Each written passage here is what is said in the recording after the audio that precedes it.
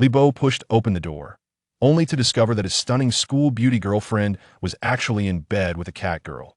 He felt utterly betrayed, wishing he could find a block of tofu to end it all. Fortunately, at that crucial moment, Li Bo awakened the most powerful Beast Girl system. At the onset, he was granted 5 supreme Beast Mastery talents. Initially, Li Bo paid little heed to this, as it was quite normal for a transmigrator to possess such outlandish advantages. However, he gradually realized that the tasks for upgrading and evolving within the system were becoming increasingly abstract, detected that the white spirit serpent contains a trace of true dragon blood. By defeating a beast with dragon in its name and collecting 7 crystal cores, one can revert to the white spirit dragon. Li Bo, a beast with dragon in its name? Isn't a lobster also a dragon? Steelhead lobster. Detected that the white spirit dragon can learn the skill dragon dance. Simply perform a dance around the beast master.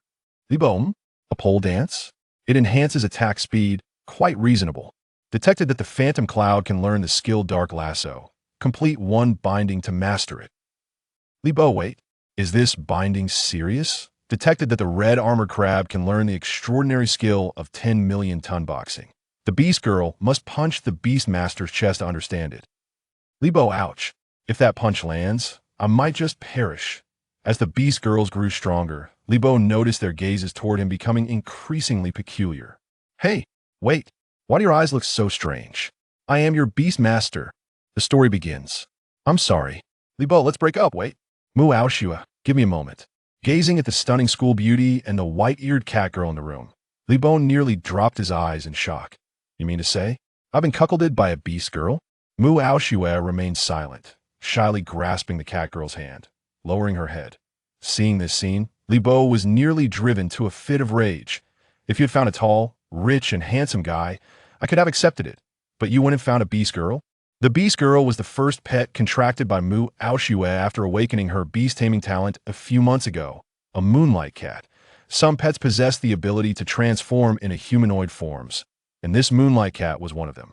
A few days ago, after the moonlight cat transformed into a beast girl, Mu Aoshua had been inseparable from her, indulging in their every whim, often neglecting Li Bo. Until today, when Mu Aoshua had promised to play cards with Li Bo, she used the excuse of feeling unwell to avoid their date, raising Li Bo's suspicions, leading him to storm into her residence to uncover the truth. The moment he opened the door, he was rendered speechless. They were actually digging for treasures together. Mu Aoshua was one of the dual school beauties at Jianghai University, and he had put in considerable effort to win her heart. Now, to be betrayed by a cat girl in just a few days, Li Bo felt he could find no solace, wishing for a swift end. Why? Li Bo stared intently at Mu Aoshua. Am I not enough for you? No, no. Mu Aoshua quickly clarified. That's not it. Li Bo, I admit you are remarkable, but I truly love Meow Meow, and I hope you can. Stop right there. Li Bo shook his head. I cannot accept this, sigh. Mu Aoshua sighed deeply. Li Bo, you wouldn't understand. You lack the beast mastery talent. That statement left Li Bo in stunned silence. Mu Aoshua was right. At 18, he still had not awakened any beast mastery talent. He was originally not from his timeline, having lived a normal life on Blue Star until one fateful night when he accidentally fell into an open sewer, subsequently transmigrating to this world. This was a realm where beast tamers ruled, and every individual who turned 18 would awaken a varying degree of beast mastery talent. Li Bo had anticipated making a mark in this world, having watched countless episodes of Pokemon in his previous life. Entering Jianghai University as a top art student had proven Li Bo's potential, which was also the reason he could pursue Mu Aoshua. However, to his dismay, despite the passage of time, he had yet to awaken any beast mastery talent. The absence of talent meant he could only tread the academic path, unable to become a noble beast master. Indeed, I lack beast mastery talent, Li Bo remarked with a hint of self-deprecation. Mu Aoshua realized she had struck a nerve and quickly apologized. I'm sorry, Li Bo. I didn't mean to. I was just too overwhelmed. Li Bo raised his hand to stop her. There's no point in prolonging this, Mu Aoshua. Since things have come to this, I respect your choice. Let us part ways amicably. Bang! Li Bo slammed the door shut, unwilling to cast another glance as he walked down the street. The summer evening breeze felt particularly frigid against his face. To say he was unaffected would be a lie. After all, this was a woman to whom he had devoted so much emotion from the very beginning. In truth, Mu Aoshua had a lovely personality. She had never judged him for his lack of wealth during their time together, and her figure was quite alluring, with a curvaceous form. That was undeniably captivating. What on earth am I reminiscing about? Ibo shook his head rapidly, letting out a soft sigh. Deep down, he understood that even if he weren't betrayed, his relationship with Mu Aoshua could never last long. Having awakened an S-rank beast mastery talent, Mu Aoshua was the object of desire among various factions, and an invisible chasm had already formed between them. If only I had beast mastery talent too. Ding. Host detected as being cuckolded by Beast Girl. The strongest Beast Girl system has been successfully activated. What the heck? Finally, the system has arrived. Li Bo jolted, startled awake by the ethereal mechanical voice in his mind. The strongest Beast Girl system?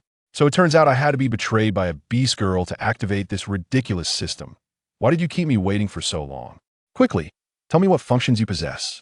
This system aims to cultivate the strongest Beast Girls for the host.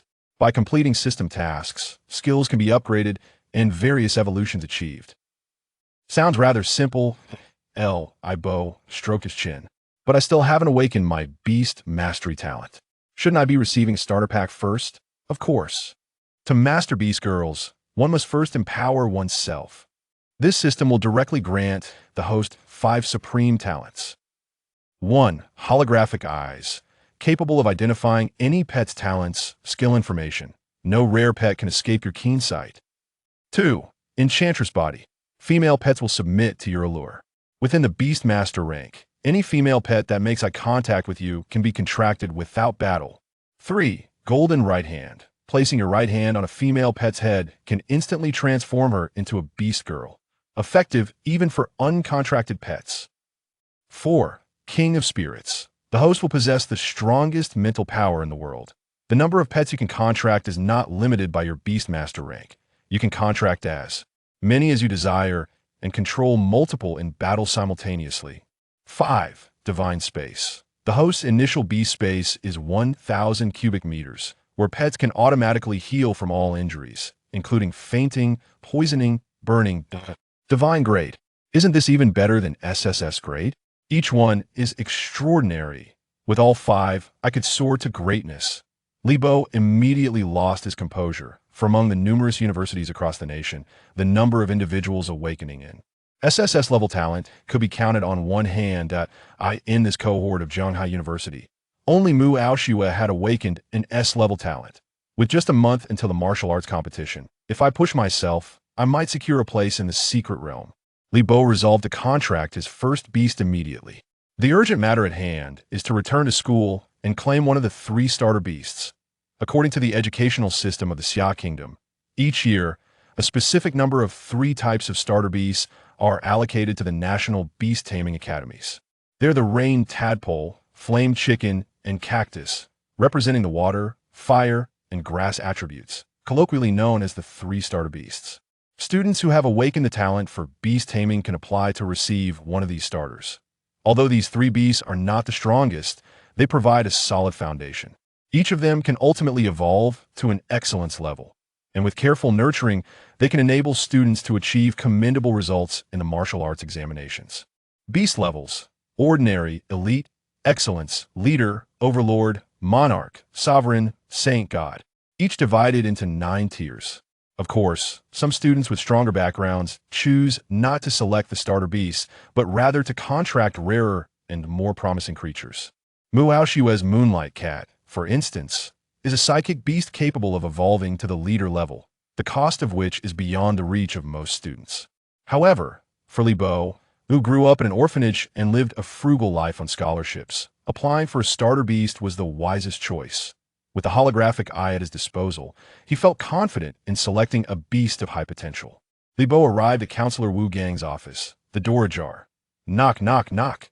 Hello, Teacher Wu. Wu Gang, engrossed in his work, turned around and adjusted his thick glasses. Oh, Li Bo, come in. At just 30 years old, Wu Gang was already balding in a crescent shape. He appeared stern, yet was very responsible. Since entering university, Li Bo had benefited greatly from his guidance. Is there something you need, Li Bo? Wu Gang inquired, looking at him with concern for this student who had been dealt a difficult hand by fate. Well, Teacher Wu, I have awakened a talent for beast taming and would like to apply for one of the starter beasts. Li Bo stated directly. What? You've awakened the talent for beast taming? Wu Gang stood up in excitement, his expression incredulous. But wait, all beast tamers awaken their talent on their 18th birthday. Your 18th birthday has long passed, hasn't it? Li Bo had anticipated Wu Gang's question and had prepared his response. He scratched his head and said, Teacher Wu, I was also quite confused at first. However, I realized that the orphanage must have made a mistake with my birth date. Mistaken birth date? Wu Gang's face displayed doubt, but then he considered it might indeed be plausible. After all, who could accurately state the birth date of every child in an orphanage? He hesitated for a moment before saying, How about this, Li Bo? To confirm, I'll give you a simple test. A test. How will it be conducted? Wu Gang smiled. Regardless of the talent awakened, a beast tamer will have a beast space developed within them. What I need to do is test whether such a space exists within you. Ah, I see. That shouldn't be a problem. So, Teacher Wu, let's begin. Excellent.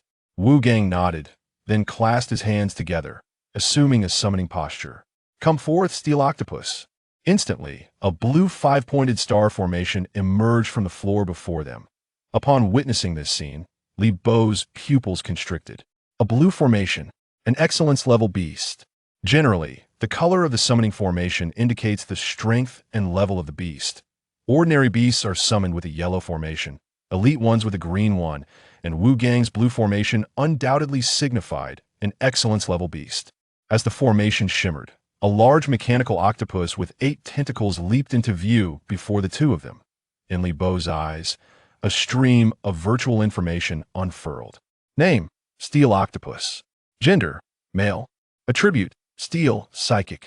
Level, Excellence Tier 2. Potential, Excellence Level. Skills, Interference, Intermediate. Psychic Perception, Advanced. Steel Tentacles, Advanced. Spirit Analysis, Advanced. Status Calm. Evolution. Sequence 1. Description, a highly intelligent octopus beast with a fully steelized body, each tentacle equipped with thousands of high-precision sensors, possessing formidable perception and analysis abilities. Spirit Analysis, an advanced skill. At that moment, upon seeing the steel octopus's information, Li Bo was taken aback. Beast skills also have levels: basic, intermediate, advanced, extraordinary, destructive, catastrophic, and creation levels. Although Spirit Analysis is merely an advanced skill, it can accurately calculate the size of a beast tamer's beast space.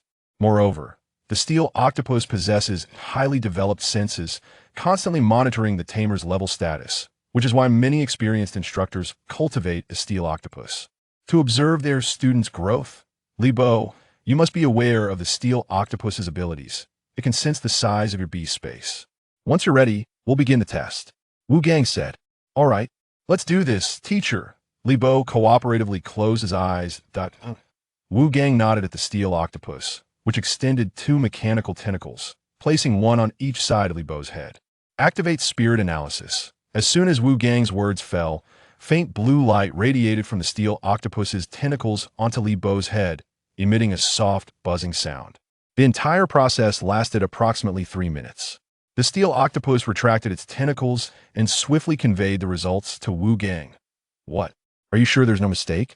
Upon hearing the message from his beast, Wu Gang's eyes widened in astonishment, muttering, 1,000 cubic units of beast space. The data from the steel octopus never lies.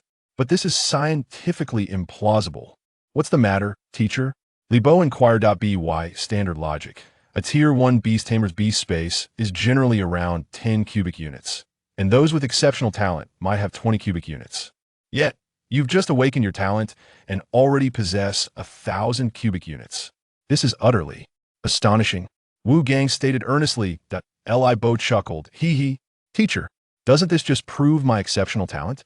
Li Bo had no intention of concealing his prowess. He understood that the Xia Kingdom would prioritize educational resources for high-potential beast tamers. Revealing a hint of brilliance could only benefit his growth. Just the size of this beast space alone. Li Bo, this may well qualify you for an S-level beast taming talent. Wu Gang gasped, his face brimming with excitement. This cohort had already produced an S-level Mu Aoshue, which had directly elevated his position as department head. If Li Bo were also classified as S-level, wouldn't the position of principal be within reach? Seeing Wu Gang more excited than himself, Li Bo remarked, "Surely it can't be that exaggerated." Li Bo was somewhat taken aback, in comparison to his other four extraordinary talents. He found the beast-taming space rather trivial. Li Bo, you may not yet comprehend what a large beast-taming space signifies, Wu Gang exclaimed, his excitement palpable. Some beasts are enormous in size, and although many beast tamers possess sufficient combat strength, they are often unable to form a contract with them due to the limitations of their beast-taming space. At this point, Wu Gang let out a deep sigh.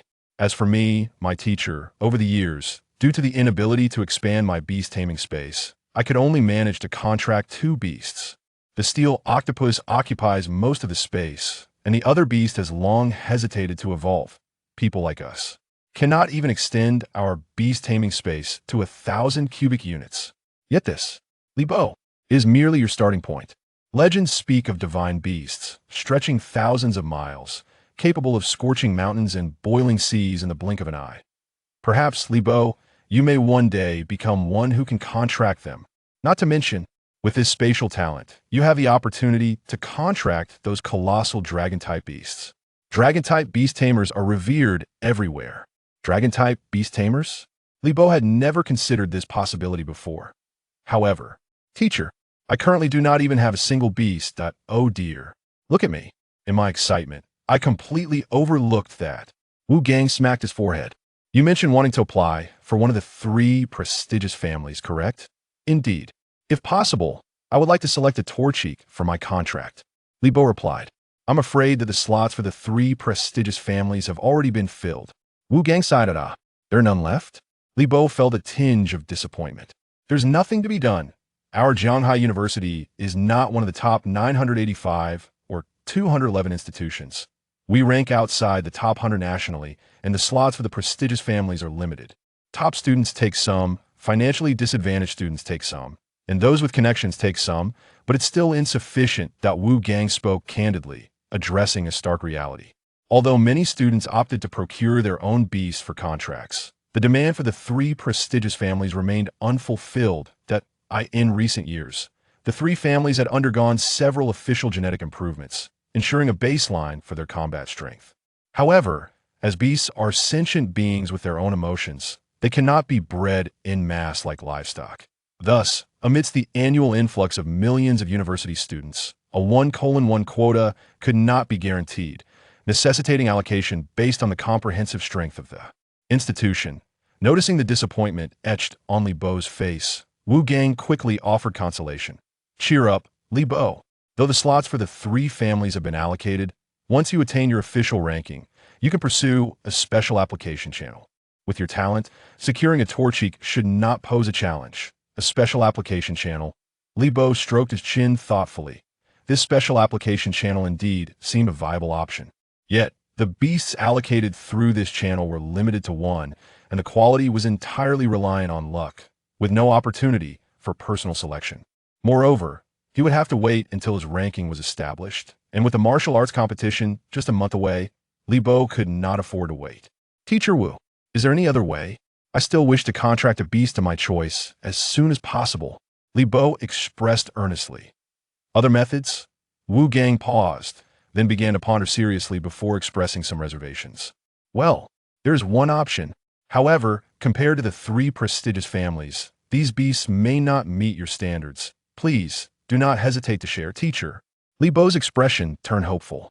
Oh well, Wu Gang chuckled. You see, if you do not mind, you can visit the Academy's training base and select a training companion beast to make do with for now. A training companion beast? Indeed. As the difficulty of martial examinations has increased over the years, the school has arranged for several training companion beasts to assist students in enhancing their practical combat abilities. They are located right within the training base. Is that so? However, Wu Gang's tone shifted. Li Bo, most of these beasts are procured in bulk from external breeding facilities, and a few are captured by faculty from the wild. Their levels are generally low, and the variety is not quite satisfactory. That's all right, Teacher Wu. I would like to take a look. Li Bo's face brightened. Compared to a special application, the idea of searching for treasure within the training base resonated more with him. Seeing Li Bo's enthusiasm, Wu Gang was somewhat taken aback. Li Bo. You must consider carefully. With the mental fortitude typical of most first-tier beast tamers, you can only contract one beast. Perhaps you should wait a little longer. There's no need to wait. Teacher, I will go now. Well then, since you are resolute, I shall not press further. With that, Wu Gang produced a piece of paper, swiftly inscribing several prominent characters, stamping it before handing it to Li Bo. Take this document to the teachers at the training base. They will not give you any trouble. Remember, it is better to wait for the right opportunity than to settle for less. Before long, Li Bo found himself standing before the entrance of a massive circular building. Having never awakened his beast-taming talent, this marked Li Bo's first visit to the training base of Zhanghai University. For the safety of students, the school mandated that only contracted beast tamers could enter the facility. Upon arriving at the security checkpoint, Li Bo presented Wu Gang's document to the supervising teacher, who regarded him with a hint of surprise before imparting a serious warning. Remember, some beasts within the facility exhibit strong wild instincts. Try to stay behind other beast tamers and wait for the right opportunity to attempt contracting your desired beast. Li Bo nodded. I understand, teacher. As he stepped into the venue, the sounds of fierce battles echoed around him. Rain, tadpole. Use rain dance, cactus. Use pin missile. Quick step hound. Swift step. So many beasts. Gazing at the training base, which was equivalent to 10 football fields in size, Li Bo couldn't help but click his tongue.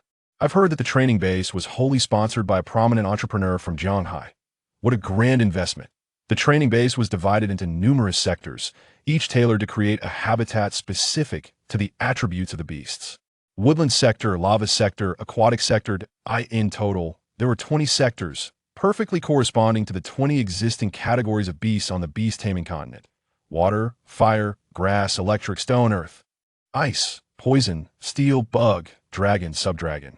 Light, dark, ground, flying, fighting, normal, psychic, demon, and spirit.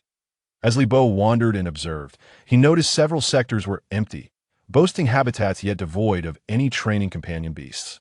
Li Bo speculated that beyond budgetary constraints, the scarcity of certain attribute beasts also played a role.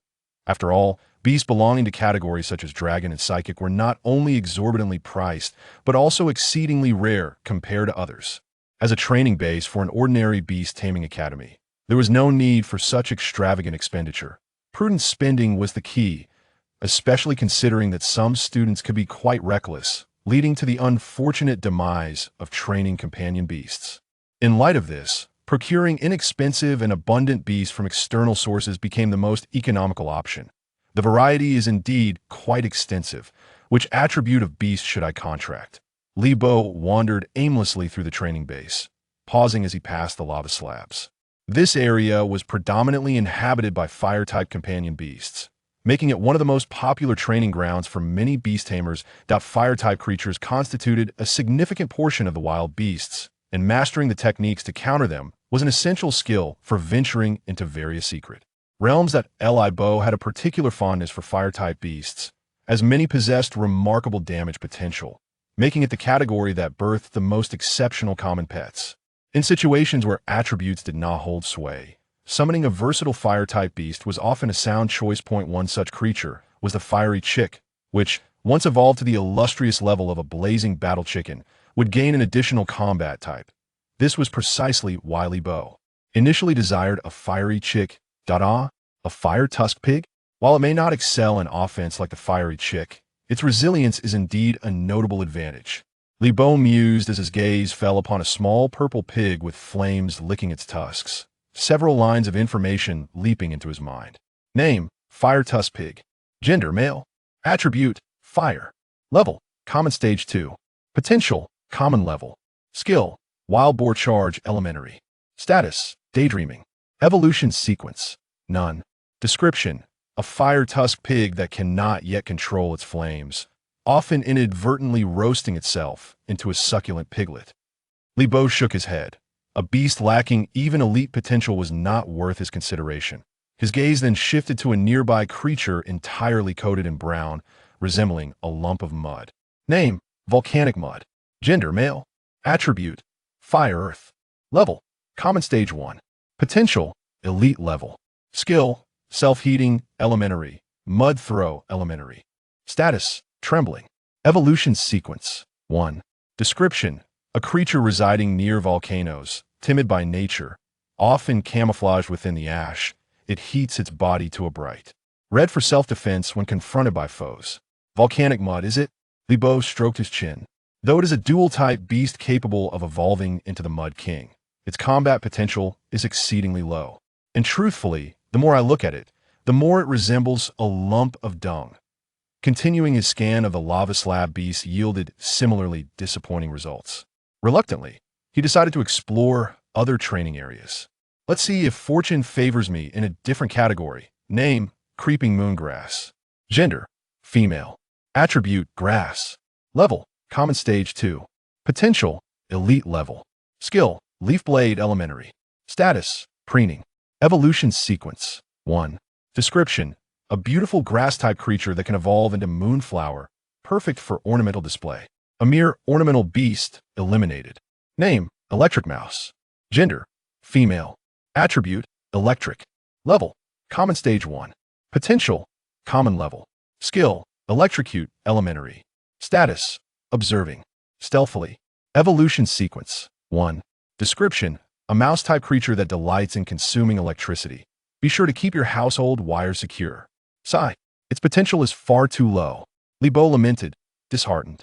After traversing several areas and surveying hundreds of beasts, he found none suitable for a contract. Truly, as Wu Gang had said, the creatures here were significantly inferior compared to the esteemed trio. Only the ice-type area remains unexplored. Libo resolutely made his way to the winter grounds inhabited by ice-type beasts. Before he even entered the training area, he spotted a tall, red-haired girl commanding her beasts in a fierce battle. The girl stood at around 1.78 meters, her long twin tails cascading down to her waist. Clad in a cream-colored qipao, she accentuated her alluring figure, and her long legs were adorned with pristine white stockings, perfectly sculpted like a work of art. Strangely, the icy area was crowded with many beast tamers, yet none dared to join in on the training. They merely gazed at the arena, expressing their astonishment. Wow, it's the campus belle, Lin Feier, the goddess. How bold of her to bring her dragon-type beast here for a reverse attribute battle. I've heard that most beasts in the ice area were captured by teachers from extreme cold regions. They're far more feral than those nurtured in breeding facilities. Wow, Lin Feier has been battling here for an entire day. What kind of determination drives our campus belle to train so tirelessly? Ah, you wouldn't understand. Lin Feier and Mu Aoshue are both campus belles of Jiang University, and they've always been in friendly competition across all aspects: academics, looks, family background. They've been vying against each other in secret. But recently, Mu Aoshue awakened an S-level talent, while Lin Feier only awakened an A-level talent. Since then, Lin Feier has transformed, throwing herself into relentless training. No wonder Lin Feier's red crystal dragon has rapidly leveled up to Common Stage 8. At this rate, it may evolve into an elite level before the martial arts exam. So, this is the red crystal dragon? I've heard it's exceedingly rare, with prices soaring to 30 million beast coins outside. Lin Feier is truly extravagant. Libo stood at a distance, watching but hesitant to step closer. Why is Lin Feier here as well? He was no stranger to this woman. She and Mu Aoshue were both campus belles of Jiang University, yet their personalities were starkly different. If Mu Aoshue were a fragrant jasmine, Lin Feier would be a domineering flower.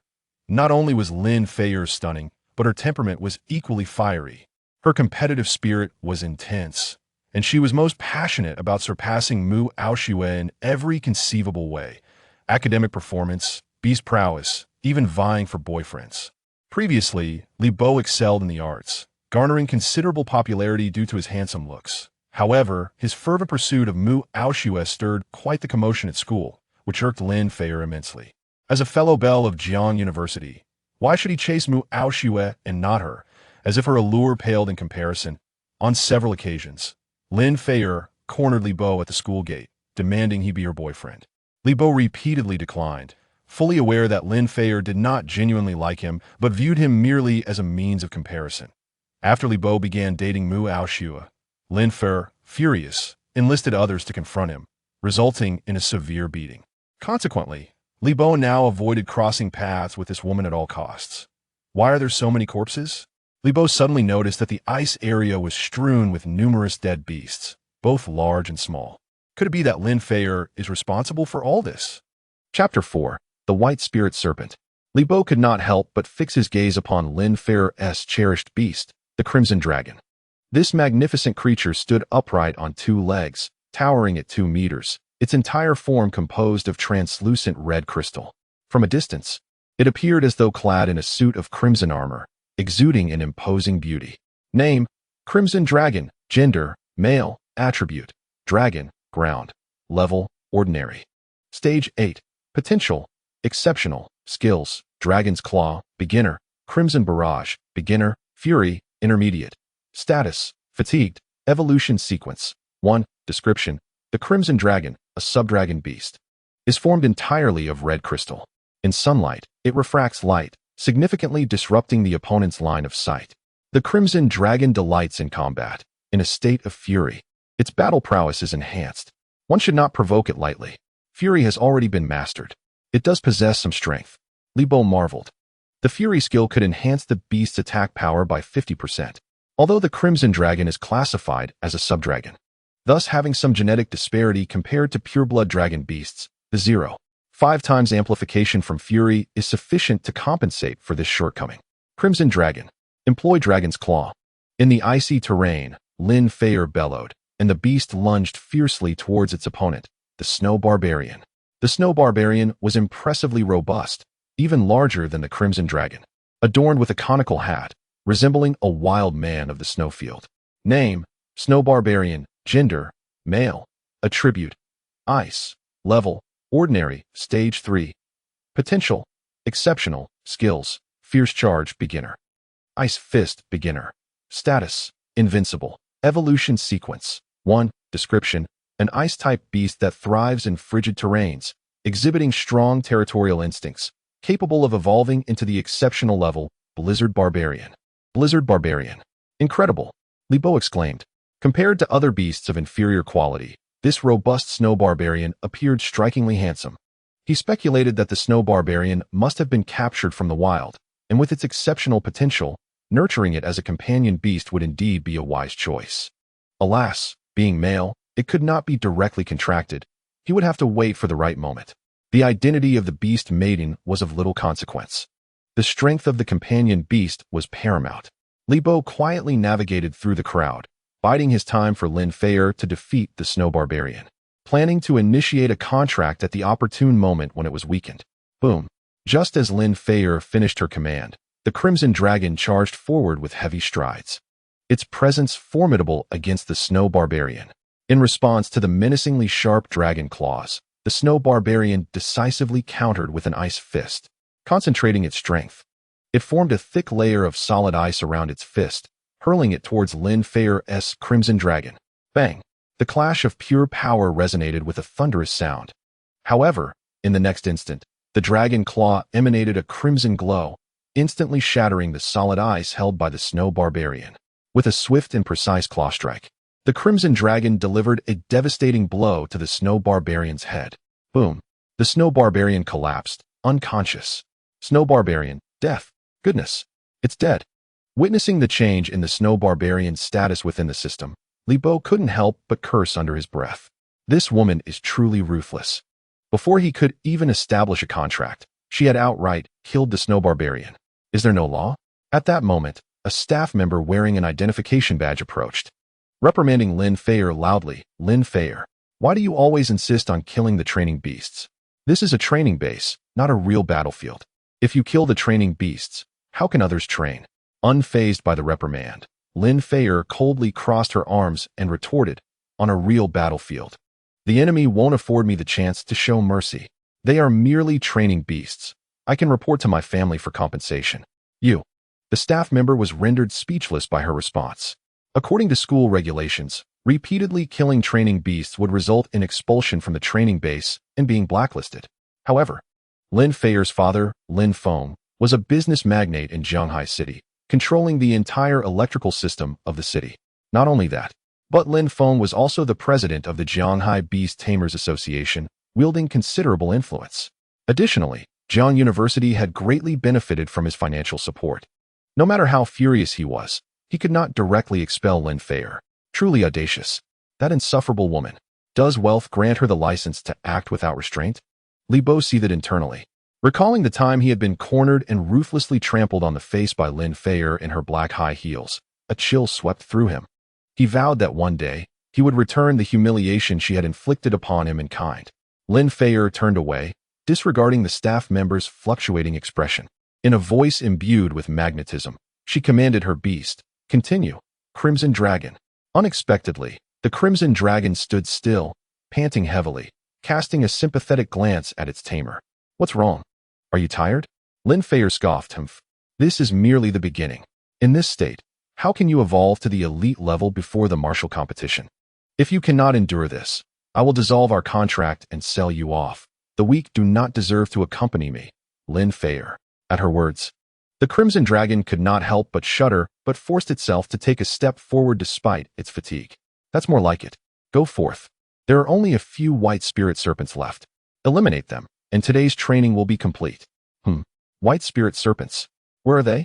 Li Bo scanned the entire icy expanse, failing to spot any sign of the serpents. Could they be hiding? Crimson Dragon, unleash your attack. Before Li Bo could ponder further, Lin Fei commanded the Crimson Dragon to activate its skill. Whoosh, whoosh, whoosh. A series of crimson diamond-shaped crystals swiftly shot forth from the claws of the red armored dragon, aimed directly at the various caverns nestled within the icy expanse. Hiss. Accompanied by agonizing cries, it was evident that in the next moment, a multitude of pure white serpentine creatures surged forth from the openings. Seizing the opportunity, Li Bo quickly perused the details of each white spirit serpent. Name: White Spirit Serpent. Gender: female. Attribute: ice. Level: ordinary level 1. Potential: elite. Skill: snow mist, beginner. Status: fearful. Evolution sequence: 1. Description: a beautiful serpentine creature, now deceased. Alas, another one has perished. Before Li Bo could thoroughly examine the information, the white spirit serpent fell victim to the crystal arrows unleashed by the red armored dragon. On to the next. Li Bo swiftly redirected his focus, rapidly scanning the fleeing serpents. Ordinary potential: disqualified. Elite potential: disqualified. Lin Fei was remarkably swift in her actions. Before long, the entire icy terrain had transformed into a battlefield of carnage. Li Bo had to review the information of these white spirit serpents before she eliminated them all. Only one remained. In no time, only a lone white spirit serpent was left.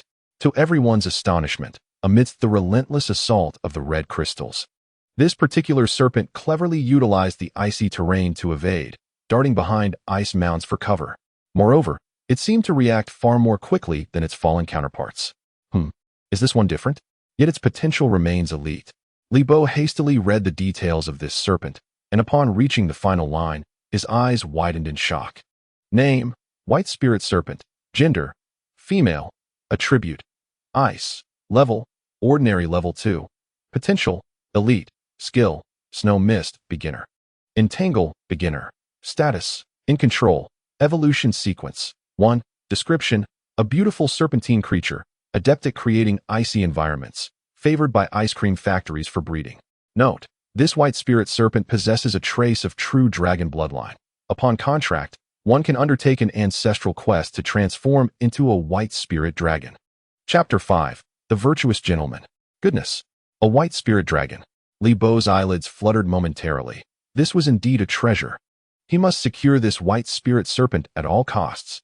However, he was too far from the battlefield for the serpent to perceive him, making direct contact impossible.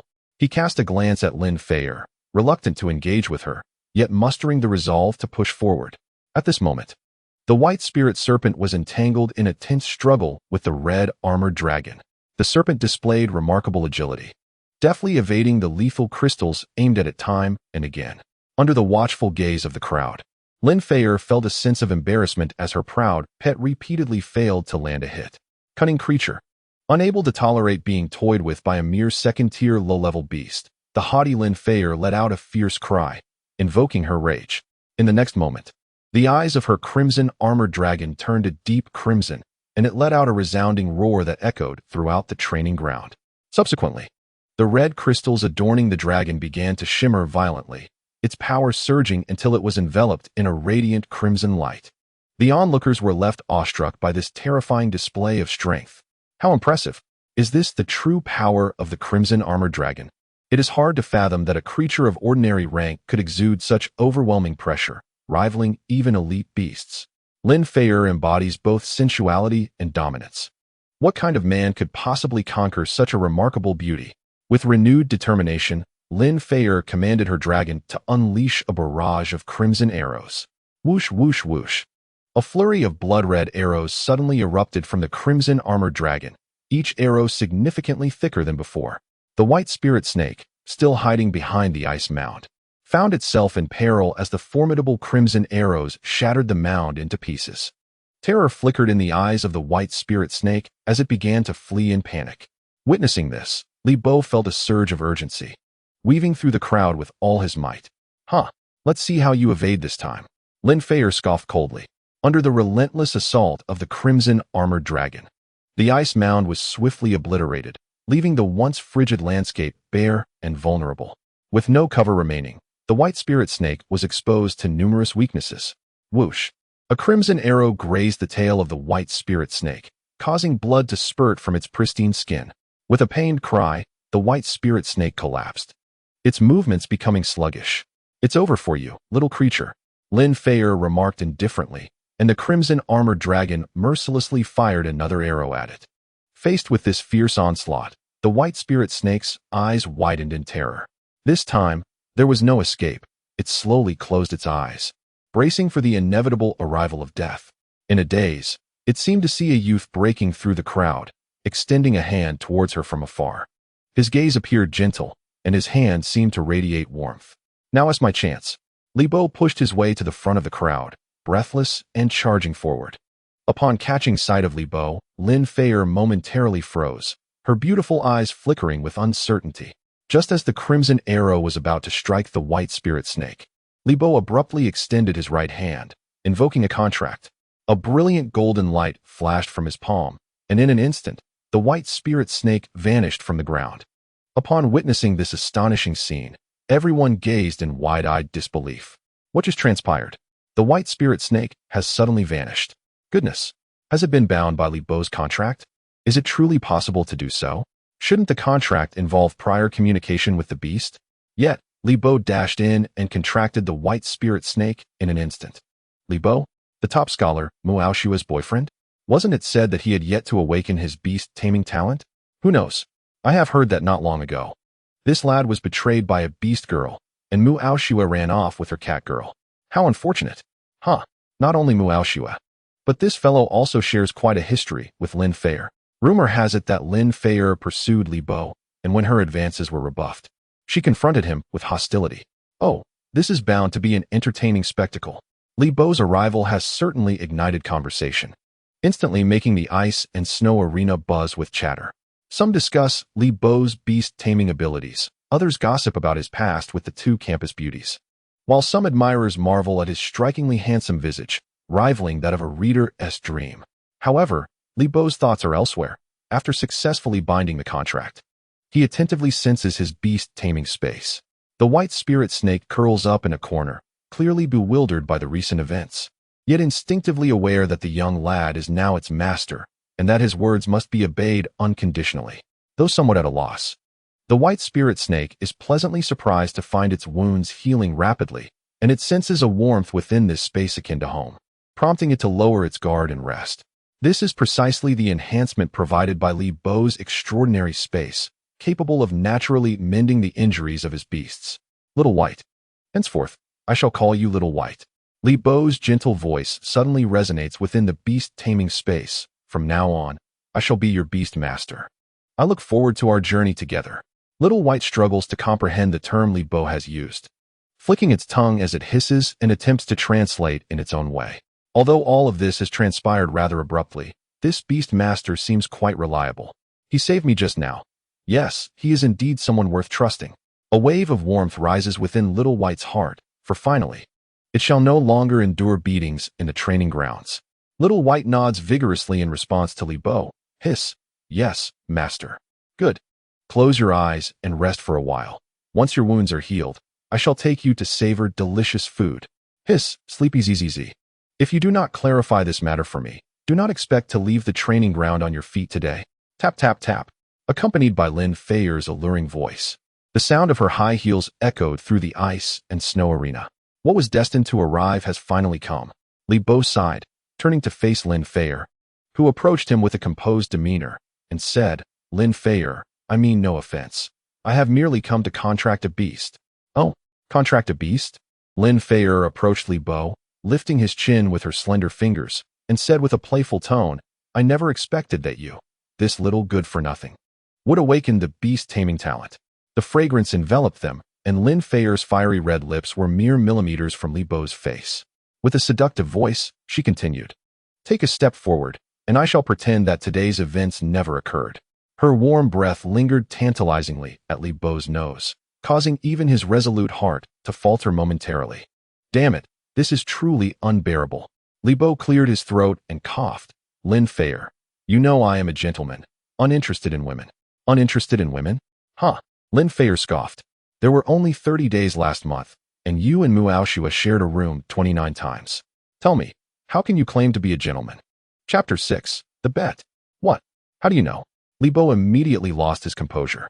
Lin Feier had been secretly investigating him, even uncovering his hotel records. Just how extensive were her family's connections? It was chilling. Humph.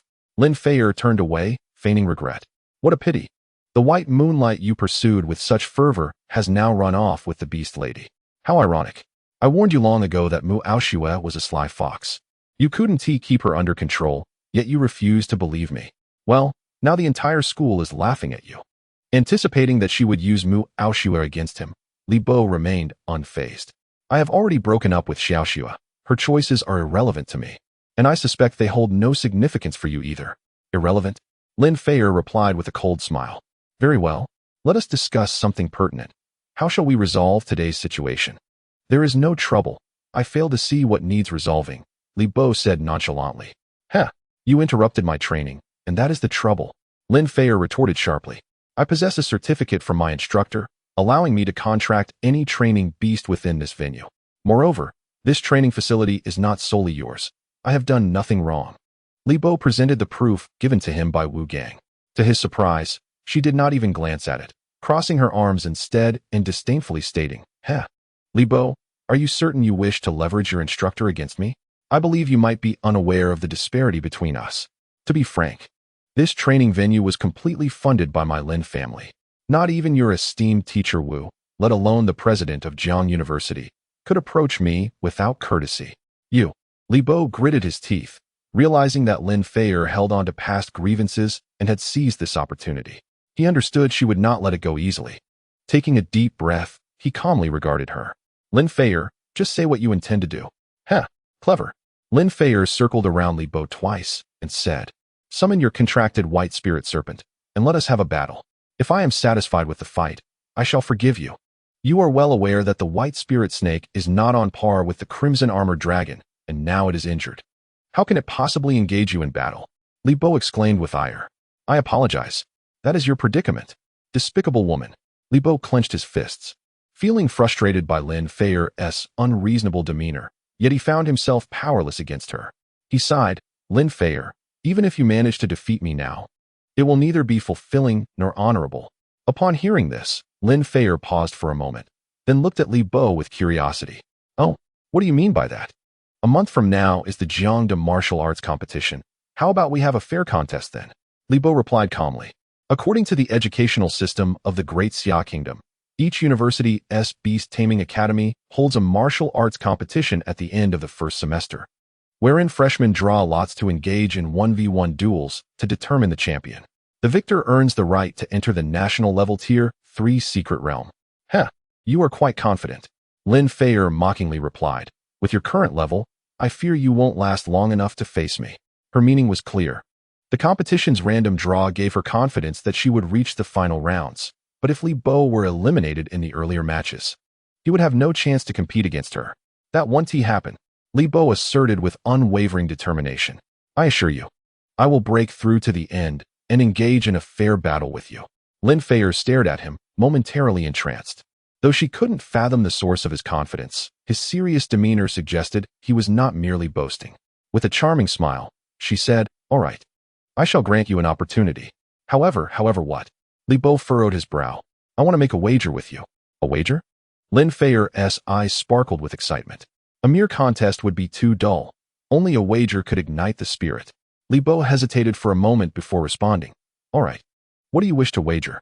If you win, everything that has displeased me today will be forgotten, and I will additionally reward you with 1 million. 1 million? Li Bo gasped, astonished at her disregard for money. It sounded enticing, but what if I lose? He inquired. Lose? Heh. Lin Feier chuckled strangely. Then you shall become my boyfriend. What? Good grief. Such a fortune. Upon hearing this, not only Li Bo but everyone present was left agape in disbelief. Who would have imagined that Lin Feier would propose such a condition?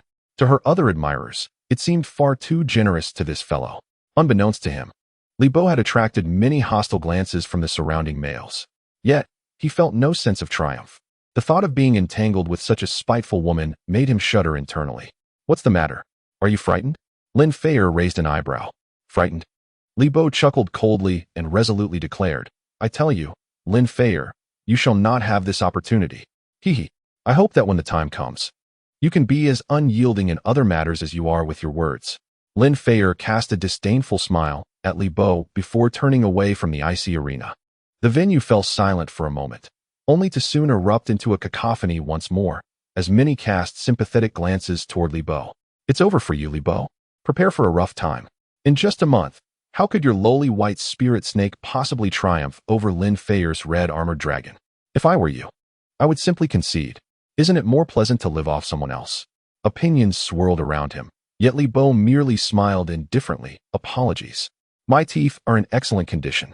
After leaving the school, Li Bo did not linger long and made his way to a nearby pet shop, where he procured several bottles of basic nutrient solution before boarding a bus back home. He resided alone in the lower district of Zhanghai City, a somewhat remote and dilapidated area, but the low rent spared him from the misfortune of sleeping on the streets. After navigating through a series of narrow alleys, he finally returned to his modest rented room. Once inside and the door closed, he took a moment to calm his emotions. With both hands forming a summoning gesture, a flash of yellow light illuminated the space, and the figure of the white spirit snake materialized once more from the 5-star array. Hiss, hiss, hiss, master. Upon emerging from the beast space, the white spirit snake coiled around him, affectionately nudging its head against Li Bo. It then flicked its tongue, licking his leg, and a refreshing chill instantly coursed through Li Bo's mind. Ticklish little bye, haha? After a playful exchange, Li Bo scrutinized the snake's 1-meter-long body and exclaimed, Oh, all your wounds have healed.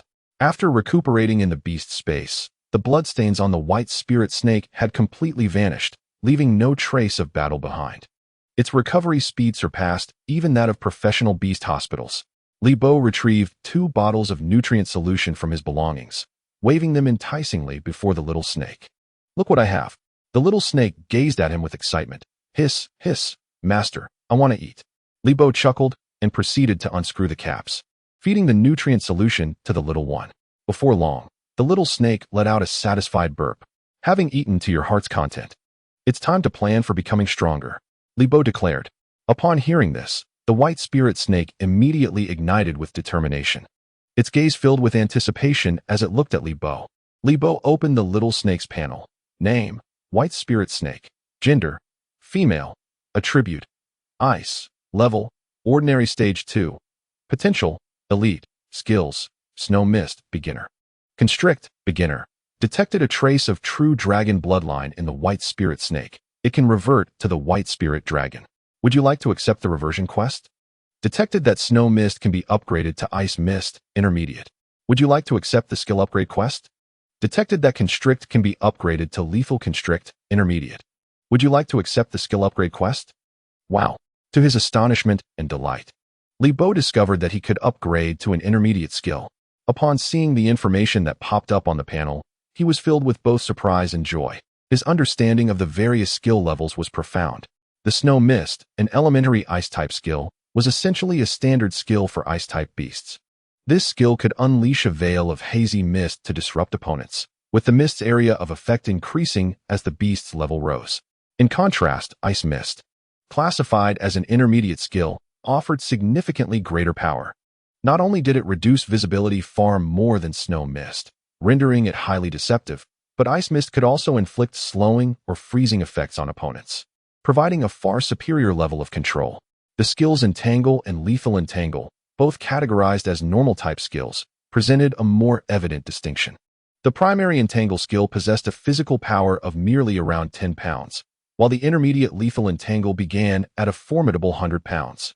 Typically, only elite-level beasts could comprehend intermediate skills. Ordinary beasts generally equipped themselves with only elementary skills, unless they were exceptionally gifted ordinary beasts capable of mastering intermediate skills, which required them to be of a higher ordinary tier. Thus, Li Bo was astonished that Lin Feier's Red Armored Dragon could learn the intermediate enhancement skill, Fury. Even the ordinary second-tier Little White could acquire an intermediate skill.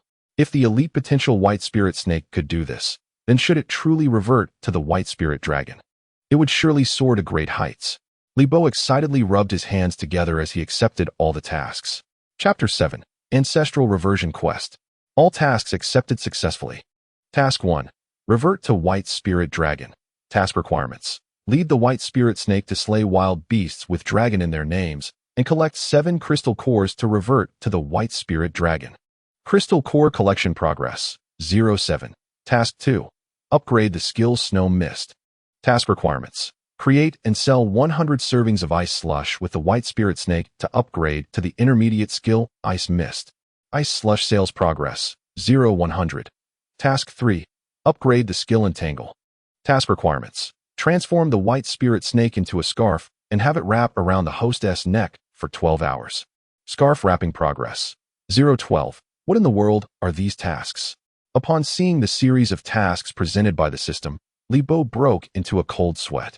First, regarding the Ancestral Reversion task, to slay beasts with dragon in their names. It must refer to dragon-type beasts, right? Dragon-type beasts are so rare.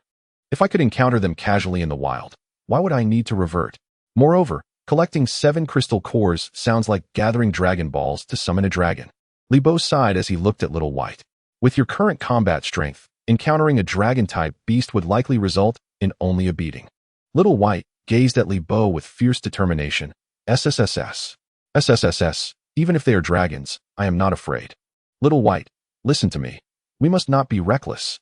Li Bo pondered, stroking his chin. The system did not specify that it had to be a dragon-type beast. Could it be? A lobster is also a dragon, isn't it? Li Bo, filled with excitement, clapped his hands and exclaimed, yes. The steel-headed lobster. The mere thought of this cherished creature brought a smile to his face. He was quite familiar with the steel-headed lobster, a dual-type beast embodying both steel and water, with its primary habitat being the Sunset Beach of Zhanghai City. Although Sunset Beach is a popular tourist destination requiring several hundred tickets for entry, this was not Li Bo's most pressing concern. The level of Xiao Bai was far too low. If they were to be besieged by a swarm of steel-headed lobsters, they would stand no chance. Thus, he resolved to elevate Xiao Bai's 2 skills to intermediate levels before embarking on the hunt for the steel-headed lobster. Li Bo made a decisive choice, immediately focusing on the 2 upgrade tasks at hand. Crafting a slush was not particularly challenging. The task aligned well with the skill's attributes, though he needed to contemplate how to sell it afterward. Rubbing his chin in thought, he then turned his attention to the task of transforming Xiao Bai into a scarf. Wouldn't that be suffocating? Li Bo smirked slightly, concluding that among the 3 tasks, this one appeared to be the simplest. He earnestly explained the requirements of the task to Xiao Bai, assuring her that completing it would enhance her abilities. A few minutes later, Xiao Bai still gazed at Li Bo in utter confusion. Hiss! If Xiao Bai became a beast girl, she wouldn't suffocate her master. All right, first, I must transform you into a human. Li Bo began to channel his innate powers, gently placing his hand on Xiao Bai's head while envisioning her transformation into a beast girl. Suddenly, a flash of white light illuminated the space, and a miraculous event unfolded. Master, a delicate voice resonated, prompting Li Bo to look down and find a silver-haired maiden standing before him. Little Xiao Bai, startled by Xiao Bai's unexpected ability to speak, Li Bo's astonishment escalated when he beheld the next scene.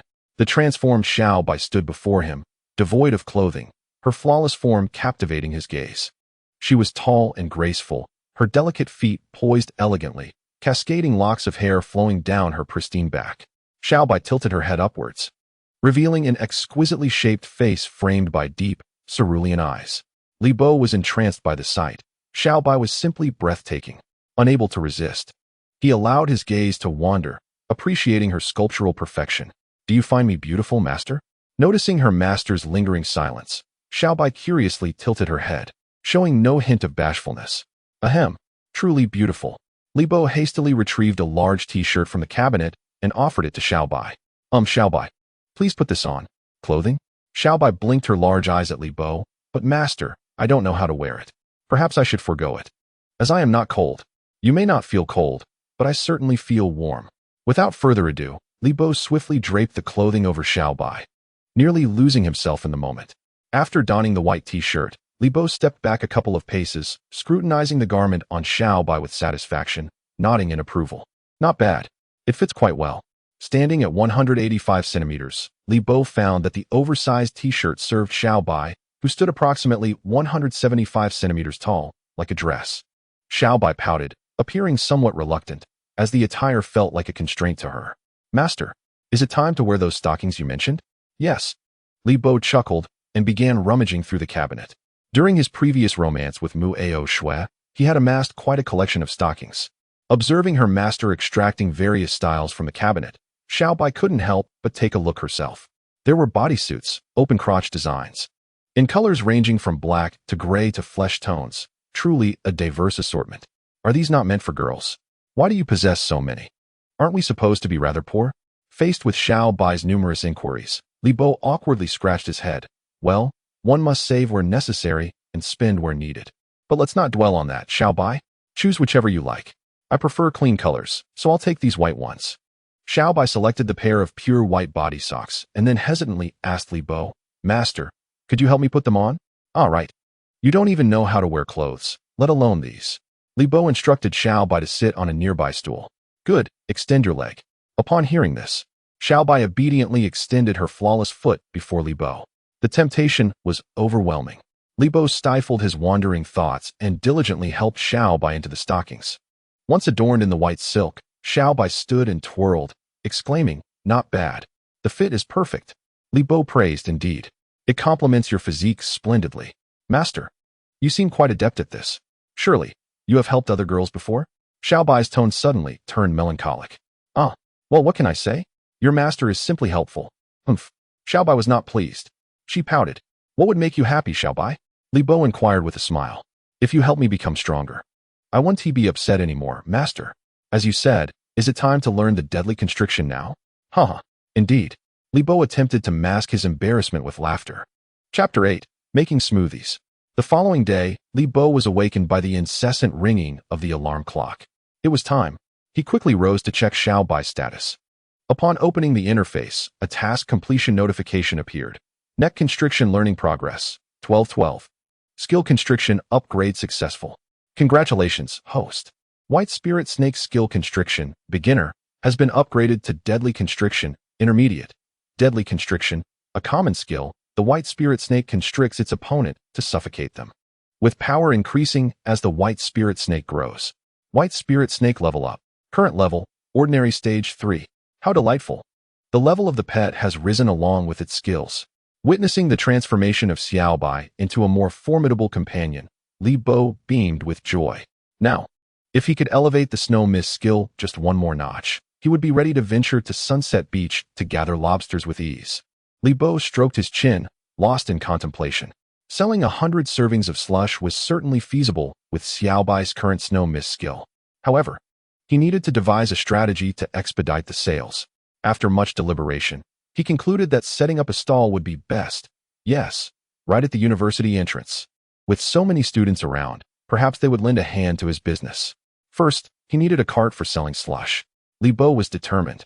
He grabbed a hammer and some wooden planks and began to hammer away downstairs. Having grown up in an orphanage, he had acquired various life skills. So basic carpentry posed no challenge for him. After about an hour, A simple framework for an ice cream cart was complete. Satisfaction radiated from Li Bo as he admired his creation, contemplating a few simple decorations to enhance its appeal. Next, he would need to experiment with concocting delicious slushes. Noticing that time was fleeting, Li Bo decided to return to his room to awaken Xiaobai. However, just as he turned around, he spotted a silver-haired girl standing outside the door, tears glistening in her eyes as she stared blankly at him. Xiaobai? Li Bo rushed over, bewildered by the sight of the weeping Xiaobai. What's wrong? Why are you crying? You. Xiaobai enveloped Li Bo in a bear hug, clinging to him as if fearing he might vanish.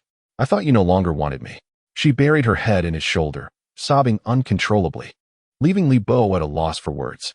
Seeing her in such distress, he hesitated to explain and instead gently stroked Xiaobai's hair to soothe her. I'm sorry. It's my fault. I want to leave you alone again. You. Xiaobai cried even harder, earnestly declaring, my world only has you, master. Please don't leave me. Fool. How could I? Li Bo tenderly wiped away her tears, observing how her eyes were puffy from crying and her hair disheveled. Let us go home, and I'll fix your hair. Upon hearing this, Xiaobai ceased her sobbing and sweetly replied, Mem. Li Bo took Xiaobai to the market to purchase some decorative materials and fruits, and he also bought her 2 sets of fitted clothing. Back at home, he patiently taught Xiaobai how to bathe like a human. After drying her hair, Xiaobai joyfully inhaled the scent of her hair, exclaiming, Wonderful. It smells just like master. Of course, we use the same shampoo, Li Bo chuckled. Hee. I want master to help me bathe from now on. Well, that's not out of the question. How wonderful. Xiaobai loves master the most. Xiaobai exclaimed gleefully, planting a kiss on Li Bo's cheek. He was utterly astonished. Oh, Xiaobai, how did you learn to do that? I never taught you. Hee. With a mischievous grin, Xiaobai remarked, it appears that affection is not solely expressed through kisses by humans. How narrow-minded of me. Haha. By the way, master, do you consider the training complete? Shall I still cling to you for the night? Li Bo twitched his lips. Not for now, Xiaobai. Your current strength might indeed suffocate me. All right then. What is that vehicle downstairs for? Is it intended for you to accomplish the task of selling smoothies? Xiaobai inquired, her curiosity akin to that of a child. Ever since she became Li Bo's contracted beast, she felt an increase in her chatter, perpetually eager to engage her master in conversation. Xiaobai, you are truly clever. The upcoming task relies entirely on you. Li Bo affectionately patted her head. No problem. I excel at making ice. Xiaobai puffed out her chest confidently. Excellent. However, master requires you to revert to your combat form.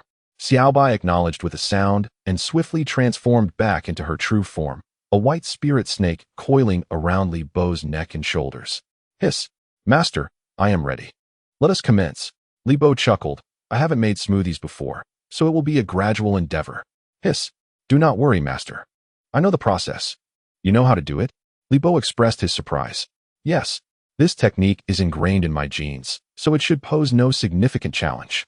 However, I need your assistance in preparing the fruit. Naturally, hearing this, Li Bo was elated. He swiftly grasped a fruit knife, deftly preparing the ingredients, washing strawberries, slicing bananas, peeling mangoes, arranging the various fruits neatly.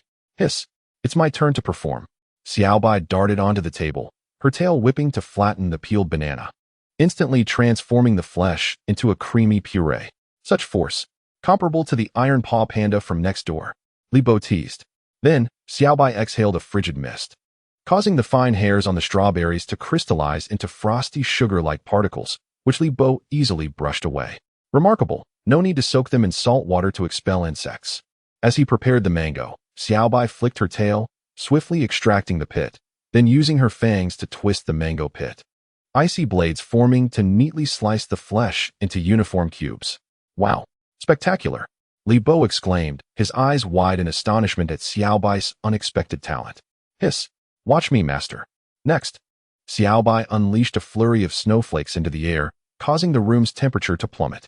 She then coiled her tail to toss all the fruits into the snowy mist, creating a miniature whirlwind of red strawberries, yellow mangoes, and white bananas swirling together.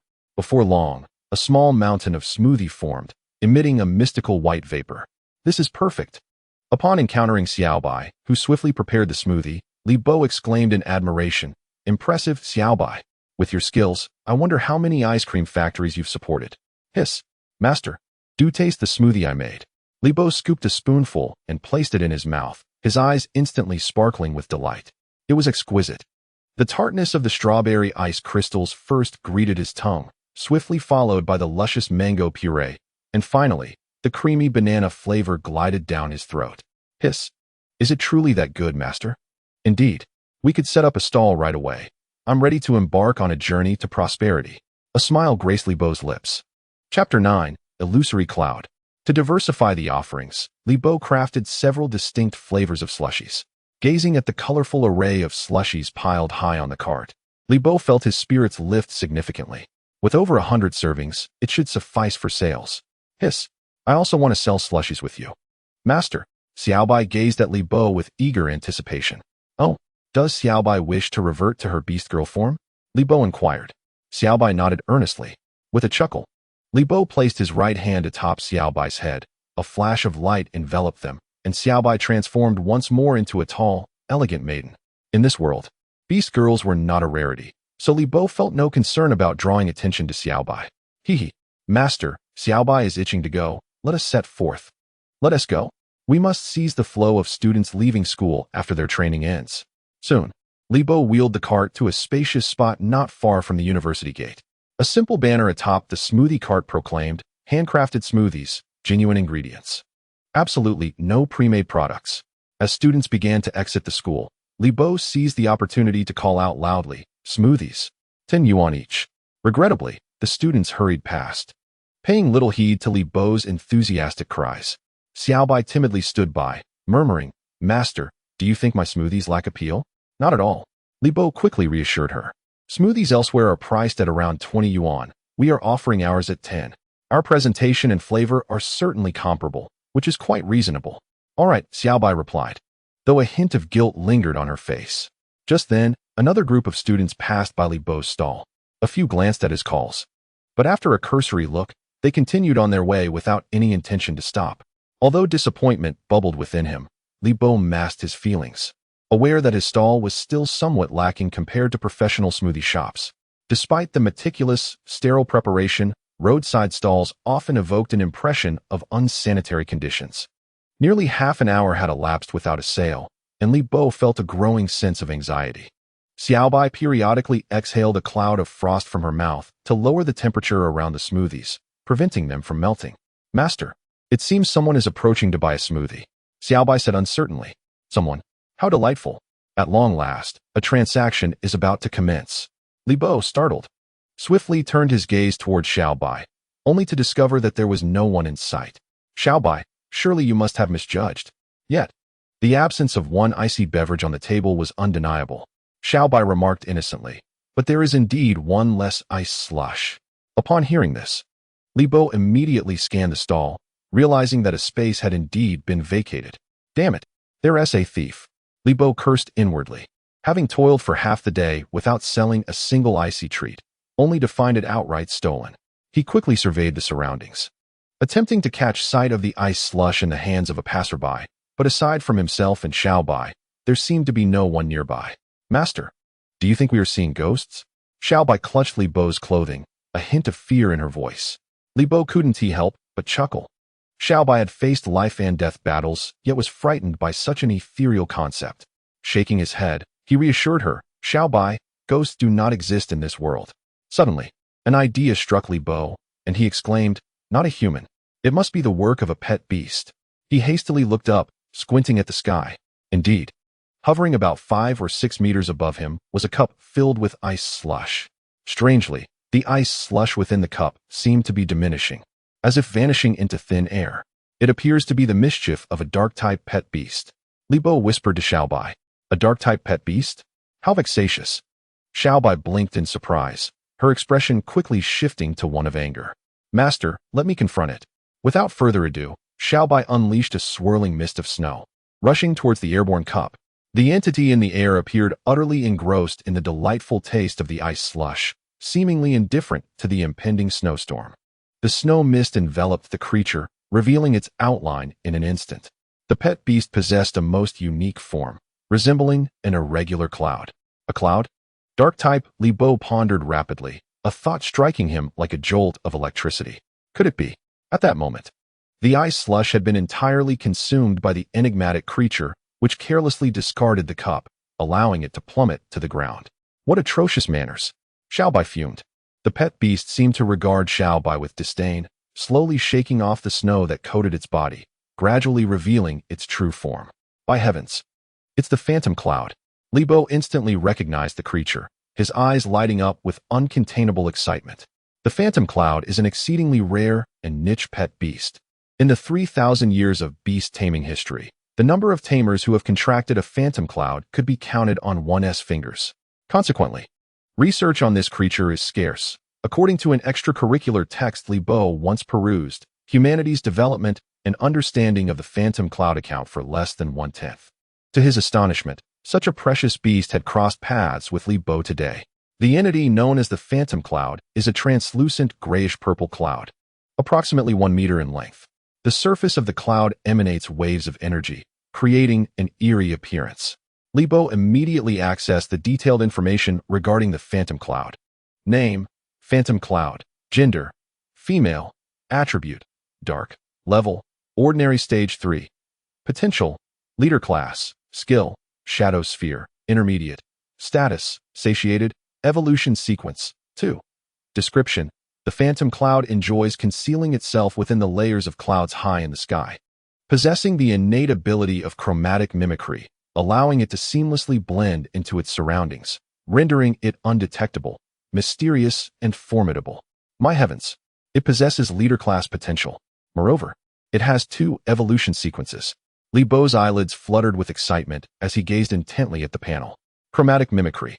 That must have been the skill it used to hide in the sky just now. Powerful and enigmatic.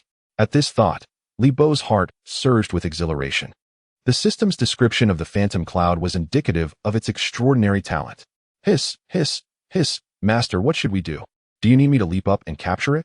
Xiao Bai, with a gaze akin to that of a thief, fixated intently on the phantom cloud above. Li Bo shook his head. Xiao Bai, you cannot fly yet. This creature is floating high above, and you are powerless against it. Seemingly understanding their conversation, the phantom cloud stuck out its tongue at them. That insufferable creature. Xiao Bai's face turned a shade of green with indignation. At that moment, the phantom cloud let out a satisfied belch, murmuring sounds as if expressing gratitude for their hospitality. To Xiao Bai's ears, it sounded nothing short of a provocation. The phantom cloud then lazily turned its head away, disregarding Xiao Bai, drifting leisurely into the sky. How infuriating! Master, is there truly nothing we can do? Xiao Bai stomped in frustration. There must be a way to handle this little phantom cloud. Li Bo raised his voice deliberately. Indeed, the phantom cloud understood Li Bo's words. It halted and turned its head, casting a quiet glance at him, its face adorned with an unmistakable smirk. However, upon noticing the faint glow emanating from Li Bo's palm, the phantom cloud's smile abruptly froze. Huh, you fell for it. Li Bo chuckled confidently, as the yellow light from his right palm surged. Contract. In the blink of an eye, the phantom cloud found itself within Li Bo's Beastmaster space, able to communicate freely with him. Phantom cloud. Buzz, buzz, buzz, well, I suppose I have been contracted directly by you, oh. Li Bo smiled. You don't seem particularly pleased. Buzz. I was careless. Buzz. Beastmaster. You must treat me well. Of course. Let me give you a name. What shall it be? Li Bo pondered, stroking his chin. Buzz. No need to think. Just call me Ziyun. That is what my parents named me. Ziyun is indeed a wonderful name. Li Bo smiled and asked Ziyun, by the way, are your parents nearby? Should I inform them about your departure with me? Buzz. No need. They abandoned me long ago. Otherwise, I wouldn't be wandering around, stealing your smoothies. Buzz. Master Beast Tamer, you won't abandon me in the future, will you? Li Bo was taken aback for a moment, then replied earnestly and resolutely. You will no longer roam, for I shall never leave you, no matter the circumstances. Buzz. I hope you keep your word. Master. What secret conversation are you having with the thief? Xiao Bai grumbled, gazing at Li Bo. Her demeanor suggested she was not particularly pleased about the pact with the ethereal creature. Li Bo covered his face and said, Xiao Bai, you mustn't call her a thief anymore. Ziyun is now our companion, and you both need to get along. A thief is a thief. She stole our smoothies. And that is unforgivable. Xiao Bai crossed her arms, her blue eyes rolling. Master, why not summon me back to the Beast Tamer space? I can get along with Ziyin there. Li Bo twitched his lips, fully aware of Xiao Bai's intentions. If he summoned her back at this moment, a quarrel would surely ensue. Xiao Bai, weren't you supposed to help me sell smoothies? That task is far from finished. Xiao Bai glanced at the still plentiful smoothies at the stall, her eyes reflecting a hint of melancholy. All right. She then exhaled a flurry of snow mist, lowering the temperature of the smoothies once more. See, without you, these smoothies would melt. I cannot be without you, Xiao Bai. Li Bo showered her with compliments, making her beam with joy. She linked her arm with his, pressing her face affectionately against his. Xiao Bai cannot leave Master either. Buzz. Master Beast Tamer. She is so cheesy. Li Bo remained unfazed, thinking it quite normal for a pet to be affectionate with their beast tamer. Buzz. I certainly do not wish to be like that in the future. Just as Xiao Bai and Li Bo were enjoying their closeness, a sharp female voice pierced through the air from a distance. The esteemed campus belle has no interest in you. Are you trying to woo a snake? Li Bo's expression immediately turned alert. Lin Feier? He turned to see Lin Feier approaching him, her 10-centimeter heels clicking against the ground. Master. Xiao Bai nervously clutched the hem of Li Bo's clothing. Aware of her lingering unease regarding Lin Feier, he positioned himself protectively behind her. It's all right, Xiao Bai. Don't be afraid of her. Lin Feier exuded an imposing presence, surveying Li Bo's humble stall with a haughty gaze, before fixing her disdainful attention on Xiao Bai. Li Bo, I truly cannot comprehend you. We're on the verge of a martial competition, and instead of training, you come here to peddle with this snake. Did my last kick damage your brain? What I do seems to have little bearing on you, Lin Feier, Li Bo replied calmly. Lin Feier raised an eyebrow. Oh, is it not permissible for me to come by a smoothie? Should you wish to purchase something, I would naturally welcome you. Upon hearing those words, Lin Feier was momentarily taken aback. Li Bo, if you are in need of money, you can directly ask me. There is no need to endure such hardships. At this juncture, Lin Feier's tone, typically laced with sarcasm, bore a rare sincerity. However, Li Bo paid her no mind and simply replied coolly. How many smoothies would you like? I'll have a strawberry smoothie, please. How much does it cost? Lin Feier languidly inquired. 10 yuan each, he responded. 10 yuan? Lin Feier scoffed, then casually produced a 1,000-unit beast currency note, pinching it between her fingers and offering it to Li Bo. This is 1,000, no need for change. Just as Li Bo was about to take it, Lin Feier let her fingers slip, and the currency fluttered to the ground. Witnessing this, Xiao Bai sprang forward in agitation. You are too much. I'm speaking with your master. It's South not your place to interrupt, you wretched snake. Lin Feier glared at Xiao Bai with fierce intensity. Xiao Bai's eyes blazed with fury. I'll kill you, woman. Unfazed, Lin Feier raised her chin defiantly. If you have the guts, come at me. If I can knock you down once, I can do it countless times. Tensions escalated, prompting Li Bo to intervene by stepping in front of Xiao Bai. Enough, Xiao Bai. Why forgo business? He crouched down, retrieved the 1,000-yuan note, dusted it off, and tucked it away. After all, who would be foolish enough to spurn money? He handed the strawberry smoothie to Lin Feier with a smile. Thank you for your patronage.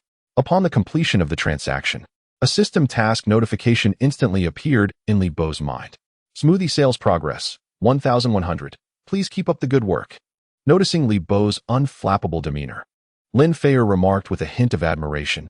You certainly know how to adapt. I hope when Wu Bai faces defeat at my hands, you will remain equally composed. Li Bo fixed his gaze upon Lin Feier. Are you so certain you can overpower me? Absolutely. I've already discerned that your decorative pet beast is incapable of making any significant impact. Li Bo, you cannot escape my grasp. Who are you calling a decorative pet beast? Xiao Bai's face turned green with rage, nearly bursting to pin Lin Feier to the ground. Whether or not I am a decorative pet, let us wait and see. With that, Lin Feier casually sniffed the smoothie in her hand. You made this, didn't you? It's utterly dreadful. With a resounding thud, Lin Feier tossed the smoothie to the ground without even tasting it.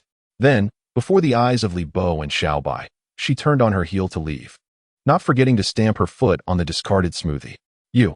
Li Bo clenched his fists, and despite his generally good temperament, he couldn't help but curse inwardly. How could there exist such a tyrannical and domineering woman like Lin Feier in this world? Woo! Suddenly hearing a whimper, Li Bo turned around to find Xiao Bai squatting on the ground, staring blankly at the smoothie Lin Feier had trampled, tears brimming in her eyes. Witnessing this scene, Li Bo felt a pang in his heart and swiftly embraced the sobbing Xiao Bai. It's all right, Xiao Bai. That woman lacks discernment. Do not take her words to heart. Master, I shall surely trample Lin Feier beneath my feet, without fail, Xiao Bai declared through gritted teeth, her voice quaking with emotion. Excuse me, a stranger's voice interrupted from nearby. Are you still selling your slushies? Upon hearing this, Xiao Bai hastily wiped her tears away and forced a smile to greet the customer. Hello, what slushie would you like? The young man, wearing glasses, hesitated before pointing to the slushie on the ground. I'd like that one, if possible. Upon hearing this, Xiao Bai cast a peculiar glance at Li Bo's classmate. That one has been soiled. Perhaps you should choose another? Li Bo suggested. Is that the one Lin Feier stepped on? The boy's eyes gleamed with excitement. Li Bo nodded, perplexed by the situation. All right, I'll take it. It's 10 yuan, right? I'll pay. The young man carefully picked up the slushie from the ground and, after promptly paying, departed, leaving Li Bo and Xiao Bai in a state of bewilderment. Master, what kind of preference is this? I find it rather bizarre, Xiao Bai remarked, looking at Li Bo in confusion. Don't mention it. Even I, a weirdo, find it odd, Li Bo exclaimed. His mouth agape as a sudden thought flashed through his mind. Goodness, I know how to sell the slushies.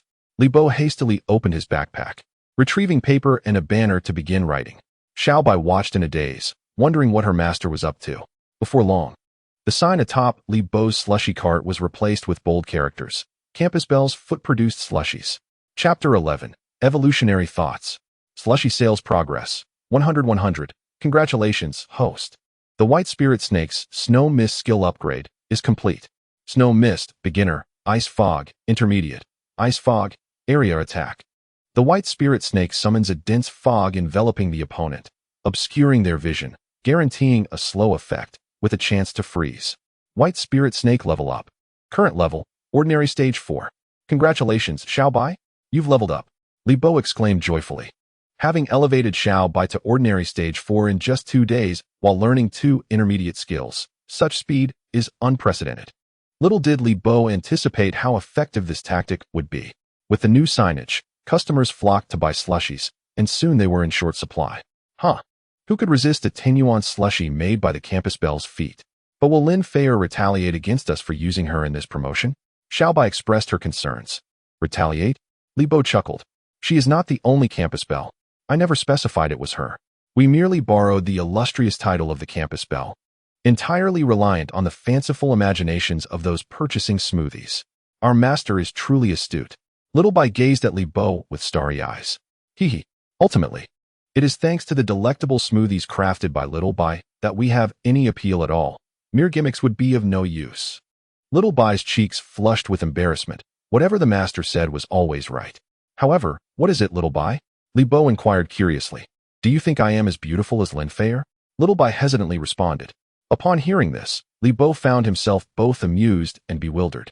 Little Bai, why would you compare yourself to her? You are not the same. What do you mean we are not the same? Little Bai declared defiantly, tilting her head. I am also in the appearance of a human girl now. The master can surely discern who is beautiful and who is not. Do you perhaps think I am unworthy of comparison to Lin Feier because I am merely a pet? Li Bo was taken aback by her words. His pet indeed possessed a somewhat fragile heart. He hurried to reassure her. It's not like that, Little Bai. In terms of beauty, you are certainly not inferior to Lin Feier. However, we must not judge people solely by their appearances. Just look at Lin Feier. What good is her beauty if she possesses a venomous heart and is utterly detestable? Unlike my Little Bai, who is not only beautiful, but also kind-hearted and capable. You make me blush, master. Little Bai lowered her head, overwhelmed by Li Bo's sweet compliments, which were too much for the naive White Spirit Snake to endure. Buzz, buzz, buzz. Oh, this is too mushy. The voice of Ziyun echoed in Li Bo's mind. Buzz, Beast Tamer. Have you forgotten about the little treasure you left behind in the beast space? I almost forgot about you. I'll attend to that when I get home. Li Bo chuckled, swiftly closing his smoothie stall before returning to his room. With a flash of a yellow magic circle, Li Bo summoned Xiaoyan and said to Little Bai, from now on, we are partners. Let us get to know each other. Although you stole my smoothie, I shall overlook it this time for the master's sake. Henceforth, you must call me sister. Little Bai declared with a proud expression. Buzz, I refuse to accept this. Beast Tamer, quickly turn me into a human. I want to confront this snake face to face. Do you wish to transform into a beast girl form as well? Li Bo was momentarily taken aback. Drawing from his prior experience, he had already purchased a set of clothing for Ziyun with the earnings from his stall. He then gently caressed Ziyun's floating form with his right hand, and, with a thought, Ziyun swiftly transformed into her beast girl form. Ziyun stood at a height comparable to Little Bai, her playful and alluring features framed by cascading purple hair. Her similarly colored eyes sparkled with a crystalline clarity, radiating a lively brilliance. Of course, Ziyun's 36D assets were strikingly fresh, and her legs, flawless as jade, were impeccably sculpted without a single blemish. "Ziyun, please wear this." Li Bo presented her with a vintage Lolita-style long dress, which, when worn by Ziyun's exquisite figure, exuded an enchanting youthful charm. Ziyun stood with her hands on her hips, glaring at Xiaobai with indignation. "Why should I call you sister? I refuse to do so. Humph. Just because my level is higher than yours and I have been with our master longer. What does a higher level matter? In the end, it's about strength. The one who is more powerful shall reign supreme." Ziyun shook her fist defiantly. "Are you suggesting we should fight? Very well, unless I teach you a lesson. You will never concede." Xiaobai remained unfazed. Whoa. Hold on." Li Bo intervened, sensing the escalating tension. "I did not bring you out here to bicker. Xiaobai, since you are the elder sister, you ought to show some leniency towards Ziyun." Li Bo gently grasped Xiaobai's hand, while she merely pouted in response. He then turned to Ziyun. "And you, Ziyun, if you wish to indulge in delicious smoothies regularly, you must learn to placate Xiaobai." Ziyun's expression softened at the thought of the delectable smoothies, and she couldn't help but swallow hard. Instantly transforming, she enthusiastically took Xiaobai's other hand. "Oh, Sister Xiaobai, I was just teasing. Please forgive my little whims. If I call you sister, you must promise to make me smoothies frequently." Upon hearing Ziyun's playful plea, both Li Bo and Xiaobai erupted in laughter. "You really are a foodie. Sister Xiaobai, how about I call you Brother Li Bo from now on?" Ziyun proposed, gazing at Li Bo. "Of course, that's perfectly fine." Li Bo nodded in agreement. "Oh, being a beast girl feels so delightful. I can wear all sorts of beautiful clothes," Ziyun exclaimed, suddenly fixating on the white short-sleeve shirt Xiaobai was wearing. Noticing the prominent curves before her, Ziyun reached out to grab them. "Sister Xiaobai, yours seem to be larger than mine." At this, Xiaobai's face flushed crimson. After spending the past few days with Li Bo, she had acquired some human sense of modesty. Reflexively, she shielded herself from Ziyun's inquisitive hands. "No, Ziyun, just let me squeeze a little." Ziyun insisted playfully. "Sister Xiaobai, I can squeeze yours too." Witnessing this exchange, Li Bo couldn't help but chuckle at the absurdity of it all. However, he felt relieved that the two had finally found common ground and were playing together. As he quietly observed the two frolicking companions, he began to contemplate their future trajectory. The evolution of Xiaobai would have to wait until the ancestral task was completed. Although he had never heard of the white spirit dragon mentioned by the system, it was hardly surprising. The world was filled with myriad beasts, and new species were discovered each year. Despite the existence of beast-taming history spanning thousands of years, humanity's understanding and research into these creatures remained ongoing. Presently, Xiaobai exhibited elite potential, indicating that she could undergo the standard evolution into a slightly larger ice pattern python. While most ordinary white spirit snakes were nurtured as domestic companions, they were by no means devoid of value. As an elite-grade ice pattern python serving as a battle companion, it possesses numerous noteworthy attributes. For instance, most beast masters nurturing the ice pattern python cultivate an intermediate skill known as Death Gaze. This skill instills fear in opponents, rendering them immobile, effectively compensating for the inherent sluggishness of the snow mist. In regular confrontations, the combination of snow mist, Death Gaze, and bind often catches adversaries off guard. However, the ice pattern python, being confined to the elite tier, may satisfy the combat needs of a second-tier beastmaster, yet becomes somewhat obsolete when the master ascends to the third tier or higher. One wonders what level the ancestral white spirit dragon can evolve into.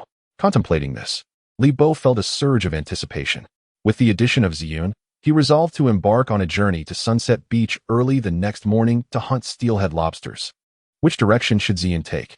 Li Bo opened Ziyun's information panel, pondering over the two evolutionary sequences.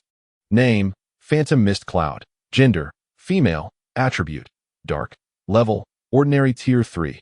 Potential, leader level. Skill, Shadow Sphere. Intermediate. Status, happy. Evolutionary sequence, 2. Sequence 1, Pure Dark Attribute Cultivation Route. Phantom Mist Cloud Misty Shadow Eternal Night Mist Cloud Purple Mist Dark Domain. Sequence 2. Dark and Water Attribute Cultivation Route. Phantom Mist Cloud Abyssal Sea Dark Cloud Yellow Spring Purple Cloud Azure Sea. Chapter 12. A difficult choice. Both the Purple Mist Dark Domain and Azure Sea are of leader level, presenting a challenging decision. The two forms before the Phantom Mist Cloud represent the only two evolutionary sequences currently developed by humanity. Although Li Bo had never encountered their true forms, he had gleaned essential information about these two creatures from snippets in various texts. Undoubtedly, both the Purple Mist Dark Domain and Azure Sea are incredibly formidable companions. The Purple Mist Dark Domain is cultivated entirely according to the dark attribute of the Phantom Mist Cloud, harboring an exceptionally pure and potent dark energy, capable of creating a mysterious dark domain in battle, vanquishing foes unseen. Therefore, the Purple Mist Dark Domain is often trained as an assassin, shrouded in mystery, with its skills and characteristics still shrouded in secrecy. However, Li Bo had heard of a Beastmaster on the Beastmaster continent who possessed the Purple Mist Dark Domain and was renowned as a top-tier assassin. This assassin had achieved remarkable feats, slaying sovereign-level companions against the odds, prompting numerous countries to place bounties for their capture, yet they remain at large, as incidents involving the Purple Mist Dark Domain continue to occur intermittently. In contrast, the Azure Sea combines the offensive power of water attributes, presenting a more forgiving alternative compared to the extreme nature of the Purple Mist Dark Domain. Consequently, most Beastmasters of the Phantom Mist Cloud opt for this route for cultivation. However, despite both creatures having successfully manifested in the world, the specific methods of evolution remain undocumented by any official records. Ultimately, the ethereal and elusive Mirage Cloud is exceedingly rare, and its possessors, the Beastmasters, quietly amass their fortunes. Who would be so brazen as to publicly disclose the methods of its evolution? Without a method of evolution, even if one were fortunate enough to form a contract with the Mirage Cloud, it would merely be a futile endeavor. Fortunately, Li Bo possesses a system. He tentatively opened Sequence 1, wishing to examine the cultivation methods for the Dark Attribute, when suddenly a system prompt appeared. Warning: once an evolution sequence is selected, the pet cultivation tasks will be entirely based on that sequence and cannot be altered midway. Beastmasters are advised to choose wisely. Then, the system displayed a second prompt. Does the host wish to select the Mirage Cloud Evolution Sequence 1, Dark Attribute Purple Abyss Cultivation Route? Li Bo was momentarily taken aback. Was this truly his only option? After a brief hesitation, he clicked the cancel option. After all, he merely wished to glance at the evolution scheme for the Purple Cloud and had no intention of making such a hasty decision. The Purple Cloud was merely at the ordinary third stage, with only one innate skill. It would be prudent to cultivate it for a while longer to discern which route might be more suitable. Li Bo stroked his chin, lost in thought. However, the system had mentioned that humanity had barely explored a tenth of the potential of the Mirage Cloud, yet the two sequences presented were documented by the human race. Logically, there should be other evolution sequences available. Replying to the host, the potential and evolution sequences of all pets are determined by the system based on the current traits of the pet. According to the current traits of the Mirage Cloud, these two leader-level evolution sequences are the optimal solutions. Current traits? Li Bo was somewhat perplexed. Did this imply that a pet's potential and evolution sequence might change as it progresses to a certain stage? The host may interpret it this way. The system will update the potential and evolution sequences based on the pet's traits at any time. Now it became clear. Li Bo understood that his decision to refrain from hastily selecting the evolution sequence for the Purple Cloud was indeed wise. There was always the possibility that one day, the traits of the Purple Cloud might change, revealing a more advanced evolution sequence. Never mind, there was no need to dwell on such matters. First, he must complete the task of restoring Little White's lineage. Li Bo glanced at Little White and the Purple Cloud.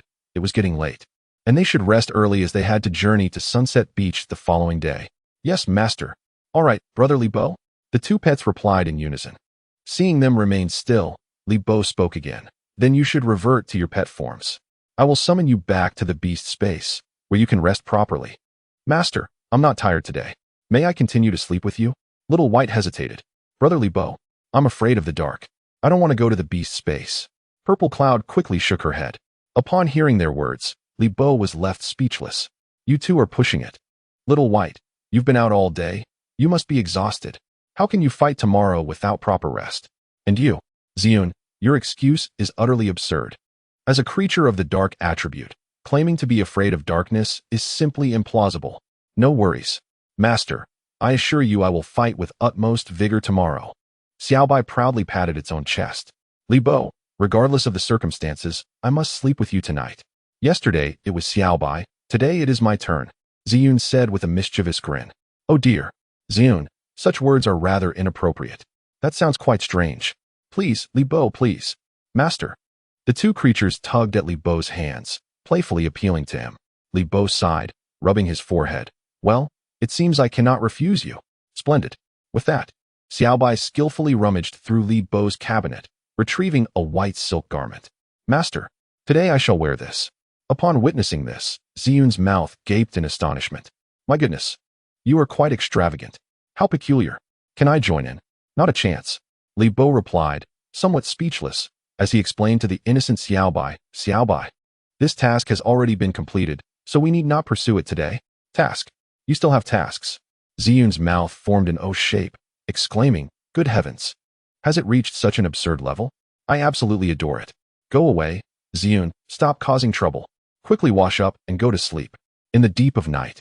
The rhythmic breathing of Xiaobai and Ziyun echoed on either side of Li Bo. Yet, he found himself staring at the low ceiling, unable to drift into slumber. This bed is far too small, and this room is equally cramped. Having lived alone for so many years, Li Bo never felt the pangs of hardship. Now, with Xiaobai and Ziyun accompanying him like family, he felt an unfamiliar sense of guilt welling up within him. Given his current circumstances, he could not provide them with a comfortable living environment. Although creatures do not disdain their masters, the desire to earn began to blossom in Li Bo's heart at that moment. In the future, he would contract more creatures and ensure they would never have to squeeze into such a small room again. Chapter 13, Sunset Beach. The following morning, Li Bo boarded the bus heading to Sunset Beach early. The city of Zhanghai, where Li Bo resided, is a coastal metropolis in the eastern part of the Great Xia Kingdom, covering an administrative area of 10 million square kilometers, an expanse comparable to that of a large nation in his previous life. Sunset Beach lies at the easternmost coastal edge of Zhanghai. The vast coastline, breathtaking twilight hues, and unique marine creatures combine to create a magnificent 5A scenic area. Apart from tourists visiting for leisure, many, like Li Bo, were drawn here for the marine creatures at Sunset Beach. By the time Li Bo arrived at the scenic area, it was already noon. Hello, one ticket, please. Li Bo approached the ticket counter and spoke to the staff. Through the window appeared a woman of ample stature, a mole gracing the corner of her mouth. After surveying Li Bo with casual indifference and noticing the absence of others around him, she declared, 500 yuan. 500? Li Bo was momentarily taken aback and then asked, as a student, could I receive a discount? A student? The woman scoffed, you're far too young for that. What? ISNT, they're a half-price ticket for students? That was in the past. Nowadays, with the influx of tourists in the scenic area, student discounts have been abolished to manage crowd control. Unbelievable. This is against the rules. I shall file a complaint. Suit yourself. Buy it or don't. It's your choice. Fuming, Li Bo gritted his teeth and reluctantly handed over 500 yuan. Just give me a ticket. That's not how it works. The woman cast a triumphant glance at Li Bo and then handed him the ticket. Remember, you must exit the scenic area by 6 o'clock. What? By 6? Why? Upon hearing such a stipulation, Li Bo immediately lost his composure. During the day, the beach was teeming with visitors, and the creatures he sought would rarely appear. It was only in the quiet of night, when the crowds dwindled, that the timid steel-headed lobster would venture forth. We are doing this for the safety of the tourists. The woman justified. Recently, the tides at Sunset Beach have been particularly treacherous, with dangerous creatures surfacing from the sea, resulting in several incidents of marine creatures harming people. Marine creatures harming people? Li Bo retorted, I am a beast master.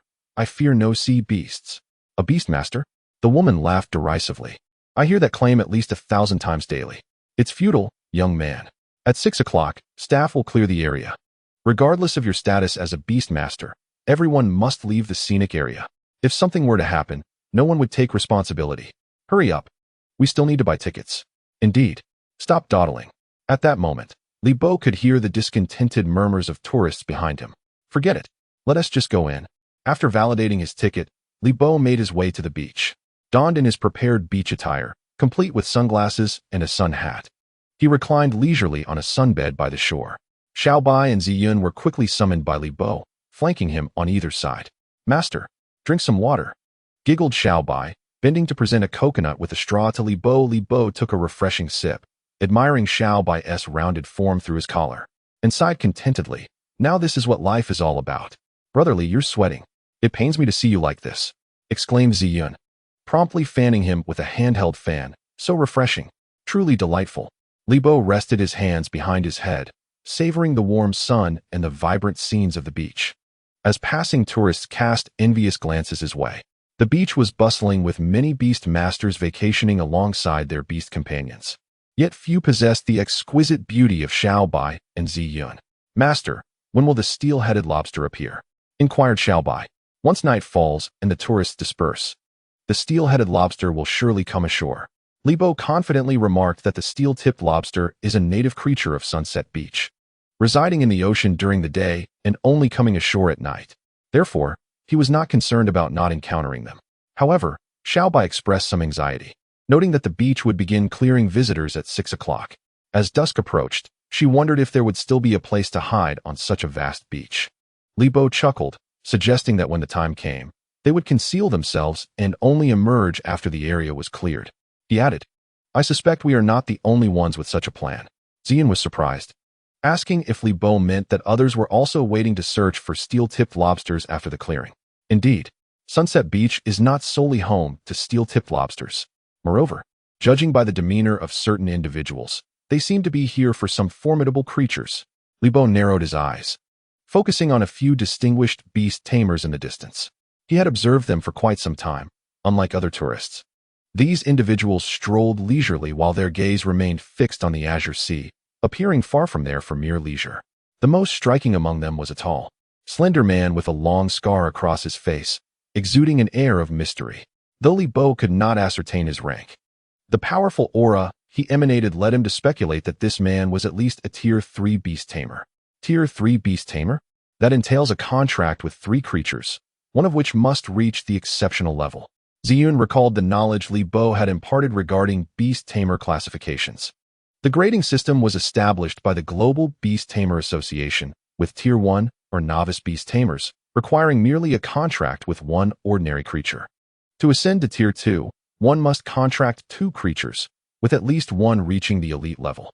The pattern continued for higher tiers, reflecting both the beast tamer's mental strength and the capacity of their beast space, while creature evolution signified their nurturing capability.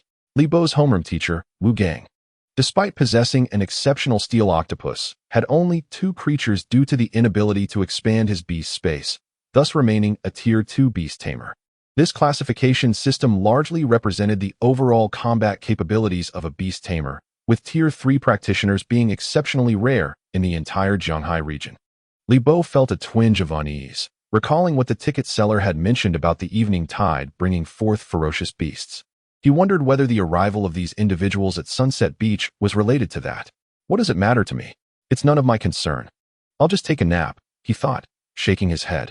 Given their apparent status, they would likely not be interested in the steel-tipped lobster, a mere Karami creature. So he believed there was no conflict of interest. As long as he completed his system task and departed, these individuals could pursue whatever they desired. Li Bo reclined languidly in a relaxed posture, resembling a salted fish. Before he could even close his eyes, a sudden commotion erupted around him. Madam, please present your identification. Who are you? By what right do you demand to see it? We are from the Zhanghai Inspection Department. We are tasked with investigating a murderer who has infiltrated the scenic area. Please cooperate with our work. A murderer? Sir, do I appear to be someone who could commit such a crime with my beauty? How fortuitous, for the suspect we are seeking is also quite striking. Chapter 14. The Suspect. HM. Officers. 2 plainclothes officers, their voices barely rising above the din of the crowd, were conversing not far from Li Bo, ensuring that every word reached his ears. After verifying the woman's identity, the officers returned her identification and made their way toward Li Bo, interrogating him one by one. Before Li Bo could immerse himself in the unfolding spectacle, a captivating figure obstructed his view entirely. A woman adorned in minimal clothing first captured his attention with her long, straight, black hair that cascaded down to her waist. Standing at approximately 1.78 meters tall, her waist was as slender as a sheet of A4 paper, and a black bikini accentuated her exquisitely fair skin. Although Li Bo had yet to glimpse her face, it was evident from her stunning physique that she was a breathtaking beauty. Notably, her peach-shaped posterior, partially obscured by her bikini, stirred the imagination significantly. As Li Bo admired her, he suddenly felt perplexed when the woman paused directly in front of him, her body freezing in place. Then, an astonishing scene unfolded before the eyes of the onlookers. The woman appeared to defy gravity, collapsing directly into Li Bo's embrace. Whoa, this cannot be. Li Bo was momentarily stunned. With a soft thud, she nestled comfortably in his arms, letting out a gentle sigh. Hey, what are you doing? Xiaobai was utterly enraged. You shameless woman, do not take advantage of my brother Li Bo. Purple Cloud joined in with indignation. Purple Cloud's resentment level, 20 HM? What is this? The system suddenly displayed two perplexing notifications, leaving Li Bo bewildered. However, his thoughts were not on the mysterious alerts. The woman's soft, fragrant body was far more captivating, rendering him indifferent to the system's peculiarities. Seizing the moment, Li Bo finally beheld her face, and as he had surmised, it was as perfect as her figure. Yet, he found himself at a loss for words to describe her, as her beauty was accompanied by an icy demeanor reminiscent of a glacier. What struck Li Bo most profoundly were her luscious, crimson lips that glistened with allure, exuding an intoxicating sense of danger. He could not help but feel an overwhelming urge to taste them, ignited by an inexplicable impulse. The woman paid no heed to the scolding from Xiaobai and Ziyun. Reclining against Li Bo, her face close to his cheek, her voice emanating an alluring, magnetic charm. Embrace my waist. Li Bo was momentarily taken aback. Such an audacious request seemed quite inappropriate. However, driven by a spirit of helpfulness, he grasped the woman's slender waist, akin to jade, and began to caress it. You wretched woman, release my brother Li Bo at once. Ziyun seethed at the sight, her teeth clenched in fury. The woman felt an indescribable sense of irony. Who was truly holding him captive? Her master was far from innocent. Hey, don't go too far, kid, she whispered into Li Bo's ear, her tone laced with an invisible menace. Hee, you seek my assistance, yet wish to escape without any sacrifice? Li Bo chuckled coldly, then deliberately smacked the woman's rounded derriere. Fury flashed across her face, yet she maintained a facade of composure. I fail to comprehend your meaning. I merely stumbled. You rogue, help me up. Stumbled? How conveniently coincidental. Li Bo's gaze drifted towards the two plainclothes inspectors approaching him. If I am not mistaken, the individuals they seek must be you. Now, do you still desire my assistance? No sooner had he finished speaking than the woman trembled slightly, as if jolted by electricity. Li Bo could distinctly sense her breath momentarily falter. She smiled, adopting a teasing tone. Hee, little brother, should you dare to reveal anything, I would not hesitate to remove that clever little head of yours. At her words, Li Bo could not suppress a shiver. Just moments ago, he had felt a powerful aura suddenly radiate from her.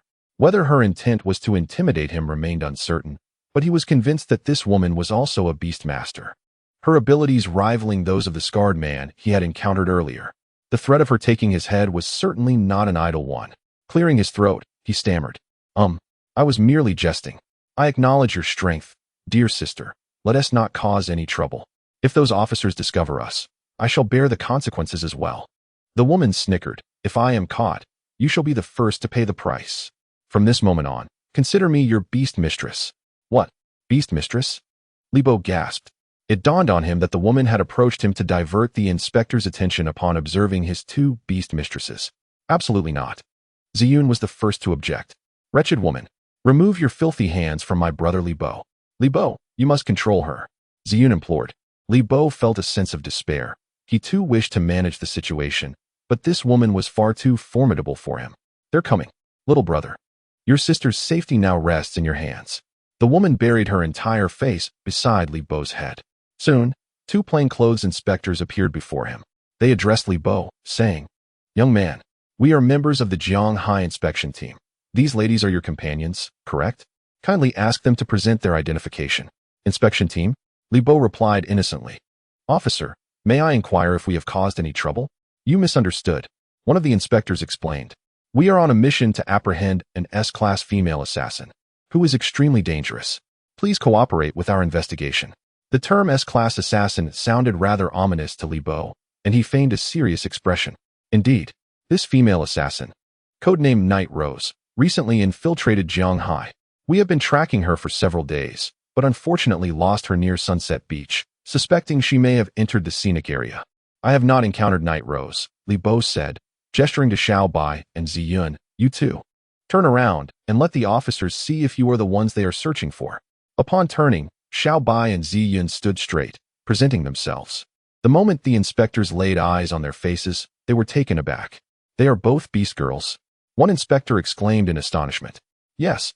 Their hair color and pupils unmistakably reveal their beastly traits, radiating a combat aura. The other replied. Then there is no need to investigate them. Both inspectors simultaneously shifted their gaze to the woman who was draped over Li Bo's body. Feeling the sharp scrutiny of the inspectors, Li Bo suddenly felt a jolt of anxiety. Master, the woman exclaimed in a voice imbued with allure. Goodness, this is truly perilous. The youthful Li Bo struggled to resist such provocation, striving to maintain his composure and suppress his wandering thoughts. Meanwhile, Ziyun's anger reached a boiling point. The woman's voice, neither too loud nor too soft, was perfectly audible to the inspectors, who exchanged glances filled with unspoken strangeness. Li Bo flashed them a grin. Hey, officers, please do not mind me. This is merely my one hobby. Before them, Li Bo suddenly exerted pressure with his palm. This beast girl has only recently been contracted. She is rather disobedient, and I am still in the process of training her. The woman's face flushed crimson, having never experienced such indignities. A whirlwind of shame and fury surged within her, yet she dared not express it. Clenching her teeth, she muttered, You little lecher. Huh. Being my beast girl is a mandatory lesson. Li Bo smirked mischievously. The two inspectors stared at Li Bo's brazen antics in disbelief, their earlier suspicions evaporating, replaced by an unmistakable awkwardness. Ahem. I suppose there is no further need for investigation. Indeed, night is fast approaching. Let us hasten to check ahead. One inspector advised Li Bo earnestly. Young man, the Night Rose stands approximately 1.75 meters tall, adorned with a pattern of roses. Should you encounter her, exercise utmost caution and promptly inform us. Very well. I shall report to the two commanders should anything arise. Without a moment's hesitation, Li Bo replied. I shall not intrude upon your enjoyment any longer. As they took their leave, they earnestly advised Li Bo, Young man, you are still in your youth. Do take care of your health. Chapter 15, Night Rose. Have you had your fill of tofu, woman? Even after they had walked away, you remain unmoved. Gazing at the alluring woman still draped over Li Bo, Ziyun felt a surge of anger. Ziyun's resentment level, 10. Ziyun's resentment level has reached 100. Congratulations, host. You have completed the hidden time-limited task, Accumulated Resentment. Within 3 minutes, Zi Mingyun's resentment level reached 100. Huan Mingyun has comprehended the skill. Curse of Resentment, Advanced. Curse of Resentment transforms the opponent's skill enhancements into negative effects. A hidden task? Upon seeing the notification from the system, Li Bo was taken aback, realizing he had stumbled upon something rather fortuitous. So it is the Curse of Resentment. Li Bo momentarily froze. The Curse of Resentment is an exceedingly rare shadow-type skill, with few beasts capable of comprehending it. Acquiring this skill essentially renders any enhancement technique ineffective before Ziyun, making it a veritable nemesis to those beasts capable of super enhancement. Upon hearing Ziyun's words, the woman lifted her head. Noticing the two undercover inspectors had moved away, she attempted to rise from Li Bo's grasp, yet regardless of her effort, her body remained unyielding. Looking down, she found Li Bo's hand firmly placed upon her backside, not having budged an inch. Little brother, have you not taken enough advantage yet? The woman said, a mixture of embarrassment and annoyance in her voice. Li Bo chuckled lightly. Sister, you are mistaken. I am merely wary of the inspectors returning unexpectedly. If you were discovered, wouldn't that spell disaster? The woman shot him a glare. You silver-tongued rascal, considering you helped me just now, I shall overlook this. Who is truly taking advantage of whom, I wonder? You seem to be enjoying yourself quite thoroughly just now. Ziyun's face turned an ominous shade of green. Had it not been for Li Bo's persistent urging for her to remain calm, she would have likely lost her temper by now. This girl has quite the fiery temperament. The woman cast a sidelong glance at Zi Yun, her expression swiftly shifting to one of surprise. "Oh, Huan Mingyun, you are fortunate, young man." At her words, Li Bo's heart skipped a beat. He knew that there were few beastmasters of Huan Mingyun, and even fewer he had encountered. Now, seeing Zi Yun in her beast maiden form, how could it not astonish him that this woman recognized her at first glance? Do not be overly astonished. Though Huan Mingyun is rare, I am acquainted with another beastmaster who has made a contract with Huan Mingyun, so it is not entirely surprising that I recognized her. Li Bo, intrigued, pondered about the other beastmaster of Huan Mingyun, wondering which evolutionary path they had taken and to what stage they had evolved their Huan Mingyun, his thoughts drifting into contemplation. Taking advantage of the moment, the woman propped herself against Li Bo's chest and slowly rose from him. However, before he could savor the moment, an unexpected sight sent a shiver down his spine. On the partially revealed hemisphere of her body, a striking black rose pattern was emblazoned. An S-class assassin, Night Rose. Recalling the warning from the two patrolling guards moments ago, Li Bo instinctively exclaimed. The woman paused, then turned to Li Bo with a teasing smile. "Oh? Is there a problem, little brother? You're an assassin." Li Bo narrowed his eyes. The woman adjusted her black corset, fully concealing the rose design, and then smiled seductively. How could such a beautiful sister possibly be an assassin? If you are not an assassin, then why are you evading pursuit? Little brother, too many questions might just bring trouble. Her tone was remarkably calm, yet Li Bo could distinctly sense an air of suppressed menace. His expression stiffened involuntarily. The thought of being silenced for discovering her identity was his greatest concern at that moment. Raising an eyebrow, the woman queried, "Why have you fallen silent? Little brother, where has that boldness of yours gone? Are you afraid I might kill you?" Upon hearing this, Li Bo clenched his fists, prepared for Xiao Bai and Zi Yun to strike at any moment. "Look at how tense you are. All right, I won't tease you any longer." The woman suddenly burst into laughter. "Let me tell you the truth. I am not an assassin, but a bounty hunter." "A bounty hunter?" Li Bo scoffed. "What is the difference?" "The difference?" She replied without hesitation. "The assassin takes lives. I seek wealth." "Then why did the patrolling guards refer to you as an assassin?" "Well," she said, stroking her chin, "it's probably because the lives I've taken may very well exceed those of some assassins. After all, the organization keeps assigning me assassination missions, which leaves me quite helpless." Hearing her nonchalant admission of having taken so many lives, a chill ran down Li Bo's spine. To describe this Night Rose as a femme fatale would be rather fitting. Seeing his reaction, Night Rose laughed even more heartily. "Little brother, don't be so frightened. I usually don't kill good people." Night Rose's laughter sent shivers down Li Bo's spine, and he thought, "Don't call me little brother. It's rather disgusting." "Oh, you don't like it? Little brother, your brother is quite sizable." She giggled. Li Bo was drenched in cold sweat. "I have a name. It's Li Bo." "Li Bo?" Night Rose mused, her gaze inadvertently drifting toward his groin. "That name is rather fitting. By the way, Li Bo, I suspect your visit to Sunset Beach isn't merely for a vacation, is it?" Night Rose suddenly remarked. Li Bo looked at her in astonishment. "How do you know?" "It's quite obvious. Dusk is approaching, and you have no intention of leaving. I surmise you are here for that thing out at sea, am I correct?" Night Rose smiled. "That thing out at sea." Li Bo paused, the warning from the ticketing lady echoing in his mind. He recalled the presence of several elite beast tamers at Sunset Beach, and now, the mysterious and formidable Night Rose had also appeared here. Could the sea truly conceal some extraordinary treasure? Oh, was it not so? Observing the perplexed expression on Li Bo's face, Night Rose remarked, "Indeed, with your feeble strength, venturing forth would be tantamount to courting death. What could possibly be lurking in these waters?" Li Bo could not help but inquire. "It appears you are genuinely unaware of the situation," Night Rose said with a significant glance at Li Bo, before her gaze drifted to the tumultuous sea. With an expression of detachment, she continued, "A powerful beast capable of inciting envy in countless souls." A beast. Li Bo's heart raced. The ticketing lady had spoken the truth. The incident involving the injured beasts at Sunset Beach was indeed real. However, if Night Rose described this mysterious creature in such a manner, its prowess must be formidable beyond measure. The tide is rising. Quickly depart from the scenic area. Hurry, hurry. Amid their conversation, a few staff members appeared in the distance. Shouting through megaphones, urging visitors to vacate the premises. Li Bo, allow me to offer a word of caution. Dear brother, I advise you to steer clear of this matter. After all, not all bounty hunters possess my benevolence. With that, Knight Rose's gaze fell upon a scarred man not far away. Li Bo felt exasperated. The lives you hold exceed those of a mere assassin, yet you dare to speak of kindness. My endeavors bear no relation to your pursuit of the beast. He replied coolly. Oh, Knight Rose chuckled lightly, choosing not to elaborate further, and turned to leave, leaving Li Bo with a parting remark. I hope our paths do not cross again tonight. Chapter 16. The Undercurrent Before the Tide. The night enveloped the surroundings like ink. And in contrast to the daytime's vibrancy, the now darkened Sunset Beach took on an air of mystery.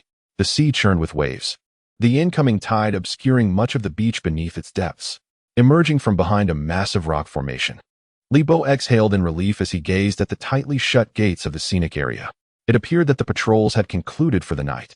Almost simultaneously, figures began to emerge from the concealed areas among the rocky outcrops, much like him, who had hidden away the moment the gates closed. However, Li Bo held no interest in their motives for lurking within the scenic area. He summoned two beasts from his pet space, issuing a serious directive. Xiaobai, Ziyun, from this moment onward, our sole objective is to eliminate the steel-headed lobster that has appeared. Both Ziyun and Xiaobai nodded in agreement. At that moment, a group of beast tamers, donned in various attires, cast curious glances toward Li Bo from 100 meters away amidst the giant rocks in the sea. Oh, this lad is quite intriguing. He has managed to contract both a remarkably enigmatic phantom cloud and an exceedingly ordinary white spirit snake. The speaker was a young man with a fair complexion. Despite his youth, his voice was remarkably hoarse, and his narrow eyes gleamed with cunning and calculation. What, Bai Liang, are you interested in this little fellow as Phantom Cloud? But as a third-tier beast master, isn't it a bit beneath your dignity to bully a mere first-tier novice?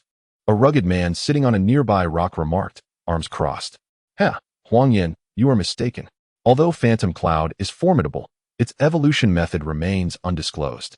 Forcibly seizing the contract inflicts significant mental harm on the pet, and I do not favor imperfect creatures.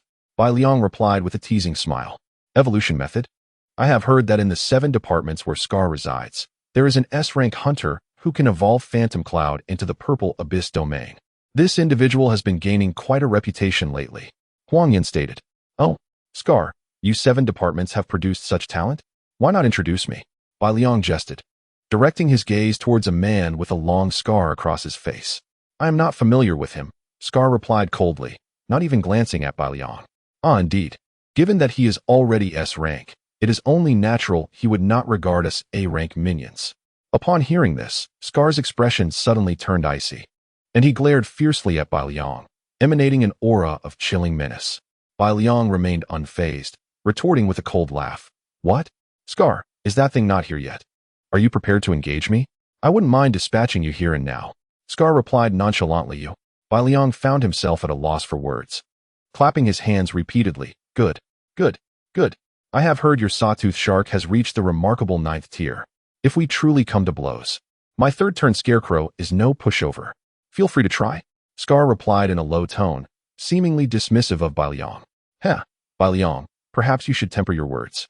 That scar on Scar's face was indeed dealt by the S-rank you mentioned.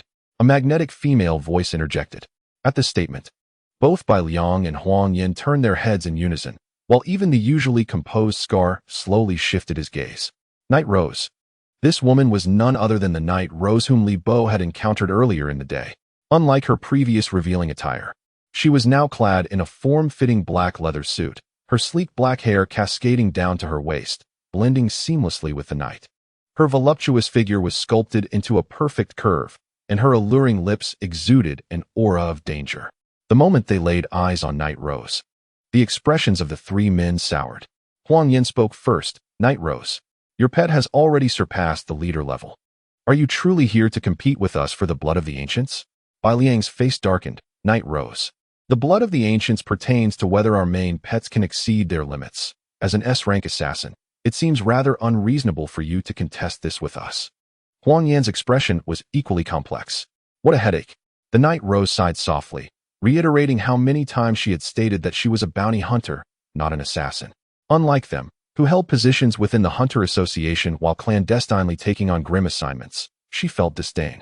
Hearing Night Rose's sarcasm, Bai Liang cursed inwardly, his expression darkening, as he thought to himself that the bounties he accepted were all vicious killings, with a bloodier toll than all three of them combined.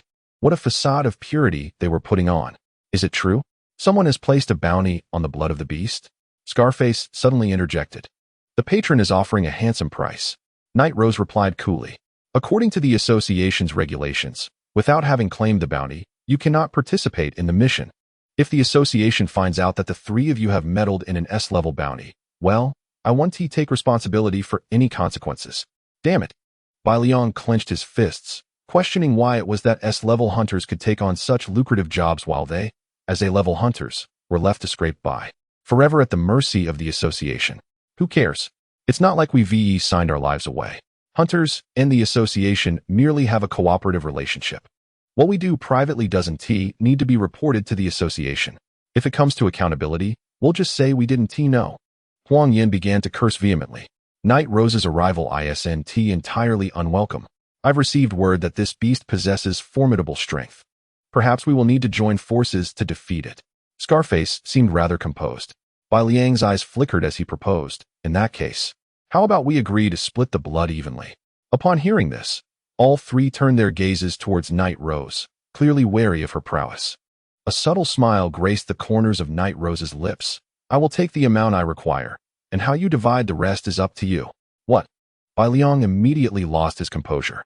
Night Rose, you're being a bit unreasonable. How much do you need? Who knows how much that is? What if you take all of it? Then I shall take it all, Night Rose replied nonchalantly. You. Bai Liang angrily pointed at Night Rose. But the mere flicker of her gaze, laden with menace, compelled him to retract his hand involuntarily, his face betraying his indignation. Let us wait until that fellow appears before making any decisions, Huang Yin said, casting a worried glance at the sea, uncertain of the reliability of the information. Have no fear. Bai Liang smiled confidently. From the information I acquired, after the explosion at the Basha fortress 3 days ago, many of the captured beasts were left unconscious. That fellow is no exception. Based on its size and the ocean current's speed, it should arrive at Sunset Beach tonight. Whoever did this is quite audacious. Blowing up the largest fortress west of Fusang, allowing some untamed beasts, yet to be tamed, to escape. Huang Yin remarked. Huh. I would say it was done by a powerful beastmaster, likely harboring a deep-seated grudge against the nation. Bai Liang responded. But who cares? That fellow will most likely appear during the highest tide. Ladies and gentlemen, remember that elite beasts possess intelligence. Do not hold back and miss this invaluable opportunity. Huang Yan's voice resonated deeply, reaching the ears of the three without missing a beat. Hee. I do hope no one resorts to treachery behind my back. The scarred man cast a pointed glance at Bai Liang. What do you mean by that, scarred? Bai Liang retorted, indignation brewing within him. Just as he was about to unleash a torrent of vitriol at the scarred man, he caught sight of Li Bo's actions in the distance, sparking his curiosity. Oh, this fellow has been lurking for so long. Is he actually attempting to catch a lobster? Upon hearing this, Night Rose slowly turned her head, directing her gaze toward Li Bo Chapter 17, The Tale of the Cold Blade. Master, I have located the steel-headed lobster. Suddenly, the ethereal voice of Ziyun echoed through the air, conveying the message to Li Bo. To avoid alarming the prey, Ziyun, following Li Bo's instructions, utilized illusionary camouflage to stealthily traverse through the atmosphere in search of their quarry. Upon hearing this, Li Bo swiftly guided Xiao Bai towards Ziyun's direction. Indeed, they had not ventured far when Li Bo spotted a low reef not too distant, upon which a steel-headed lobster was busily feasting on the moss. Name, steel-headed lobster. Gender, male. Attributes, steel, water. Level, ordinary, stage 2. Potential, ordinary. Skills, fierce charge, beginner. Finally on land. Li Bo smiled faintly. With the faint light filtering through the clouds, he could make out the appearance of the steel-headed lobster. This ordinary stage 2 lobster stood approximately 80 to 90 centimeters tall. Upright on its 2 legs, and aside from its 2 enormous black pincers, its head bore a mechanical structure resembling a helmet, giving it a somewhat dim-witted look. Xiao Bai, go, Li Bo commanded inwardly, and without hesitation, Xiao Bai surged forward, executing a move known as Death Entwine. Swiftly maneuvering through the water from below, Xiaobai suddenly launched upward, entangling the lobster's legs with tremendous force. Crack! Crack! Before the steel-headed lobster could react, its body was violently shattered by an overwhelming power. This sequence of actions transpired in mere moments, yet it did not escape the watchful eyes of the onlookers. Oh, an entanglement?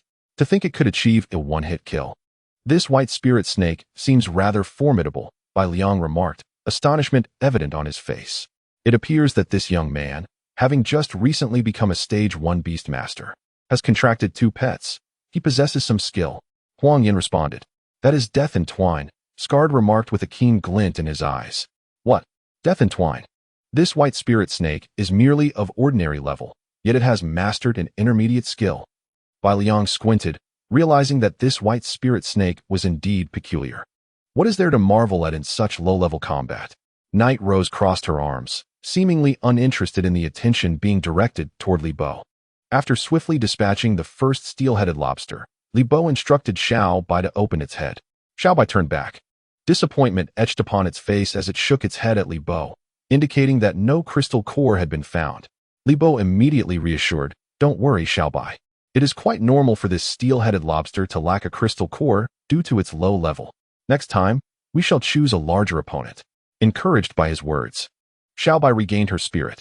Sister Xiaobai, to the right. The voice of Ziyun echoed from above, as she had transformed into Xiaobai's assistant. Xiaobai nodded and swiftly propelled herself towards the right reef. Upon observing that the steel-headed lobster stood nearly 1 meter tall, Li Bo hastily opened its status panel. Name, steel-headed lobster. Gender, female. Attributes, steel, water. Level, ordinary stage 4. Potential, ordinary. Skills, ramming charge, beginner. Claw strike, beginner. Xiaobai? Be cautious of its claw strike. First, use ice mist to slow it down. Li Bo quickly relayed. Xiaobai halted and gazed at her opponent, who was indeed preparing to retaliate with its claws. Without hesitation, Xiaobai unleashed a spray of ice mist, enveloping the creature in a rapidly expanding white fog laden with tiny ice crystals. Given the steel-headed lobster's ordinary stage 4 level, it could not escape the grasp of the intermediate skill ice mist, and soon its pincers were encased in a transparent layer of ice, rendering it immobile. The night's low temperature significantly increased the likelihood of freezing. Li Bo smiled lightly, watching as Xiaobai prepared to dispatch the steel-headed lobster once more. To his delight, this time Xiaobai extracted a crystal core the size of a fingernail from within the creature's head. Collecting the crystal core of a pet beast named with dragon. 1. Collection task progress. 17. Host, please continue your efforts to complete the white spirit snake's ancestral return task. As a series of notifications popped up on the system, Li Bo's face lit up with excitement. Indeed, the crystal core from the steel-headed lobster was valid. At this rate, he could complete the ancestral return task tonight. Ice Mist, another intermediate skill. Witnessing this scene, Huang Yan's expression shifted, and a glimmer of intrigue flickered in the emotionless eyes of Scar. As Tier 3 beast tamers, they understood the significance of an ordinary pet mastering intermediate skills. While it might be conceivable for a particularly gifted creature to achieve such a feat, witnessing 2 instances was rather astonishing. Even some elite-level pets could typically grasp only 1 or 2 intermediate skills. Yet this low bloodline white spirit snake managed to employ 2 consecutive intermediate skills at such a level, leaving them puzzled about the cultivation methods of this individual. Such talent rivaled that of the top beast tamers. 2 on the left are about to ambush. Ziyun's voice rang out once more. Xiaobai decisively turned back to face the 2 steel-headed lobsters charging at her with ramming charge and swiftly dove into the water. As the 2 attacks missed their mark, Xiaobai leaped up, executing a series of death entanglements to swiftly eliminate her adversaries. As time passes, the steel-headed lobsters appearing on the reef have become increasingly abundant, eliminating the need for Ziyun to search specifically for them. While Xiaobai is engaged in fierce combat, another steel-headed lobster emerges behind her. Name, steel-headed lobster. Gender, female. Attributes, steel, water. Level, ordinary stage 4. Potential, ordinary. Skill, water gun, beginner. This one employs water gun. Ziyun. Use Shadow Ball to shield Xiaobai. No problem, brotherly Bo. Ziyun's form materializes in the air, and she swiftly launches a Shadow Ball, the size of a basketball, towards Xiaobai's rear, precisely intercepting the ambush of the water gun and shattering it in an instant. Seizing the opportunity, Xiaobai breaks through and resolves the enemy with remarkable efficiency. Collecting crystal cores from creatures with dragon in their names. 1. Crystal core collection task progress. 27. Only 5 more to go. Li Bo's heart raced. He could hardly wait to witness Xiaobai transform into a white spirit dragon. Xiaobai, the largest one ahead, Li Bo advised, noting that defeating larger steel-headed lobsters increases the likelihood of obtaining crystal cores. Name, steel-headed lobster. Gender, male. Attributes, steel. Water, level, ordinary stage 5. Potential, ordinary. Skills, water gun beginner, steel tail, beginner. It actually possesses steel tail. Use ice mist. The ice mist death coil is a remarkably reliable combo. Initiating the attack can catch the opponent off guard, and the freezing control can protect Xiaobai from close-range retaliation. Soon, this ordinary stage 5 steel-headed lobster was also vanquished. Collecting crystal cores from creatures with dragon in their names. 1. Crystal core collection task progress. 37. Congratulations, host. Successfully defeated a creature with the steel tail skill. Activating skill simulation transformation task. Simulating transformation of steel tail to cold blade tail. Imitation transformation progress. 25. Cold blade tail. An intermediate skill. Li Bo paused momentarily. During a previous fruit-cutting session, he had discovered Xiaobai's innate talent for using her tail. If she could successfully learn cold blade tail, her strength would undoubtedly increase significantly. Xiaobai, follow my instructions. Defeat the steel-headed lobster with steel tail. Xiaobai nodded earnestly and, guided by Li Bo's directions, surged toward the designated steel-headed lobster. Crystal core collection task progress. 47. Imitation transformation progress. 50. Crystal core collection task progress. 57. Imitation transformation progress. 75. Crystal core collection task progress. 67. Imitation transformation progress. 100. Congratulations. Host. Skills simulation transformation task completed. White Spirit Snake successfully comprehends the skill Cold Blade Tail, intermediate. Cold Blade Tail. The White Spirit Snake gathers frigid energy in its tail, forming a sharp ice blade for attack. The White Spirit Snake has leveled up to ordinary stage 5. How splendid. Li Bo hastily opened the panel to examine Xiaobai. Name, White Spirit Snake. Gender, female. Attribute, ice. Level, ordinary stage 5. Potential, elite. Skills, ice mist, intermediate. Death entanglement, intermediate. Cold blade tail, intermediate. Status, excited. It has indeed grown significantly stronger. Li Bo joyfully patted Xiaobai's head, gazing at the progress of the ancestral quest, which stood at 67. Just a bit more effort, and you shall soon transform into a noble dragon beast. Hiss hiss hiss. Not too much trouble. Master is truly remarkable. Xiaobai's eyes sparkled with fervor, feeling her strength surge once more, and her gaze towards Li Bo brimmed with admiration. The White Spirit Snake turned her attention to the largest steel-tailed lobster, determined to claim it as her own. Let us test the might of the new skills. Xiaobai, go. With Li Bo's command, Xiaobai's elongated form shot forth like an arrow released from its bow. Yet, in the next moment, the steel-tailed lobster, seemingly startled, hastily dove into the depths of the sea, vanishing from Li Bo's sight in an instant. Xiaobai stood there, momentarily bewildered. What just happened? Li Bo squinted, observing the peculiar scene unfolding before him. Suddenly, a bizarre spectacle occurred. All the creatures on the beach, including the steel-tailed lobster, fled towards the ocean in a wild panic, as if they were startled birds. Finally, it has arrived. At that moment, Night Rose gazed into the abyss of the deep sea, a subtle smile gracing her lips.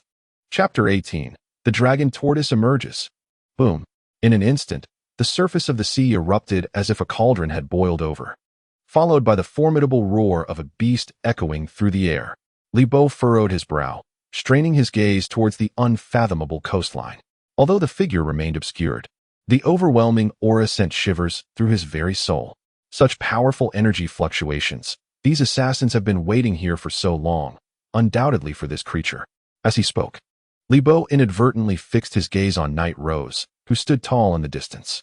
The beast tamers perched upon the rocks were all eagerly awaiting, their attention riveted upon the surface of the sea. Boom, boom, boom. At that moment, the beach trembled violently, and Li Bo sensed impending danger. Swiftly retreating behind a massive rock to observe silently. Cursed be it. Why did it not come earlier or later? But precisely when I was just a single steel-tailed lobster crystal core away, Li Bo muttered under his breath. But in the next moment, the scene before him caused his eyes to widen in astonishment, rendering him speechless. Emerging from the murky depths of the waves was a colossal figure, towering over 10 meters. Its watermelon-sized crimson eyes resembling two ominous lanterns, casting an air of terror over the darkened sea. How enormous! Witnessing such a magnificent creature for the first time, Li Bo felt his breath catch in his throat. Scarface fixed his gaze upon the colossal shadow before him, and an unusual smile appeared at the corners of his fierce mouth. The dragon tortoise had finally made its grand entrance. As this formidable beast slowly ascended the shore, Li Bo at last beheld its magnificent form. It was an extraordinarily large tortoise-like creature, its shell composed of pentagonal segments resembling rugged rock, with a surface akin to parched farmland in the summer. At the front, its head undulated like that of a water snake, and with each movement, the ground trembled beneath it. It was indeed the dragon tortoise. Li Bo's eyes brimmed with disbelief. Name: dragon tortoise. Gender: male. Attributes: water. Rock. Level: leader level 5. Potential: leader tier. Skills: super rock armor, transcendent. High pressure water cannon, advanced. Raging waves, advanced. Trample, advanced. Arrow rain, advanced. Hailstorm, advanced. Description: the dragon tortoise is an exceedingly rare island pet beast. Although its primary attribute is water, it cannot survive underwater for extended periods and must regularly come ashore to breathe. The dragon tortoise has long been considered a descendant of the ancient dragons from millennia ago. After countless generations, it has lost much of its draconic attributes. However, the precious blood within its shell can enable certain pet beasts to transcend their evolutionary limits. So they had come for the dragon tortoise's precious blood. Gazing at the individuals standing upon the rocks, Li Bo finally comprehended their intentions. He had heard whispers of certain treasures that could allow pet beasts to surpass their evolutionary limits. But he had never anticipated that such a substance could exist within the shell of the dragon tortoise. Detecting leader-level beast, dragon tortoise. Defeating the dragon tortoise will allow the inheriting of its skills. Host is urged to eliminate the opponent swiftly. Li Bo exclaimed, "What? Are you jesting with me? I have 2 ordinary-level beasts, and you expect me to confront a leader-level 1? You truly overestimate my capabilities." Upon seeing the new task presented by the system, Li Bo felt a wave of frustration, devoid of any desire to engage in battle. However, he was perplexed. The dragon tortoise resided on a secluded island in the outer seas, and it had never been discovered in the Great Xia. How could these individuals possibly know of its appearance here? Moreover, with the dragon tortoise's leader-level prowess, could they truly hope to defeat it? The individuals on the rocks gazed with fervent intensity. Scarface was the first to act, summoning his pet beast with haste.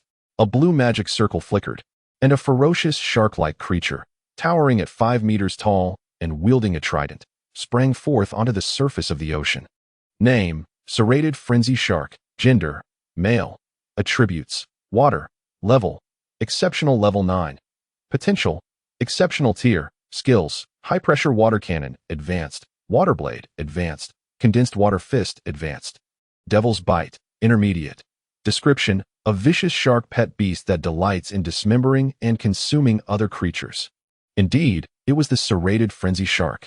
Scarface was not to be underestimated. Li Bo silently observed the figure of the serrated frenzy shark, its razor-sharp teeth gleaming with a chilling brilliance in the darkness of night. Li Bo cast another glance at the indifferent scarred man. This fellow had already evolved his sawtooth shark to an extraordinary 9th tier. If he did not transcend this limit, his life would remain stagnant. Perhaps consuming the blood of the dragon tortoise would elevate the sawtooth shark to even greater heights. As Li Bo had surmised, upon spotting the dragon tortoise, a frenzied battle spirit ignited in the scarred man's eyes, and he promptly signaled the sawtooth shark to engage in combat. The sawtooth shark submerged into the depths of the ocean, revealing only its dorsal fin as it swiftly approached the dragon tortoise. When it was within 50 meters of its adversary's side, the sawtooth shark abruptly emerged, its enormous maw agape. With a resounding crash, a colossal water column, as thick as a pillar, erupted from the shark's mouth, striking at the dragon tortoise's head from an exceedingly cunning angle. Such a potent high-pressure water cannon. The dragon tortoise's weakness lay in its head, and this opponent was certainly exhibiting unrelenting ferocity. Li Bo privately lamented that if the dragon tortoise were to endure the brunt of this massive water column, even a leader-level creature would likely falter. Just as the scarred man believed victory was imminent, the dragon tortoise merely turned its head nonchalantly and unleashed a countering, high-pressure water cannon. An even more formidable high-pressure water cannon. Li Bo squinted, observing that the water cannon expelled by the dragon tortoise was nearly double the width of that from the sawtooth shark. With a casual strike, it effortlessly crushed the incoming water column that was about to strike its head. After devouring the approaching water cannon, the dragon tortoise's powerful aftershock surged straight toward the sawtooth shark. The scarred man hastily commanded the sawtooth shark to retreat, which quickly submerged in the water. Boom! The dragon tortoise's immense water cannon obliterated a massive reef where the sawtooth shark had just been standing into countless fragments. Although it narrowly evaded this attack, the scarred man was still filled with trepidation. The same skill wielded by a leader-level creature exhibited far greater power than that of an extraordinary tier. And had it not been for the quick reflexes of his sawtooth shark, enduring such a high-pressure water cannon would have meant certain doom. He turned to Bai Liang and the others, exclaiming, "How long do you intend to merely spectate? If you do not summon your primary battle pet soon, you will regret it when the dragon tortoise has rested on the shore and returns to the depths." Scarred man, look at you, so impatient. Bai Liang replied with a theatrical expression, "Did we ever say we wouldn't fight? It is your own haste that is the issue. Everyone covets the blood, but one must use their wits. Bai Liang, I see you are courting death." The scarred man's eyes glimmered with murderous intent. "Enough, enough. Let us cease the bickering. This dragon tortoise is no trivial opponent. We must combine our efforts to swiftly subdue it and divide the spoils, lest we attract other formidable beast tamers." Huang Yin interjected, joining his hands together and roaring, "Arise." Colossal armored stone man. In a flash of blue light, a gigantic brown creature composed entirely of stone suddenly materialized. Name, Giant Armored Rockman. Gender, male. Attributes, rock, ground. Level, Exceptional Stage 7. Potential, Exceptional Level. Skills, Earthquake, Advanced. Rock Smash Fist, Advanced. Rock Armor, Advanced. Boulder Technique, Intermediate. Description, evolved from a small stone. Its body is composed of massive stone segments, sacrificing speed for supreme offense and defense. Oh, a rockman? Li Bo is truly enlightened. Every creature that appears today is a rare gem. Take this rockman, for instance. The initial creature, the small stone, possesses very feeble strength, yet exhibits remarkable growth potential. The colossal rock or required for the small stone's evolution is measured in tons, making it an extraordinarily resource-intensive creature. I can only imagine how much Huang Yin has expended to evolve it to its final form.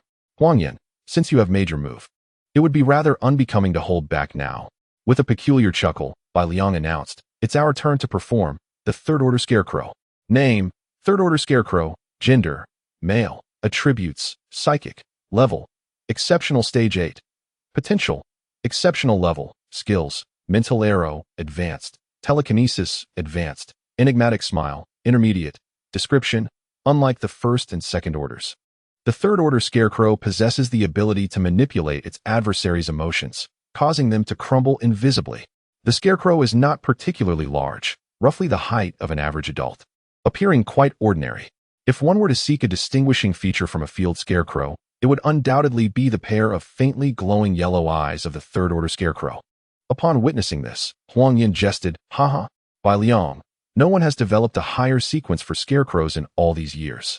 Do you truly believe that the blood of the dragon tortoise can propel it to the fourth order?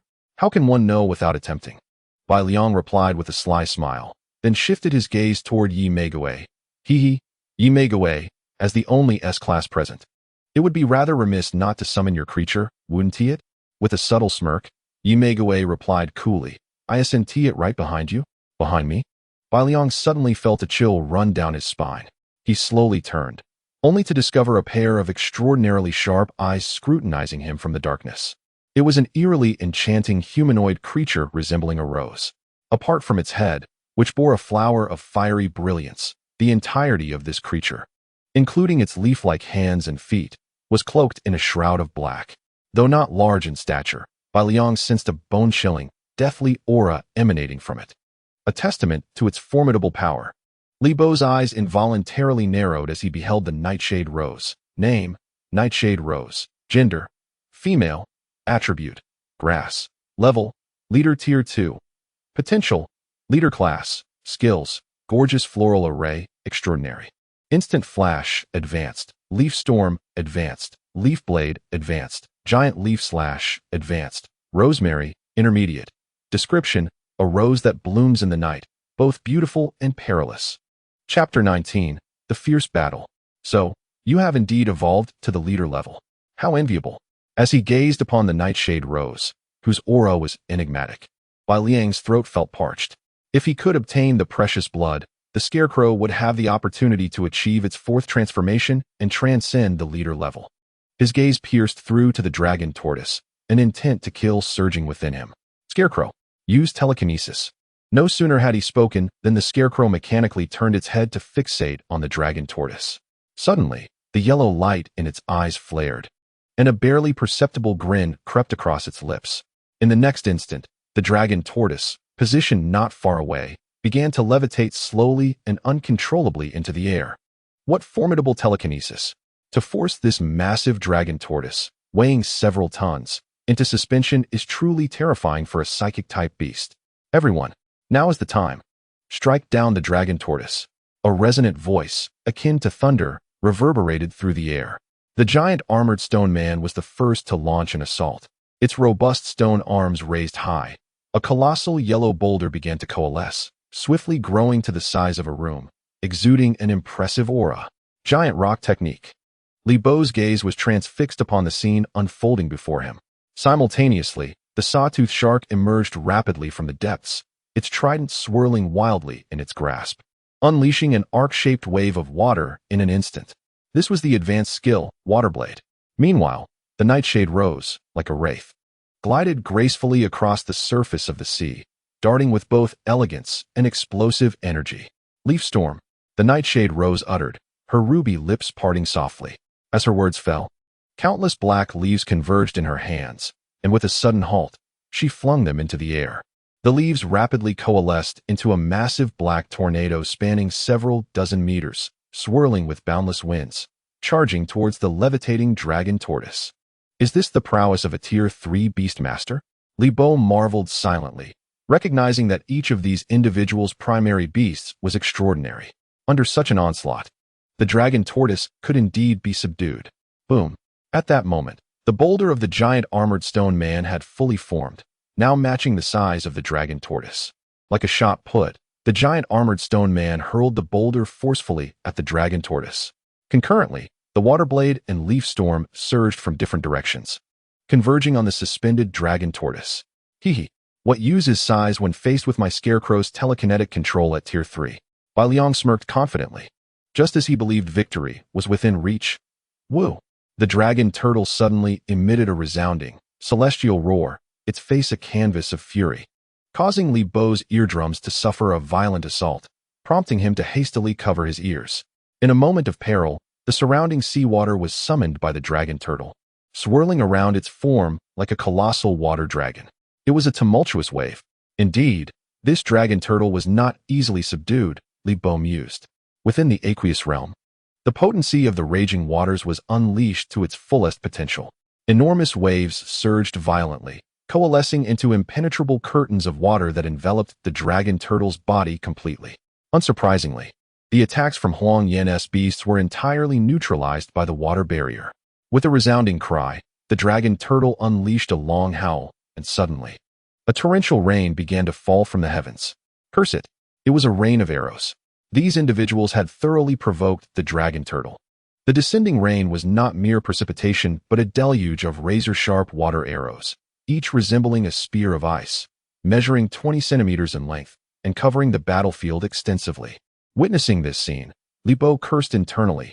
These adversaries were all well-equipped and thus unfazed by the rain of arrows.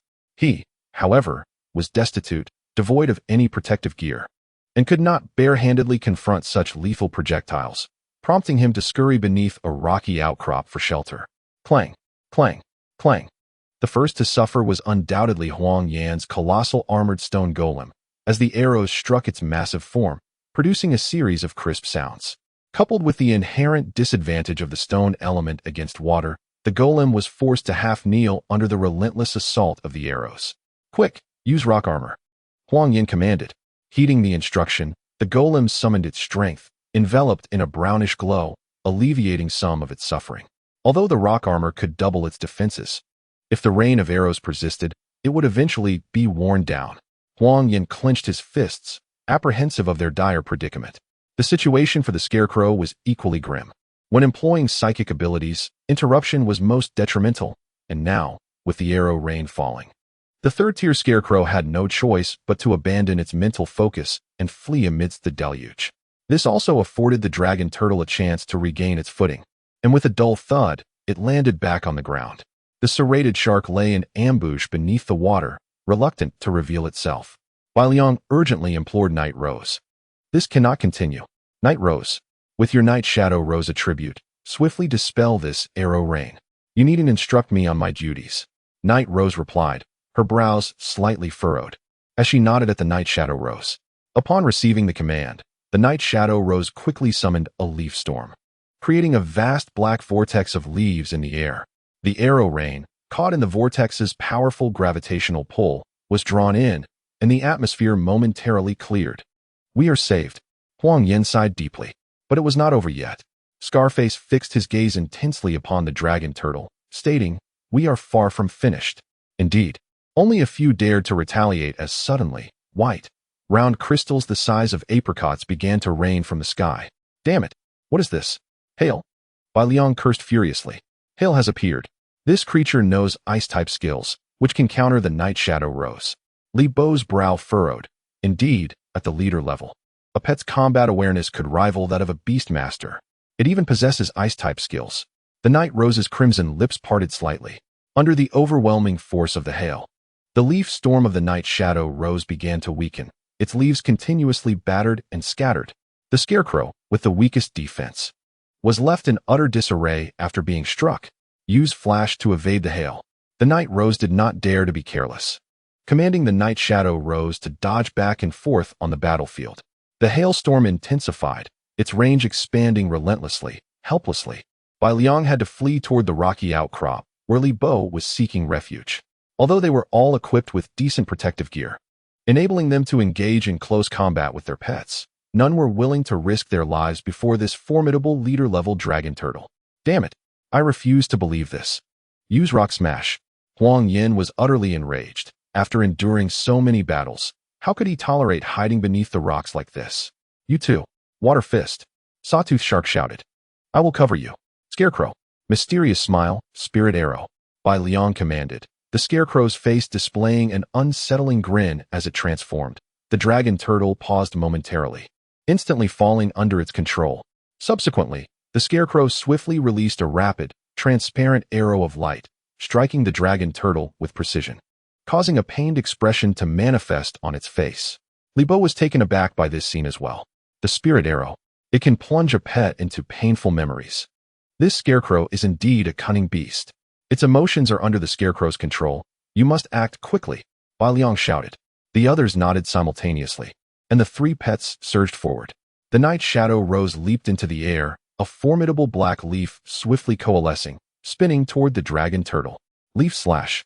The giant armored stone man and Sawtooth Shark also approached the dragon turtle, unleashing their advanced skills, rock smash and water fist, simultaneously. In a critical moment, the dragon turtle let out a thunderous roar, awakening from the scarecrow's control. It quickly retracted into its shell, and the attacks from the pets merely produced muffled thuds upon impact. Such strong defense. The two heavy punches felt like mere tickles. Sawtooth's expression soured. The leaf slash from the Night Shadow Rose did leave a mark upon the shell, yet it still failed to breach the dragon turtle's defenses. Huang Zhu sighed. Your attacks lack strength. Bai Liang's expression shifted. If this continued, perhaps my Thunderbird could counter this creature. Bai Liang, do not act rashly. Huang Yin cautioned. Although your Thunderbird has the advantage in attributes, it is merely at the elite level. This beast could eliminate it with a single hail strike. Damn it! Is there truly no other way? Bai Liang lamented. The main pet is already struggling, so do not even think of bringing out other beasts to meet their demise. At present, the only one capable of confronting the dragon tortoise is likely Nightshade Rose, Huang Yin stated earnestly. As these words echoed, Several gazes turned toward Nightshade Rose. Scarface chimed in, Nightshade Rose. The dragon tortoise possesses both rock and water attributes, and your Nightshade Rose has a fourfold advantage. If we don't take decisive action now, all our previous efforts will be in vain. Yet Nightshade Rose remained remarkably composed. You need not look at me so expectantly. Nightshade Rose is trained in the assassin style, emphasizing a single lethal strike. Given the dragon tortoise's formidable defense, I cannot guarantee a swift kill. At that moment, the dragon tortoise began to roll upon the beach, producing a thunderous roar. This is bad. It is using its crushing attack. Danger! Huang Yin shouted. In the night, the enormous tortoise shell, towering over 10 meters, rolled wildly across the beach, targeting the sluggish Giga Rock Golem first. Regardless of how fiercely the group attacked, the dragon tortoise's speed did not wane in the slightest. Giga Armor. Quickly activate Giga Armor. Huang Yin commanded swiftly. The Giga Rock Golem summoned all its strength to defend, yet under the intense impact of the dragon tortoise, it was sent flying several meters, shattering a massive reef in the process. Huang Yin watched this scene with a heavy heart. This creature's damage is simply unreasonable. The condition of the Giga Rock Golem is dire. Suddenly, he turned to Nightshade Rose. Before you fall, Nightshade Rose, we will create an opportunity for a lethal strike. Please do not conceal your true strength any longer. Chapter 20. The Extraordinary Contest. Upon hearing this, a serious expression crossed Nightshade Rose's face. I will do my utmost. Huang Yin nodded and said to the severely injured Giga Rock Golem, Giga Rock Golem, you must hold on just a little longer. Feeling the resolve of its beastmaster, the Giga Rock Golem endured the pain and rose from the rubble. Dragon Tortoise, prepare to witness the strongest bond between us. Huang Yin shouted with fury, use Earthquake. Buzz. An overwhelming battle intent erupted from the Giga Rock Golem, enveloping it in a brown glow. Its massive hands pounded against its chest as it howled toward the heavens. Sensing its opponent still stood, the Dragon Tortoise charged once more at the Giga Rock Golem. Unmoved as a mountain, the Giga Rock Golem concentrated all its power into its hands and then struck the ground with tremendous force. Crack! Following the powerful arms of the Giga Rock Golem, the ground was forcibly split open and the earth began to tremble. Wow, is it really this exaggerated? The earth-type skills are indeed terrifying. On the beach, it felt as if an earthquake had occurred, causing Li Bo to nearly stumble and fall, quickly grabbing onto the reef to steady himself. Buzz! The Giga Rock Golem roared. As it continued to exert its strength, the fissure in the ground widened significantly. With a thunderous boom, the fissure suddenly extended towards the dragon turtle, and a tremendous impact forcefully hurled its massive body into the air. Witnessing the true power of the giant armored stone man, everyone was left in a state of shock, rendered speechless. Night Rose's gaze was sharp as lightning. Sensing the opportune moment, a murderous intent surged in her eyes. Radiant Floral Array. With a cold command, Night Shadow Rose vanished in an instant. What? Radiant Floral Array. An extraordinary skill. Upon hearing this, Bai Liang's eyes widened in astonishment, tinged with an indescribable jealousy. The mastery of extraordinary skills by a beast signifies a certain grasp of the laws of power, far surpassing that of advanced skills. To his astonishment, Night Shadow Rose concealed such formidable prowess. This is the S-Class. Scarred Blade watched this scene, his eyes reflecting a complex array of thoughts. I am eager to witness the true might of an extraordinary skill. Li Bo silently observed the battlefield, and when he finally caught sight of Night Shadow Rose again, she had already appeared above the dragon turtle in midair. Upon closer inspection, several fluttering black leaves lingered in the air. It turned out that Night Shadow Rose had leaped forward, propelled by the flying leaves, to stand beside the dragon turtle. Suddenly, Night Shadow Rose closed her eyes, gracefully spread her arms, and instantly, a tempest arose, filling the battlefield with the fragrance of roses, sweetening the very air. At that moment, an even more peculiar phenomenon occurred.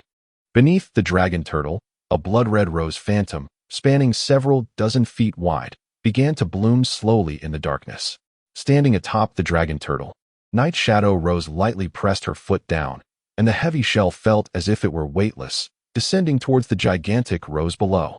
With a swish, several black vines shot out from the side of the flower, swiftly wrapping around the dragon turtle's body, immobilizing it within the embrace of the rose. The winds intensified, and countless crimson petals surged into the rose, each razor-sharp, emanating a chilling aura of lethal intent. Millions of petals converged into waves of red, launching a formidable assault on the ensnared dragon turtle. Witnessing this scene, Li Bo couldn't help but gasp in awe. Is this the radiant floral array? How long must one train to master such extraordinary abilities? Crack, crack, as the sound of continuous explosions echoed. Thousands of elongated wounds suddenly appeared on the rocky shell of the turtle, revealing blood seeping from the surface. Precious blood. The dragon turtle's precious blood. Bai Liang's face flushed with excitement. After so long, he finally beheld the hidden treasure within the turtle's shell. A similar expression of joy flickered across the faces of Scarred Blade and Huang Yan. At this rate, Night Shadow Rose would soon breach the dragon turtle's defenses and deliver the fatal blow. With a deafening roar of agony, the dragon turtle cried out in pain, while Night Rose, with an impassive expression, regarded the scene. Death need not embrace suffering. Something felt amiss. Li Bo squinted as he observed the scene before him. Logically, as a leader-class pet, the dragon tortoise should not have been so passive, enduring relentless assaults from the Nightshade Rose. Was it gathering strength or preparing for something? As Li Bo stroked his chin while gazing at the dragon tortoise's panel, a sudden realization flashed through his mind, causing his eyes to widen in astonishment. The dragon tortoise was employing its extraordinary ability. Just as Li Bo grappled with this revelation, an astonishing spectacle unfolded before the crowd. The pentagonal, desiccated surface of the dragon tortoise's shell began to quiver violently, compressing towards the center. Subsequently, the pentagonal exterior continued to coalesce until it fused entirely, rendering the surface of the dragon tortoise brilliantly reflective and emanating a fierce, earthy yellow radiance. What is this? Bai Liang exclaimed in confusion. Could it be the super rock armor after such a lengthy accumulation of energy? Huang Yan replied, astonished. What? Super rock armor? How does that differ from your rock armor? Bai Liang inquired, puzzled. Super armor transformation. An extraordinary skill. This could spell trouble. Scar narrowed his eyes. Indeed. After the dragon tortoise successfully activated its super armor transformation, the effectiveness of the Nightshade Rose's attacks diminished significantly. The massive shell resembled a formidable rock armor, revealing no vulnerabilities whatsoever. Night Rose furrowed her brows in determination and decisively commanded, "Return, Nightshade Rose." Without hesitation, Nightshade Rose retracted its offensive and swiftly returned to Night Rose's side. Witnessing this, Bai Liang expressed his frustration. No, Night Rose, you were doing so well. Why did you call your pet back? The gorgeous flower array is ineffective. A futile battle will only place Nightshade Rose in jeopardy, Night Rose replied calmly. How can this be? Bai Liang exclaimed, exasperated. Nightshade Rose is a grass-type pet, quadruple effective against the dragon tortoise. If you just hold on a bit longer, you might be able to defeat it. It's futile. Huang Yan suddenly sighed. What did you say? Bai Liang stared at him in disbelief. Super armor transformation grants a 5-fold defense boost. Huang Yan's words struck like a thunderclap of despair upon everyone present. A 5-fold defense boost meant that the dragon tortoise's current defense was 6 times what it had been previously, even with the type advantage. Nightshade Rose could not deliver a fatal blow. It appears we have underestimated our opponent. Scar remarked. Damn it, damn it, damn it. The prize we almost had has slipped away. Bai Liang exclaimed, filled with resentment. I, Night Rose, never undertake endeavors without assurance. Farewell, everyone. With that, Night Rose turned to leave. The conversation among the group did not escape Li Bo's ears. 6-fold defense, he thought, suddenly struck by inspiration. The boost is still active. Perhaps Ziyun can give it a try. Li Bo's heart raced with excitement. Gritting his teeth, he commanded Ziyun in the air, Ziyun. Use curse. Chapter 21. The Defeat of the Dragon Tortoise. At that moment, the figure of Ziyun began to wane, soon vanishing entirely into the ether. A cacophony of childlike cries and eerie laughter erupted around the dragon tortoise, and upon closer inspection, numerous ghostly apparitions swirled about. These phantoms seemed to be siphoning the dragon tortoise's energy, causing its once resplendent sheen to suddenly dull. What is this? Ghosts. Bai Liang rubbed his eyes vigorously. It's a spectral skill. That rascal is behind this. Scarface declared impassively. Upon hearing the commotion, Night Rose halted her steps, squinting towards the battlefield in the distance. Li Bo, with his lips slightly parted, gazed at Li Bo's silhouette, her enchanting eyes glimmering with curiosity. What is happening? Why do I sense the dragon tortoise's super armor gradually dissipating? Huang Yin said uncertainly. Super armor skill enhancement. 5 times, 4 times. 0. 1 time, 2 times. Indeed, it had become effective. The curse had transformed the dragon tortoise's enhancement into a detriment. Li Bo's heart surged with excitement as he fixated on the information regarding the dragon tortoise. Scarcely daring to blink. Xiaobai, go. Xiaobai nodded and swiftly darted towards the dragon tortoise. 5 times. Li Bo's pupils constricted sharply. The dragon tortoise's defenses had been reduced to an extreme by Ziyun. It could be said that it was as vulnerable now as it had once been impervious. It must succeed. Li Bo couldn't help but break into a cold sweat. As the harrowing cries echoed around him, the dragon tortoise grew agitated. Acutely aware of its myriad vulnerabilities, feeling as fragile as parchment. An ominous thought crossed its mind. It had been forcibly weakened. Flee. This was the sole notion that consumed the dragon tortoise. It promptly extended its limbs and head from its shell, preparing to retreat to the sea before the assassins could react. However, Li Bo would not let this golden opportunity slip away. His gaze was sharp as he meticulously observed the dragon tortoise's every movement, commanding Xiaobai, who had already surged forward. Now, maximum ice fog, freeze its head. Xiaobai's azure eyes flickered with intensity as an immense torrent of cold air erupted from its mouth, swiftly advancing towards the dragon tortoise. Just as the vulnerable head of the dragon tortoise emerged, it was met with a blinding wave of ice fog. Realizing the peril too late, the dragon tortoise found itself encased in ice, solidified by Xiaobai's onslaught amidst the nocturnal chill. Frostblade tail. A murderous glint surged in Li Bo's eyes as he unleashed his final assault. Xiaobai coiled upon the rocks, then sprang into the air, executing 2.5 rotations. Simultaneously, the chill coalesced upon Xiaobai's tail, forming a razor-sharp ice blade that gleamed brilliantly under the moonlight. With a perfect arc slicing through the air, a resounding crash followed. The cold blade of Xiaobai ruthlessly struck the head of the dragon tortoise, producing a resounding crack. Under the gaze of all present, the dragon tortoise's frozen head suddenly exploded, revealing a palm-sized luminous pearl that shimmered in the air. Congratulations, host. Successfully defeated the boss-level beast, dragon tortoise. Calculating skill inheritance rewards. Distributing rewards. The white spirit snake successfully inherited the dragon tortoise's skill. Hail, advanced. Phantom cloud successfully inherited the dragon tortoise's skill. Arrow rain, advanced. Phantom cloud upgraded to ordinary level 6. White spirit snake upgraded to ordinary level 8. Upon seeing the system notifications, Li Bo's expression transformed into one of sheer joy. Wonderful. It worked. Indeed, the boss-level beast was extraordinary. Both of his pets had ascended 3 levels in an instant. This series of events transpired in mere moments, and it took Bai Liang and the others a while to react. This kid actually killed the dragon tortoise. Truly unbelievable. Scarface's voice was filled with incredulous admiration. Look, the core has dropped. Huang Yin pointed at the gleaming pearl in the air. It is the dragon tortoise's core. Bai Liang gazed greedily at the scene, excitedly licking his lips. Damn it. After all our hard work defeating the dragon tortoise, we cannot let this kid take it all for himself. Come forth. Lightning bird. After a brilliant flash of light, a golden bird-like pet suddenly appeared in the sky. Name: Lightning bird. Gender: male. Attribute: flying, electric. Level: elite level 6. Potential: exceptional. Skills: feather whirl, advanced. Thunderstrike, intermediate. Intermediate. Seeing an additional pet in the air, Xiaobai sensed impending danger and decisively wrapped the dragon tortoise's core tightly with its tail before landing. Sensing Bai Liang's hostile gaze, a look of concern immediately spread across Li Bo's face. Xiaobai, come back. As expected, Bai Liang's sharp voice drifted over with the sea breeze. Kid, leave the dragon tortoise's core behind. Otherwise, don't blame me for being rude. Staring at the menacing lightning bird in the air, Li Bo gritted his teeth in frustration. Damn it.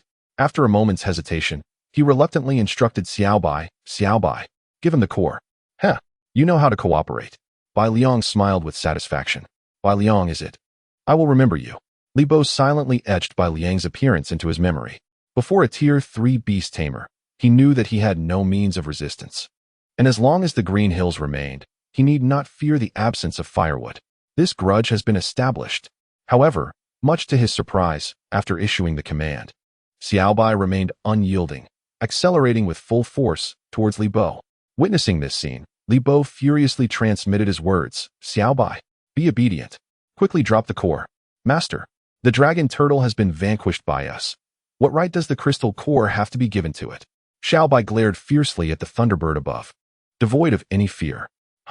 Since you, the white spirit snake, are intent on courting trouble, let me show you the consequences. Bai Liang cackled, thunder. In the next instant, the thunderbird suddenly flapped its wings with a resounding boom. A bolt of azure lightning descended from the heavens, striking Xiaobai directly.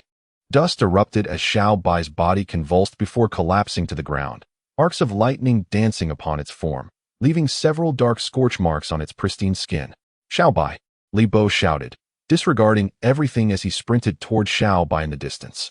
Feeling the call of its beast master, Xiaobai gritted its teeth and opened its eyes. Slowly struggling to crawl toward Li Bo, Xiaobai, drop the crystal core. We do not need it. Li Bo yelled as he ran. His fists clenched so tightly that his nails nearly pierced his flesh.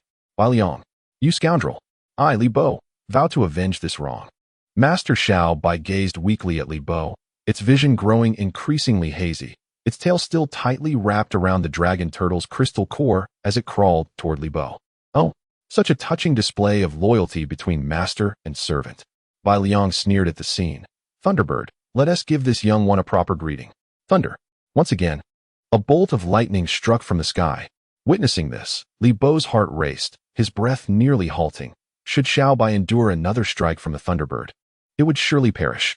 Sister Xiaobai, I am coming to save you.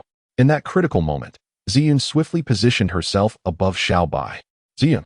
Under Li Bo's watchful gaze, the lightning struck Ziyun without hesitation. Strangely, upon hitting her, the thunderous bolt seemed to vanish into her form, leaving no trace of disturbance. Everyone present, including Li Bo, was astonished. Bai Liang wore a perplexed expression. Did this illusory cloud absorb the lightning? Chapter 22. The Contest for the Crystal Core. I refuse to believe this. Seeing Ziyun unscathed, Bai Liang's composure faltered, his teeth clenched in rage. Thunderbird, unleash your full power.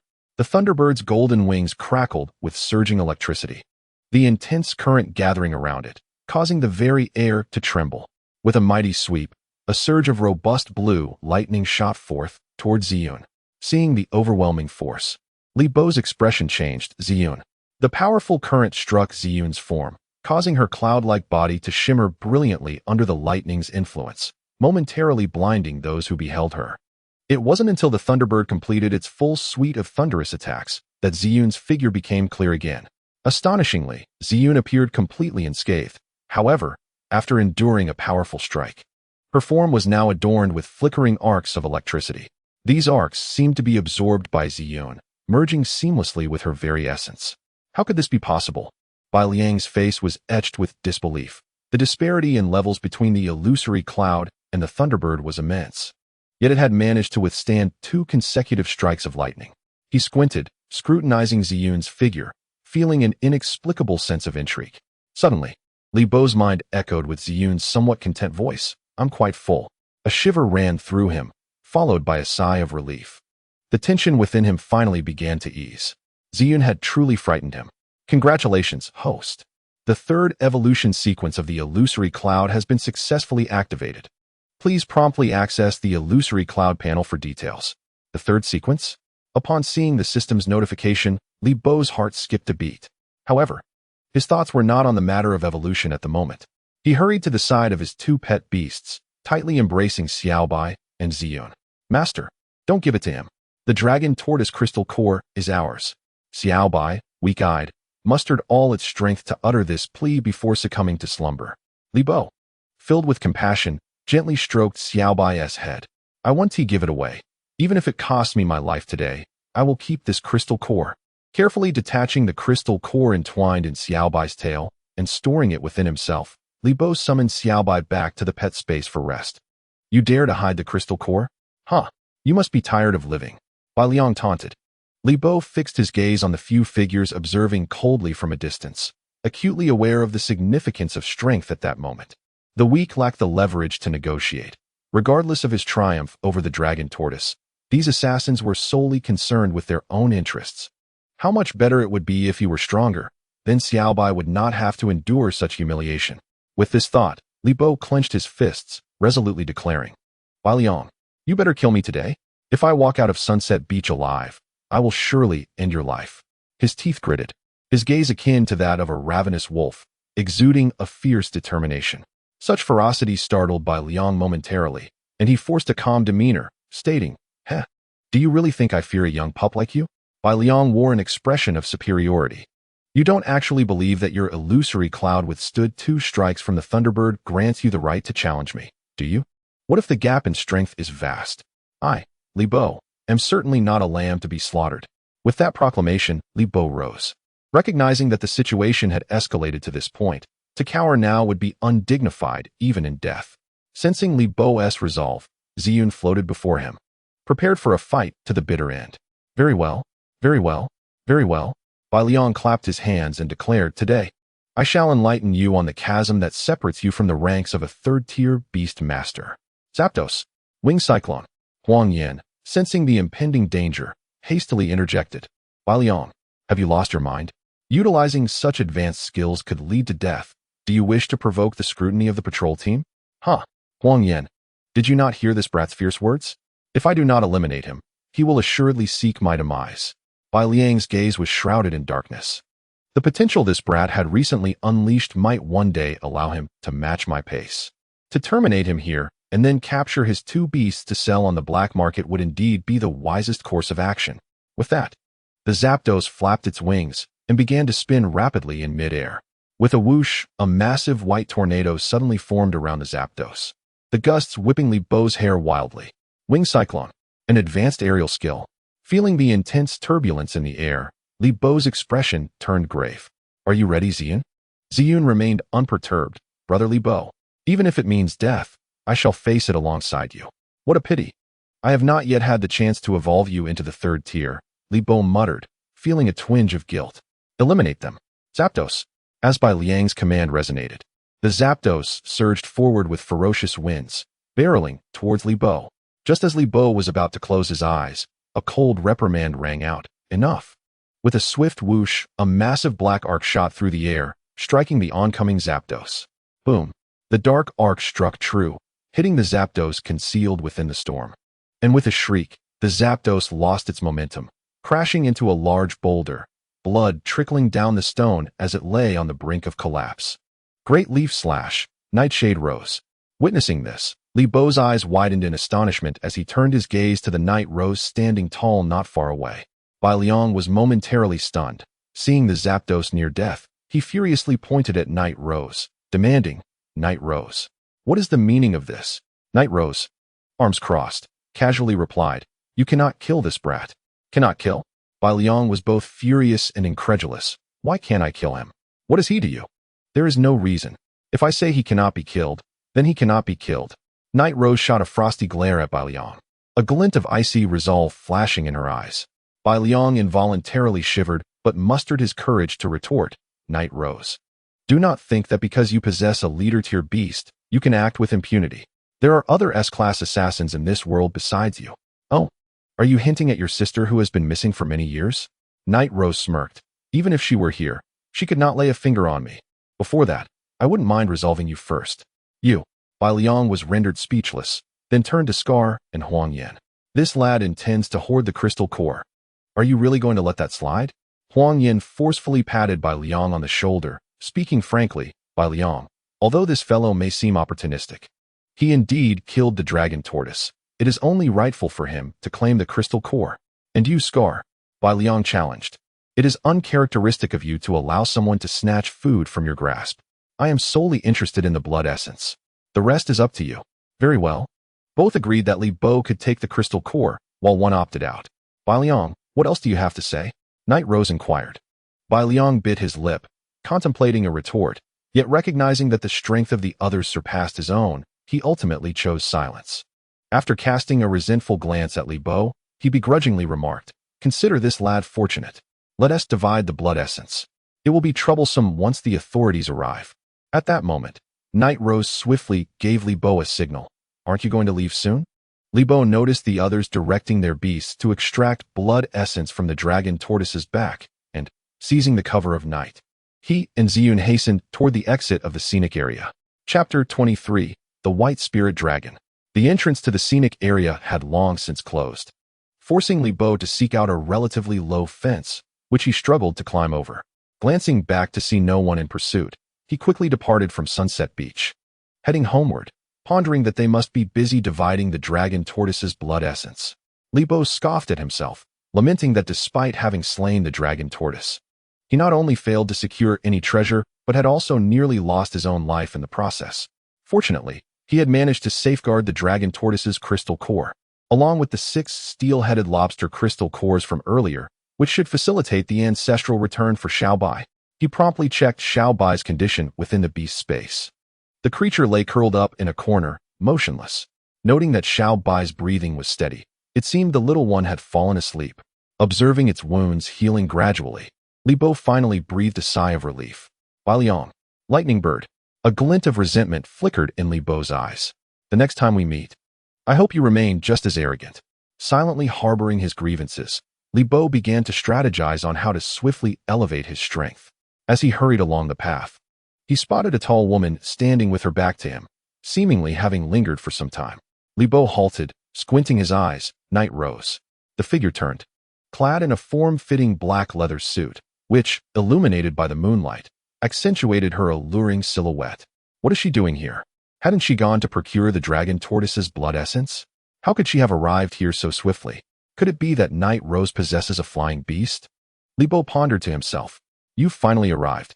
Night Rose turned to face Li Bo, flashing a charming smile, instantly exuding a captivating allure. A chill coursed through Li Bo's heart. He was not so self-absorbed as to believe that the Night Rose harbored any special feelings for him. This woman, unpredictable and perilous, had intercepted him here. Could it be in pursuit of the dragon tortoise's crystal core? She had unexpectedly let Liang off at Sunset Beach and now appeared alone, perhaps to better cloak her intentions of murder and treasure theft. Contemplating this, Li Bo instinctively retreated a couple of steps. This unfolding scene did not escape the keen gaze of the Night Rose, who allowed a dangerous smile to curl at the corners of her lips. Oh, little brother, were you not quite generous with your affection towards your sister during the day? Why, then, do you seem so timid now? Li Bo gazed at her with calm determination. If you have something to say, Night Rose, then speak plainly. What is it you think I want? She purred, her tone laced with amusement. As she approached him with the grace of a cat, she halted directly in front of him, tracing a circle on his chest with her finger, her voice almost intoxicating. What do you think your sister seeks at this late hour? Lowering his gaze, Li Bo caught sight of the deep valley revealed by the zipper of Night Rose's leather attire, and he inhaled sharply. Is this how you treat every man? You seem to think your sister is rather easy. Unfazed, Night Rose leaned closer, exhaling softly by his ear. Your performance at the beach earlier was quite manly. I found it very appealing. Li Bo shivered involuntarily and cleared his throat. Ahem. You didn't come here just to say these things, did you? Not entirely, she chuckled, slowly rolling up her sleeves. A delicate bracelet adorned with exquisite red gemstones caught Li Bo's eye. The silver water chain, crafted from millennia-old silver ore and embellished with pearls born of deep-sea red clams, boasted a storage function, an extravagant luxury. Li Bo gasped in astonishment. Storage items were not uncommon. Yet this silver water chain was the sole one of its kind in the world. Rumor had it that it had once been purchased by a wealthy magnate, only for the man to be assassinated shortly thereafter, leaving the item to vanish without a trace. Li Bo had seen the likeness of the silver water chain in the news and recognized that Night Rose's was identical. It stood to reason that the magnate had met his demise at her hands. Noticing Li Bo's gaze upon the bracelet, Night Rose caressed it lightly. Oh, are you intrigued by this? If you plead with your sister, perhaps I might gift it to you. After all, it was stolen, so I wouldn't feel remorse. Li Bo managed a wry smile. No, I could never accept such a thing. I knew you lacked the courage. Night Rose replied with a sultry smile. If you don't want this, I shall offer you something else. With that, she produced a transparent glass vial filled with a vivid red liquid from within the silver chain. Li Bo's pupils constricted. This can't be. Just as you surmise, dragon tortoise blood. Night Rose declared with a laugh. Is this really for me?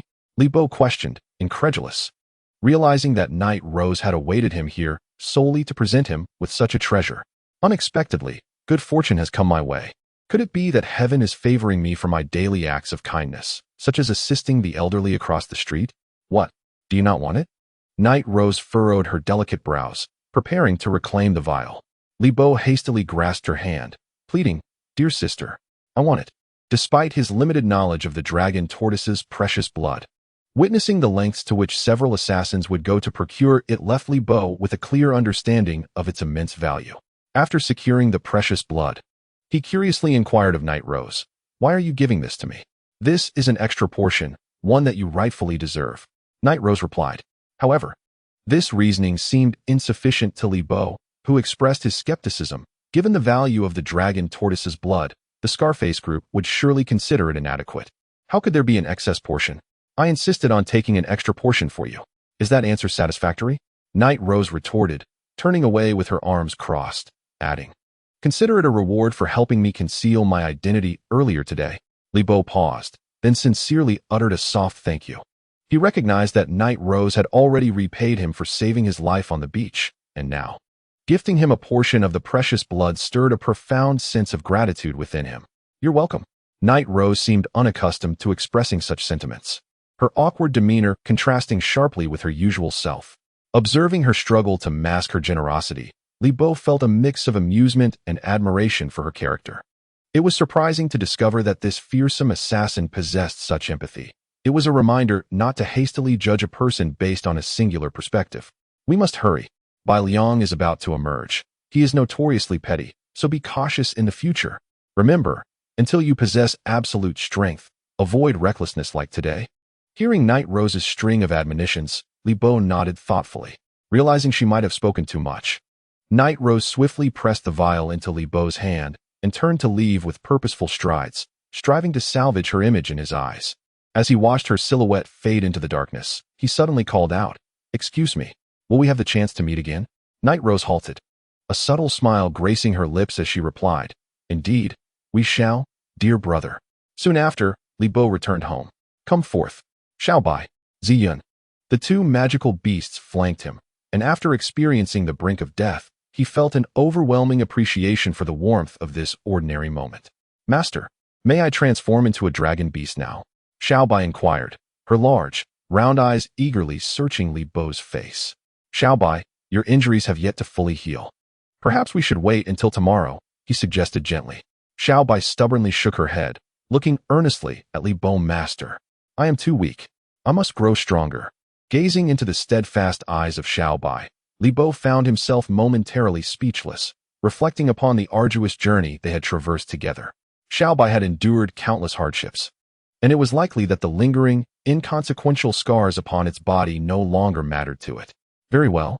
Li Bo produced 6 crystalline cores of the steel-headed lobster, arranging them neatly before Xiaobai, and then placed the large, lustrous core of the dragon tortoise in the center, resembling a pearl of the night. At that moment, a system prompt reappeared before Li Bo. Name, Dragon Crystal Core Collection Progress, 77. Congratulations, host. You have completed the task of ancestral return for the White Spirit Serpent. Please confirm whether you wish to conduct the ancestral return for the White Spirit Serpent. Confirmed. Li Bo promptly replied affirmatively. Understood. Initiating the ancestral return for the White Spirit Serpent. Ancestral return in progress. 5. As the return commenced, Li Bo was astonished to witness the crystalline cores on the ground levitating autonomously. The 7 cores began to revolve rapidly around Xiaobai, their energy converging towards it. And in an instant, a radiant white light began to emanate from Xiaobai. Ancestral return in progress. 52. As the rotation of the cores intensified, the brilliance surrounding Xiaobai grew more resplendent, gradually obscuring its form until it became indistinguishable from Li Bo's view. Ancestral return in progress. 78. Ancestral return in progress. 99. Ancestral return complete. 100. Congratulations, host. The White Spirit Serpent has successfully undergone its ancestral return. Please receive your brand new pet, the White Spirit Dragon. It worked. Both Li Bo and Ziyun were transfixed, their eyes wide with anticipation as they focused intently on the spectacle unfolding within the luminous glow. As the white light gradually receded, the rejuvenated figure of Xiaobai emerged before them. It was a snow-white wyvern, measuring 3 meters in length, with an elegantly streamlined body, though not particularly large. Its dragon wings, resembling intricate ice sculptures, exuded a sense of formidable power, adorned with translucent ice crystal scales of purest white. A pair of exquisite dragon horns sprouted from Xiaobai's head, and on its forehead lay a diamond-shaped ice pattern. While its ice-blue dragon eyes possessed an added depth compared to before, Xiaobai's slender claws were akin to ice spikes, and its forked tail resembled a swallowtail, cloaked in a delicate frost. With each breath, it exhaled frigid mist, while tiny ice crystals floated around its form. Upon witnessing the breathtaking transformation of the white spirit dragon, Li Bo's breath nearly caught in his throat, compelling him to involuntarily access its panel. Name: White Spirit Dragon. Gender: female. Attributes: Ice Dragon. Level: Ordinary 8th stage. Potential: Sovereign level. Skills: Dragon's Claw. Beginner: Ice Mist. Intermediate: Death Entanglement. Intermediate: Frostblade Tail. Intermediate: Ice Spike. Intermediate: Hailstorm. Advanced. Status: Tranquil. The new evolution sequence for the White Spirit Dragon has been activated. White Spirit Dragon, Frosted Ice Dragon, Mystic Azure Ice Dragon, Proud Frost King Dragon, Extreme Cold Sacred Dragon. Detected that the White Spirit Dragon has fused with the Dragon Tortoise's crystalline core. Congratulations, host. The Bai Linglong has successfully inherited the formidable defensive traits of the Dragon Tortoise. It has fused the Dragon Tortoise's skill, Rock Armor, and comprehended a new ability, Ice Armor. Advanced. Ice Armor allows the user to summon solid ice to envelop their body, thereby doubling their defense. This skill is developmental in nature, with its effects automatically enhancing as the pet evolves. Chapter 24. The Dark Electric Sequence. Master. Xiaobai gently nudged Li Bo with its head, as Li Bo caressed Xiaobai's newly formed dragon horns. A wave of genuine joy surged from the depths of his heart. His pet had finally returned to its ancestral lineage as a dragon-type beast. He then began to meticulously examine Xiaobai's status panel. Dragon Claw, a specialized grappling technique for dragon types, while merely a basic skill, combined with the inherently robust physique of dragon-type pets, possesses a formidable explosive power. Ice Spike allows Bai Linglong to swiftly launch elongated ice projectiles at its opponents, boasting remarkable penetrative capability, making it a nemesis for high-defense beasts. Li Bo felt a sense of satisfaction regarding the two new dragon and ice-type skills that Xiaobai had simultaneously mastered. However, he was astonished to discover that, in addition to inheriting the hail skill from the dragon tortoise, Xiaobai had unexpectedly acquired the advanced skill, Ice Armor. He had not anticipated that the fusion of the dragon tortoise's core would inadvertently grant it such genetic traits, though the current enhancement is merely a doubling of defense. The system indicates that Ice Armor will grow stronger with Xiaobai's development. This implies that in the future, Ice Armor could potentially evolve into an extraordinary skill akin to the Dragon Tortoise's Super Rock Armor. Extraordinary indeed. The battle between the Shadow Rose and the Dragon Tortoise remained vivid in Li Bo's memory, having witnessed such a breathtaking spectacle. He could not help but yearn for the extraordinary. Regardless, Xiaobai's current strength was a stark contrast to its previous state. The fact that an ordinary pet could possess 2 advanced skills and 4 intermediate skills simultaneously would surely drive many to madness if revealed. Most critically, Xiaobai's potential had reached a dominant level.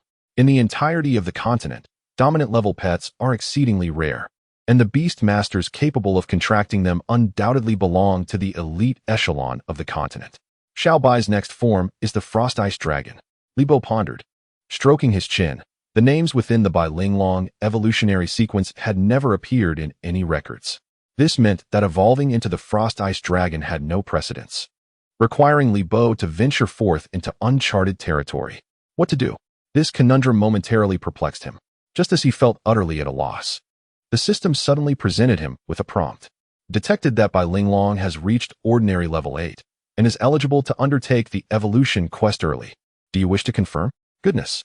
Truly the most powerful Beastmaster system. Like a glimmer of hope. Li Bo's eyes sparkled with excitement as he decisively clicked to confirm. The vast majority of pets can only unlock their next evolutionary form upon reaching level 9. However, astute Beastmasters always prepare in advance for their pet's evolution. The system once again prompted. The task for the evolution of the White Spirit Dragon has been successfully accepted.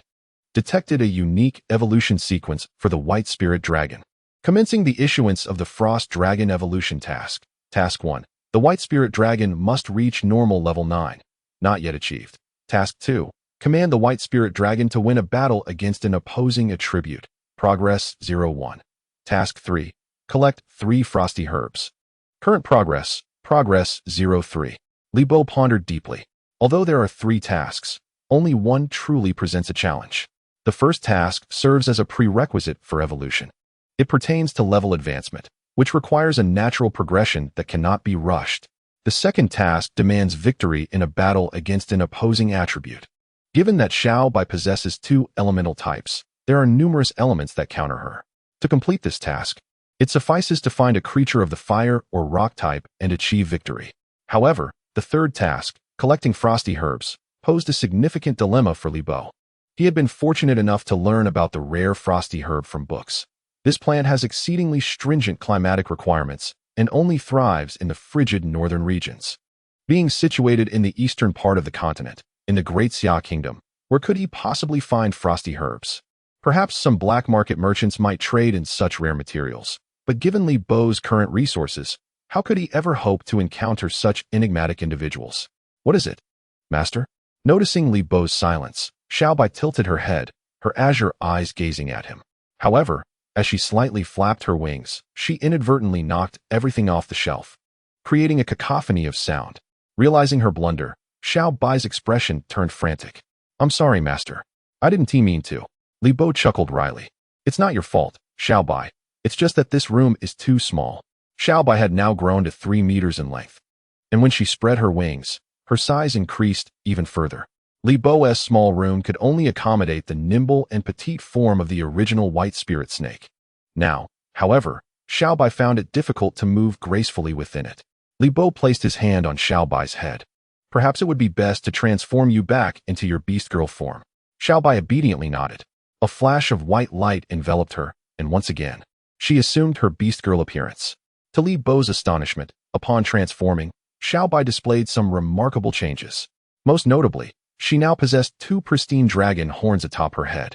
Furthermore, her already flawless, snow-white skin appeared even more radiant, exuding an air of cold nobility.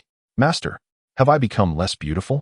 Noticing Li Bo's unwavering gaze, Xiao Bai touched her face with uncertainty. Of course not.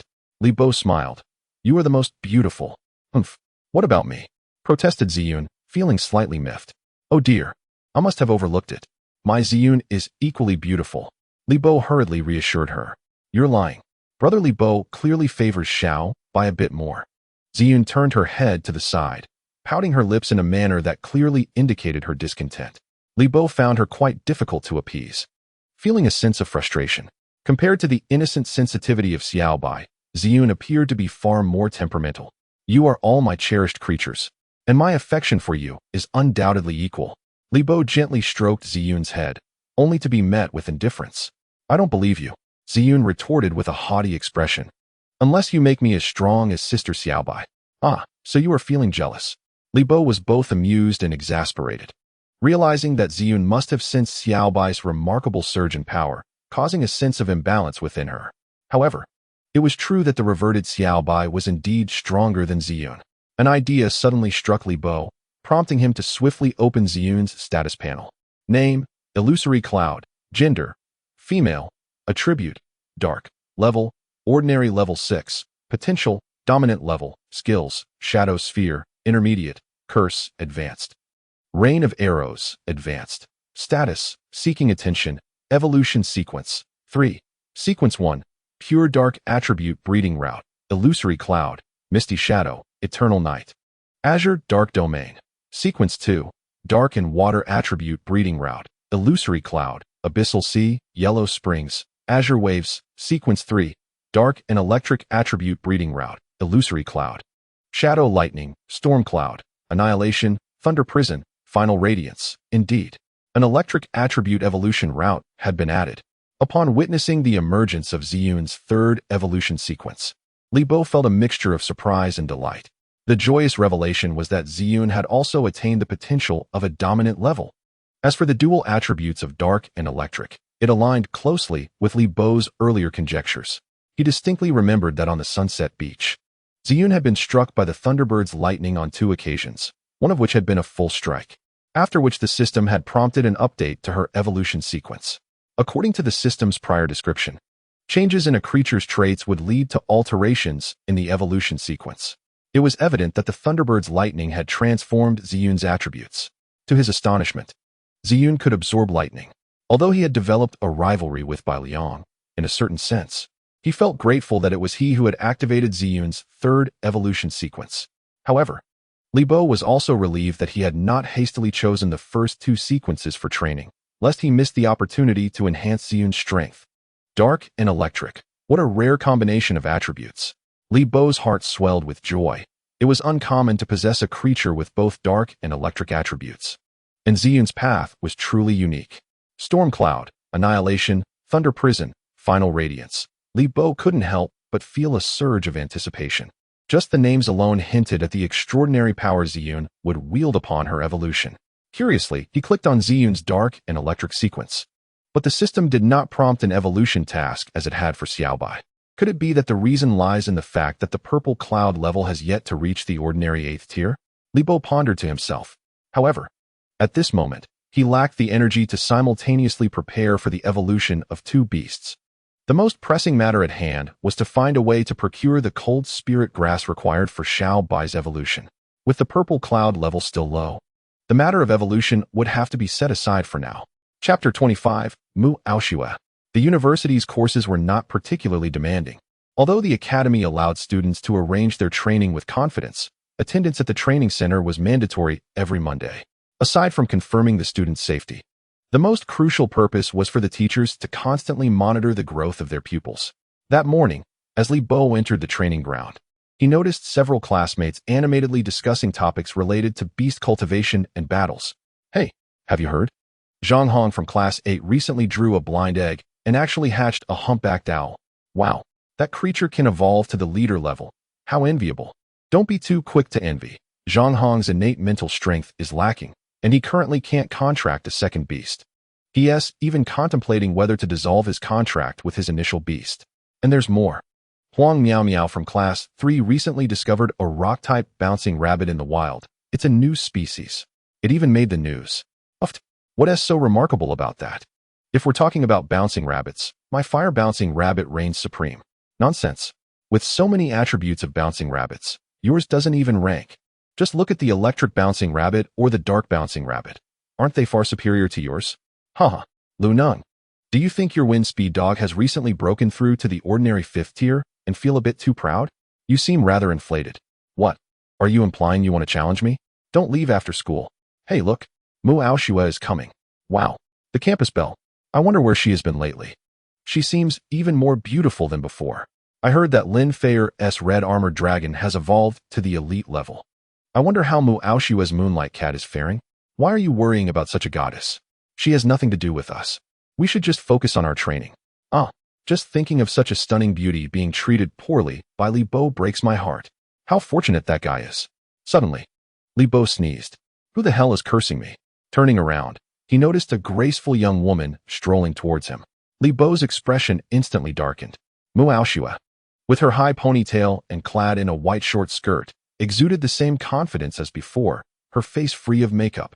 That flawless visage was the object of admiration for countless suitors. Mu Aoshue paused in front of Li Bo and greeted him. It's been a while, Li Bo. Has it? Li Bo scoffed, the scene from that day in the room still vivid in his memory, as if it had transpired just yesterday. Upon hearing the sharpness in the other person's words, Mu Aoshue momentarily froze in her expression before responding. I have heard that you have awakened your beast mastery talent, and I apologize for my previous remarks. Regardless, I must congratulate you, Li Bo. Mu Aoshue, we are old acquaintances. There is no need for such formalities. Li Bo replied with a calm smile. You need not apologize. It is perfectly natural for a beast master to have a relationship with their companion beast. Let bygones be bygones.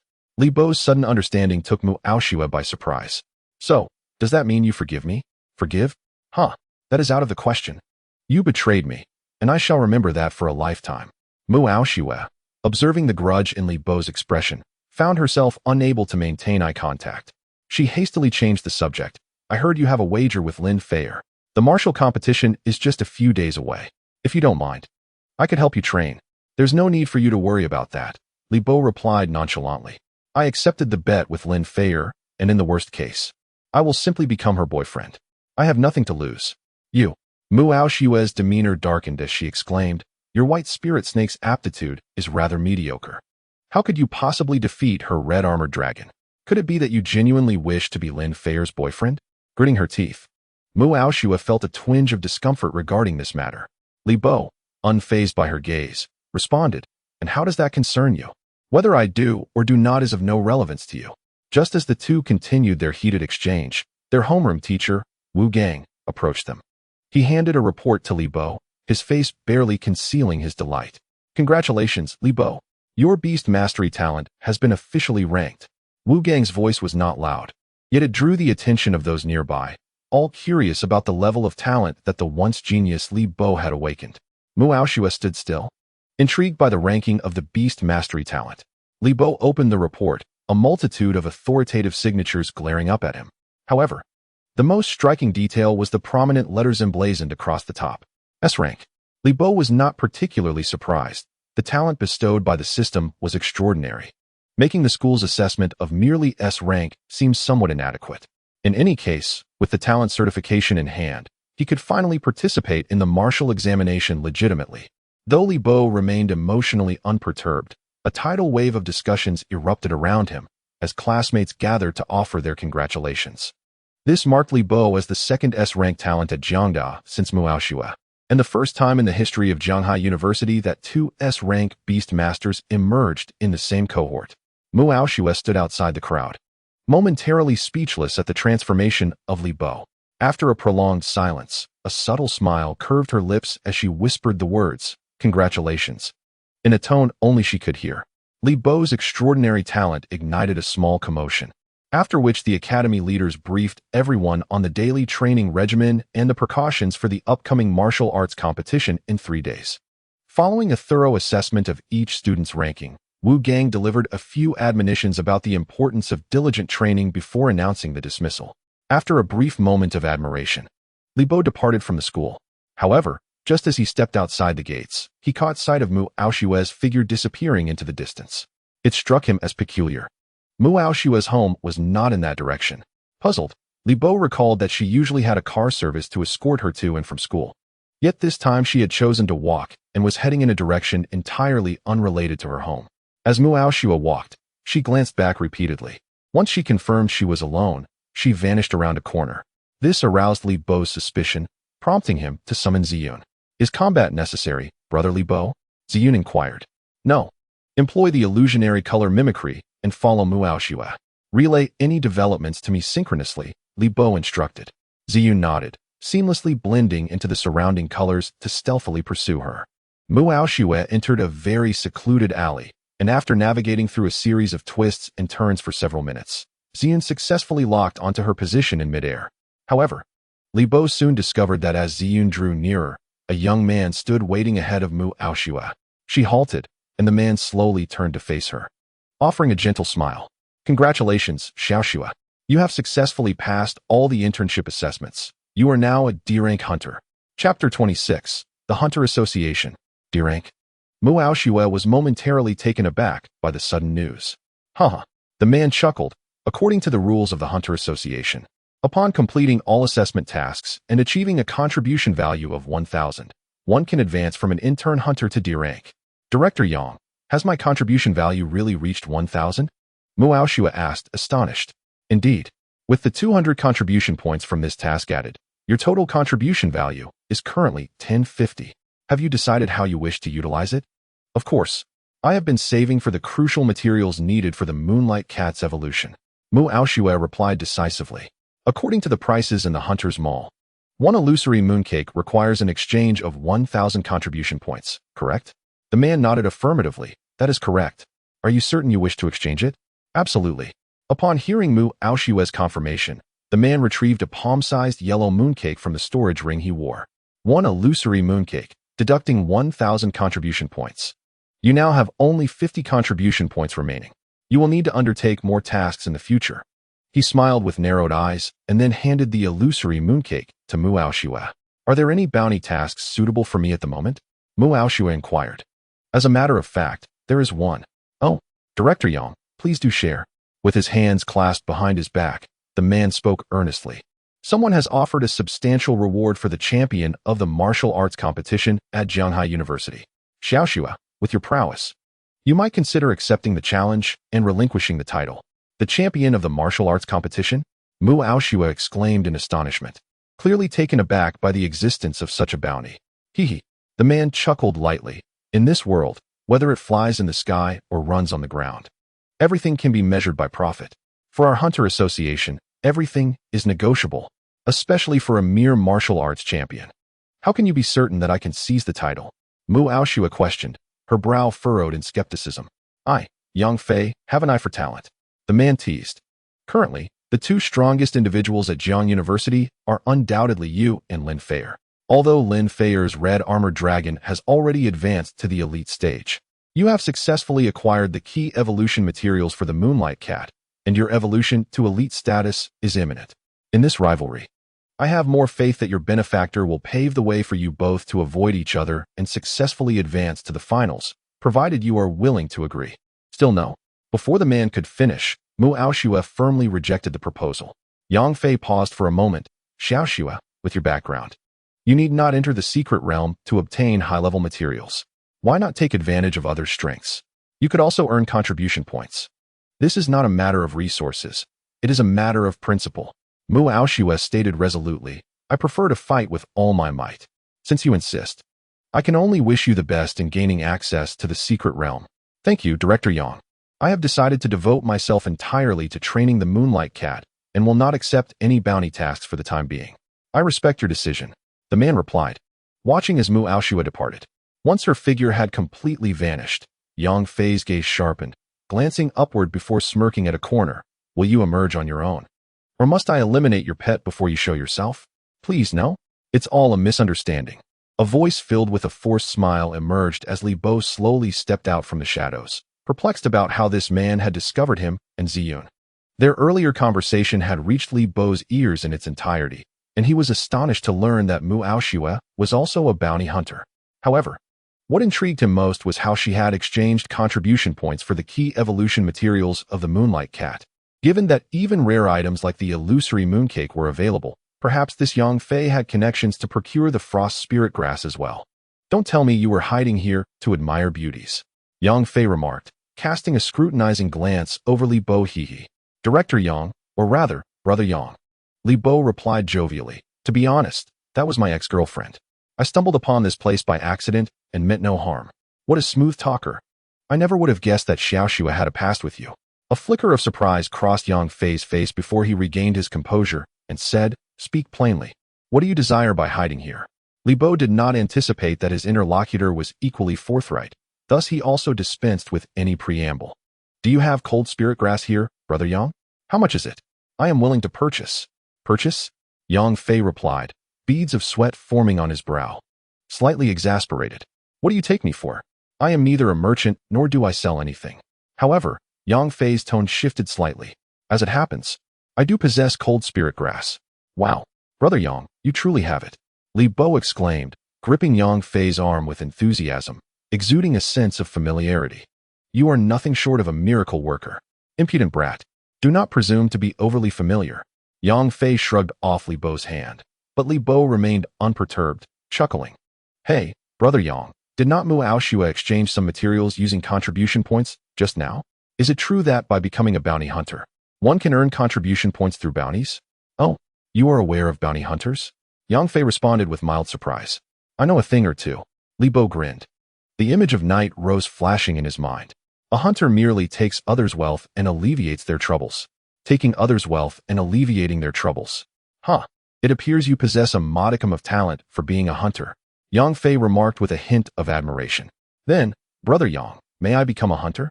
Li Bo gazed at him expectantly. Apologies. Not yet. Yang Fei firmly rejected him. The registration for hunters operates on an invitation basis. To become a hunter, one must be recommended by a C-grade hunter or above. This serves as a form of guarantee. Recommendation? Li Bo pondered, stroking his chin. What does that entail? Naturally, it requires a face-to-face recommendation. However, given that hunters are quite occupied, if a direct introduction is unfeasible, Producing a corresponding token of recommendation suffices. Yang Fei elucidated. A token. Li Bo fell into contemplation. Observing Li Bo's dilemma, Yang Fei patted his shoulder. Enough. I cannot waste time indulging in your nonsense. Remember everything you have witnessed today. If you reveal little Shue's identity as a hunter, our next encounter will not be so amicable. Just as Yang Fei prepared to depart, Li Bo abruptly called out to him, Wait. What is it? Yang Fei squinted at him. Is it not merely a token?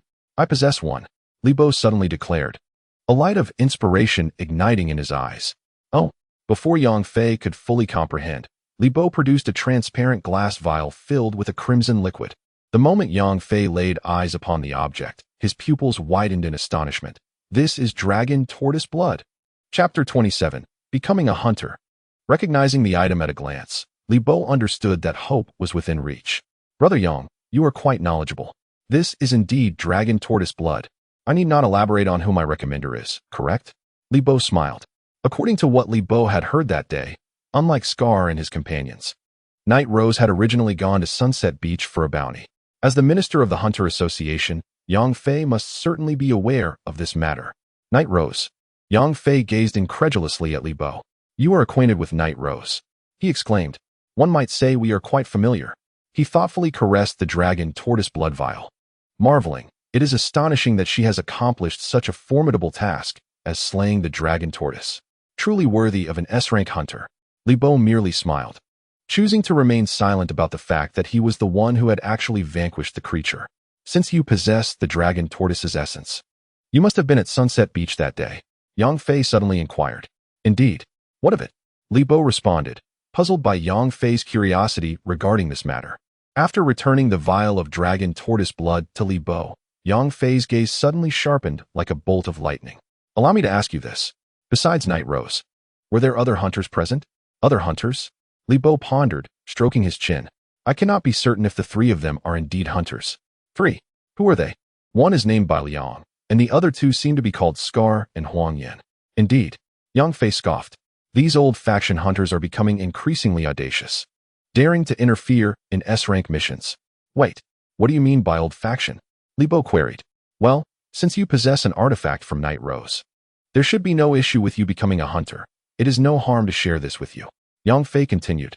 The Bounty Hunter Association has emerged over the years as a global underground organization for beast masters, with several million registered hunters and thousands of branches. Such a number, Li Bo exclaimed in astonishment. Although this planet's size and population were 100 times that of Earth, the sheer number of hunters was truly staggering to his understanding. So the old faction refers to those branches that were established first, Li Bo realized. Precisely. Yang Fei nodded slowly. These hunters from the old factions have been members the longest and are intimately familiar with the association's rules, coupled with their formidable strength. They often take on private jobs outside the association, which are typically unsavory dealings that involve violence and illicit activities. Over time, this has led to the official classification of the Hunter organization as a killer syndicate. But does not the association itself also have numerous assassination tasks? Li Bo queried. Recalling the patrol team S mentioned that Night Rose had become a wanted S rank due to her extensive killings. A pertinent question, Yang Fei elucidated. All assassination bounties are subjected to the association's meticulous evaluations, deemed worthy of extermination based on sufficient benefit to society. However, in recent years, the misdeeds of certain hunters have obscured the association's original intent. Thus, I have indeed misjudged this woman, Li Bo mused inwardly. Young man, after understanding all this, do you still wish to join the Hunter Association? Who knows, one day I might assign you a bounty for assassination. Yang Fei asked half-jokingly. If joining the association affords me greater resources, then I am willing, Li Bo replied, his tone unwavering, fueled by a pressing need for strength. Rest assured on that front. Under the lure of substantial rewards, brave souls are inevitably drawn forth. Without ample benefits, it is unlikely that so many beast tamers would join the Hunter Association. Yang Fei added, having witnessed how Xiaoxue exchanged contribution points for evolution materials, the resources possessed by the association are far more abundant than you might imagine. What shall we do? Let us commence, Li Bo said earnestly. Yang Fei smiled silently, then made a summoning gesture with his hands, and a flash of blue light heralded the arrival of a mechanical octopus beast. Wow, another steel core octopus. Li Bo exclaimed, momentarily taken aback. This steel-core octopus bore an uncanny resemblance to Wu Gang's, though Yang Fei's version had reached an impressive level of Excellence 9, appearing somewhat larger. Additionally, Li Bo noted in the panel that this steel-core octopus had acquired an advanced skill named chip implantation. Name. Yang Fei suddenly spoke. Li Bo. Excellent. Li Bo. Now extend one of your arms. Yang Fei continued. Li Bo nodded and extended his right hand. The steel-core octopus swiftly extended its tentacle, tapping his wrist. Li Bo felt a mild sting akin to a mosquito bite, and then he observed as the octopus retracted its appendage. Congratulations, Li Bo. A chip has now been implanted within you, signifying that you are a registered apprentice bounty hunter. In other words, you are now an E-class hunter. Chip. Li Bo glanced down at his arm, still entirely intact, with no trace of an implantation scar. This chip is intriguing. What is its function? He inquired with curiosity. The chip functions as a unique communication device, enabling you to access bounty tasks, the contribution points marketplace, and connect with your liaison. When you wish to activate it, simply send a command from your mind. How remarkable! Li Bo attempted to access the contribution points marketplace within the chip, and a virtual interface materialized before his retina. A plethora of items was displayed, including beasts, beast eggs, materials, and potions. Li Bo diligently perused the offerings, suddenly jolted by the sight of frost spirit grass. Indeed, there is frost spirit grass. He felt quite satisfied with Yang Fei's lack of water, noting that each plant required 100 contribution points, meaning he would need to acquire a total of 300 points to successfully evolve the Frost Ice Dragon. As if anticipating Li Bo's thoughts, Yang Fei added, "The points marketplace is merely a display interface. Should a hunter wish to redeem items from the marketplace, they must contact their liaison, who will facilitate the transfer of items to the hunter." Yang Gu, are you my liaison then? Li Bo grinned widely. Indeed. I am not only your liaison, but also your superior. Yang Fei's expression turned serious. Li Bo, from this moment forth, you are a member of the Hunter Association's Department 4210. Welcome aboard. Wow. Department 4210. How many beast tamers do we have in our department? With you included? There are a total of 7. Yang Fei replied solemnly. Goodness. Only 7. Isn't it said that there are thousands of people in our department? Li Bo pondered aloud. Yang Fei cleared his throat. Well, our department was just established not long ago, and the team is still in the process of expansion. No wonder they accepted me without verification. It turns out the threshold is so low, Li Bo mused to himself. Regardless, I must strive to complete my tasks and aim for an early breakthrough to D rank. Yang Fei exclaimed enthusiastically.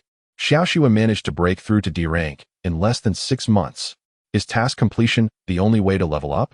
Li Bo inquired curiously. Not entirely. To reach D rank, you need to accumulate a contribution value of 1000. As you ascend, the required contribution value increases exponentially, and during this time, you indeed need to continuously undertake bounty tasks. However, there is a more expedited method for leveling up. Yang Fei said with a mysterious smile. What is it? Li Bo asked. Yang Fei's smile deepened. It's the Ascendant Battle. Ascendant Battle? Li Bo's face showed confusion. Yang Fei began to explain. An Ascendant Battle refers to a confrontation initiated by lower-ranked hunters against higher-ranked ones. When hunters encounter each other, their chips can sense one another, allowing them to initiate an Ascendant Battle. If victorious, their ranks will be exchanged. That does seem like a straightforward and effective method for leveling up, Li Bo remarked, stroking his chin. The higher the rank, the more advanced the bounty tasks one can undertake, thus yielding greater contribution values. As it happens, I have an E-rank bounty available. Would you like to accept it? Yang Fei raised an eyebrow at Li Bo. Absolutely. Why not? Li Bo replied. Yang Fei chuckled and retrieved a scroll from his storage ring, handing it to Li Bo. Take a look. This is your first task. Intrigued, Li Bo unfurled the scroll, which read, Eliminate the Night Werewolf. After reading the brief information on the scroll, Li Bo looked up at Yang Fei. Am I supposed to kill a pet beast? Precisely. Yang Fei explained. This night werewolf has been lurking in various nightclubs and bars in Jianghai, frequently luring young girls to commit heinous acts, resulting in numerous fatalities. The bounty issuer lost his beloved daughter and has offered a substantial reward for the werewolf's head. I see. However, upon glancing at the contribution value listed, Li Bo furrowed his brow. Can I handle an E-rank task with a contribution value of 350? Don't worry. Yang Fei chuckled. You successfully contracted with the illusory cloud. Dealing with a night werewolf should be well within your capabilities. It's just that this particular werewolf is adept at disguise and quite cunning. Hence the higher contribution value compared to ordinary E-rank bounties. You'll need to put in some effort to locate it. Hearing this, Li Bo cast a wary glance at Yang Fei. How did you manage to detect the trace of the Ziyun earlier? Haha. While the illusory color mimicry can conceal one's form, it cannot mask their aura. As a skilled beast master, one should never overlook even the slightest fluctuation in the air. The fluctuations in the air Li Bo was rendered speechless. Although Yang Fei appeared to be jovial and carefree, his mind was astutely meticulous. Possessing an intimate understanding of the characteristics of rare exotic beasts like the Ziyun, his true strength was indeed elusive. Let this suffice. Once the task is completed, be sure to contact me promptly. Yang Fei waved goodbye to Li Bo, leaving with a cautionary reminder. Remember, do not indiscriminately disclose your identity as a hunter. In the eyes of the inspection division, individuals like us are quite the nuisance. Chapter 28, The Pole Dance. In the backstreet bar, neon lights illuminated the dance floor like agate, casting a vibrant glow on the men and women amidst the cacophonous music which intertwined with the midnight revelry, creating a stark contrast to the stillness of the street outside. In a booth at the periphery of the dance floor, Li Bo lounged with nonchalance. One leg crossed over the other, his left arm draped around Xiao Bai's shoulders while his right hand raised a glass of deep water bomb and downed it in one go. As the most clandestine underground bar in Shanghai, it had taken considerable effort for Li Bo to unearth this hidden gem. Master, you shouldn't drink so much. Isn't there a competition tomorrow? Xiao Bai exclaimed, hastily snatching the glass from Li Bo's hand, worry etched across her face. Li Bo let out a burp. Yet his gaze remained lucid. He pulled Xiao Bai closer and laughed heartily. Huh? Xiao Bai, fret not. My tolerance for alcohol is quite impressive. In that moment, Li Bo resembled a debonair rogue often seen in nightlife, a stark contrast to his student persona. A transformation aided by his previous life of enduring drink after drink for his superiors, rendering him less sensitive to alcohol. But master, aren't we here to hunt the night werewolf? Xiao Bai reminded him, anxious that Li Bo had lost sight of their purpose. Shoo! Li Bo cast a cautious glance around, whispering, Xiao Bai, let us not scare away the prey before we even spot the werewolf. Xiao Bai quickly covered her mouth, apologizing. I'm sorry, master. Li Bo chuckled. Xiao Bai, did you truly think I came here merely for enjoyment? The booth fees here are exorbitant. It pains my heart to spend so much. However, as the saying goes, one must be willing to part with something dear to catch the wolf. To avoid alerting our target, we must appear rather casual. But is the night werewolf truly in this backstreet bar? Xiao Bai said with a hint of disappointment. In the past few days, we've traversed several nightclubs without a hint of activity. I'm afraid we might return empty-handed once more. This creature is elusive. Fortune is our only ally. However, the reason I chose this backstreet bar today is that I have heard rumors of frequent beastmen performances here.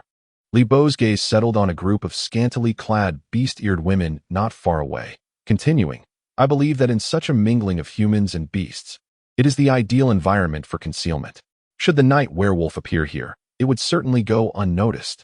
Beast women performances, Xiao Bai mused, turning her head to survey the surroundings, where a variety of beast women and beastmen flirted with customers, showcasing their charms. This service had become a hallmark of the backstreet bar, ensuring that no one would suspect Li Bo and Xiao Bai, regardless of their close demeanor. Ladies and gentlemen, suddenly, a voice captured the full attention of Li Bo and his companion.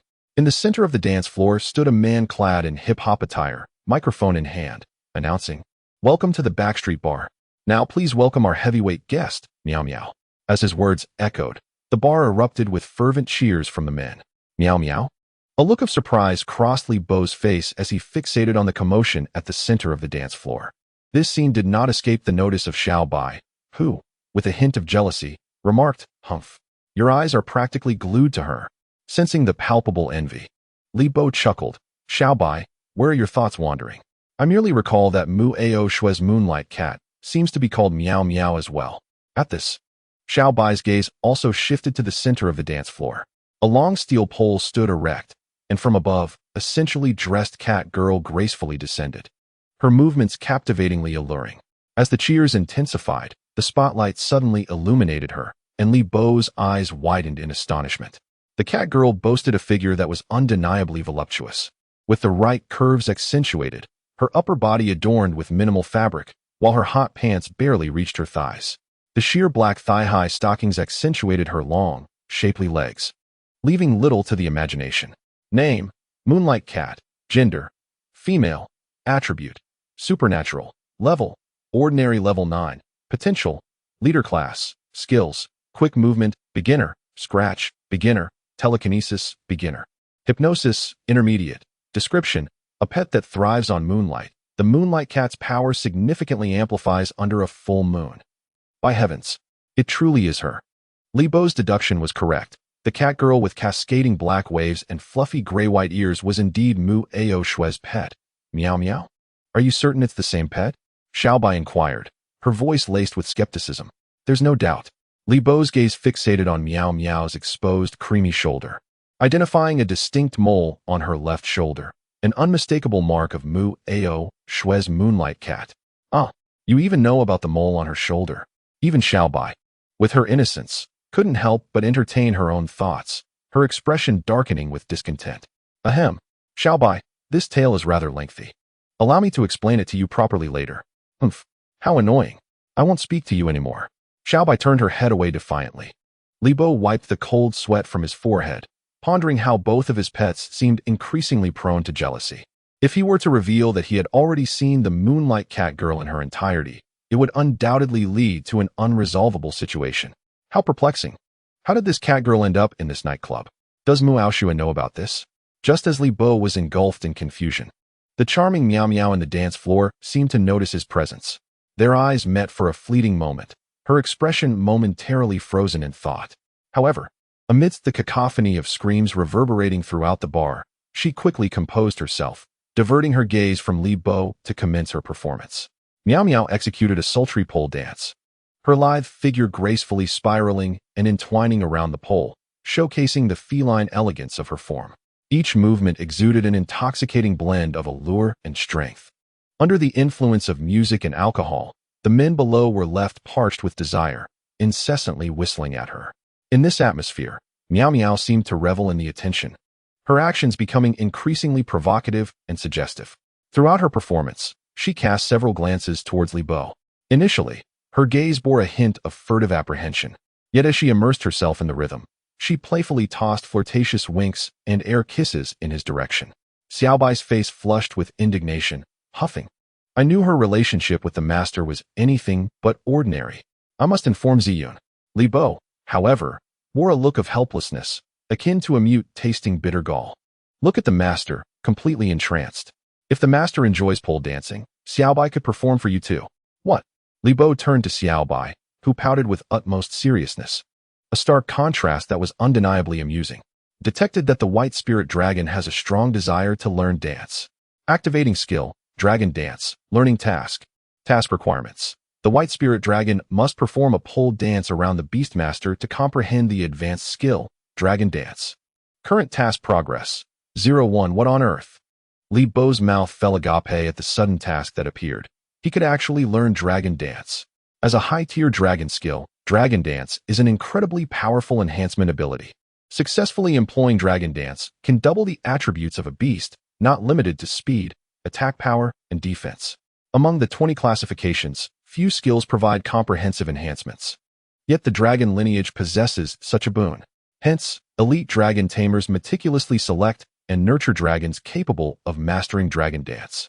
After all, in high-stakes duels, every detail matters.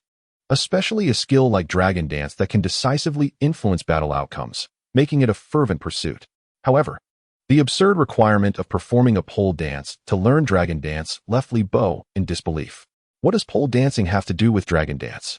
Noticing Li Bo momentarily lost in thought, Xiaobai timidly inquired, does the master not wish to see Xiaobai perform a pole dance? No. Li Bo shook his head vigorously. Pole dancing is splendid. I must learn it. Chapter 29. The Midnight Werewolf. While everyone else gazed hungrily at the seductive moonlit catgirl, only Xiaobai remained serious, diligently recording every movement of the dance.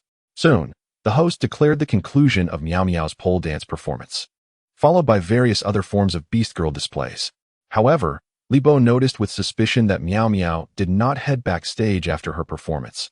Instead, She gracefully approached him, holding 2 glasses of red wine. Li Bo narrowed his eyes, uncertain of her intentions. As Miao Miao stood before him, she spoke in a seductive tone. "It seems you're not very pleased to see me. Should I be happy?" Li Bo replied curtly, "I wonder if you're still angry about me taking your girlfriend." With a charming smile, Miao Miao effortlessly perched herself on Li Bo's lap, wrapped her arms around his neck, and offered him a glass. "Please, have a drink. Consider it my apology." Li Bo remained unmoved, stating, "I am curious why you are so brazen in this nightclub. Does Mu Aoshua know?" Miao Miao whispered into his ear, "Drink it, and I will tell you." Li Bo pushed the glass away after gently swirling its contents, chuckling, "I have important matters to attend to today. I cannot indulge." "Oh." Miao Miao's gaze shifted to the lovely dragon girl beside them. "In the dead of night, you bring such a beautiful creature to a nightclub. Is that your business? That has nothing to do with you." "Indeed, it does not." However, Miao Miao traced a circle on Li Bo's chest. "If you feel she is too reserved, I could assist in her training." "Who would want your training?" Xiaobai retorted sharply. "You, on the other hand, are here flirting behind your master's back, showing no sense of duty as a pet." "Duty?" Miao Miao scoffed, draining her glass of red wine. "I strive to grow stronger, besting my opponents on the battlefield, bringing victory trophies to Xiaoxua time and again. As a pet, I fulfill all my obligations." Her cheeks flushed, overwhelmed by the alcohol. She continued to speak to herself.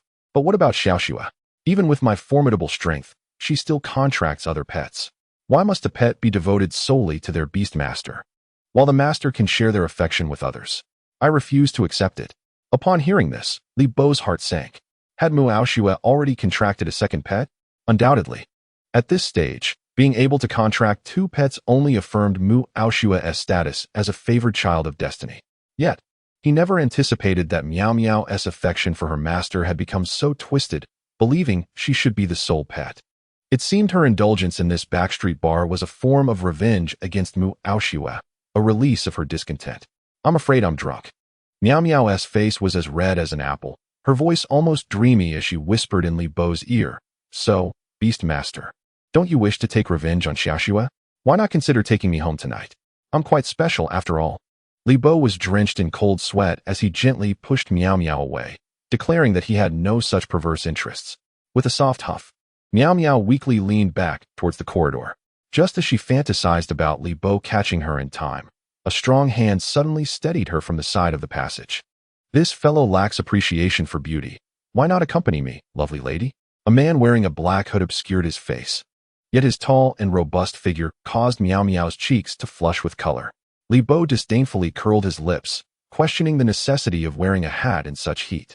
Miao Miao smiled triumphantly, thinking, "See, you all failed to cherish me, yet there are those who do." At that moment, her complexion was quite rosy, and the effects of alcohol nearly caused her to collapse. The man bent down to assist Miao Miao, and in that fleeting moment, Li Bo's pupils dilated with shock. He suddenly noticed that beneath the black hood, the man possessed a pair of short black ears. It was a beast man. A shiver ran through Li Bo. Though it was merely a brief glimpse, he was certain those were wolf ears. Wolf ears. Could it be? Li Bo swiftly opened the beastman's panel. Name: Night Wolfman. Gender: male. Attribute: evil. Level: Elite Stage 2. Potential: exceptional. Skills: Bite, beginner. Propel, beginner. Dark Claw, beginner. Frenzied Night Howl, intermediate. Description: a malevolent wolf lurking in the shadows, stained with the blood of maidens. Contrary to other beastmen, the Night Wolfman possesses greater strength in his humanoid form. At last, I have found you. The wait has been agonizing. Li Bo's heart raced as he struggled to contain his excitement. With the bar crowded and chaotic, engaging in battle recklessly could lead to unforeseen consequences. And revealing his identity here was out of the question. He needed to devise a plan to lure the Wolfman out of the bar. Wait. Li Bo abruptly seized Miao Miao's hand, pulling her away from the Night Wolfman and into his embrace. The latter looked at Li Bo with confusion. This scene not only stunned Xiaobai, but also left Miao Miao bewildered, for she noticed that the Beastmaster before her was starkly different from the indifferent figure he had presented moments ago. Li Bo's large hand roamed across Miao Miao's waist, exploring her form, before firmly grasping her shapely posterior. Ah, how annoying. Miao Miao let out a soft gasp, gazing at Li Bo with a mixture of shyness, surprise, and delight. Li Bo provocatively glanced at the Night Wolfman, as if to say, You dare to covet my catch? Perhaps you should consider your own capabilities. The night wolfman remained silent, his gaze fixed on Li Bo with a fierce intensity, his expression dark enough to suggest he might explode with rage. Li Bo sensed that the beast man was beginning to take the bait. In front of the night wolfman, he audibly smacked Meow Meow's rear. Meow Meow froze momentarily. She whispered a warm breath into Li Bo's ear. You are truly wicked. Observing the beguiling and disoriented expression of Meow Meow nestled in Li Bo's embrace, a blaze of jealousy ignited in the eyes of the night wolf. To think that the prize within his grasp had slipped away so easily left the night wolf utterly discontent, and with a cold snort, he turned and departed. Li Bo's peripheral vision followed the wolf's retreating figure until it completely vanished from the backstreet bar. Only then did a sly smile curl upon his lips. Suddenly, Li Bo stretched his body and exclaimed, Alas! Time is not on my side. I must return. There is a competition tomorrow. Master, are you truly taking her with you? Gazing at the slumbering Meow Meow, Xiao Bai's eyes brimmed with tears of grievance. Though Li Bo had previously communicated with her regarding their plan to deal with the wolf, witnessing her master being so affectionate with the cat girl stirred an insatiable jealousy within Xiao Bai. I am not unreasonable. Master, this is merely an act. Li Bo gently wiped Xiao Bai's tears, yet his gaze remained fixated on the bar's entrance, his expression suddenly sharpening. Ziyun, you must stay close. Rest assured, Brother Li Bo, but one must remain vigilant, for the battle is about to commence. Chapter 30, Slaying the Wolf. On the darkened road leading to the lower city, Li Bo, guided by the dim moonlight, steadily carried the inebriated Meow Meow. Hey, I say, could you possibly transform back into the Moonlight Cat? Carrying you like this is quite exhausting, Li Bo remarked wearily. However, after a prolonged silence, he received no response except for the rhythmic sound of her peaceful slumber. Alas, Li Bo sighed, Muao Xue, you are indeed my nemesis. Along the way, he occasionally paused, tempted to glance back several times, but ultimately refrained. After traversing another half hour, Li Bo brought Meow Meow to a tranquil alley, a necessary passage on his way home. Upon entering the alley, Li Bo abruptly halted, narrowing his eyes as he peered ahead. In the hazy darkness, a robust shadow stood steadfastly in the center of the alley. Li Bo regarded the silhouette, a smirk suddenly gracing his lips. You've been tailing me for so long without showing yourself. I nearly thought you were planning to flee. Upon hearing this, the shadow momentarily froze before removing its hat, revealing the visage of an orc. Indeed, it was the night wolf Li Bo had encountered at the backstreet bar. The night wolf grinned menacingly, his voice rasping. Daring to steal my girl, you truly are living on borrowed time. Your girl? Li Bo erupted into laughter. Setting aside the fact that Meow Meow already has a beastmaster, she made her choice in the bar moments ago. Clearly, she holds you, this hideous creature, in utter disdain. At this retort, the night wolf's gaze turned venomous. Arrogant fool. Soon, I shall sever your head and dismember your body.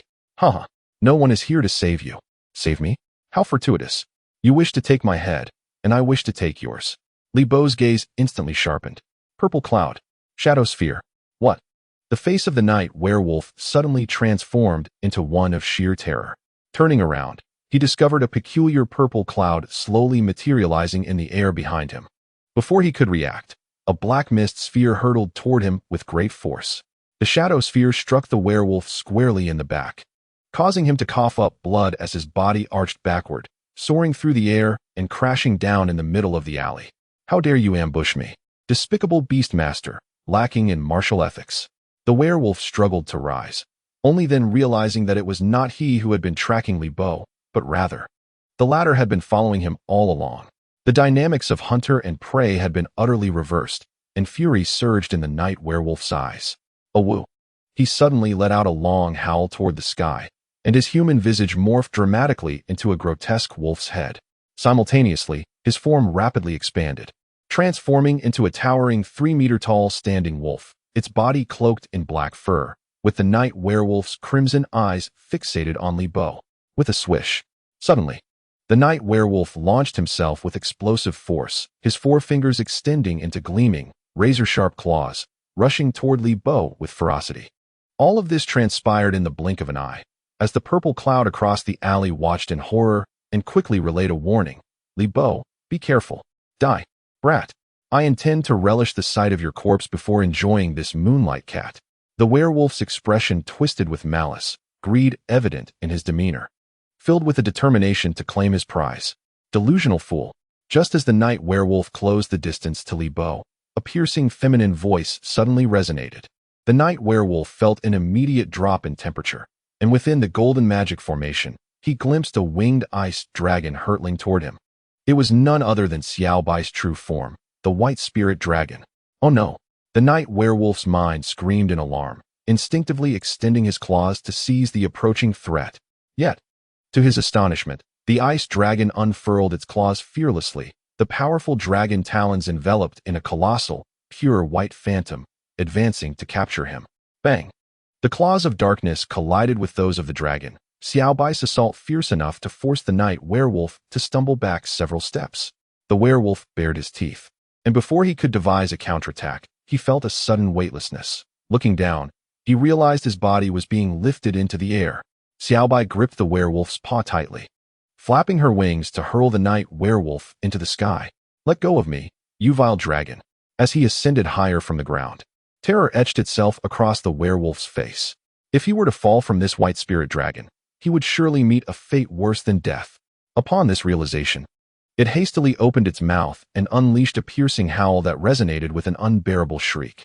The wolf's cry struck deep into the soul, causing Xiao Bai to experience an immediate throbbing headache, and involuntarily, the strength in his hands diminished by a third. The frantic night echoed. This sonic wave ability had the potential to plunge the minds of beasts into chaos. Observing this, Li Bo urgently commanded, Xiao Bai, swiftly cast it down. Without hesitation, Xiao Bai dove towards the ground, and just 10 meters above, forcefully hurled the night wolf downward. With a resounding thud, the wolf crashed heavily onto the ground, sending dust flying. After a round, the already torn garments of the night wolf were now completely in tatters. Blood trickled from the corners of its mouth, and it ruthlessly tore away the remaining fabric, revealing its sinewy limbs. You wretch, I shall slay you. The night wolf leapt fiercely, clinging to the wall, its limbs moving rapidly as it crawled towards Li Bo. Yet, Li Bo remained steadfast, his gaze coldly fixed upon the approaching threat. Desire to attain beauty. The voice of Ziyun rang out suddenly, and in an instant, she stood protectively before Li Bo. Upon seeing this familiar figure, the night wolf's pupils constricted, only to realize that a torrential downpour of sharp arrows was descending from the sky. It looked up in terror, instinctively bracing its arms against its head. But Ziyun's arrow storm showed no mercy, piercing relentlessly into the wolf's body, causing a continuous flow of blood to erupt. What in the world is this? The night wolf gritted its teeth in confusion, feeling perplexed, for it was an elite-level beast, with stamina and defense surpassing that of its two adversaries. How could Ziyun's seemingly ordinary attacks be so lethal? Little did it know, in the face of advanced skills, all its struggles were in vain.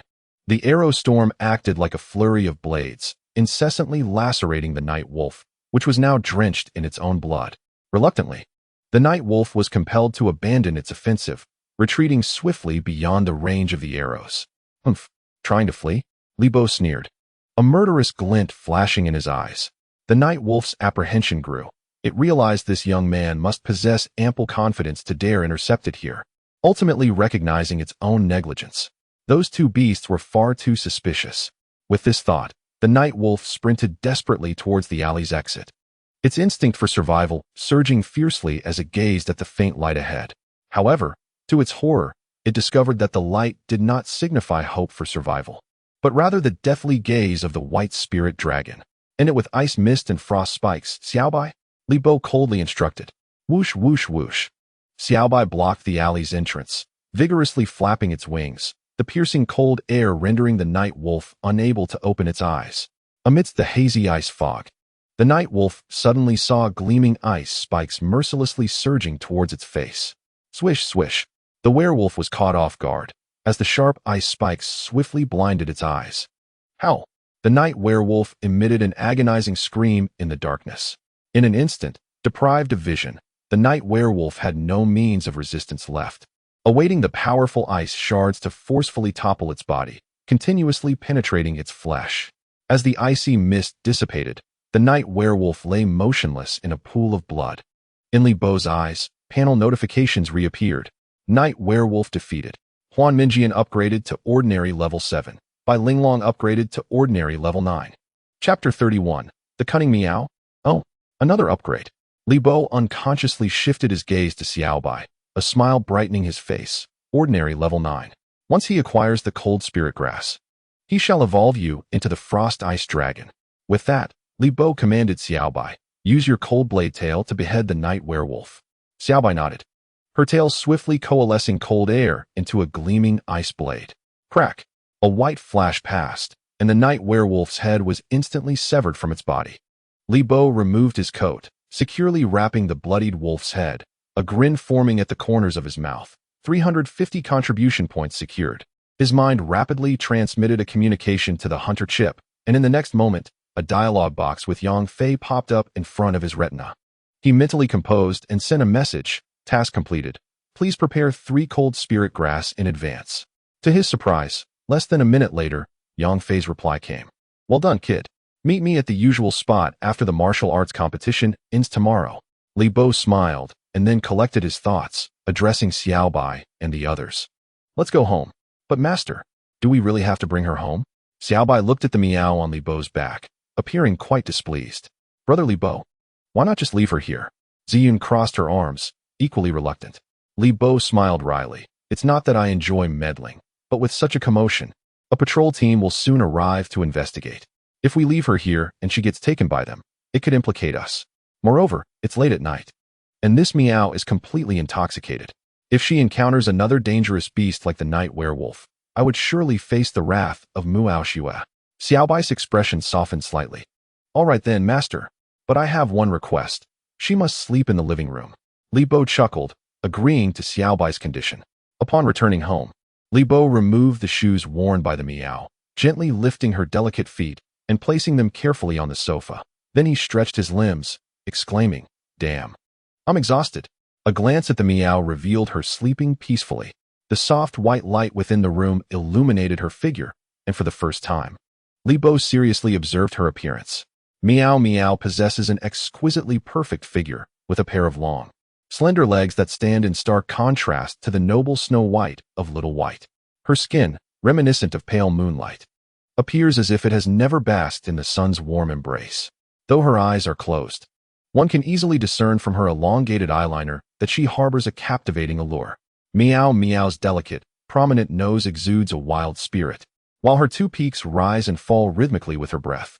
It is undeniable that Meow Meow embodies a serene yet untamed essence, radiating a unique sexual tension, which explains why Muao Xue would willingly engage in a camaraderie with her. Master, Little White suddenly tugged at Li Bo's sleeve, hesitatingly speaking up. What is it, Little White? Li Bo inquired. Weren't we supposed to perform a pole dance? Little White's cheeks flushed a vibrant red, akin to a ripe apple, as she recalled every movement with precision. Ah, so that's what you meant. Li Bo gazed at the bashful Little White, pondering for a moment before responding. Perhaps another day, Little White. It's getting late, and we have a competition tomorrow. Li Bo glanced at the time, noting that a couple of hours had slipped by since midnight. Tomorrow marked the preliminary rounds, and given Little White's prowess, she wouldn't yet need to employ the dragon dance technique. He felt a deep commitment to this martial arts competition. Previously, he may not have had the chance to vie for this opportunity, but with Little White and Ziyun's rapid ascension in strength, a desire to claim the championship began to blossom in his heart. Most importantly, he had a formidable rival to defeat, Lin Feier. Don't worry, master. Tomorrow I can drive you to school. You can sleep an extra half hour every day and no longer have to endure the hassle of public transportation. Little White suddenly declared. Looking at Little White's earnest expression, Li Bo felt warmth spread through him. To be your beast master is a blessing earned from a past life. And what about me? Li Bo brother, you always forget about me. Ziyun pouted, disregarding everything as she burrowed into Li Bo's embrace. Ziyun was quite perceptive as well. Li Bo gently stroked her silky hair. Hee. Ziyun mischievously laughed. Then I want to sleep with master tonight. That is out of the question. Both of you must remain in the beast space to rest tonight. Li Bo firmly rejected. Why not? Little White and Ziyun chorused, their faces reflecting their reluctance. Of course. It's because you both engaged in a fierce battle with elite-level beasts tonight and need to recuperate in the beast space. Otherwise, how will you be prepared for tomorrow's contest? Li Bo said with gravity. But, Little White hesitated. There are no buts. Little White, You are the mainstay of the team. Tomorrow's martial arts competition will require continuous fighting until the top 8 are determined. And what if you encounter Lin Feier in the preliminaries? You wouldn't want to lose to the red armored dragon due to subpar condition, would you? The name Lin Feier echoed in Little White's mind, igniting a flicker of anger in her eyes. All right, I will heed Master S words, Little White declared, her tone resolute as she gazed at Li Bo. Li Bo then turned his attention to Ziyun. And you, Ziyun? I shall simply comply, murmured Ziyun, aware of Li Bo's growing irritation, her voice involuntarily softening. Now that's more like it. A smile graced Li Bo's face as he simultaneously summoned his 2 beloved beasts into the pet space. The remarkable recovery capabilities of the divine space assured him that upon awakening, Xiaobai would return to peak condition. The living room fell into a profound silence. Just as Li Bo prepared to extinguish the lights and retreat to his room, he suddenly caught sight of the slumbering Miao Miao, clad in scant attire. What a headache! He returned to his room, retrieved a blanket, and gently draped it over her, muttering to himself, once you awaken, hurry back to Muaoxue. As Li Bo turned, a voice emerged from behind him, exuding a softness that was utterly irresistible to Miao Miao. What? Startled, Li Bo turned around to find Miao Miao sitting up, her eyes clear and devoid of any trace of inebriation.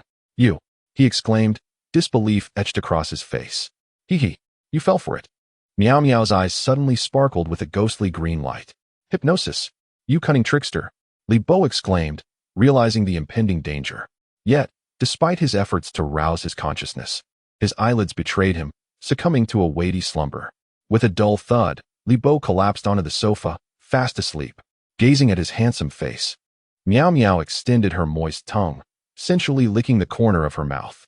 Xiaoxue, it seems you eat quite well. She then abruptly lifted her gaze to the ceiling, her eyes once again glinting with emerald light.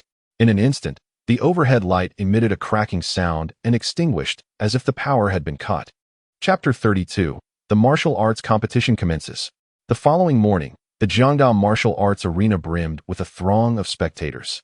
Following the conclusion of the first round of preliminary draws, the students eagerly anticipated the stage, their hearts aflame with both excitement and anxiety.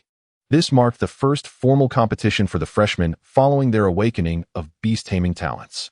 In the elevated seating of the martial arts arena, a row was filled with instructors from various classes, with Principal Lu Jun seated prominently among them, attentively observing the happenings below. The martial arts competition would serve as a direct reflection of the students' progress over the past 6 months. Haha, Principal Lu, this year Jiangda has produced quite a number of promising talents, remarked a middle-aged man clad in a black suit, who sat upright beside Lu Jun. The man exuded an extraordinary presence, his stature imposing, and an invisible aura accompanied his words. Lu Jun seemed to hold this individual in high regard. Quickly responding with a humble smile, we were fortunate to have 2 S-rank talents, yet compared to some of the nation's top universities, we still have considerable room for improvement. However, Lin Feng, to be honest, the standout of this martial arts competition for me is still Feier. Oh, Lin Feng, the man in question, glanced at Lu Jun with surprise. Are you implying that your daughter can surpass the other 2 S-rank competitors to clinch the championship? Lu Jun, you mustn't be flattering me deliberately. Not at all. Principal Lu Jun shook his head and chuckled. We have known each other for so many years. There is no need for such formalities, is there? Lin Feng smiled lightly. I am indeed curious to hear your analysis. Quite simple, Lu Jun replied with a grin. Since awakening her talents, Feier has demonstrated remarkable growth. As for the other students, there are only 2 this year who can rival her, the S-class Muaoxue and Li Bo. Upon hearing this, Lin Feng narrowed his eyes slightly. Muaoxue, the granddaughter of old Mu, usually keeps a low profile. I wonder how strong she is now. Ah, Xiaoxue, I have been following her progress closely, Lu Jun remarked. However, I learned from her homeroom teacher a few days ago that her moonlight cat has yet to evolve, while Feier's scarlet armored dragon has already ascended to the elite level. Just based on this fact, Feier has a considerable advantage. Haha, it is not in vain that I sought out evolution materials for the scarlet armored dragon, paving the way for Feier early on. Yet, this girl is quite proud and insists on competing with the Mu family's girl at every turn, training herself rather harshly. However, facing an S-class head-on may still prove challenging. Lin Feng expressed his concerns. That is a misguided notion, Lu Jun interjected. In terms of talent, although Feier is classified as A-class, in this 1v1 martial competition format. Her abilities might actually afford her more advantages than Xiao Shui's S-class. Let us hope so. After all, Feier is determined to acquire the treasures within that level 3 secret realm. Suddenly, Lin Feng changed the subject. By the way, what about that lad named Li Bo? I heard he recently awakened as an S-class. I seem to have caught wind of a wager between him and Feier. Ah, Li Bo. Lu Jun chuckled. You need not worry excessively about him. Although he has awakened a spatial talent, which indeed holds great promise, its practical combat applicability is somewhat lacking in the early stages. Moreover, Li Bo has chosen to contract a white spirit serpent as his companion, which should pose no threat to Feier. A white spirit serpent? Lin Feng exclaimed in surprise. Why would he choose such a low-tier pet? It seems a waste of such a splendid talent. I do not understand that lad either. Oh, it seems Feier's match is about to commence. Lu Jun and Lin Feng simultaneously turned their attention to the martial competition arena. With several rounds of intense battles already transpired, the atmosphere in the arena had reached a fever pitch. At that moment, the big screen displayed the bold letters, Lin Feier versus Huang Yu. As the host announced her name, Lin Feier confidently strode onto the stage in her high heels. Her crimson hair cascaded over her shoulders, and her imposing figure exuded an air of superiority, disdainfully surveying the crowd. Standing opposite her, Huang Yu gazed intently at the alluring figure before him, unable to suppress a gulp. Hey, Lin Feier, does defeating you mean I can become your boyfriend? As the strongest man in Class 10, Huang Yu felt confident in showcasing his skills in the martial competition. If he could also win the heart of a beauty, the sense of accomplishment would be immeasurable. In response to her opponent's provocation, Lin Feier merely uttered 2 words disdainfully, trash. You. Huang Yu's countenance darkened significantly. Lin Feier wouldn't even spare him a glance, clearly regarding him with utter disdain, and he felt a profound sense of humiliation wash over him. Very well. Allow me to demonstrate my true prowess. With gritted teeth, Huang Yu summoned forth, come forth. Fiery monkey. A blaze of golden light erupted, revealing a monkey engulfed in fierce flames from head to toe, instantly raising the temperature of the arena by several degrees. Goodness, it's the fiery monkey. A dual-type combat beast of fire, exclaimed the crowd, captivated by the striking appearance of the creature. I've only seen this beast on television. It's said that beast tamers must endure its scorching flames to forge a contract. Huang Yu is quite formidable. The first of Class 10 was certainly not to be trifled with. A powerful confrontation was unfolding so swiftly. It was certainly a spectacle to behold.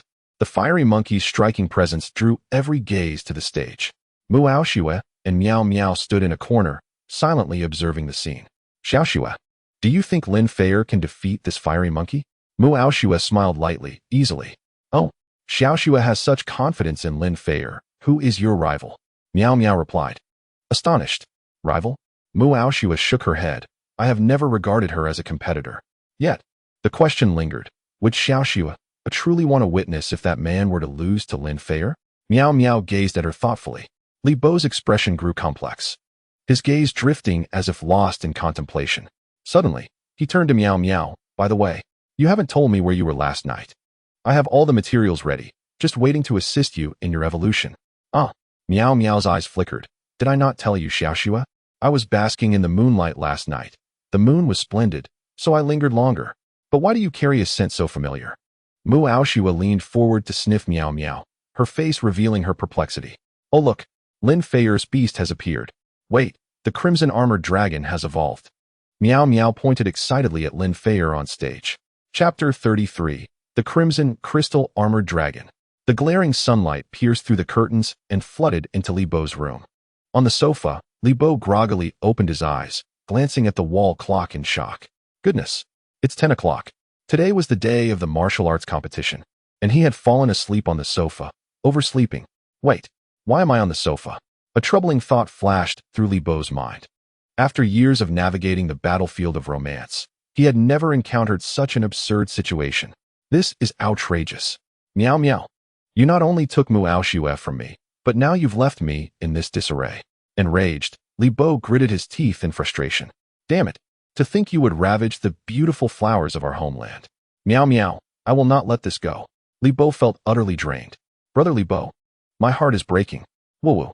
Suddenly, a heart-wrenching scream resonated from the Beast Master space. Master, I shall skin that cat girl alive. Xiaobai choked, lamenting. If only I and Ziyin had been by your side last night, you would not have been bullied. Did you all hear that? Li Bo's tail twitched slightly, pondering the magnitude of the commotion that could incite such intense malice in Xiaobai and Ziyin. How could anyone not hear it? Ziyin retorted, her cheeks puffed in indignation. That woman was utterly excessive. Xiaobai and I hardly got a wink of sleep all night. Li Bo scratched his head, feeling somewhat guilty. I apologize. It was my fault. I inadvertently fell for Miao Miao's scheme. Master, quickly summon me. If I don't go to school soon, I might be eliminated before the competition even begins. Xiaobai suddenly exclaimed. Indeed, the competition. Prompted by Xiaobai's reminder, Li Bo swiftly cast aside his distractions, donned his attire, and summoned Xiaobai from the window. Master, hurry mount me, Xiaobai urged anxiously. All right. Li Bo nodded and leapt onto Xiaobai's back. With a powerful flap of her wings, Xiaobai soared swiftly toward the school. Meanwhile, on the arena stage, Lin Feier pointed with her right hand, commanding, arise. Red crystal armor dragon. A flash of green light enveloped her feet, and a colossal dragon beast, standing over 5 meters tall, gradually ascended beside her. This was Lin Feier's elite evolution of the red armored dragon, unlike the earlier form, made of pure crystal. The red crystal armored dragon now boasted a molten lava hue on its back, with high-temperature steam erupting from the gaps in its scales. With a resounding roar, the red crystal armored dragon unleashed an overwhelming aura, causing the arena to tremble as it stomped its foot heavily. Witnessing this fearsome creature, Huang Yu's expression shifted dramatically. What a colossal beast! Compared to the red crystal armored dragon, his fire monkey resembled a mere scrawny monkey. Observing this scene, Miao Miao narrowed her eyes. The evolved red crystal armored dragon has gained a fire attribute. Xiaobai might not stand a chance. Oh, are you genuinely concerned about Li Bo's pet? Mu Ao Shui regarded her with suspicion. And no, I was merely reflecting on their disparity. Miao Miao hastily clarified. Miao Miao? If you were to face this red crystal armored dragon, do you have confidence in overcoming it? Mu Ao Shui suddenly inquired. Hee. After evolving, I could certainly hold my own. Miao Miao replied with a confident smile. Huang Yu felt a twinge of apprehension, but having already made his declaration, retreat was not an option. Go, fire monkey. Use flaming spin kick. Huang Yu bellowed, as the fire monkey immediately unleashed a torrent of searing flames from its mouth, surging toward the red crystal armored dragon. Although the red crystal armored dragon did not possess speed, it was soon engulfed by the flames. Seizing the opportunity presented by the fiery chaos, the fire monkey dashed toward its opponent with agility. As the distance to the crimson crystal dragon narrowed to less than 3 meters, the fiery monkey spiraled into the air with explosive energy, extending its right leg to deliver a fierce blow to its opponent's head. Is this all you've got? Lin Feier scoffed at the unfolding scene. Suddenly, Huang Yu was astonished to observe that the flames emitted by the fiery monkey had abruptly dimmed. Upon closer inspection, he realized that the prominent red crystal on the back of the crimson crystal dragon was absorbing all of the fire. What? Huang Yu stared in disbelief at this spectacle. The location of the fiery monkey was now exposed, and the crimson crystal dragon swiftly locked onto it with its gaze. With a swift motion, the dragon's claw descended. The powerful claws of the crimson crystal dragon expertly seized the fiery monkey's right leg. It then swung the fiery monkey's body, spinning rapidly in the air like a helicopter blade, creating a whooshing sound. With a resounding whoosh, the crimson crystal dragon unleashed a gravity-infused throw, hurling the fiery monkey out of the arena and crashing it violently into the display screen, shattering it into countless pieces. Fiery monkey! Huang Yu cried out in despair. The fiery monkey had been thrown out of the arena. Lin Feier emerged victorious. As the referee's voice echoed, the audience murmured in astonishment. How brutal! The crimson crystal dragon is explosively powerful. The outcome was anticipated. Goddess Lin Feier remains as formidable as ever. I adore her disdainful gaze towards the weak. Truly impressive. The display screen has been obliterated. We can't even see who's next in the competition.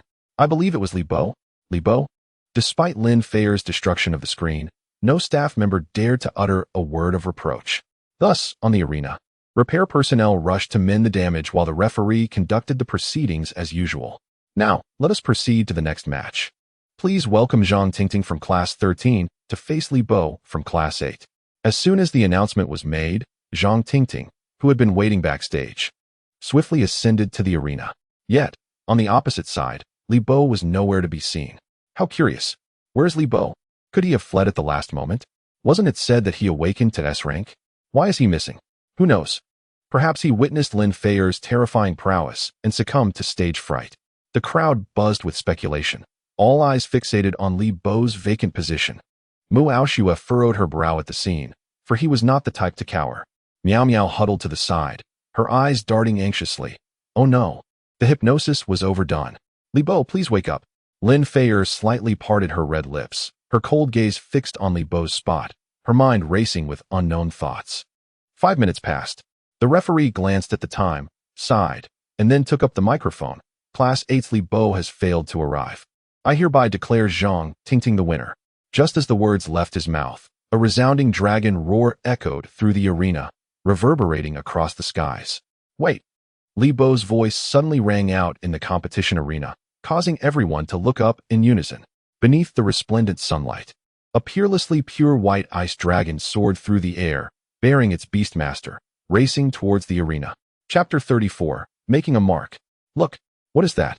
The roar of the dragon echoed thunderously, reverberating throughout the circular combat arena.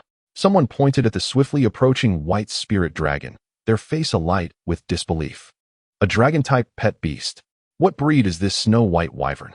I have never seen anything like it. It appears remarkably powerful. Goodness, how much must this creature cost? Is that Li Bo atop it? What? Li Bo? Wasn't his pet a white spirit snake? How did it transform into a dragon? Incredible. How majestic. Xiaobai dived towards the arena with all its might, leaving behind an elegant and magnificent white tail stream in the clear sky. One must admit, Li Bo's entrance was exceptionally impressive, instantly igniting a fervor among the spectators. The Beastmasters gazed at Li Bo with a variety of expressions, some filled with envy, others with jealousy, and many with incredulity. Mu Aoshua's captivating eyes were fixed on the approaching figure of Li Bo, as she felt the chilling aura emanating from the white spirit dragon from a distance. She could not fathom how Li Bo had managed to contract such a formidable beast in such a short span of time. Beside her, Miao Miao wore a relieved expression, thankful to have arrived just in time. On the observation platform, the homeroom teacher, Wu Gang, removed his sunglasses, gazing in astonishment at Li Bo's figure. This young man. Lu Jun, didn't you say this lad had contracted a white spirit snake? How did he end up with a dragon? Moreover, I have never encountered such a white dragon before. Lin Feng observed Li Bo with a puzzled expression. Not just you. In all my years as principal, I have never witnessed such a pet beast. Yet, I can't shake the feeling that this white dragon has a certain connection to the white spirit snake, Lu Jun remarked. His sharp gaze fixated on Xiaobai. Suddenly, Lin Feier halted, her long lashes fluttering as she stared in awe at Li Bo descending from the sky onto the arena. Watching Li Bo's confident demeanor under the sunlight, her heart involuntarily quickened. In merely a month, he had transformed from obscurity to the center of attention. With this thought, a faint smile tugged at Lin Feier's lips. Now, that felt right. As Xiaobai landed, Li Bo leaped off its back and hurried to the judge. I apologize for my tardiness, he exclaimed. Judge, if I had been even a second later, you would have truly declared my forfeit. This is unacceptable, the judge reprimanded sternly. Li Bo scratched his head, genuinely sorry. There was an unexpected incident yesterday. Please grant me another chance. Once you are ready, we shall commence the match, the judge nodded. Then blew the whistle. Now, we have Zhang Tingting from Class 13 facing off against Li Bo from Class 8. Li Bo stood at the edge of the arena, smiling at Zhang Tingting across from him. Thanks for your patience. With a thunderous roar, Xiaobai stepped forward, assuming a battle stance. Zhang Tingting cast a surprised glance at Li Bo, her face brightening with a warm smile. Li Bo, although your white dragon appears formidable, I shall not fear you. Come forth, Gyarados. With her summons, a colossal carp, measuring a full 2 meters in length, sprang onto the stage. Name, Gyarados. Gender, male. Type, water. Level, ordinary level 8. Potential, exceptional. Skills, water gun, beginner. Tackle, beginner. Dragon dance, beginner. Blessing, intermediate. The Gyarados, resplendent in crimson, bore an O-shaped mouth. Most striking was its fan-shaped tail, wider than its body, evoking an impression that a single slap could be quite devastating. Oh, Gyarados? This creature possesses some intrigue, Li Bo remarked with a faint smile. As Gyarados made its entrance, Zhang Tingting swiftly issued an attack command. Use water gun. Whoosh, whoosh. Two torrents of water, as thick as infant arms, surged towards Xiaobai from either side.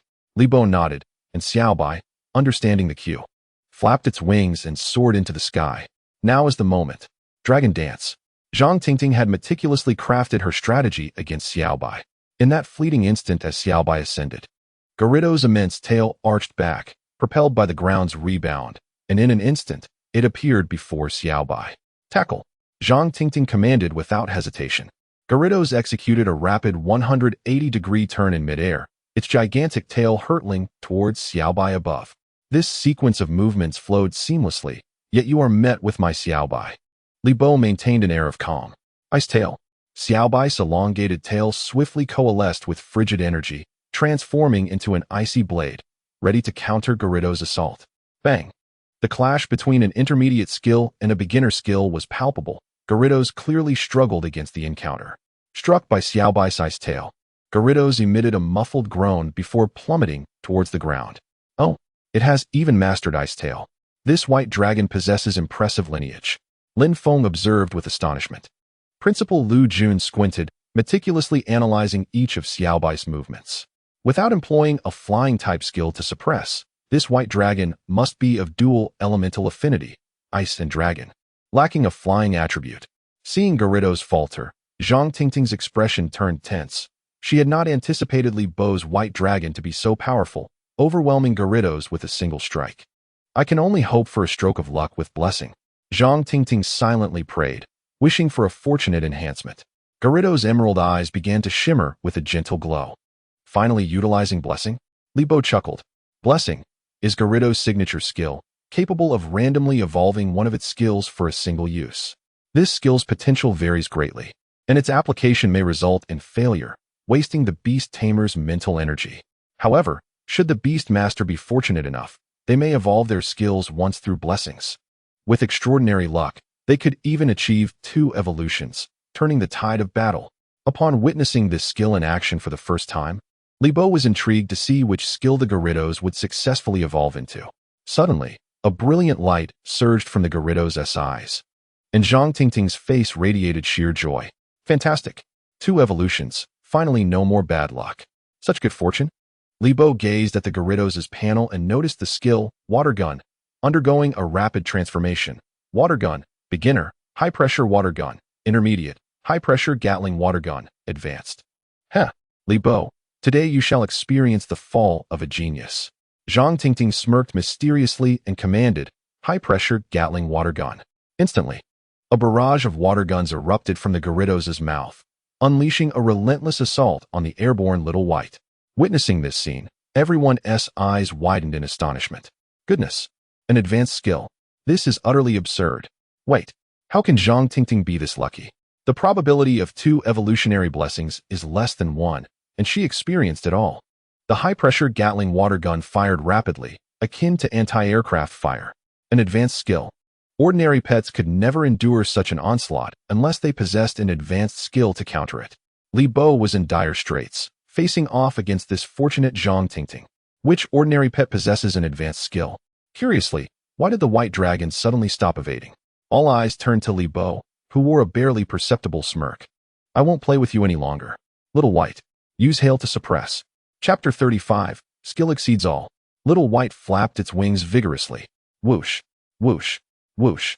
In the biting wind, ice pellets the size of fists rapidly formed, pelting towards the ground in a dense shower. After reverting to the white spirit dragon, the power of the hail had significantly increased. Li Bo smiled with satisfaction. This is an advanced skill, hail. Upon witnessing this, Lu Jun's pupils constricted, and his calm demeanor shattered. If an ordinary pet learned an intermediate skill, it could only be deemed exceptionally gifted. But to have an advanced skill bestowed upon an ordinary pet was simply unfathomable. The audience erupted in fervent discussions, marveling at the hail unleashed by Little White. Wow! Even hail has been mastered. This white dragon is simply extraordinary. My goodness! The Gyarados unleashed an advanced skill, which is sheer luck. Now this white dragon also executes an advanced skill. Surely Li Bo has activated some cheat. Wait, whose hail is the size of a fist? Gazing at the enormous ice balls cascading from the sky, everyone stood dumbfounded. In comparison, the barrage of Gatling water guns seemed insufficient. Under the formidable pressure of Little White's hail, the multitude of water guns was swiftly overwhelmed. The remaining hail mercilessly pounded against the Gyarados' massive form, eliciting a chorus of anguished cries. Gyarados! Zhang Tingting gazed sorrowfully at the unfolding scene. In a brief moment, the violent carp was rendered unconscious, prompting Li Bo to immediately signal for Xiao Bai to cease. After all, this was merely a competition, primarily a test of skill, according to the rules. If an opponent fell and remained unresponsive or was eliminated from the arena, it was considered a defeat. 5, 4, 3. At this juncture, the referee began the countdown. After 5 seconds, the violent carp remained in a state of unconsciousness, leading the referee to raise Li Bo's hand and declare, "The violent carp has been defeated." Li Bo advances. The spectators below were filled with a sense of astonishment, though it was but a brief match. Li Bo's white spirit dragon showcased an overwhelming display of strength. At this level, this individual might well emerge as a dark horse in the martial arts competition. Come back. Xiao Bai. Li Bo promptly recalled Xiao Bai to the beast space for rest. The day's matches would continue until the top 8 were determined, posing a dual challenge to the stamina and endurance of the beasts. Li Bo settled in a discreet location, quietly observing the ensuing battles. During this time, several young women approached him, attempting to engage in conversation. However, fatigued from the previous night, Li Bo, with an unwavering composure, found himself utterly disinterested in their advances. Before long, it was time for Mu Aoxue and her moonlight cat to take the stage. The appearance of the school beauty elevated the atmosphere of the arena to a new pinnacle. Yet, to everyone's astonishment, Meow Meow chose not to battle in her moonlight cat form, but instead appeared in her beast girl guise. Is she not transforming back into her moonlight cat? Li Bo observed this scene with curiosity. Typically, unless they are inherently beast-like, such as the night wolf, ordinary beasts possess lesser combat capabilities in a half-human, half-beast state compared to their true forms. Clearly, the beast masters present were taken aback by this audacious maneuver. Mu Aoxue had indeed allowed Meow Meow to enter the arena in her beast girl form, which seemed rather presumptuous. Meow Meow's figure was strikingly tall and alluring, her beauty rivaling that of the school beauty Mu Aoxue, capturing the attention of numerous young men in the audience. However, Li Bo noted that unlike her provocative attire from the previous night, Meow Meow was now clad in a white bodysuit, with a small apron concealing her mysterious regions, while her upper half was adorned in a modest-made outfit. One could say that while Meow Meow had previously exuded wildness, she now presented a picture of demure charm. As if sensing Li Bo's gaze, Meow Meow met his eyes and mischievously winked, seemingly quite pleased with his performance from the night before. That infuriating creature, Li Bo thought, feeling a strong resolve to personally teach Meow Meow a lesson. How dare that mischievous fairy cast flirtatious glances at my Li Bo brother? Suddenly, Ziyun, who had been perched on Li Bo's head, spoke up. Ever since entering the martial arts arena, she had been using her illusionary camouflage to remain hidden. Upon witnessing Meow Meow's provocative glance, Ziyun's anger flared. Li Bo brother, if you encounter Mu Aoxue in the competition, you must let me take over. I will surely flatten that creature. Meow Meow's opponent was an ordinary 9-stage cactus. Though the opponent displayed commendable skills, alas, Meow Meow's abilities were even more formidable. She first employed hypnosis to lull the cactus to sleep, and then, before the astonished crowd, delivered a swift kick that sent the cactus flying off the stage. The opponent's beastmaster was left utterly dumbfounded, standing frozen in place with his jaw nearly grazing the ground. The entire battle lasted merely 10 seconds, and after a brief hush, the crowd erupted into uproar. How filthy! Truly despicable! Can hypnosis be so easily manipulated? If psychic beasts are this weak, why not contract one yourself? Calm down. It's merely a basic hypnosis spell. As long as you avoid its gaze, there is no issue. Avoid its gaze? My beast isn't blind. Should I wrap its eyes in black cloth as well? Suddenly, Meow Meow found herself the target of public scorn, yet she appeared unfazed, casually resting her hands behind her head as she sauntered off the stage. The first round of eliminations concluded swiftly, with half the students eliminated and the other half advancing to the next round. Soon, Li Bo was set to engage in his second match. Once again, he summoned Xiao Bai, whose opponent was an ordinary 9-tier ice type, the frost penguin. However, Xiaobai showed no sign of underestimating the foe, utilizing agility in the air to execute a dragon's claw, swiftly ending the battle. As the number of advancing competitors continued to dwindle, the caliber of the beastmasters Li Bo faced increased as well. Yet fortunately, Xiaobai's prowess prevailed. The tadpole was defeated. Li Bo advanced. The earth lizard fell. Li Bo advanced. The thousand vines flower succumbed. Li Bo advanced. In a series of advancing matches, Li Bo surged forward, successfully penetrating the top 16. By dusk, Li Bo entered his final match of the day, the quarterfinals. Next up was a showdown between Tao Jian from Class 7 and Li Bo from Class 8. They were called to the stage. As the referee announced, thunderous applause erupted from the crowd. Those who reached the top 16 were undoubtedly the creme de la creme, vying for the championship. Tao Jian seemed to enjoy considerable popularity, with many calling his name. Amidst the throng, a remarkably unadorned youth slowly ascended the stage. Li Bo, at last we meet. Tao Jian greeted him with a smile, exuding a steadfast aura in his demeanor. I look forward to your guidance, Tao Jian. Li Bo politely replied, once again calling upon Xiaobai to take the stage. Observing the white spirit dragon, Tao Jian smiled gently. Having trained for so long, he finally encountered an adversary worthy of his utmost effort. With that, Tao Jian summoned his beast with a serious expression, exclaiming, "Arise, blazing fighting rooster." Chapter 36, Blazing Fighting Rooster. The blazing fighting rooster? Upon seeing this creature, Li Bo couldn't help but pause in surprise. The fierce flame fighting rooster has evolved from the elite fire chicken. Towering at 2 meters in height and standing on 2 legs, its entire body engulfed in intense flames, with eyes as fierce as those of a mighty eagle. Simply standing there, the fierce flame fighting rooster emanates a powerful aura that instills awe. Li Bo initially aimed to contract a fire chicken from the trio of esteemed familiars, so his emotions were quite complex upon encountering this blazing rooster. As one of the most renowned commoners' divine pets, the fire chicken embodies both ferocity and swiftness. Being a gift from the nation, it has undoubtedly aided many talented yet financially strained beastmasters in overcoming their early challenges. Just moments ago, he overheard discussions in the audience regarding a first-year student from Jianhai who had already evolved a fire chicken into a fierce flame-fighting rooster, and he was astonished to encounter one so soon.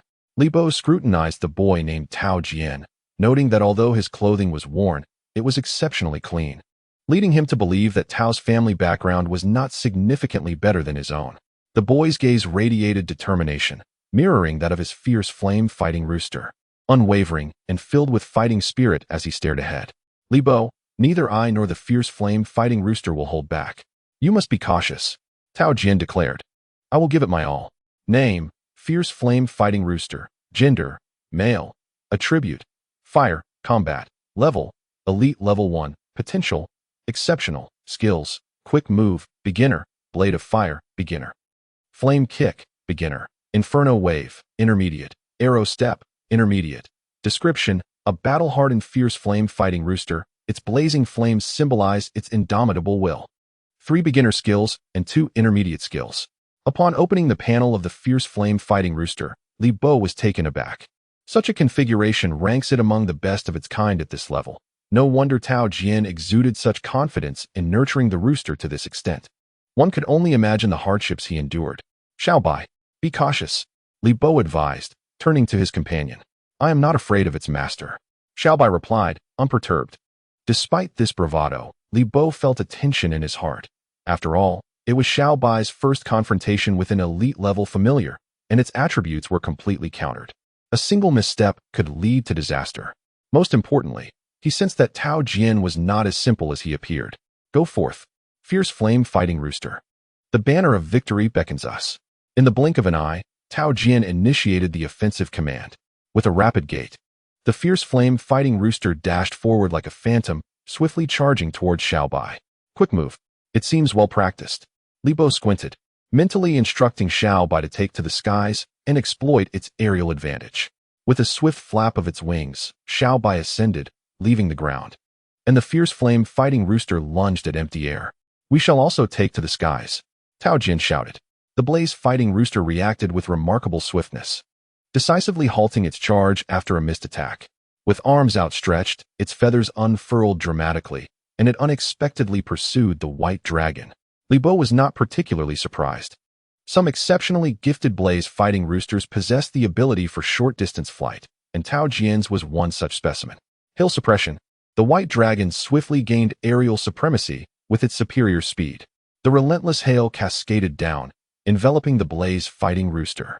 Anticipating this move, Tao Jian grinned confidently and quickly executed a supportive evasive maneuver to break free. The blaze fighting rooster first sidestepped a massive hailstone, then utilized it as a springboard, launching itself upwards with a powerful leap. Impressive.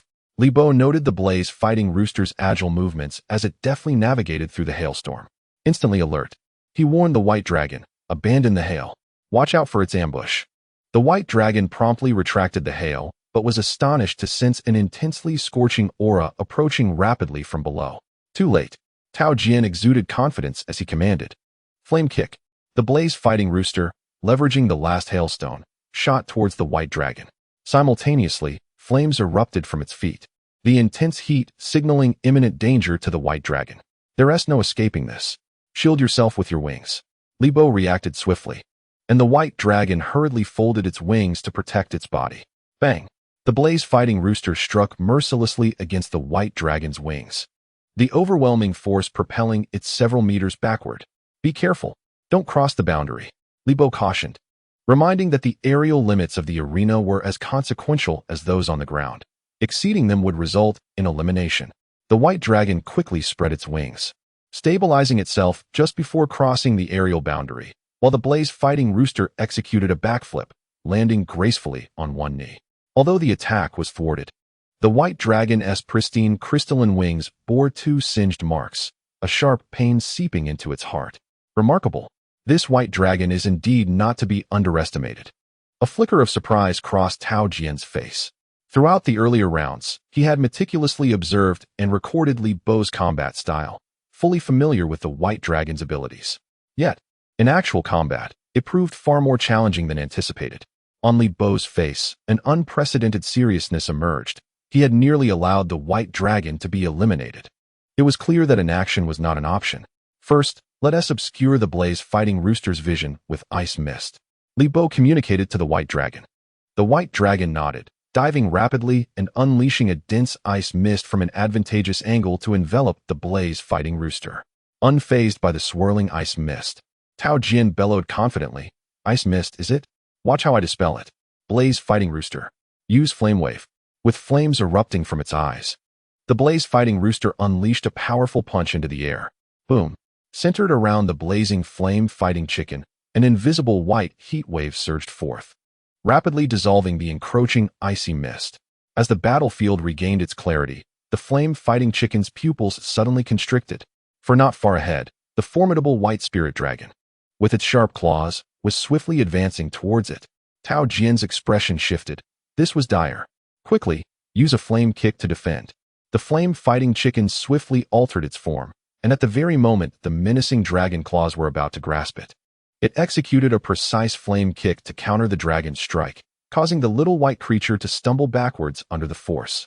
That was close. Just as Tao Jian breathed a sigh of relief, his countenance darkened abruptly. Oh no, it was a trap. Before the flame-fighting chicken could stabilize itself, a powerful and pristine white dragon tail had ensnared it tightly. Chapter 37. Ignite the Blizzard. In an instant, Tao Jian realized that the white spirit dragon had merely feigned retreat, seizing the opportunity to launch a surprise attack with its tail while the flame-fighting chicken was off balance. Ascend. Death's embrace, Li Bo uttered coldly. The dragon's roar reverberated once more as the little white tail swept the flame-fighting chicken upwards, spinning violently into the sky. This is bad. Tao Jian's face was now filled with alarm, his previous composure evaporating. He could distinctly feel the agonizing pressure inflicted upon the flame-fighting chicken as it was forcefully constricted by the white spirit dragon's relentless grip. The white spirit dragon continued to ascend, its form diminishing in size from the spectator's view below. Goodness, Li Bo's move is truly ruthless. Setting aside how long the flame-fighting chicken can endure under this death's embrace, if it falls from such a height, it will surely be gravely injured, if not killed. A common-level beast facing an elite-level opponent, yet still displaying such remarkable prowess. What kind of entity is this white spirit dragon. It has already reached the ordinary 9th tier. It's hard to believe how powerful it must be in its evolved elite form. Given the circumstances, is Tao Jian still unwilling to concede? If he does not surrender soon, the flame-fighting chicken could genuinely perish. The crowd below buzzed with speculation, all eyes fixated on Tao Jian. Even the referee was sweating nervously, clutching the whistle in hand, ready to blow it at any moment. The weight of public opinion, coupled with the flame-fighting chicken's struggles, felt like mountains pressing down on Tao Jian's heart. Beads of cold sweat forming on his brow, gritting his teeth and clenching his fists. After a moment of silence, Tao Jian suddenly screamed in desperation. How could I and the flame-fighting chicken ever stop here? He gazed at the two beasts above, now reduced to the size of stars. His expression one of determined resolution, summoning every ounce of strength to ignite his body. Flame-fighting chicken. Feeling the unwavering will of its beastmaster, the flame-fighting chicken's eyes snapped open amidst its dire plight. Bolstered by this powerful conviction, a resounding boom echoed as flames erupted from its body, rising 3 meters high, transforming it into a blazing fireball. Scorched by this intense heat, the little white creature let out a cry of pain and instinctively released its tail. Like a blazing meteor, the fierce flame rooster descended rapidly towards the arena. Due to the flames that had just ignited its wings, the fierce flame rooster landed somewhat uncontrollably, rolling several times before finally collapsing onto the ground. 5, 4. The referee began the countdown once more. 3, 2.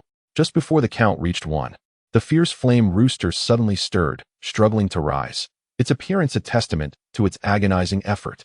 Could it still fight? Everyone, including the referee, was profoundly moved and astonished by the indomitable spirit exhibited by the fierce flame rooster, erupting into a thunderous applause. The greatest allure of beast battles lies in the profound bond and unwavering belief shared between the beast and its master, transcending life and death. The fierce flame rooster trembled, its feathers singed and body battered, yet it stood defiantly, emitting a faint but resolute cry. Li Bo too was touched by this moment, regardless of the outcome. The fierce flame rooster was a worthy adversary deserving of respect. Li Bo, you are incredibly strong, stronger than I ever imagined. Tao Jian suddenly turned to Li Bo. But then, with gritted teeth, he added, no matter how powerful your white spirit dragon is, it is, after all, an ice-type beast. Li Bo narrowed his eyes at him. This trump card was originally reserved for the finals. However, using it on you in advance is still worthwhile. What? A sense of foreboding surged within Li Bo. At that moment, Xiao Bai slowly returned from the sky, and upon seeing this, Tao Jian bellowed, Ignite! Ignite! Tao Jian's beast mastery talent. Someone in the audience suddenly exclaimed in shock. Since his awakening, I have never seen Tao Jian utilize this talent. It seems to be B grade, which is why no one has paid much attention. Ignite? Li Bo furrowed his brow. It must be some form of fire attribute enhancement talent. Let me show you the strongest bond between the fierce flame rooster and me. A pale smile crept across Tao Jian's face. And then the fierce flame rooster let out a long cry towards the sky with an almost hoarse voice. With a loud boom, an immense wave of heat surged throughout the arena, causing the temperature to rise sharply. What? Realizing the temperature in the arena had skyrocketed by more than 20 degrees, Li Bo's expression changed. Meanwhile, Lu Jun on the sideline smiled in appreciation. Hee. This Ignite talent has an extremely high upper and lower limit. In the presence of fire-type beasts, it can forcibly elevate the ambient temperature, creating a high-temperature environment favorable for fire-type beasts. Although it is merely a B-grade talent, its effectiveness correlates positively with the belief of the beast master and their beast. Tao Jian is walking the path of kings in his hands. This talent might rival that of an S-grade. Oh, if that is the case, Li Bo is in big trouble. Lin Feng curiously directed his gaze towards Li Bo. How will you respond now? In the blink of an eye, as Xiao Bai returned to the battlefield, he discovered that the temperature had surged by over 30 degrees. Master, it hurts. Xiao Bai cast a pained glance at Li Bo, who noticed that the ice crystals on its feathers had begun to melt. No, Xiao Bai. Quickly break through and end the battle. Li Bo decisively concluded that there could be no further delay. Gritting its teeth, Xiao Bai nodded and forcefully flapped its wings, once more soaring towards the inferno fighting rooster, whose stamina was nearly depleted. A single dragon's claw would suffice to conclude the encounter. I won't allow your advance. Seemingly anticipating Li Bo's intentions, Tao Jian immediately commanded, "Use flame wave." "Stop it." Boom. The Inferno fighting rooster unleashed another flame wave. Its range vastly expanded under the influence of the high temperature, resembling an invisible net descending upon Xiao Bai. As the scorching wave approached, Xiao Bai's expression changed in alarm, instinctively exhaling a mist of ice to obstruct it. The searing wave surged forward, instantly dissolving the ice mist. The residual force of the flame wave enveloped Xiao Bai, forcing it back and causing a flicker of pain to cross its face. The power of the ice mist was simply inadequate. Li Bo's expression darkened. Although both Flame Wave and Ice Mist were intermediate skills, Flame Wave had a distinct advantage over Ice Mist in terms of elemental properties. Furthermore, in such a high-temperature environment, Xiao Bai's Ice Mist appeared woefully fragile. To counter the Flame Wave, a more powerful skill was essential. It could not withstand the current intensity of the Flame Wave. Inferno Fighting Rooster, continue your assault. Tao Jian's face gleamed with delight, as if he had glimpsed the path to victory. Another powerful flame wave surged forth, and Xiao Bai's expression shifted. It had no choice but to use Ice Mist as a shield. After several exchanges, Xiao Bai was already battered and bruised, the ice crystals on its body continuously melting away. The most critical issue was that the temperature on the battlefield continued to rise, nearing 100 degrees, distorting the very air around them. The situation had swiftly turned, and all present were anxious for Xiao Bai. Tao Jian was not mistaken. Despite Xiao Bai's strength, it remained an ice-type creature. Within this confined space, his ignition was nearly insurmountable. Xiao Bai. Li Bo gazed at Xiao Bai with concern. It was now exceedingly weak, lacking even the strength to fly. Coupled with the relentless onslaught of the Inferno Fighting Rooster's flame waves, Xiao Bai could barely keep up. Retreating steadily.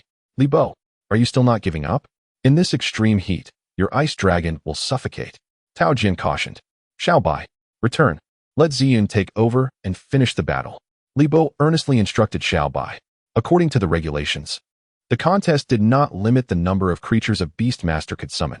At this stage, most Beastmasters had merely contracted a single creature. Although Li Bo had not intended to reveal the mysterious Ziyun so soon, Xiao Bai had reached a critical state, and he could no longer withhold his strength. I can still endure, Master. Li Bo received a stubborn response from Xiao Bai in his mind. No. The battlefield temperature has exceeded 100 degrees. Your perseverance is futile. Li Bo reprimanded. Do you want your master to regret it for a lifetime if an accident occurs? If you cannot endure this, how will you confront Lin Feier or defeat the Crimson Crystal Dragon? As Xiao Bai numbly unleashed her icy mist, she spoke with a trembling voice. Hearing these words, Li Bo felt a pang in his heart. Although Xiao Bai appeared gentle, her spirit was remarkably resolute. Li Bo understood that once she set her mind on something, no one could deter her, much like when she fiercely protected the dragon tortoise's crystal core on Sunset Beach. With this in mind, Li Bo's gaze hardened. Then let us give our all. Continue to use the icy mist. Let us see who can outlast whom. He fixed his steely gaze on the flame-fighting chicken. Though Xiao Bai was in poor condition, the opponent was also gritting its teeth and enduring. As Li Bo remained unyielding, Tao Jian felt an unprecedented pressure. The flame-fighting chicken had sustained injuries after falling from the sky and was in a perilous state, holding on solely by sheer willpower. Neither of the beasts wished to concede, transforming their duel into a test of endurance and a battle of wills. Unbeknownst to them, dozens of rounds had already passed. Xiao Bai, having continuously wielded the icy mist, had reached her limit. The solid ice flowed down her body like water, sizzling as it hit the scorching ground, vanishing without a trace. Foolish Xiao Bai. Just as Li Bo grappled with whether to forcibly recall Xiao Bai into the beast's space, a message suddenly popped up on the interface. Congratulations, host. The White Spirit Dragon has continuously wielded Icy Mist, activating the hidden quest. Icy Mist Evolution. Quest requirement. The White Spirit Dragon must use Icy Mist a total of 100 times. Quest progress. 100-100. Reward distribution in progress. Icy Mist. Intermediate. Blizzard. Advanced. Chapter 38. Advancement to the top 8. What? Blizzard? Li Bo's eyes brightened as he gazed at the information on the interface. The advanced skill Blizzard creates a vast snowy environment, inflicting frostbite on those it strikes. Li Bo was not unfamiliar with this skill. Blizzard combines group damage and crowd control, making it an exceptionally powerful ice-type ability. Numerous beast tamers specialize in a single element. with many focusing on ice. However, to effectively utilize a pure ice-type formation, Blizzard is an essential component. Yet, in a battle of this level during the freshman martial arts competition, unleashing Blizzard would seem somewhat unfair. But given Xiaobai's dire situation, Li Bo could not afford to dwell on such considerations. Xiaobai, use Blizzard. In this battle, upon hearing Li Bo's reassuring voice, Xiaobai suddenly felt invigorated. A new skill. Joy lit up Xiaobai's face as she marveled at her master's remarkable abilities, which always seemed to lead her to suddenly grasp formidable powers. Upon reflection, my admiration for Li Bo deepened considerably. The incantation and essence of the blizzard seemed to be inherently etched in the mind of the little white dragon. Suddenly, her cerulean eyes shimmered with an extraordinary brilliance, and an incomparably frigid aura emanated from her gaze. Whirling winds erupted across the competition arena, transforming the previously sweltering atmosphere into an icy realm. The biting cold gusts compelled everyone to shield their eyes instinctively. Lu Jun widened his eyes, hastily rising from his seat, gripping the railing and fixating on the movements of the white spirit dragon. Lu Jun, why the sudden panic? Lin Feng inquired, standing up in confusion. Blizzard. It's a blizzard. Lu Jun stammered, his eyelids twitching. A genius. An absolute genius. Oh, a blizzard? An advanced ice-type skill? Lin Feng regarded Li Bo calmly, his eyes glinting with admiration. What is this? Tao Jian shielded his eyes, witnessing the rapid dissipation of his own ignited effect, his gaze flickering with disbelief. It was hard to fathom that such commotion could arise from an ordinary pet beast. At this realization, Tao Jian's previously unwavering heart began to waver, a profound sense of disparity flooding his mind. Despite his own efforts to shine brightly, he felt overshadowed, reduced to a mere backdrop in the presence of this prodigy. Unbeknownst to them, snowflakes began to descend from the heavens, pure as freshly fallen snow. Look, it's snowing, a voice exclaimed, prompting everyone to gaze skyward. As a flurry of snowflakes cascaded down, settling on each shoulder, instantly transforming the arena into a resplendent stage for the little white dragon. Mu Aoshua extended her hand, catching a snowflake, her beautiful eyes sparkling. So lovely. Oh, Lin Feier paused, her expression momentarily stunned, as she observed the corner of Li Bo's mouth curve into a subtle smile. Interesting. As the little white dragon flapped her wings rapidly, boundless snow and wind coalesced, forming a colossal, frosty surge of blizzard that surged toward the fierce flame-fighting rooster. The outcome was already determined. The icy torrent rushed forth like an avalanche, rendering the feeble flames utterly impotent, swiftly engulfing the fierce flame-fighting rooster and sweeping it off the arena. When Li Bo commanded the little white dragon to cease, the fierce flame-fighting rooster lay on the ground, barely clinging to life, its flames nearly extinguished, exhaling cold air as its form continued to tremble. Fierce flame-fighting rooster, Tao Jian shouted, dashing forward to assess its injuries. Thankfully, it still has vital signs.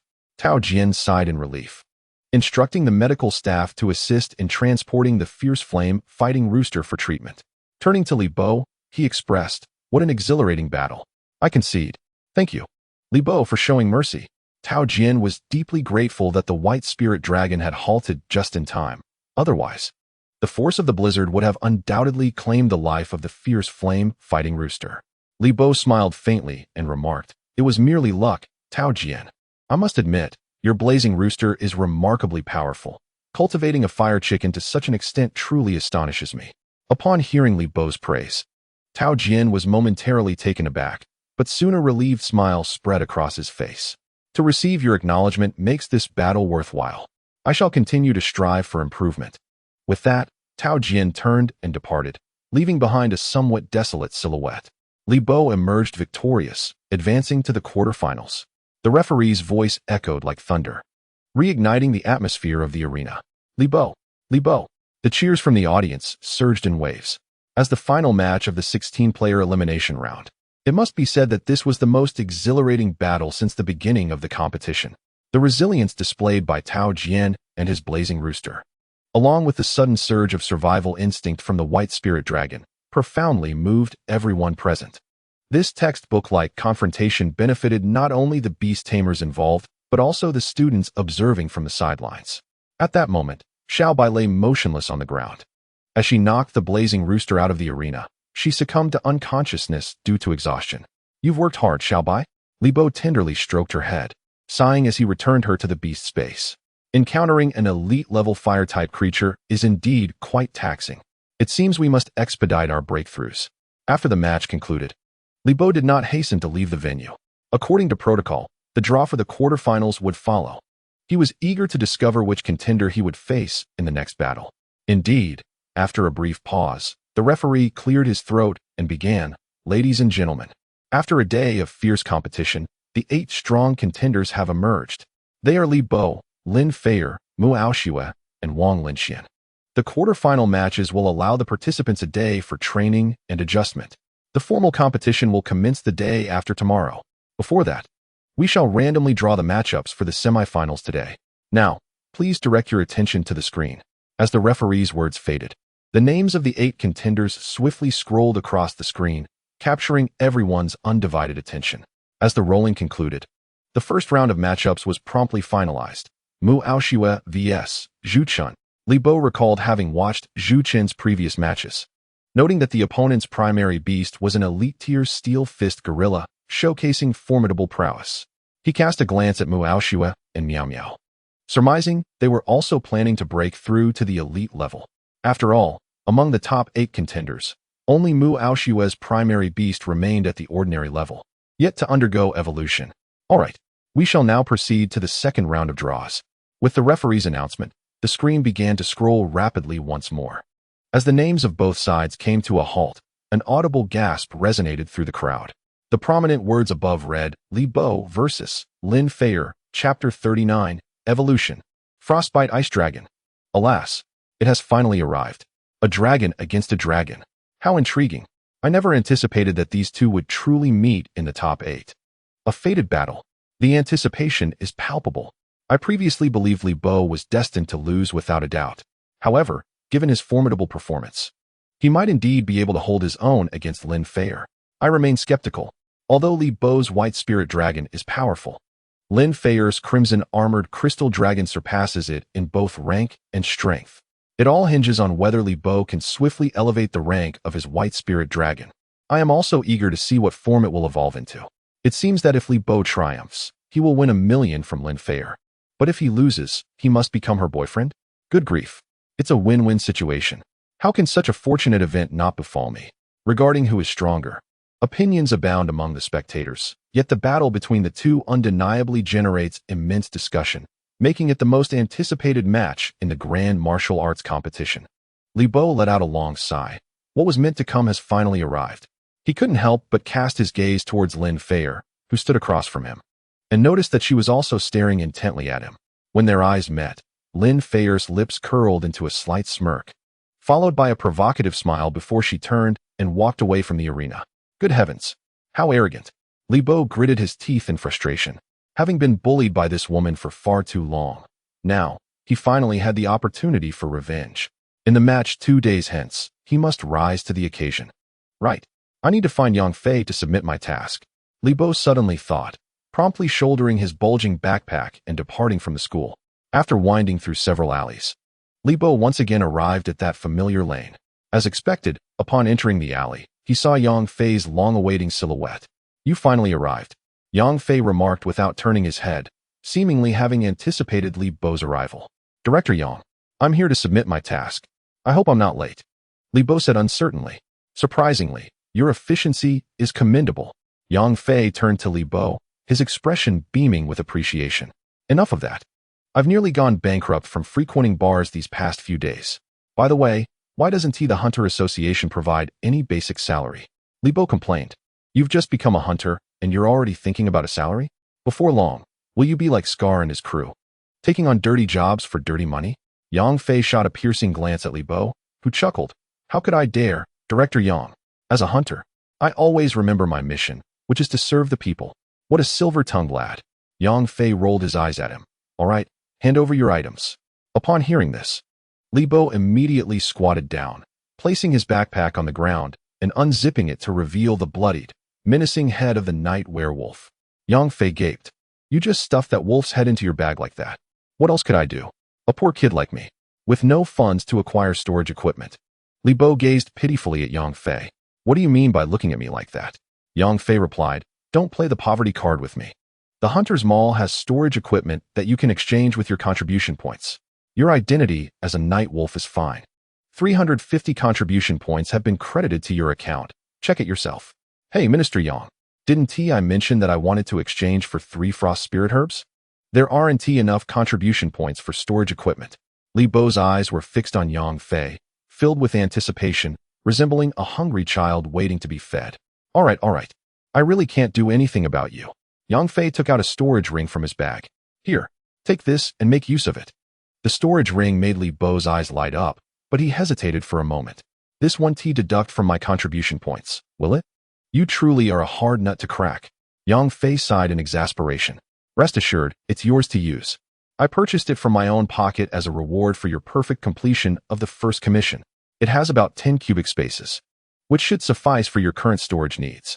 Li Bo's face beamed with joy as he hurriedly accepted the storage ring. Minister, oh no, Brother Yang, you are simply a benefactor. From now on, if you need anything, just command me. Of course, if there are contribution points, that would be even better. Oh, really?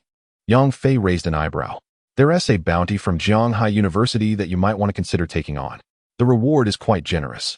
A bounty from Jiang University? Li Bo frowned, suddenly recalling the last time he overheard a conversation between Mu Aoxue and Yang Fei, where it was mentioned that someone was willing to pay a high price for the champion of Jiang University's martial arts competition. Li Bo speculated that Yang Fei must have already learned about his entry into the top 8, which is why he presented such a bounty to him. Although the possibility of winning the championship remained uncertain, Li Bo felt uncomfortable with the notion of deliberately losing a match. Both of his beasts had strong personalities. If they were to concede without a fight, Little White and Ziyun would be the first to object. Before Yang Fei could elaborate on the specific bounty, Li Bo swiftly shook his head. Not for now. I'll pass. You sly little rascal. Realizing Li Bo was feigning ignorance, Yang Fei sighed. Since neither you nor Xiao Xue are willing to take it on, I shall have to decline the task. Alas, my performance rating will be docked again. Brother Yang, there's no need for such lamentations. Li Bo stated earnestly. Now that you have me, a formidable warrior, our 4,210 unit is bound to soar to great heights. You truly know how to flatter. Yang Fei ruffled Li Bo's hair affectionately. Let us not digress. You mentioned wanting to exchange for frost spirit herbs, right? Do you have them?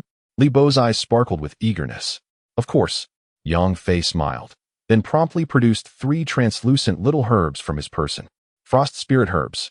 Li Bo's eyes gleamed with excitement. The frost spirit grass, resplendent in its pure white hue, radiated a shimmering light under the sun's embrace. Li Bo cradled it in his hands, a chilling sensation piercing through to his very core. 1 frost spirit grass is worth 100 contribution points. You now have only 50 left after exchanging for 3, Yang Fei remarked. Excellent. Li Bo felt a surge of joy. Joining the Hunter Association was indeed a wise decision. Hard work begets rewards, and by taking on more tasks, he could acquire numerous evolution materials that were difficult to procure externally. Very well, I shall take my leave. Stay alert for updates. I will regularly dispatch bounty missions to you. Yang Fei cautioned before bidding farewell to Li Bo. The following day, upon returning home, Li Bo summoned his companion, Xiaobai. Master.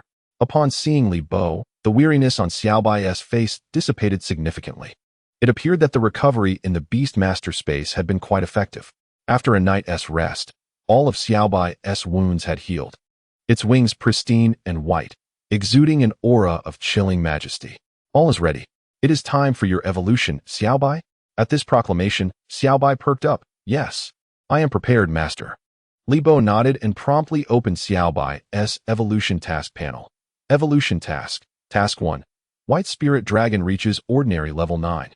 Completed. Task 2. Command the White Spirit Dragon to win a battle of opposing attributes. Current progress. 11. Task 3. Collect 3 Frost Spirit Grasses. Current progress. 33. All evolution conditions for the White Spirit Dragon have been met. Elite level evolution can commence. Shall we evolve the White Spirit Dragon into the Frost Dragon? Li Bo placed the Frost Spirit Grasses before him and declared, Evolve. Chapter 40. The Might of the Dragon.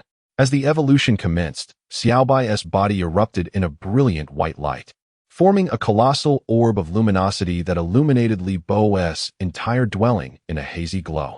Enveloped in the radiant brilliance, Xiaobai seemed to possess a gravitational pull, causing the three frost spirit grasses held in Li Bo's hands to uncontrollably soar towards Xiaobai, vanishing entirely within the brilliance. Is the fusion beginning? Despite the blinding glare nearly rendering him sightless, Li Bo endured the pain, meticulously observing every subtle movement of the evolution. It must succeed. He felt a bead of sweat form in his palm, for evolution carried a risk of failure. Losing materials was trivial compared to the potential damage to his cherished Beast-S foundation, which would make future evolutions exceedingly arduous. Evolution successful. Please collect your latest companion, Frost Dragon. A jubilant notification echoed in his mind, and Li Bo's eyes widened in exhilaration. It worked. However, as the brilliance faded, a thunderous crash reverberated through the air. The roof of the house was instantaneously breached by Xiaobai's newly evolved form. Oh no! A chill ran down Li Bo's spine. This calamity had further burdened his already strained household. I am sorry, master. The voice of Xiaobai, laced with profound regret, resonated in the air. I had endeavored to control my form, yet she curled up on the ground like a child who had committed a grave mistake. Li Bo observed that Xiaobai's evolved physique had doubled in size, making her presence rather constricted within the confines of the room. He gently caressed her sculpted dragon horn, reassuringly saying, "It's all right, Xiaobai." This was to be expected. Initially, Li Bo had contemplated conducting Xiaobai's evolution in a secluded area of the outskirts. However, upon further reflection, he realized that the evolution of a pet must remain undisturbed by external influences. Any unforeseen mishap could jeopardize Xiaobai's evolutionary sequence, leading to irrevocable regret. After weighing the pros and cons, Li Bo ultimately decided to initiate the evolution within his modest dwelling, sacrificing the ceiling in the process. With his emotions in check, Li Bo turned his gaze to Xiaobai, scrutinizing her closely. The length of the frost ice dragon had surged from 3 meters to an astonishing 7 meters. Her overall appearance retained the icy, crystalline wings of a snow-white dragon, yet she now exuded a mature demeanor. Her horns had bifurcated into crystal-like antlers, and her genetic traits were becoming increasingly pronounced. Furthermore, 5 sharp ice spines jutted from her elongated spine, emanating an aura of danger. The edges of her dragon wings had sharpened into icy blades, casting a chilling glimmer under the light that pierced the heart with a sense of foreboding. Standing beside Xiaobai, Li Bo immediately felt a significant drop in temperature. It seemed that her ice-based abilities had been considerably amplified. With a satisfied smile, Li Bo opened Xiaobai's status panel. Name: Frost Ice Dragon. Gender: female. Attributes: Ice Dragon. Level: Elite Tier 1. Potential: Sovereign level. Status: Hungry. Skills: Dragon's Claw Beginner. Dragon Might: Intermediate. Death Entanglement: Intermediate. Frostblade Tail: Intermediate. Ice Spines: Intermediate. Blizzard: Advanced. Hailstorm: Advanced. Ice Armor: Advanced. Description: a noble dragon species soaring over the icy plains. The Frost Ice Dragon clan once ruled during the frozen epoch millennia ago. Their splendor now faded with the global warming, lost in the annals of history. She had learned Dragon Might. Gazing at the newly acquired skill in the skill panel, Li Bo stroked his chin, deep in thought. Dragon Might is a relatively common dragon skill that instills fear in opponents through the aura emanating from the eyes, achieving a state of terror. The potency of Dragon Might is influenced by 2 primary factors: the level of the dragon and its bloodline. A higher-level dragon beast using this skill against a lower-level opponent can often compel submission without a fight. Moreover, for purebred dragon beasts of noble lineage, the effectiveness of Dragon Might ascends to greater heights, even if they inadvertently encounter a formidable beast of a significantly higher level. The regal aura exuded by Dragon Might can frequently force the opponent into retreat. It appears that following her evolution, Xiaobai's draconic traits have become increasingly pronounced. Li Bo's curiosity was piqued as he scrutinized the description of the system update regarding the information on Xiaobai, the ruler of the Frozen Era. It seemed that Xiaobai's ancestors were indeed remarkable. Suddenly, Li Bo recalled what his homeroom teacher, Wu Gang, had mentioned earlier. Xiaobai was captured by a professor from Jiang University in a frigid land and later placed in a training base as a companion beast. Xiaobai's original form was that of a white spirit snake. Thus, the trace of true dragon blood contained within her, as described by the system. must undoubtedly belong to the lineage of the Frost Dragon. If Xiaobai were to evolve to the level of a sovereign, she might very well resurrect the peak dominion of her ancestors during the Frozen Era. The proud Ice Dragon King. It turns out that Xiaobai is of royal descent. Li Bo gazed at Xiaobai with a smile, but she appeared perplexed, merely blinking her cerulean eyes in curiosity at him. He extended his hand and transformed Xiaobai back into her beast girl form. In her humanoid state, she bore no change from her previous appearance. Master, I am quite hungry, Xiaobai said weakly. Li Bo suddenly glanced at the system's information on Xiaobai, where her status still showed the word hungry. He slapped his forehead in realization, exclaiming, I got so excited that I almost forgot about this. He pondered whether Xiaobai's dietary needs might have changed post-evolution. When a companion beast is in a normal stage, it primarily consumes simple supplementary foods like nutritional liquids due to developmental needs. However, once they reach the elite level, their appetite significantly increases, and nutritional liquids can no longer suffice to satisfy their hunger. Beast tamers then tailor nutritional meals according to the preferences of their beasts. Xiaobai, what do you wish to eat? Li Bo inquired. I want to eat meat. Xiaobai replied earnestly. Meat? Li Bo was taken aback. It seemed the ice dragon also favored carnivorous fare. He had thought Xiaobai might have been raised on ice in the wild. It appeared that his expenses would rise considerably, but one cannot let a child go hungry. What kind of meat do you want? I will take you to buy it. Xiaobai shook her head gently. She was not quite sure, as she had not been educated about modern culinary options. Li Bo found himself in a dilemma. While Xiaobai simply wished for meat, she could not specify which type she desired. He wondered if the system might have a suitable recommendation. With renewed curiosity, Li Bo turned his attention back to the system panel of Xiaobai, realizing he had yet to explore the status information of his companion beast. He wondered if there might be an answer for him. Thus, he eagerly clicked on the hungry status. To his surprise, the system promptly revealed a message. The Frost Dragon enjoys meat, especially seafood. It is recommended that the host take the Frost Dragon out for a seafood feast to replenish her strength and prevent her from becoming unwell. Indeed, such a function exists. Truly impressive. Li Bo, taken aback, revealed a smile on his face. The state of his beloved creature was ever-changing. If it entered a negative state, did it not suggest that there might also be a solution displayed on the system status bar? With this thought, Li Bo felt a surge of confidence. So, Little White enjoys seafood. Hastily, he patted his waist pouch and fished out a meager pile of coins, counting only a little over 200 yuan. He couldn't help but twitch his lips. What a seafood feast. System, you truly have high hopes for me. Chapter 41, Turmoil. As night fell, Li Bo led two beast maidens to a renowned barbecue street in the lower district. Though a seafood feast was beyond his means, 200 yuan was sufficient for a delightful roadside barbecue. How aromatic. Master, Little White exclaimed, her eyes nearly bulging at the sight of the long rows of barbecue stalls. This was the essence of human life. Li Bo chuckled. Although the lower district was a gathering place for the impoverished of Zhanghai, it was home to a significant portion of the city's population, most of whom toiled in humble jobs, quietly contributing to the city's vibrancy. As night descended, these roadside barbecue stalls attracted a multitude of weary diners seeking comfort after a long day. Though the prices were low, the flavors rivaled those of more upscale establishments. Li Bo chose a stall specializing in seafood, skillfully finding an empty spot to sit. He called out to the vendor, Boss, I'll have 200 yuan worth of barbecue. Upon hearing this, Little White expressed her concern. Master, why did you spend all the money? I can eat less. Silly Little White. Li Bo chuckled. Money can be earned again, but if I let my stomach go empty, it would truly pain me. Brother Li Bo, didn't you say that if you defeat Lin Feier tomorrow, you could claim her 1 million?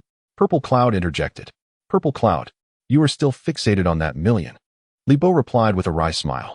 Whether I can defeat Lin Feier is one thing. Even if I win, she hasn't promised to hand over that million immediately. Li Bo was quite troubled by the recent surge in expenses. His savings from allowances and scholarships had nearly been depleted. He pondered that if Lin Feier truly found an excuse to evade the million, he might as well sell the essence blood of the dragon tortoise on the black market to quickly secure some funds for immediate relief. Purple Cloud gasped. Had I known earlier, I would have insisted on a written agreement. Regardless, tomorrow I shall definitely defeat the Crimson Crystal Armored Dragon. Little White declared with determination. She must be thoroughly trampled. Purple Cloud added angrily, we cannot let that wicked woman get away with it. allowing brotherly Bo to become her boyfriend. Barbecue is here.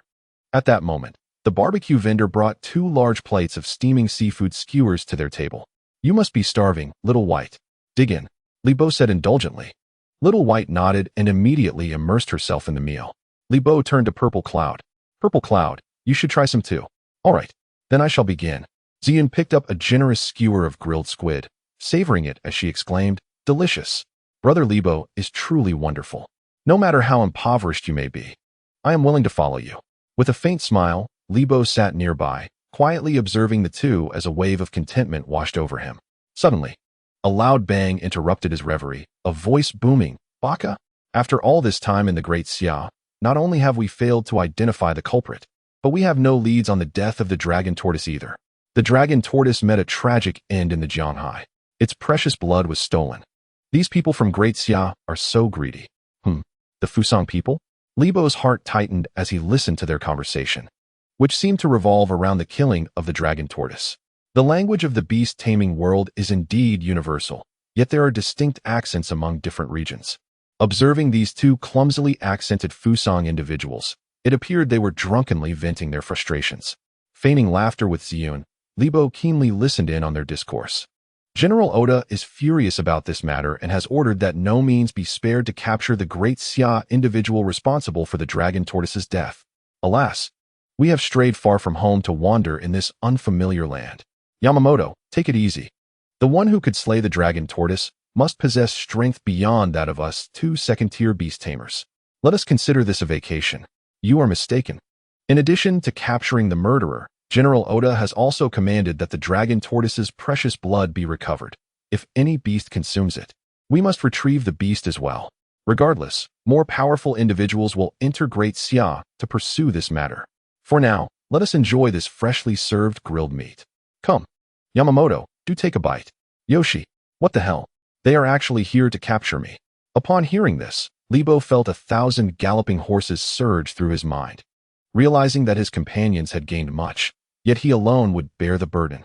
Nevertheless, their conversation indicated that the dragon tortoise held great significance for someone named Oda, to the extent that even beasts that had consumed its precious blood were not to be spared. Yoshi, why is this grilled meat so unpalatable? Ugh. After a bout of dry heaving, the man named Yamamoto suddenly confronted the vendor, seizing the collar of his shirt. Baka, how much chili did you put in this grilled meat? Are you trying to kill us with spice? The vendor, looking somewhat bewildered, scratched his head in response. I didn't add much. It's just the normal amount. It seems you are deliberately targeting us. Yamamoto's eyes bulged in anger as he flung the vendor to the ground. The other Fusang individual angrily placed his foot on the vendor's head, squeezing hard. Is this intentional? Please, gentlemen, spare me. The vendor pleaded. It wasn't on purpose. This barbecue naturally has this flavor. Still defiant, Yamamoto delivered a heavy kick to the vendor. You lowly Great Xia individual. It seems you won't learn until you face some consequences. Please, no? The vendor continued to cry out in distress, although many nearby vendors wished to offer assistance. Upon realizing that the 2 individuals from Fusang were both second-tier beast masters, they hesitated, their anger suppressed by fear. After all, not everyone possesses the innate talent for combat. Most among them were merely struggling to survive on the meager earnings of the lower class. Have mercy on me, esteemed sirs. Is it not enough that I offer you complimentary service? The vendor pleaded pitifully. Complimentary service? Huh. Yamamoto laughed heartily. You think I, a Fusang man, am as cheap as you Daxia people? He kicked the vendor aside, demanding, now kneel. Bow 100 times. The vendor, battered and bewildered, was caught off guard by such misfortune while simply trying to conduct honest business. What? You refuse to kneel? Yamamoto smirked sinisterly. Then I shall have to break your legs. No. As the 2 men advanced menacingly, the vendor retreated, sitting on the ground in despair. Enough. Bo suddenly rose to his feet, indignantly addressing the insolent Fusang men. How dare you disrupt the peace in the territory of Daxia? Reluctant to intervene but unable to bear witnessing such humiliation inflicted upon his compatriot, Bo took a stand. Oh. Yamamoto turned, sizing up Bo with a disdainful expression. His gaze then fell upon the 2 stunning beast girls standing beside Bo. An lewd grin spread across his face. Ah, I haven't tasted the delights of your beast girls yet. You scoundrel. Look again, and I shall have your eyes. Ziyun's fury was palpable. Li Bo, my brother. Today, my hands are itching. Let me teach these arrogant fools a lesson. Excellent. Excellent. Yamamoto licked his lips. I do enjoy a spirited beast girl. This will be entertaining. He nodded to his companions, and they simultaneously performed summoning gestures. In a flash of light, 4 distinct beasts appeared, standing ready before Li Bo. Chapter 41. The Dark Noose. Li Bo narrowed his eyes, swiftly assessing the details of the summoned beasts. Venomous Shadow Python, Elite Tier 3. Thorn King Bee, Elite Tier 2. Molten-tailed Lizard, Ordinary Tier 9. Iron-toothed Rat, Ordinary Tier 8. Among these creatures, the one exuding the most pressure was undoubtedly the venomous shadow python summoned by Yamamoto. This serpent measured a daunting 9 meters in length, and its mere presence sent chills down the spine. Its scales shimmered with an eerie green hue, and its triangular head was held high, occasionally flicking its tongue and hissing ominously. Though smaller in size, the Thorned King Bee emanated a sharp aura, its wings fluttering with glimmers of deadly spikes. As the beasts were summoned, the surrounding stalls inevitably suffered destruction, with vendors scrambling to escape in panic. The exclamations of the crowd intertwined with the roars of the beasts, transforming the once vibrant night market into a scene of utter chaos. Such a lively night market. Now it lies in ruin.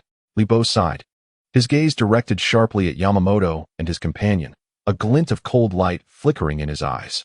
Hey kid, if you obediently surrender the 2 beast girls and offer a sincere apology, I might consider sparing your life. Yamamoto laughed arrogantly, truly believing that the sheer number of his beasts could intimidate Li Bo. Li Bo smirked coldly. After all, he had now attained the status of a second-tier beastmaster. The levels of his opponents were comparable to his own, so he felt no fear. Heh, since you are intent on provoking us, do not blame us for being rude, sneered the man beside Yamamoto. Li Bo nodded to both Xiao Bai and Ziyun, and the 2 beasts immediately transformed into their true forms. Hovering beside him in the air, it was a dragon. Upon witnessing the true form of the frost dragon, Yamamoto's pupils constricted sharply, and he instinctively took 2 steps back. Xiao Bai flapped her enormous wings in the air, although she did not initiate any attack. The 4 opposing beasts were suddenly engulfed by a profound sense of dread emanating from their very souls. A rare dragon beast. Unexpectedly, today has turned fortuitous. Yamamoto-kun. Although we did not uncover any clues about the dragon tortoise, bringing back this ice dragon is still a worthy prize, remarked the man beside Yamamoto.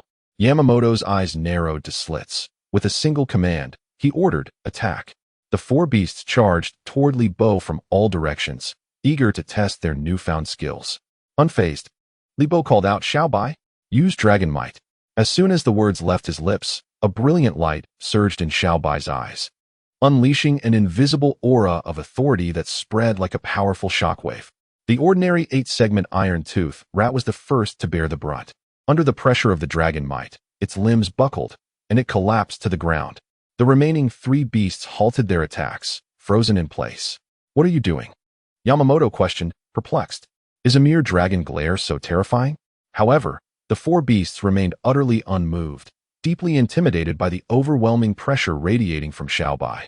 Unable to muster the strength to advance even a step, the aura of a king, the man beside Yamamoto's expression shifted dramatically. This is bad. Yamamoto-kun.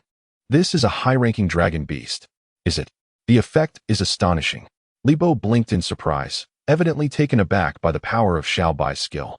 Logically, dragon might was merely a mid-level skill.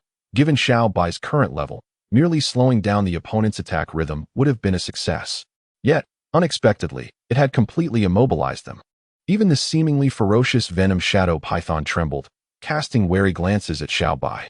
Being a serpent-type beast, the venom shadow python could sense the oppressive force stemming from the bloodline. In that case, do not blame me for being ungracious. Li Bo's lips curled into a cold smirk. Little white. Frost spike. Whoosh. Whoosh. Whoosh. The enormous wings of Little White flapped rapidly, unleashing a barrage of slender, razor-sharp ice spikes that hurtled forth with great speed. The opposing beasts were caught off guard, unable to react in time, and were struck by the icy projectiles. In such a fierce battle, there was no need to hold back. Under Little White's relentless assault, Li Bo observed the life status of the enemy's beasts plummet rapidly. Iron-tooth mouse deceased. Melted tail lizard deceased. Thorn King be deceased. In the blink of an eye, 3 beasts were swiftly eliminated by Little White. What? All my beasts are dead. A man beside Yamamoto stared in shock at the scene, his heart seemingly bleeding. Only Yamamoto's venomous shadow python, of a higher level, remained on the ground, writhing in a frenzied struggle. However, its massive body was now covered in countless ice spikes, dark green blood flowing incessantly from its wounds. As it emitted horrifying cries of agony, Yamamoto watched in despair. This venomous shadow python represented his entire fortune, a creature he had painstakingly cultivated over his lifetime. He had thought victory was assured, only to find himself utterly suppressed by this ice dragon, unable to even lift his head. Yamamoto's expression shifted dramatically, his heart consumed by regret. How foolish it was to stir up trouble and provoke such a formidable opponent. Please, do not kill my venomous shadow python. I beg you. Yamamoto suddenly knelt before Li Bo. Young man, I was wrong. Spare its life. Li Bo cast a cold glance at the gruesome scene, unfazed by Yamamoto's pleas. Your begging is of no consequence. Kill it, Little White. The chilling command echoed, and Little White's assault intensified. Within less than a minute, the venomous shadow python's status changed to deceased. No. Yamamoto was engulfed in despair, the arrogance he once held long gone from his face. Sister Little White, I hadn't even had the chance to act, and you've already eliminated them all. Purple Cloud lamented from the side. Little White chuckled. Purple Cloud. Wasn't I just worried they might escape? Suddenly, Purple Cloud exclaimed, they really are running. Not far away, Yamamoto and his companions disregarded their fallen beasts and fled in panic. Thinking of escaping? Did you seek my permission? Little White snorted coldly, swiftly soaring towards the 2 fleeing figures. With a powerful sweep of her claws, she seized them and lifted them high into the air. Woo, I'm afraid of heights. Mommy, let me go? You scoundrel. Yamamoto struggled desperately. That was your own words. Little White replied with a peculiar smile, releasing her grip and allowing the 2 to plummet from a height of 10 meters. Ah! They screamed in terror, followed by 2 resounding thuds as they crashed heavily onto the ground, shattering tables and chairs. Yamamoto-kun, I think all my bones are broken. Yamamoto, drenched in blood, cried out in despair. His condition was not much better. Having fallen from such a height, he was left with severe injuries, each movement sending waves of agony through his body.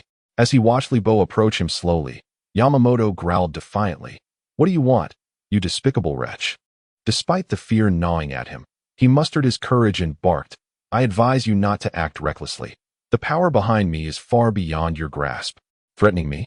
Li Bo chuckled, then brought his foot down heavily on Yamamoto's head. I believe you are quite mistaken about your current predicament. Turning to Xiaobai, he commanded, Go ahead and extract the crystal cores. We can sell them for some money. Yay. All right. Upon hearing the prospect of earning money, Xiaobai gleefully began performing a delicate procedure on the 4 beast companions. Stop. Yamamoto, consumed by impotent rage, could only watch helplessly as Xiaobai skillfully opened the skulls of the creatures one by one. Brother Li Bo, how should we deal with these 2? Let me ponder for a moment. Li Bo stroked his chin, contemplating the possibility of silencing them permanently. In the world of beast tamers, battles claimed lives daily. However, this was a city subject to the law, and as a student, he realized that involvement in a murder investigation could jeopardize his secrets. With a sigh, he decided, first, let's bind them up. Leave it to me, Brother Li Bo. Finally having something to do, Ziyun excitedly rummaged through a nearby stall for 2 thick ropes, kicking Yamamoto and his accomplice into a tightly bound state. The crystal cores are here, master. Xiaobai efficiently presented him with 4 intact crystal cores within moments. Gazing at the quartet of differently colored cores, Li Bo's face broke into a satisfied smile. What a delightful windfall. While they may not compare to the size of the previous dragon tortoise core, the 2 elite beast cores will still fetch a handsome sum. After retrieving the cores, Li Bo noticed that Ziyun had finished her task as well. The 2 captives were enveloped from head to toe like mummies, muffled sounds escaping their lips. Li Bo couldn't help but twitch his mouth in amusement. Ziyun, who taught you to tie people up like this? Hee. They need to learn a lesson. Detection complete. Huan Minjian has executed a perfect binding. Skill acquisition task for Dark Bind completed. Congratulations, host. Huan Minjian has successfully comprehended Dark Bind. Dark Bind, an intermediate dark attribute skill that unleashes sharp black chains to assail foes. If they penetrate the target's body, it inflicts double soul damage. Staring at the lines of information that floated before him, Li Bo's eyes widened in astonishment. Is this even possible? Chapter 43, Placing Bets. Congratulations, host. Frost Dragon has successfully mastered Dragon Dance. Dragon Dance, an advanced dragon-type skill that enhances all attributes of the beast by a factor of 1. At long last, I have mastered the Dragon Dance. As Li Bo beheld the 3 lines of information floating before him, his expression brightened with joy. The skill of Dragon Dance is not one that all dragon-type creatures can comprehend. Although Lin Feier's red crystal-armored dragon is formidable, it is, after all, a sub-dragon. And its enhancement skill, Fury, only provides a meager 0.5x boost, limited solely to attack attributes. In contrast, Dragon Dance offers a comprehensive 1x enhancement, signifying that after utilizing this skill, Xiaobai's attack, defense, and speed will all double. Forgive me, master. Xiaobai's face turned crimson from neck to cheek. Humph. Brother Li Bo is truly biased. He favors Miao Miao over us. Ziyun exclaimed, turning her head in indignation. At that moment, Xiaobai slowly raised her head, revealing her cool and exquisite visage. Master, I believe Ziyun has a point. How about today, you indulge both of us? No. Xiaobai, how have you come to this? Li Bo gazed earnestly into Xiaobai's eyes, cautioning her not to be led astray by Ziyun. I haven tea. Xiaobai pouted. Why is it that Miao Miao can be so close to you? We 3 are inseparable. What harm is there in granting us this once? Upon hearing Xiaobai's audacious words, Li Bo's jaw almost dropped to the ground. Xiaobai, you have changed. You are no longer my obedient Xiaobai. Xiaobai has always listened to her master. She clung to Li Bo's shoulders, playfully pleading, Please, master. Just this once, Li Bo brother. The 2 immediately rallied, each gripping one of Li Bo's arms tightly. No, we have a competition tomorrow. Today is not suitable for vigorous activity. Li Bo firmly rejected their unreasonable antics. So, does that mean we can after the competition, Li Bo brother? Ziyun inquired mischievously, her eyes twinkling. Not that. All right. Xiaobai is determined to win this match tomorrow, no matter what. Before Li Bo could finish his thought, Xiaobai's resolute tone drowned out his words. Hey, Xiaobai, I haven't finished speaking yet. Li Bo brother. You've said it now, so you must not go back on your word. Ziyun grinned wickedly. What did I say? Ziyun, you rascal. Do you require a proper lesson to behave? I can accept that Li Bo brother bullies me, but not just you. This is quite vexing. Li Bo sighed. Perhaps it's best to sleep. All right, I must win tomorrow. Zzz. Unbeknownst to Li Bo, Xiaobai had already fallen asleep against his shoulder, while Ziyun pretended to doze against his arm, fearful that he might summon her back to her creature space. I truly cannot handle you both. Li Bo turned off the light and tucked them in. The following day, the Jiangdao competition arena was bustling with spectators. It could be said that, in all the martial competitions thus far, never had there been such a full house, the atmosphere charged with excitement. The reason for the heightened interest, aside from the fierce competition among the top 8, is the much-anticipated battle between Li Bo and Lin Feier, which promises to be quite the spectacle. Upon entering the arena, Li Bo was greeted by a cacophony of fervent discussions. Have you heard? Lin Feier has upgraded her Crimson Crystal Armored Dragon to the elite 2nd tier. Remarkable. In just a few days, she has reached such a level. The difficulty of advancing to elite status is not to be underestimated. Each upgrade requires actual combat and substantial resources. The rapid growth of this Crimson Crystal Armored Dragon raises the question of how much Lin Feier has invested in it. With her father being the president of the Jianghai Beastmaster Association, she has access to numerous esteemed mentors for guidance. Moreover, the Lin family monopolizes the electricity industry in Jianghai, making money flow to them faster than from a printing press. Such affluence. If only I could marry her and gain an extra 20 centimeters in height. I would gladly accept. Why are you so greedy, indulging in both eating and taking? I'm practically drooling. Speaking of which, do you think Li Bo stands a chance? I find it unlikely. There exists an insurmountable chasm between the ordinary and the elite. Lin Feier's Crimson Crystal Armored Dragon is no mere decorative pet, and it won't be easily defeated. Alas, not only is she stunningly beautiful, but she also comes from wealth and works harder than us. It's utterly disheartening. I sincerely hope Li Bo can triumph. After all, he has already wooed a campus beauty, and if he becomes Lin Feier's boyfriend, it would be more painful than death. How about a wager? Fine. I'll bet 500 on Li Bo winning. I'll wager 2,000 on Lin Feier. Even before the match commenced, spectators began placing bets, and discussions regarding the victor reached a fever pitch. Undoubtedly, the majority of wagers favored Lin Feier, with most betting on her victory. Li Bo's sister exclaimed, "These people are outrageous. The odds of us winning have reached 5 to 1. How little they think of Sister Bai." Li Bo chuckled, "It's only natural. No one at school is aware of Bai's evolution. Should we also place a bet? Bet on ourselves to win." Bai suddenly suggested. "Oh, Bai seems quite confident in victory." Li Bo teased, "It's not just confidence. It's a necessity for me to win." Bai fixed her gaze fiercely on Lin Feier at the preparation stage, an overwhelming determination radiating from her. "All right, since that's the case, let's take a chance. Turning a bicycle into a motorcycle." Having sold the crystal cores, Li Bo took the remaining 6,000 and handed it to Zun. "Zun, go all in on by winning." Chapter 44, The Great Battle Against Lin Feier. At this moment, the referee on stage, seeing that the time was ripe, began to announce, "Now, let us commence the first round of the quarterfinals. Li Bo versus Lin Feier." As the words fell, the audience erupted into a chorus of cheers. "Goddess, you must win. I declare it. Li Bo, give it your all and make us proud. I've placed all my bets on you." Lin Feng and Lu Jun had long awaited atop the high platform, observing the unfolding scenes below. "Haha, at last. We have the duel between Feier and Li Bo," Lu Jun exclaimed with a cheerful demeanor. Lin Feng's gaze settled on Li Bo. "I am quite curious to see how long this fellow can hold his ground against the girl." "Oh, it seems you have unwavering confidence in your daughter," Lu Jun remarked with intrigue. Lin Feng shook his head. "It is not blind arrogance. Rather, Feier places immense importance on this competition.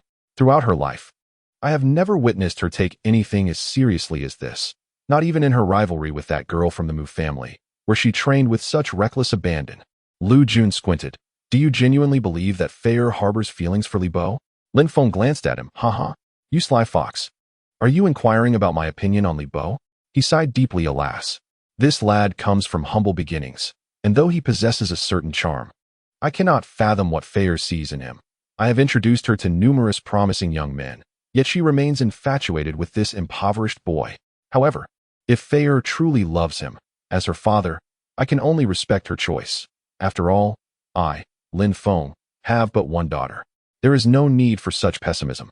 "My friend," Lu Jun chuckled, "I know a bit about this Li Bo. Aside from his less favorable family circumstances, he possesses good character.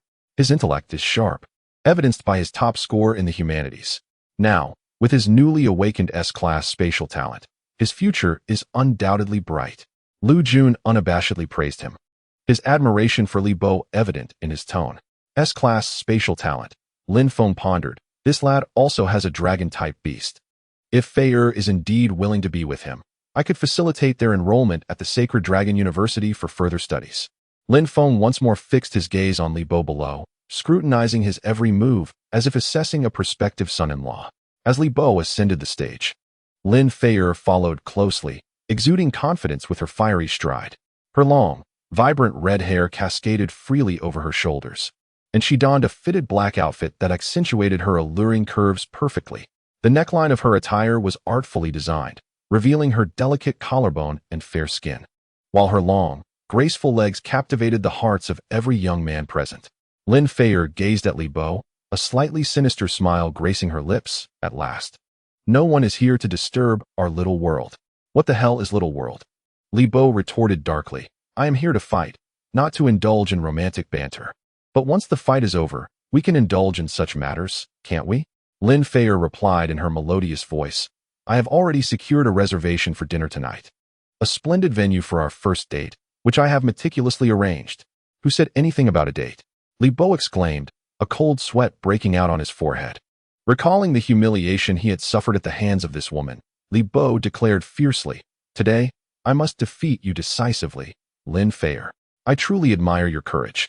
"Li Bo," Lin Feier responded, exuding an air of confidence. "I must say, your performance in the martial competition was quite impressive. From the standpoint of strength, you have indeed earned my recognition. However, to vanquish me, your white spirit dragon still lacks a certain finesse. Arise, Crimson Crystal Armored Dragon." With Lin Feier's call, the imposing figure of the Crimson Crystal Armored Dragon re-emerged onto the arena. its gaze surveying the crowd with an air of invincibility. With a thunderous roar, the crimson crystal armored dragon's voice reverberated throughout the competition grounds, compelling the audience to cover their ears in response to its overwhelming presence. What a formidable aura! The crimson crystal armored dragon appeared even more powerful than before. No wonder Lin Feier was so confident. How could one possibly contend against such a robust creature? How about it? Lin Feier teased, her smile laced with provocation. Oh, just a tad lacking? Li Bo assessed the crimson crystal armored dragon, his countenance unperturbed, a cold smirk gracing his lips. Your crimson crystal armored dragon is indeed formidable. It may pose a significant threat to the white spirit dragon. But what will you do should I summon this? Lin Feier's smile began to wane, as Li Bo's voice boomed. Arise, frostbite ice dragon. What? The crowd's expressions shifted dramatically. With a resounding roar that echoed through the heavens, a magnificent white dragon surged forth from the blue magic circle, soaring majestically in the sky. This is... Lin Feng on stage widened his eyes, observing the fluctuating expressions on Li Bo's face, soon breaking into a smile. Indeed, he is the man Feier has set her sights on. This lad has not disappointed me. Contrary to the surprise of the others, Lu Jun seemed unfazed by the appearance of the frostbite ice dragon, muttering to himself, Lu Wei did not deceive me. This young man truly defeated 2 second-tier beast tamers. Lu Jun turned to Lin Feng. Old Lin, why do I sense your excitement at Li Bo's newfound strength? If Feier were to lose, she would miss this opportunity to enter the secret realm. Lu Jun, you are thinking too small. While opportunities in the secret realm are rare, what I am far more concerned with is Feier's growth throughout this competition. This lad has indeed evolved the white spirit dragon, making for a worthy opponent. Feier has been spoiled since childhood. It would do her well to face a more assertive man. Moreover, my Lin family is quite prominent. Any suitor for my daughter must possess a solid foundation of strength. In stark contrast to the calm demeanor of Lu Jun and Lin Feng, the audience erupted in fervor upon witnessing the emergence of the frostbite ice dragon. Oh my, it has evolved. The white spirit dragon. What a magnificent beast. So pure, so large. Its size must be around 7 or 8 meters. It's even bigger than the crimson crystal dragon. What an impressive ice dragon. Li Bo has truly concealed this well. I knew I wasn't mistaken. Li Bo, my good friend, whether I can strike it rich overnight depends entirely on you. Why are you so excited? In my opinion, even if Li Bo's white spirit dragon breaks through to elite status, it would only be evenly matched with the crimson crystal dragon. Indeed, it's uncertain who will win or lose. The white dragon flapped its wings gracefully, hovering in the air, causing the surrounding atmosphere to chill several degrees. When rivals meet, the tension is palpable. It gazed down upon the crimson crystal dragon, its fighting spirit soaring to unprecedented heights. Seemingly recognizing that the giant dragon before it was once the white spirit serpent from their training grounds, the crimson crystal dragon's eyes sparkled with disbelief. Suddenly, its expression transformed, becoming resolute, a fierce smirk playing at the corners of its mouth, as if to declare to the white dragon, if I can defeat you once, I can surely do it again. With a thunderous roar, the crimson crystals adorning the back of the crimson crystal dragon ignited, its intense heat clashing with the icy environment brought forth by the white dragon. Name, Crimson Crystal Dragon. Gender, male. Attributes, dragon, fire. Ground, level, elite tier 2. Potential, leader level. Status, combative, skills, dragon claw, beginner. Crimson barrage, beginner. Dragon S might, intermediate. Fury, intermediate. Lava shield, intermediate. Flame burst fist, intermediate. Gravitational pull, intermediate. Lava cannon, advanced. Description: the crimson crystal dragon, evolved from the red armored dragon, possesses an added fire attribute, representing a significant power boost achieved through countless resources. Caution is advised for ordinary beast masters venturing into this exceedingly costly realm. Lin Feier gazed at the silhouette of the white dragon, hesitating for a moment before turning to Li Bo with a look of astonishment. Oh, you truly succeeded in evolving. To confront you, I must naturally go all out. Li Bo replied coldly. How intriguing. How intriguing. Lin Feier's gaze sharpened. If that is the case, then do not blame me for being ungracious. Chapter 45. Confrontation. Roar. The crimson crystal dragon's eyes ignited with overwhelming battle intent, its aura swelling. Unleash Dragon S Might. Lin Feier commanded, as the dragon's crimson eyes shimmered with an eerie red glow, fixated upon the white dragon above. Dragon S Might. We have it too. The white dragon did not flinch, its azure eyes meeting the crimson crystal dragon's gaze, equally unleashing its own dragon's might. While Dragon S Might inflicts tangible physical damage upon beasts, when effective, it often achieves the remarkable feat of subduing the opponent without a battle. Both sides opted to employ Dragon S Might to suppress their adversary, seeking to create an advantage for the ensuing combat. In that moment, an extraordinary silence enveloped the entire arena. Everyone held their breath, fixated on the contest between the two. Only the Crimson Crystal Dragon could perceive the overwhelming pressure emanating from the bloodline of the little white creature. It was a regal aura, one that belonged to a king. Oh, it seems that the bloodline of this ice dragon is superior to that of the Crimson Crystal Dragon. Lin Feng observed the scene in astonishment. The Crimson Crystal Dragon, being a sub-dragon, was at a disadvantage against a purebred dragon beast which possessed the might of dragon prestige.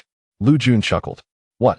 Upon witnessing the condensing frost ice dragon also mastering dragon prestige, seemingly exerting a greater suppressive force than the Crimson Crystal Dragon, Lin Feier's gaze flickered with uncertainty. How could it be a purebred dragon beast? Was it not evolved from the white spirit serpent? Silence. An absolute silence. The battlefield fell into an extreme quiet, where the sound of a falling needle could be distinctly heard by all. Everyone was sweating profusely under such a tense atmosphere. Beads of perspiration began to trickle down the foreheads of some spectators. The two sides were locked in a standoff, each vying to see who would falter first. Look! It moved. A mysterious shout thundered like a bolt from the blue, snapping everyone back to reality. It was the Crimson Crystal Dragon. Following the gaze of the crowd, it became evident that Lin Feier's Crimson Crystal Dragon had involuntarily retreated 2 steps on the battlefield. Its once fierce gaze was instantly replaced by a look of trepidation. Little White's eyes remained sharp, cold as ancient ice, instilling a deep-seated tremor within the soul of the Crimson Crystal Dragon. This oppression was rooted in bloodline, utterly irresistible. What is happening? The Crimson Crystal Dragon faltered in the first round of confrontation, a development Lin Feier had clearly not anticipated. She realized that if this continued, the opposing dragon prestige would undoubtedly render the Crimson Crystal Dragon incapable of fighting. She swiftly issued a command to abandon the dragon prestige. Immediately, she ordered a barrage of red crystal arrows. Whoosh, whoosh, whoosh. A flurry of red crystal arrows rapidly detached from the Crimson Crystal Dragon, completely obstructing Little White's line of sight. All of this transpired in the blink of an eye. The red crystal arrows came forth with great ferocity. Li Bo narrowed his eyes, remarking on the swift response. The red crystal barrage had improved significantly. The first time witnessing this skill was during a fierce battle between the red crystal dragon and Little White in the training grounds. Back then, the red crystal barrage, in terms of both quantity and speed, paled in comparison to the power now unleashed by the Crimson Crystal Dragon. But my Little White was no longer the same as before. He quickly launched a counterattack command, deploying the frost spikes. Whoosh, whoosh, whoosh. Little White rapidly beat his wings, releasing slender ice spikes from both sides. Bang, bang, bang, bang. The ice spikes collided with the crystal arrows, producing a series of intense explosions. The red and white arrow formations continuously exchanged in the air, akin to a splendid fireworks display, leaving all spectators in awe of this breathtaking spectacle. However, despite the formidable strength of the Crimson Crystal Dragon, the Frost Spike, being a mid-tier skill, far surpassed the power and magnitude of the basic red crystal barrage.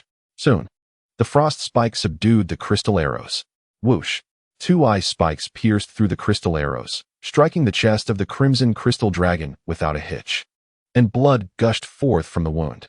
Witnessing this scene, the audience gasped in astonishment. Bloodshed right from the start. How ruthless. What kind of enmity could provoke such a fierce attack? Despite the Crimson Crystal Dragon's injury, Lin Feier remained unfazed, disdainfully remarking, "Is this the extent of your attack? Merely a tickle?" As she spoke, steam suddenly rose from the Crimson Crystal Dragon, swiftly melting the 2 ice spikes, which vanished into the air. However, in the next moment, the Frost Dragon loomed overhead, resembling a ravenous wolf as it extended its fearsome claws toward the Crimson Crystal Dragon. Oh, the dragon's claw. A flicker of surprise crossed Lin Feier's eyes. Li Bo truly offered her no respite, launching wave after wave of attacks. This was just what she needed. Let us also employ the dragon's claw. Lin Feier began to take the battle seriously. At the moment when Xiao Bai was about to strike the crimson crystal dragon, the latter suddenly extended its claws to defend. The two forces collided with a resounding thud. An invisible circular wave erupted from the point of contact between the two colossal dragons, rapidly spreading outward, causing the hair of those nearby to flutter wildly. The battle between the crimson crystal dragon and Xiaobai once again reached a stalemate. Both sides bared their teeth, unwilling to yield. Their eyes ablaze with the desire to vanquish the opponent, devoid of any hint of retreat. Observing this, Lin Feier was taken aback. The power of the dragon's claw was astonishingly on par with that of the crimson crystal dragon. It was known that the crimson crystal dragon excelled in strength, having never been bested among its peers. To her surprise, just after 2 exchanges, the frost dragon exhibited such overwhelming pressure. What was the origin of this frost dragon, whose performance outshone that of some purebred dragon beasts? Lin Feier couldn't help but feel intrigued. In the air, Xiaobai was consumed by a raging inferno of fury. Wings fully spread, charging relentlessly toward the crimson crystal dragon. Bang! Bang! Suddenly, the crimson crystal dragon took 2 steps back. Seeing that the dragon's claw had been overpowered, Lin Feier's expression shifted slightly, and she hurriedly issued an order to throw it away. Upon receiving the command, the crimson crystal dragon swiftly brought its claws together. Grasping Xiaobai's claws tightly, then mustering all its strength, began to spin Xiaobai in place. As the crimson crystal dragon accelerated, their bodies rapidly merged into a tornado of red and white. With a whoosh, the crimson crystal dragon hurled Xiaobai away, aiming to throw it off the stage entirely. However, the sky ultimately belonged to Xiaobai, and just as it approached the edge of the arena, Xiaobai suddenly spread its wings wide, suspending its body in midair. Now is the moment. Blizzard, Li Bo commanded decisively. The heavens unleashed another flurry of snow, and the biting cold wind enveloped the entire arena. The swirling snow drastically reduced visibility, leaving the audience to behold nothing but a hazy expanse of white. Having evolved, Xiaobai amplified the power of the blizzard once more. As Xiaobai's wings flapped rhythmically, the blizzard rapidly coalesced into 2 thick currents of cold, swiftly surging toward the standing red crystal-armored dragon. Xiaobai's assault was unrestrained. Her azure eyes glimmered with an otherworldly light, and as the currents raced forward, they fused and intertwined, ultimately forming a magnificent white dragon. This snow-white dragon, fierce and menacing, charged with ferocity toward the red crystal-armored dragon. Chapter 46. A-Class Talent. Such a formidable technique. This was Li Bo's true prowess. Upon witnessing the snow-white dragon, all present widened their eyes, convinced that their own beasts could hardly withstand such a powerful strike. Indeed, Lin Feier felt a sense of dread for the first time, her expression betraying her anxiety. Faced with this onslaught, she dared not be careless, urgently instructing the red crystal-armored dragon to swiftly employ the lava shield. With a whoosh, the deep crimson back of the red crystal-armored dragon ignited, a brilliant flame shimmering amidst the storm.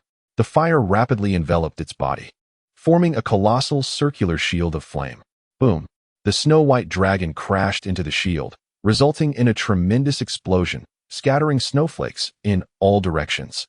Just when everyone assumed the red crystal-armored dragon had withstood this lethal blow, they were taken aback. The snow-white dragon's assault showed no signs of abating. Centered around its fearsome dragon head, the temperature plummeted sharply, reaching an agonizing chill. In an instant, the red lava shield became encrusted with a layer of frost, ice countering fire. Such a scene caused all present to gasp in astonishment, marveling at the ice dragon's extraordinary attributes. The blizzard was a high-level skill. How could a mere lava shield withstand it? Li Bo smirked coldly. The lava shield was quickly eroded by the frost, the crimson flames dimming as they were replaced by a thick layer of sharp ice. It had transformed into an icy sphere. Spectacular. Who could have imagined that Li Bo's ice dragon could freeze the lava shield solid, trapping the red crystal-armored dragon within? Suddenly, the snow-white dragon let out a thunderous roar, fueled by Xiaobai's overwhelming fury, and forcefully shattered the icy sphere. Bang! The ice dragon mercilessly collided with the red crystal-armored dragon, sending it hurtling several meters through the air before crashing heavily to the ground, appearing utterly tormented. Red Crystal Armored Dragon. Lin Feier's expression shifted dramatically. Li Bo recognized the opportunity to secure victory and commanded, "Launch a surprise attack. Use the dragon claw to drag it out of the arena." With a swift motion, Xiaobai flapped its wings rapidly.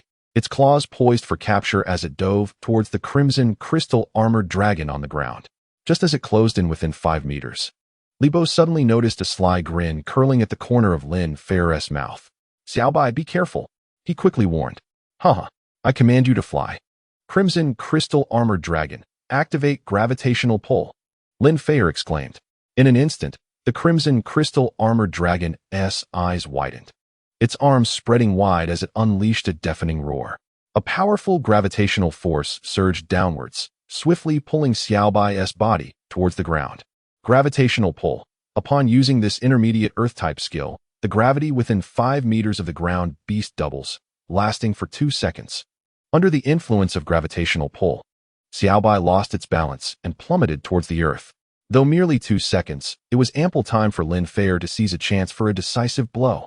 "Now, Inferno Fist," Lin Feier shouted, as the right hand of the crimson crystal armored dragon ignited in fierce flames, aiming directly at Xiaobai's abdomen as it descended, delivering a powerful strike. Say goodnight to this world. The tide of battle shifted in an instant, and the audience gasped, covering their mouths in disbelief. The force of the crimson crystal armored dragon's punch was formidable, targeting Xiaobai's vital spot. If it connected, the match would undoubtedly conclude in an instant. There was no evading this. Was there any hope left, Li Bo? It appeared that Lin Feier possessed greater practical experience. Just as everyone assumed Li Bo was out of options and braced for defeat, he suddenly let out a loud shout. "Ice armor!"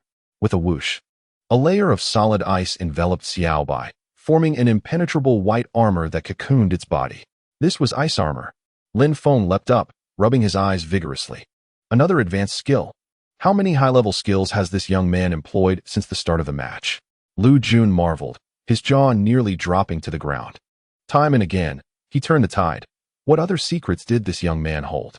Mu Aoshua fixated on Li Bo, her gaze fluctuating. Perhaps he had truly surpassed us entirely. "You're being overly pessimistic, Xiaoshua. Don't forget, I currently possess an elite-level super beast." Meow Meow, seemingly indifferent, stood nearby, though her appearance remained unchanged after evolution.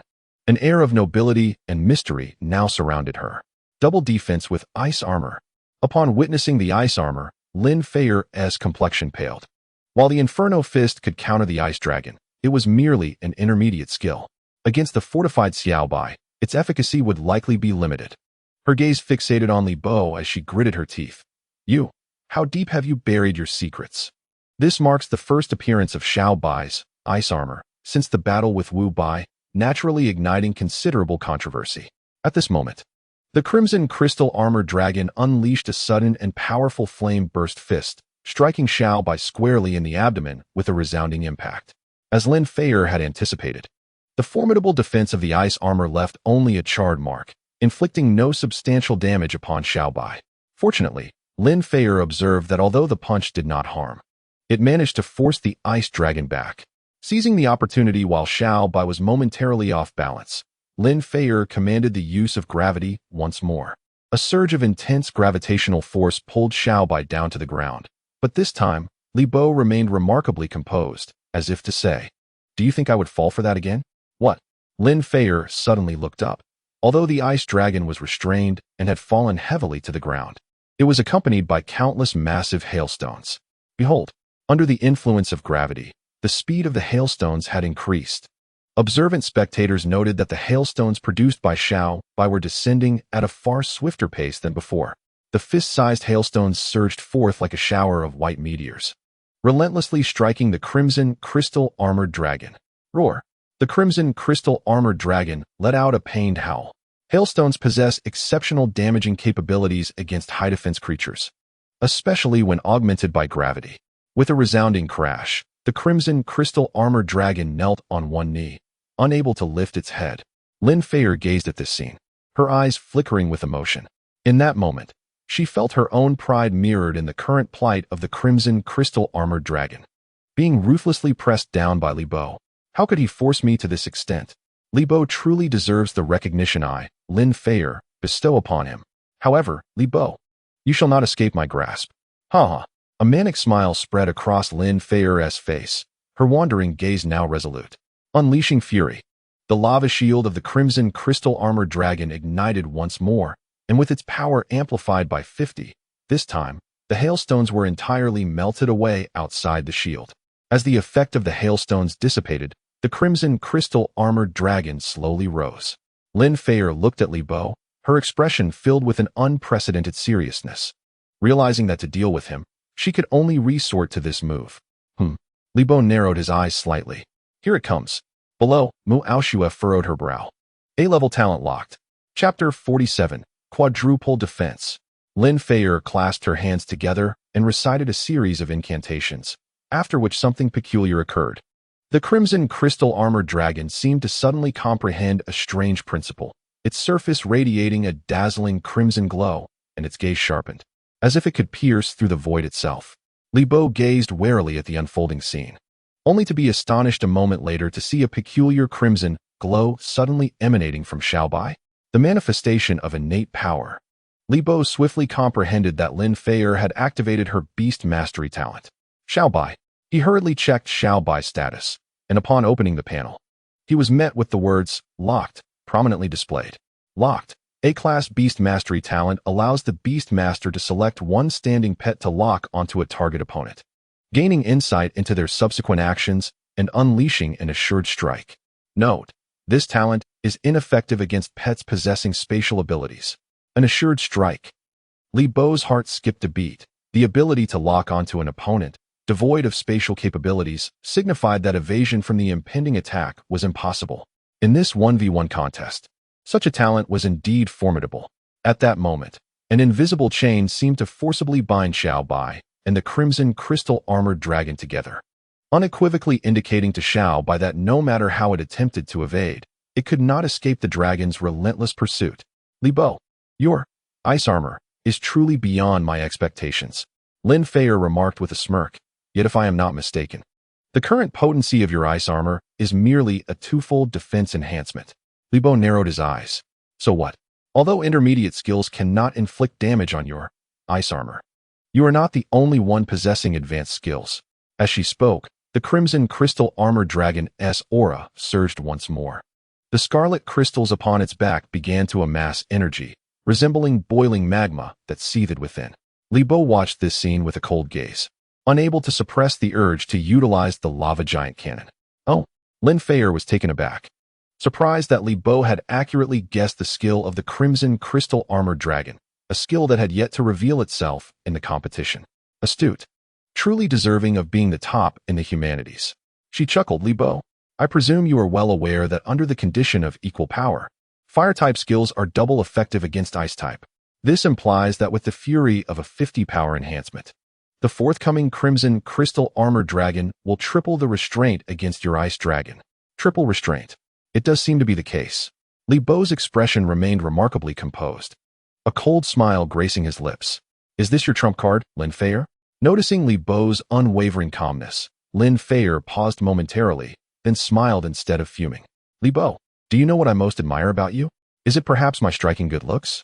He chuckled. Haha. Lin Feier laughed, her charm captivating. That is indeed one aspect. However, what I truly appreciate is your unwavering courage in the face of adversity, like today. Upon hearing this, Li Bo suddenly burst into laughter. Ha! Lin Feier, do you know why I have always resisted you? Oh, why is that? Curiosity danced across Lin Feier's face. Such arrogance. Forever self-assured, you are inexplicably haughty. Upon hearing these words, Lin Feier's brows furrowed in displeasure, her smile abruptly freezing. Ah, so this is the image I have in your eyes. Today, I shall show you that my pride is well-deserved. With a serious expression, Lin Feier unleashed a powerful roar and activated the lava cannon. The crimson crystal armored dragon swiftly locked onto the airborne figure of Xiaobai, as if endowed with the gift of foresight, its subsequent flight path vividly manifesting in its vision. Not only that, but every movement of Xiaobai appeared to be dissected frame by frame, rendered excruciatingly slow in the eyes of the crimson crystal armored dragon. The double ice armor proved insufficient against Feier's triple-boosted lava cannon. Lin Feng scrutinized Li Bo. pondering how the young man would respond next. What an overwhelming aura. All present were awestruck by the formidable pressure emanating from the crimson, crystal-armored dragon. Many timid spectators instinctively covered their mouths, fearing for Li Bo's ice dragon's fate. The radiant red glow enveloping the ice dragon signified it was thoroughly locked on. A guaranteed hit. It's over. It seems the match is drawing to a close. Some spectators could not help but turn away from their seats, unwilling to witness such a brutal spectacle. Is there any hope left? Mu Aoshue's eyes flickered, her heart a whirlwind of conflicting emotions. She wished for Li Bo to triumph, yet dreaded the inevitable confrontation should he advance. As the lava cannon prepared to unleash its fury, just when everyone believed Li Bo would concede, a mysterious and confident smile appeared on his face as he declared, "Dragon Dance." What? Lin Feier's eyes widened in disbelief at the unfolding scene. With a thunderous roar, Xiaobai emitted a resounding dragon's cry, her gaze fierce as her white wings spun gracefully, transforming into a radiant streak of light that ascended vertically into the heavens. Under the sun's embrace, Xiaobai reveled in her movements, her attributes rapidly enhancing. In that moment, she radiated purity, resembling a divine being, as if she were the sovereign of the skies. Look, it's Dragon Dance, someone exclaimed excitedly, rising from their seat. Incredible! Dragon Dance offers a comprehensive doubling of strength. To witness such a skill among elite-tier beasts is astonishing. What sort of prodigy is Li Bo? Unbelievable. He has even mastered Dragon Dance. While Lin Feng was astonished, he couldn't help but cast a worried glance at Lin Feier. What a remarkable young man. The fourth advanced skill. Principal Lu Jun's eyelids twitched uncontrollably. To cultivate a beast to such heights at this level, and to have mastered the challenging Dragon Dance, Li Bo could undoubtedly be deemed a genius even among the nation's top beast-taming universities. Dragon-type beast tamers are highly sought after by various factions, with a future brimming with boundless potential. With a resounding boom, a torrent of blood-red magma erupted violently from the back of the crimson armor dragon, aimed with precision at the trajectory of Xiaobai's flight. The molten cannon exuded an awe-inspiring force, its temperature so intense that the surrounding air warped. Lacking spatial abilities, Li Bo knew he had to endure this onslaught. A cold smile crossed his lips. It is time to end your farce, Lin Feier. Ice armor. With a swift motion, a layer of solid ice armor manifested around Xiaobai once more. This time, bolstered by Dragon Dance, the armor's thickness had significantly increased, rendering it as unyielding as diamond. With no apparent flaws, she quickly merged her wings to form a colossal shield before her. Chapter 48, A Windfall. Simultaneously, a deafening roar echoed, reminiscent of a volcanic eruption as the molten cannon unleashed torrents of searing flames and thick smoke, hurtling straight towards Xiaobai's wings. This strike was akin to a thunderous force, unstoppable and imbued with unparalleled impact, crashing mercilessly against Xiaobai's wings. In an instant, a dazzling red glow streaked across the sky like a colossal meteor, emitting a mesmerizing brilliance. Xiaobai's wings trembled violently under the might of this force. Everyone looked up, squinting their eyes at the breathtaking spectacle. The intensity of this battle had far surpassed their expectations, and many young beast tamers marveled at the immense disparity between the two combatants. Observing Xiaobai's fierce resistance against the molten cannon, the crowd gasped in astonishment. She managed to withstand it. With Dragon Dance and ice armor, her defense was quadrupled. As the rage effect of the crimson armor dragon dissipated, Xiaobai could distinctly sense the power of the molten cannon diminishing rapidly. When the crimson glow enveloping her finally faded away, Xiaobai abruptly unfurled her massive wings, deflecting the flames and swiftly soaring away from the spot. At this moment, the crimson armor dragon was already at its last gasp. Especially since Xiaobai still possessed the enhancement from Dragon Dance, the outcome was all but determined. Frost spikes, conclude this battle, Li Bo declared coldly, as Xiaobai unleashed a flurry of long, sharp spikes, too numerous for the grounded crimson armor dragon to evade. Enhanced frost spikes, each measuring a formidable 50 centimeters, shot forth like a barrage of razor-sharp ice blades, imbued with a biting chill, racing towards the crimson armor dragon. The crimson armor dragon struggled to evade, but having already exhausted much of its stamina in the preceding battle, its movements were sluggish and devoid of the energy needed to resist. The frost spikes pierced into its body, transforming the crimson armor dragon into a veritable porcupine.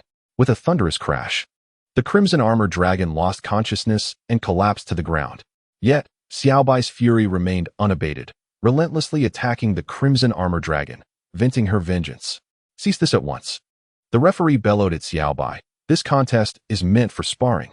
Should a life be lost, you will be disqualified from the competition. How infuriating.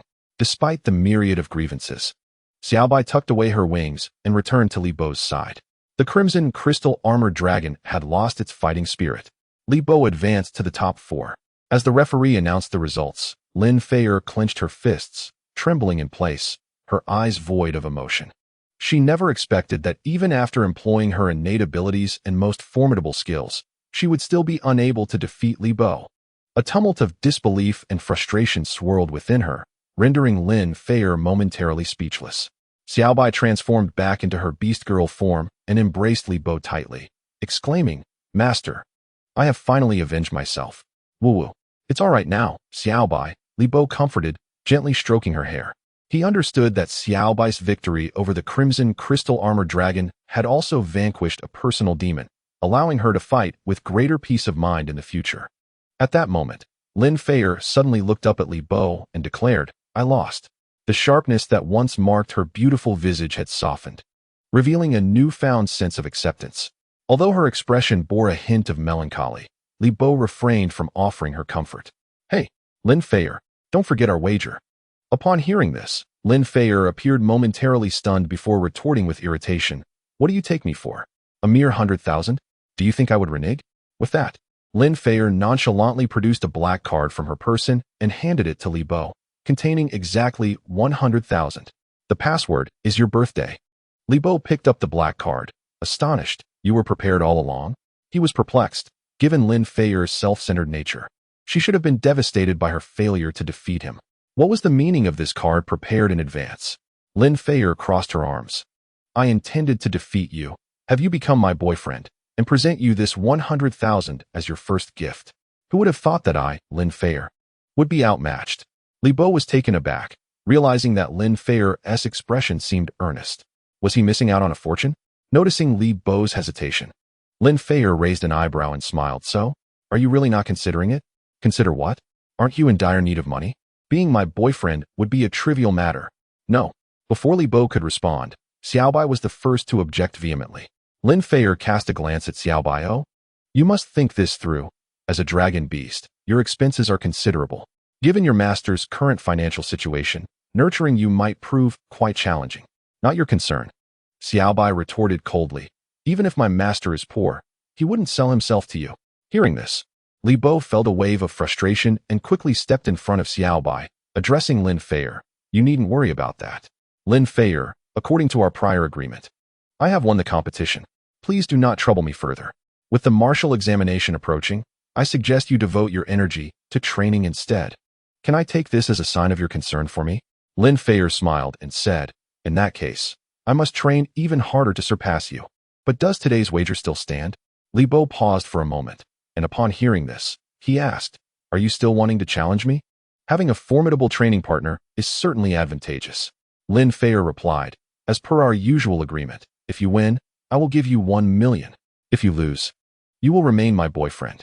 Li Bo nonchalantly responded, "If you enjoy giving away money so much, I have no objections." "That's settled then." Lin Feier beamed, adding, "Tonight, I have booked a private room at the Zhanghai Grand Hotel. Would you care to join me for dinner?" "No need." Before Lin Feier could finish her sentence, Li Bo swiftly declined. "It's too extravagant. A poor person like me cannot indulge in such luxury." Lin Feier momentarily froze, then forced a smile, saying, "Regardless, I will wait for you in the private room on the top floor. Your attendance is entirely up to you." With that, Lin Feier turned and left the martial arts arena. Compared to her previous exuberance, her exit seemed somewhat subdued. Returning to his seat, Li Bo was greeted by the sight of Ziyun's exhilarated face. "We struck it rich. We struck it rich, Li Bo," Ziyun exclaimed, waving a wad of cash in front of him, 5 times the odds. A windfall of 30,000. Chapter 49. The Illusory Moon Spirit Cat. Li Bo smiled and looked at the two girls earnestly, saying, "Now I can buy you both beautiful new clothes." "I don't want clothes." Xiaobai shook her head vigorously. "I want to save money to buy a new house for the master." "A new house?" Li Bo gazed at Xiaobai with surprise. Yes, last time, I accidentally damaged our living space, so let us save up to buy a bigger house, shall we, master? Ah, so you still feel guilty about that? Li Bo thought as he observed her earnest expression, his heart aching slightly. Xiaobai always had a way of being so considerate that it was heart-wrenching. Hee. I also don't want to buy a dress anymore. I want to save money to buy a large house in the upscale district for Li Bo. Ziyan chimed in. Silly Ziyan. Li Bo chuckled. Since you both feel this way, once the master saves enough money, we will move to a beautiful big house together. All right. Once the master saves enough money, we will move into a lovely big house. By the way, master. Xiaobai gently tugged at Li Bo's sleeve. Noticing Xiaobai's hesitance and the flush on her neck, Li Bo curiously asked, What is it, Xiaobai? Didn't you say that winning against Lin Feier means we can do that? Xiaobai spoke in a barely audible whisper. Huh. Li Bo was baffled. Which that are you referring to, Xiaobai? That thing. Xiaobai buried her head so low it seemed she could disappear, her fair face resembling a ripe red apple. Oh dear. Ziyan suddenly became anxious. Li Bo, it's the kind of thing you do with that cat. Xiaobai slowly raised his head to gaze at Li Bo, gently biting his lip and uttering a soft, Li Bo's face flushed with embarrassment. Well, master, you must not go back on your word, Xiaobai quickly interjected. Indeed, we agreed that if we won the competition, we would benefit. Ziyan crossed her arms and huffed. If a beast master does not keep their promises, their credibility in the eyes of their pets will surely diminish. Upon hearing this, Li Bo felt a sudden weight on his shoulders. Xiaobai was easy to manage, but Ziyan was not so easily appeased. Xiaobai, what I meant by winning the competition was to secure the championship, not merely to defeat Lin Feier. Xiaobai's expression shifted to one of contemplation. Indeed, his master's words held some truth. Li Bo then smiled at Ziyun, and Ziyun, it seems that Xiaobai has won all the matches, hasn't she? Your cheerleading seems a bit unwarranted. Brother Li Bo is biased. Ziyun immediately protested, clearly displeased. You wouldn't let me compete, and insisted on having Xiaobai fight. It makes me feel utterly useless. With an expression of deep grievance, Ziyun buried her face into Xiaobai's soft chest, sobbing woo-woo. Xiaobai, Brother Li Bo is bullying me. She buried her head tightly. Occasionally sneaking glances at Li Bo, Xiaobai comforted her, stroking her long hair. Don't be upset. Ziyun, you are not useless at all. Then Xiaobai, tell me what use am I? Ziyun suddenly lifted her head to look at Xiaobai. This. Wow. Ziyun cried even louder. I am a useless little waste. Woo-woo. Master, you have made Ziyun cry. You must explain yourself.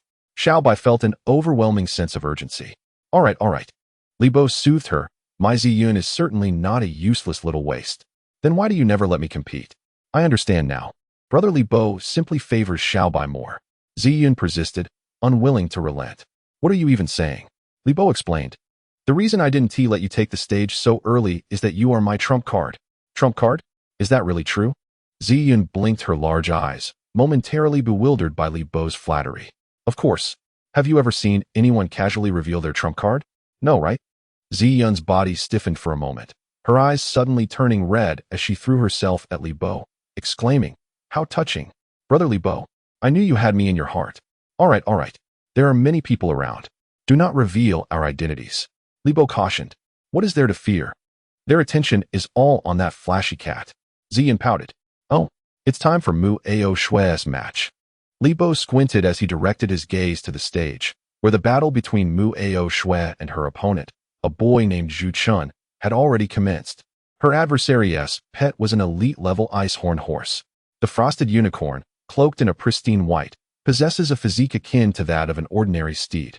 Yet it is adorned with a sharp, ice-blue horn emanating an aura of chill from its forehead. Upon recognizing that the opponent is also a practitioner of ice-based beast mastery, Li Bo could not help but cast a more attentive gaze towards the arena. Mu Aoshua chose to have Meow Meow take the stage. In her beast girl form, Meow Meow stepped onto the platform with remarkable confidence. Has she evolved? While her exterior remained unchanged, Li Bo discerned from the system that Meow Meow had transformed into the elusive moonlight spirit cat. It must be said that battling in the guise of a beast girl is indeed beguiling. Clearly, Zhu Chun remained unaware that his adversary was an elite-level psychic beast. With swift strides, Meow Meow circled the arena, skillfully evading the hypnotic gaze of her opponent. Excellent. She must be disorienting him now.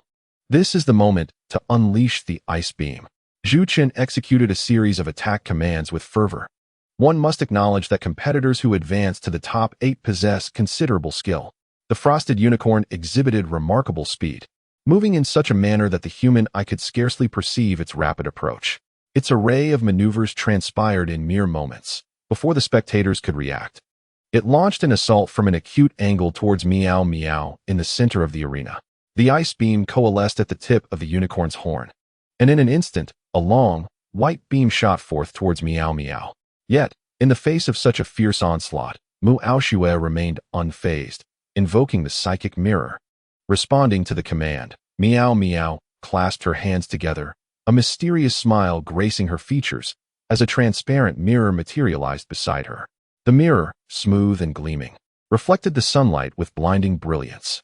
With a whoosh, the ice beam collided with the mirror, only to be instantly rebounded back towards the frosted unicorn. What? Zhu Qin's expression shifted dramatically, utterly unprepared for Mu Aoshue's hidden tactic.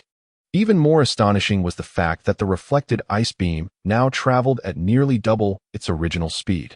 The frosted unicorn had no time to react and was struck head-on by the very attack it had unleashed. Bang! The frosted unicorn was knocked to the side, skidding several meters while emitting a mournful cry. Although ice-type beasts are immune to freezing, the ice beam, being a mid-level skill, possesses a significant base damage that cannot be underestimated. Get up, frosted unicorn! Zhu Qin shouted. There was no time to waste. Li Bo furrowed his brow, attentively observing Meow Meow's movements. It was evident that her evolved form had significantly enhanced her prowess. Indeed, in the next moment, Mu Aoshue issued her final command, the over-the-shoulder throw. Chapter 50, the third-level Thunderpool. Whoosh! Meow Meow's form became a fleeting shadow, vanishing from sight in an instant. How swift! The astonishment on Zhu Qin's face was ineffable. The explosive power displayed was on par with the speed he took pride in with his ice-horned horse. By the time the crowd regained their composure, Meow Meow's lithe figure had already materialized before the ice-horned horse. Before the ice-horned horse could stabilize itself, Meow Meow swiftly seized its front hoof and executed a rapid shoulder throw, hurling the ice-horned horse off the stage. Zhu Qin stood frozen in place, his expression akin to that of a dreamer, utterly incredulous at the scene that had just unfolded. After a brief silence, the referee's voice shattered the stillness. The ice-horned horse is eliminated. Mu Aoshue advances to the top 4. The audience erupted into raucous cheers. What a formidable display. It was a brutally straightforward battle. In comparison to Li Bo and Lin Feier, Mu Aoshue's ascension to the top seemed almost too effortless. Are superpowered beasts truly this formidable? Listening to the incessant chatter around him, Li Bo found himself lost in contemplation. Although he was confident that Xiaobai was significantly stronger than the ice-horned horse. Should they face Meow Meow, within the confines of the arena, Xiaobai would not fare well. Once caught in Meow Meow's skillful control, being knocked out of the ring would happen in the blink of an eye. Recalling the previous hypnosis incident, Li Bo still felt a shiver of fear. Meanwhile, Meow Meow, having won the match, immediately cast a glance towards Li Bo. Seemingly sensing Li Bo's thoughts, Meow Meow offered him a knowing smile. Ziyun swiftly positioned herself before Li Bo, returning Meow Meow's gaze with a fierce glare, warning, "I'll gouge your eyes out if you dare look again." Meow Meow withdrew her gaze and provocatively smiled at Ziyun, the tension between them palpable even from several meters apart. "All you can do is rely on those underhanded skills," Ziyun retorted disdainfully. The thought of Li Bo being so heavily favored by Meow Meow made her grit her teeth in frustration. She longed to march over and slap Meow Meow. "Brother Li Bo, we agreed that I would take the stage against that audacious cat." Li Bo, lost in a whirlwind of thoughts, suddenly clapped his hands in excitement. Of course, as a spirit entity, Ziyun is immune to superpowered psychic attacks. Perhaps Xiaobai was at a disadvantage against Meow Meow, but if Ziyun were to take the stage, she might catch her off guard. It was imperative for Ziyun to level up and evolve swiftly. Although the dark type possesses a certain advantage over the psychic type, Ziyun was merely at the ordinary 7th tier, and compared to the evolved Xiaobai, there was a significant gap in strength. Now that Xiaobai had transformed into the Frost Dragon, Li Bo needed to focus his efforts and resources on nurturing Ziyun. With the top 4 matches concluded, the finals loomed on the horizon, and he had to expedite their training. After watching Mu Aoshue's match, Li Bo swiftly departed the arena with his two beasts in tow. The remaining two matches of the quarterfinals were scheduled for the afternoon. Li Bo was reluctant to squander time on pondering his opponents. Instead, he deemed it more beneficial to refine his own skills. At that moment, his gaze fell upon Xiaobai, whose status bar already displayed the word exhausted, following the fierce battle with the Crimson Crystal Dragon. Upon selecting it, a message promptly appeared. The Frost Dragon's condition is suboptimal, requiring immediate return to the beast space for recuperation. Xiaobai, you must return to the beast space. Li Bo's tone was exceedingly serious. Although Xiaobai wished to protest, the words remained unspoken. With a soft acknowledgement, it obediently retreated to the beast space to rest. After emerging from the school gates with Ziyun, Li Bo suddenly declared, Ziyun, revert to your original form and utilize illusory color mimicry to follow me in the air. Report any unusual movements immediately. Understood, Brother Li Bo. With that, Ziyun transformed back into the illusory cloud, its form shifting and blending seamlessly into the atmosphere. An hour later, Li Bo returned to the lower district. After walking a short distance, he heard Ziyun's alert voice. Be cautious, Brother Li Bo. There are people behind and in front of us, seemingly approaching us. Li Bo halted, furrowing his brow as he surveyed the surroundings. This was a refuse disposal area, and under the sweltering summer heat, the already foul air became even more acrid. Although it was daytime, the place was desolate, making it an ideal spot for an ambush. As Li Bo pondered this, two figures clad in black stockings emerged slowly from behind several green trash bins. Hee, Li Bo, right? We've been waiting for you for quite some time. Suddenly, a sharp voice pierced the air from behind him. Turning around, he saw a slender man, also donning a stocking mask. Li Bo deduced that these individuals must have spontaneously decided to intercept him. Unfazed, Li Bo smirked. You three have come to block my path. Are you here to play cards with me? Get lost. In this sweltering heat, I've been waiting for ages. One of the men cursed. Hand over all your money, and you might spare yourself a beating. Oh, so you are here to rob me. Li Bo's eyes gleamed sharply as he swiftly assessed the trio, then continued. Since we are classmates, why not reveal your true selves? Hiding and sneaking is hardly sincere. Upon hearing this, the two men in front froze momentarily, exchanging glances that hinted at a flicker of panic. Fear? Nonsense.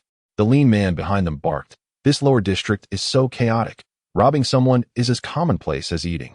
Who would bother to investigate? At this, the other two regained their focus, their predatory gaze fixated on Li Bo He. So you truly are a student from Jianghai University. Li Bo sneered coldly, as if everything had unfolded according to his expectations. The matter concerning his bet with Lin Feier has become a widely known topic within the school. While 1 million may seem trivial to the affluent residents of the upper district, for students like him residing in the lower district, it is indeed a substantial sum. It is likely that the three individuals have been waiting here since the moment he triumphed over Lin Feier. How does it matter if you have guessed it? Suddenly, the frail man spoke. Li Bo, I concede that you are formidable. However, your ice dragon has just battled the crimson armored dragon and is utterly exhausted. If you are wise, I may spare you from a beating, considering we are classmates. And what if I choose to be unwise? Gazing at the trio, a flicker of coldness passed through Li Bo's eyes. The man glared menacingly at Li Bo before signaling to the other two. Attack. The reward will be split equally after the deed is done. As he spoke, yellow magic circles flickered on the ground, and three beasts appeared before Li Bo's eyes. A winged duck, a blue poison sparrow, and a blue silver vine. Li Bo quickly assessed the three creatures, noting their levels were all around the ordinary 8th or 9th tier. He shook his head and feigned disappointment. None of these are worth my attention. What did you say? The trio was simultaneously incensed by Li Bo's words. They had expected to intimidate him, but instead, his dismissive comment shattered their confidence. Anyone can boast. Why not summon your Frost Ice Dragon again? One of them shouted. Who said I only have the Frost Ice Dragon? A peculiar smile curled at the corners of Li Bo's lips. I might as well practice my skills on you lot. Ziyun. Impatient already, Brother Li Bo. Ziyun's voice suddenly echoed. What? You have contracted a second beast? Following Ziyun's call, the three turned their gazes skyward, where an unusual purple cloud rapidly materialized in the air. Clearly, none of them knew what this purple cloud was. But what astonished them further was that Li Bo had indeed contracted a second beast of considerable level. You have become a Tier 2 Beastmaster. One of them pointed at Li Bo in disbelief. Now you realize. But it is already too late. Li Bo's expression remained icy. Fear is irrelevant. 3 against 1. The advantage is mine, the leading man suddenly declared.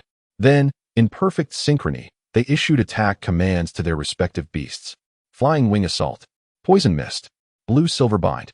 In an instant, white feathers, black toxins, and blue vines surged towards the purple cloud above. However, to their astonishment, just before the attacks reached it, the enigmatic purple cloud vanished from sight. What? A stealth skill? The group felt a sense of dread wash over them. The next moment, the oppressive silhouette of the purple cloud materialized behind their beasts, and 3 pitch-black, razor-sharp chains shot forth towards the creatures. A dark-type skill, it must be a dark-type beast. We are done for. Several individuals' expressions changed dramatically. By the time they realized what was happening, the dark noose conjured by Ziyun had already pierced through the bodies of 3 of their cherished beasts. The dark noose struck at their very souls. In that agonizing moment, the 3 beasts did not perish immediately, but instead endured relentless torment of their spirits. No, the leading man, deeply feeling the agony of his beloved beast, suddenly cried out, having long lost his earlier bravado, "Don't kill my winged duck. Li Bo, we are all classmates. There is no need for such extremes." The other 2 pleaded desperately, hoping Li Bo might spare their beasts. "When you prepared to rob me of my fortune, you should have been ready to embrace death."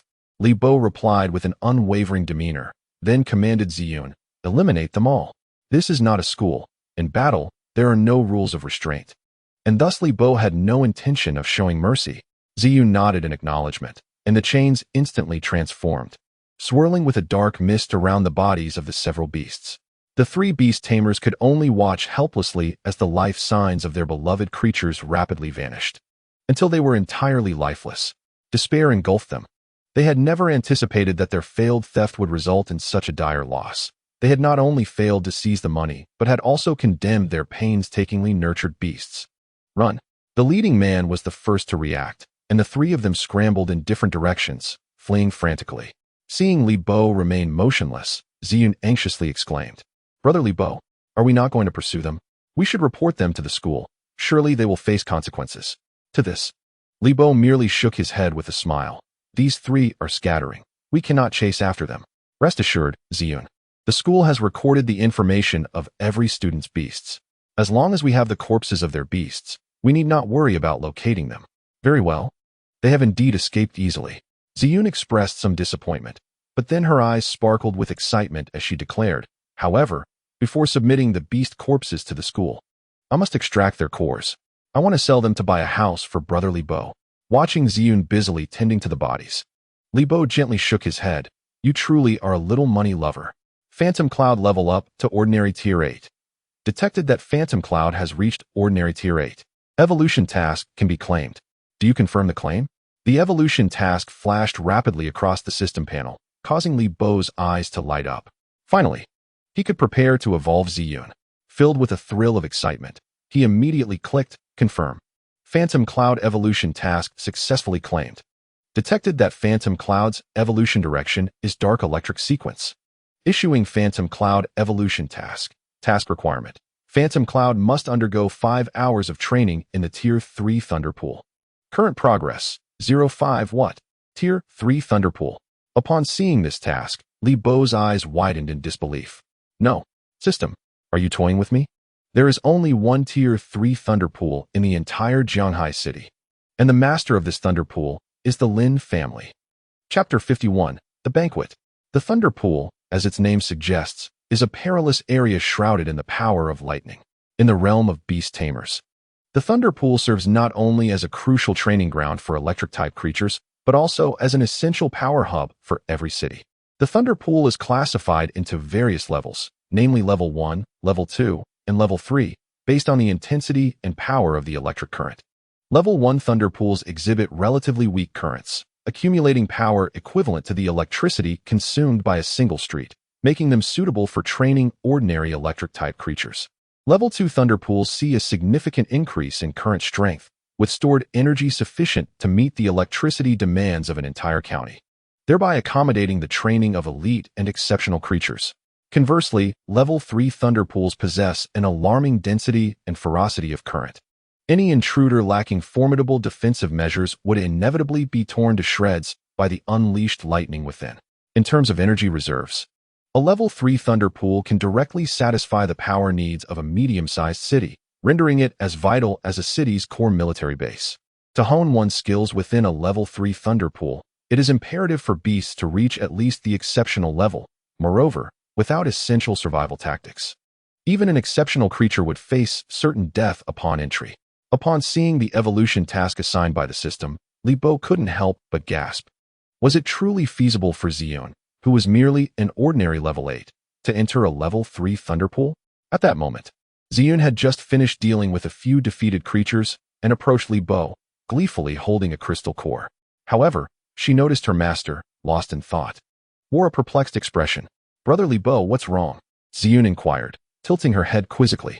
"Ziyun, let me ask you. When you were struck by the Thunderbird's lightning attack at Sunset Beach, how did it feel?" Li Bo suddenly posed the question. "Feel?" Ziyun pondered, her finger tracing her lips thoughtfully. "If I were to describe it, I suppose it felt akin to enjoying a smoothie made by Xiao Bai, sweet and delectable." Delectable? Li Bo found himself both amused and bewildered that Ziyun would use such a term to describe the sensation of being struck by lightning. Yet, as he recalled, the Thunderbird had unleashed 2 consecutive lightning attacks on Ziyun without inflicting any harm. Logically, intermediate skills should be lethal to ordinary creatures. Ziyun's unscathed condition led Li Bo to suspect that she might possess a unique trait that allowed her to absorb lightning, hence perceiving it as sustenance. Li Bo turned to Ziyun and continued. "Then, Ziyun, since you can consume lightning, do you have any idea of your maximum absorption capacity?" Although Ziyun was immune to lightning attacks, a level 3 thunder pool was no trivial matter, and he needed to ascertain Ziyun's upper limits before proceeding. "How much can I absorb?" Ziyun blinked her large eyes, deep in thought, before shaking her head suddenly. "I can't say for sure, Brother Li Bo, but I can tell you that the lightning from the Thunderbird that day was hardly enough to fill my teeth. It was utterly pathetic." "What? Pathetic?" Li Bo tone was momentarily rendered speechless. It is worth noting that the lightning bird, regardless of its shortcomings, is still a cherished beast of elite caliber, merely a threshold away from the extraordinary level. To hear Ziyun dismiss such a formidable opponent with the words "too weak" was astonishing. As Li Bo stroked his chin, deep in thought, he gazed at Ziyun's nonchalant demeanor. A smile crept onto his lips. "Perhaps, just perhaps, you might indeed stand your ground in the level 3 thunder pool." Level 3 thunder pool. Ziyun's eyes sparkled with excitement as she exclaimed, "Li Bo, what is that? It sounds delicious." The level 3 thunder pool is not a delicacy. It is a perilous domain ravaged by lightning. Li Bo replied gravely. "Ziyun, should you enter the level 3 thunder pool, I fear for your safety. Can we go there? I want to give it a try." Ziyun responded eagerly. "You truly are a fearless newcomer." Li Bo chuckled wryly. "However, the level 3 thunder pool is not a place one can simply visit at will. While level 1 and level 2 thunder pools are more accessible, many wealthy private owners have commercialized them. As long as you have the funds, entry is feasible. But the level 3 thunder pool is not so easily accessible." At this point, Li Bo sighed.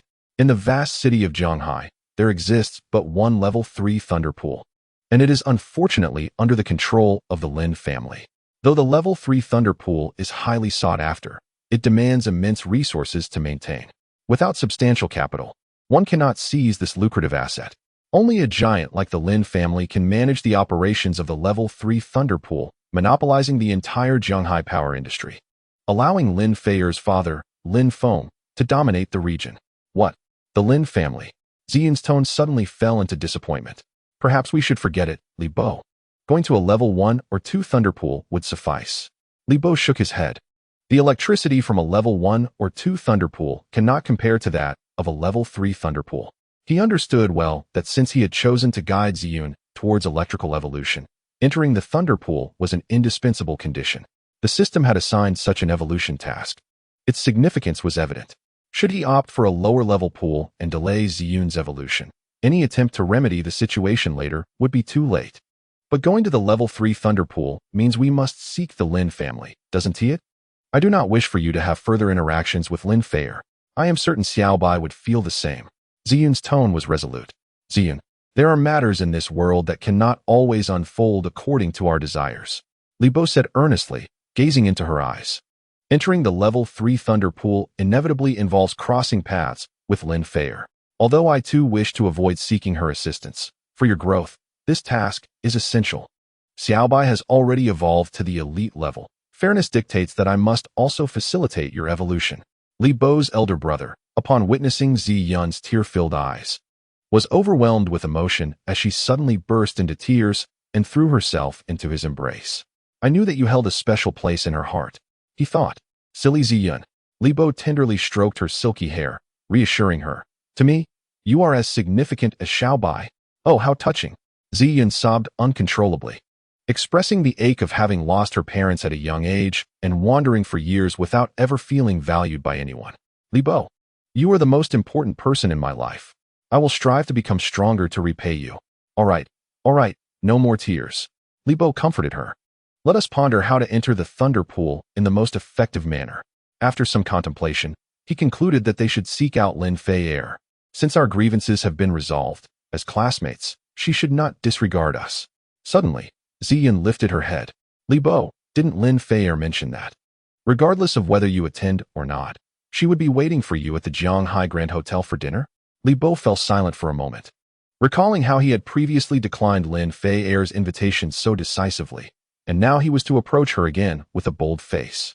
Ah, fate is indeed capricious. After grappling with his thoughts, Li Bo clenched his fists and gazed towards the upper city district. What is there to fear about attending a banquet? Chapter 52, Jianghai Grand Hotel. As dusk approached, Li Bo arrived at the entrance of the most bustling restaurant in the heart of Jianghai City. The Jianghai Grand Hotel, a renowned gathering place for the elite, appeared unusually desolate today, in stark contrast to its usual lively atmosphere. At the hotel entrance, two tall beast tamers in suits stood rigidly on either side, emanating a formidable and severe aura as if warning passers-by to keep their distance. Li Bo felt a chill run down his spine. Their presence suggested they were third-rank beast tamers. Only the Lin family could afford such formidable security. Taking a deep breath, Li Bo adjusted his attire and strode towards the hotel entrance. In the next moment, the two beast tamers, their eyes sharp as hawks, swiftly blocked his path. Apologies. This hotel has been reserved by someone. Please leave immediately. One of the beast tamers stated coldly. Li Bo was momentarily taken aback before responding. It was Lin Feier who reserved it, and I am here to see her. Do you know the young lady? The two beast tamers exchanged incredulous glances. Scrutinizing Li Bo, noticing his plain attire, they exchanged looks of disdain before responding somewhat unfriendly. Many seek the young lady's attention. Kid, our lady has an appointment today. We advise you not to disturb her enjoyment. Otherwise, you may face dire consequences. Li Bo smiled wryly and shook his head. I am the person she is expecting. What? You? The jaws of the two security guards nearly dropped in disbelief, and they exchanged astonished glances, scanning Li Bo closely once more. The young man's status was rather unremarkable, with a rather shabby appearance. Aside from his handsome looks, he seemed to possess little else of merit. How could the esteemed young lady possibly have invited him to dine? Although they harbored doubts, the two still dared not be negligent and tentatively inquired. Could it be that your name is Li Bo? Indeed it is, he replied. Do you have any proof? Li Bo presented his student ID for them to verify his identity. In an instant, the demeanor of the two beast masters shifted dramatically. They bowed respectfully to Li Bo, apologizing profusely. Our sincerest apologies. We failed to recognize your esteemed status and neglected our honored guest. Since you have been invited by the young lady, Master Li Bo, please follow us. The two promptly flanked him, escorting him into the grand hall of the restaurant. Upon entering the hall, Li Bo was awestruck by the opulent decorations that surrounded him. Every brick and tile exuded extravagance, and the overall ambience radiated the essence of high society, befitting the title of the grandest hotel in Jianghai. However, before he could fully absorb the splendor, a synchronized chorus of welcoming voices sent a shiver down his spine. Welcome, Master Li Bo. As he scanned the room, he beheld two rows of young waitstaff clad in pristine-made uniforms, each exuding vitality as they called out in unison. There were at least 200 or 300 of them, each made possessing remarkable beauty and refined grace. Li Bo found himself momentarily overwhelmed by the sheer magnitude of this spectacle, pondering if this was the simplicity of the affluent lifestyle. Had he not attended today, he would have remained blissfully unaware of the grand arrangements Lin Feier had orchestrated on his behalf. Shortly thereafter, as the two security personnel led him down a hallway. Li Bo hesitantly remarked, "I sent your young lady in a private room upstairs. Where are we going now?" "Master Li Bo, do not worry." One of them quickly replied with a smile. "The young lady instructed us that upon your arrival, we should first take you to change into some appropriate attire before proceeding upstairs to dine with her." "What? Change clothes?" Li Bo was clearly taken aback. It seemed that Lin Feier was indeed quite particular. Reluctantly, he followed them into a fitting room. Upon entering, he noticed two maids standing with arms crossed, as if they had been waiting for quite some time. "Let us begin," one of the security personnel instructed before stepping outside and closing the door. "Master Li Bo, please, undress." One of the maids giggled, covering her mouth. Li Bo felt a bit awkward. "Is the outfit your young lady prepared for me appropriate?" With a burst of laughter, the two maids responded in unison. "What are you thinking, young master? The ensemble prepared for you is a perfectly respectable suit." "Oh, a suit?" Li Bo's gaze was drawn to a lavish black suit elegantly hanging on a nearby rack. Though he had yet to don it, he could distinctly sense that the suit was tailored to fit his physique flawlessly. He couldn't help but admire Lin Feier's thoughtful attention to detail regarding his size. Indeed, Li Bo, with the assistance of his maid, donned the suit and spun around twice, finding it perfectly tailored. Subsequently, he took a seat, while another maid, responsible for his appearance, began to work on his hair. The process of trimming, waxing, and styling was seamless. After a brief period of about 10 minutes, Li Bo stood up and gazed into the mirror, momentarily entranced by his reflection. His journey through time had commenced with an unexpected twist, and the only asset he possessed was his visage. However, his lack of attention to grooming had kept his looks somewhat concealed. Today, after the meticulous care of the two maids, he appeared utterly transformed. His hair slicked back, his chiseled features accentuated, and his bright, sparkling eyes presenting an image of undeniable handsomeness. Coupled with the exquisite suit that accentuated his broad shoulders, exuding a potent aura of masculinity, and standing at a height of over 6 feet. He bore a striking resemblance to the charismatic star seen on television. The two maids surveyed Li Bo with satisfaction, their eyes glimmering with admiration, and one remarked in awe, "Indeed, the young lady's taste never disappoints." "May I depart now?" Li Bo inquired. "Certainly. The young lady awaits you on the 10th floor." The maid replied with a smile. Before long, Li Bo ascended to the 10th floor via the elevator. As the highest specification reception area of the Jianghai Grand Hotel, the entire 10th floor was devoid of partitions, designed entirely with transparent glass into a curved, panoramic suite. Upon entering the room, Li Bo noticed a beautifully arranged table adorned with several meticulously crafted dishes resembling exquisite artwork, with a few candles quietly flickering at the center. Two elegant goblets accompanied a bottle of aged red wine, adding to the ambience. Beside the table stood a captivating figure clad in a burgundy gown, gazing dreamily out of the glass window at the shimmering nightscape of Jianghai. The reflection in the glass revealed the girl's unparalleled beauty, akin to a natural masterpiece, capturing Li Bo's image within it. Upon noticing Li Bo's reflection, Lin Feier's eyes sparkled like the stars, and, lifting her red skirt, she turned in surprise, exclaiming, "You're here." Chapter 53, The Past. Lin Feier's face lacked the usual arrogance and pride under the soft glow of the candlelight. Her cheeks flushed with a touch of shyness. Witnessing this enchanting side of Lin Feier, Li Bo felt a momentary discomfort, swallowing back the words he had intended to say. Taking a few steps forward, he finally uttered, "I hope I'm not late." Lin Feier smiled, glancing at the half-burned candles, and mused, "I thought you truly wouldn't come. I suddenly felt a bit hungry, and thought I might come to take advantage of the complimentary dinner." Li Bo, feeling somewhat awkward, responded, remembering how they had been fierce adversaries earlier in the day. Exchanging harsh words without restraint, he was taken aback by the prospect of a candlelit dinner that evening. Despite his thick skin, he couldn't help but feel a wave of discomfort wash over him. Such a clumsy excuse. Lin Feier, adorned in striking red high heels, gracefully approached Li Bo, extending her delicate hand to gently adjust his collar. With a charming smile, she appeared to possess a semblance of humanity. The rich fragrance of her perfume enveloped him. Her red dress, with a daring deep V neckline, was indeed captivating, momentarily leaving Li Bo dazed by the sight before him. Such a stature suggested a 36D, and he was astonished to discover that Lin Feier possessed such a profound décolletage. "Is it pleasing to the eye?" Lin Feier's voice abruptly roused Li Bo from his reverie. He chuckled softly, leisurely redirecting his gaze. Having endured Lin Feier's teasing for so long, it felt justified to seize a little advantage for himself. Please, take a seat. Lin Feier, unperturbed, inquired, aren't you hungry? I'll have the waiter bring the dishes right away. Li Bo made no pretense, pulling out a chair to sit down. Lin Feier adeptly uncorked a bottle of red wine, pouring each of their glasses to a generous 7/10 full. With a languid tone, she remarked, who would have thought we would have the chance to sit down and have a good heart-to-heart? The future is long. We have time. Li Bo smirked, his mind racing with thoughts on how to broach the subject of the third-level thunder pool without appearing overly intent on his purpose.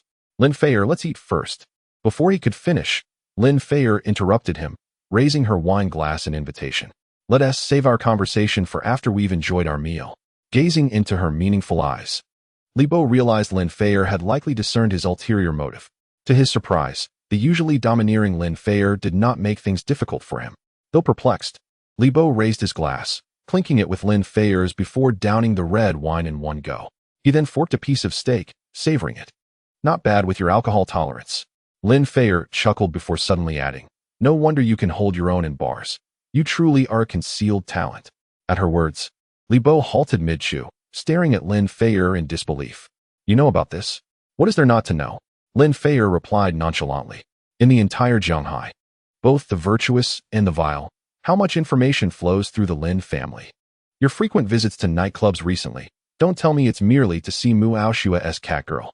Li Bo gasped, realizing that Lin Feier was not only watching him, but also keeping tabs on Mu Aoshua's pet.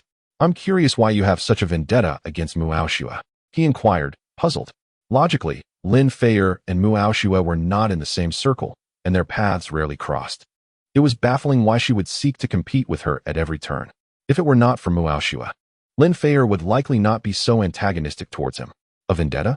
Lin Feier placed her wine glass upon the table and gazed at Li Bo, slowly uttering, Li Bo, do you perceive me, Lin Feier, as nothing more than a capricious and overbearing young lady in your heart? Li Bo fell silent, a retort lingering on his lips, but he refrained from voicing it. However, upon observing the earnest expression adorning Lin Feier's exquisite visage, he sensed an underlying complexity to her words. Very well.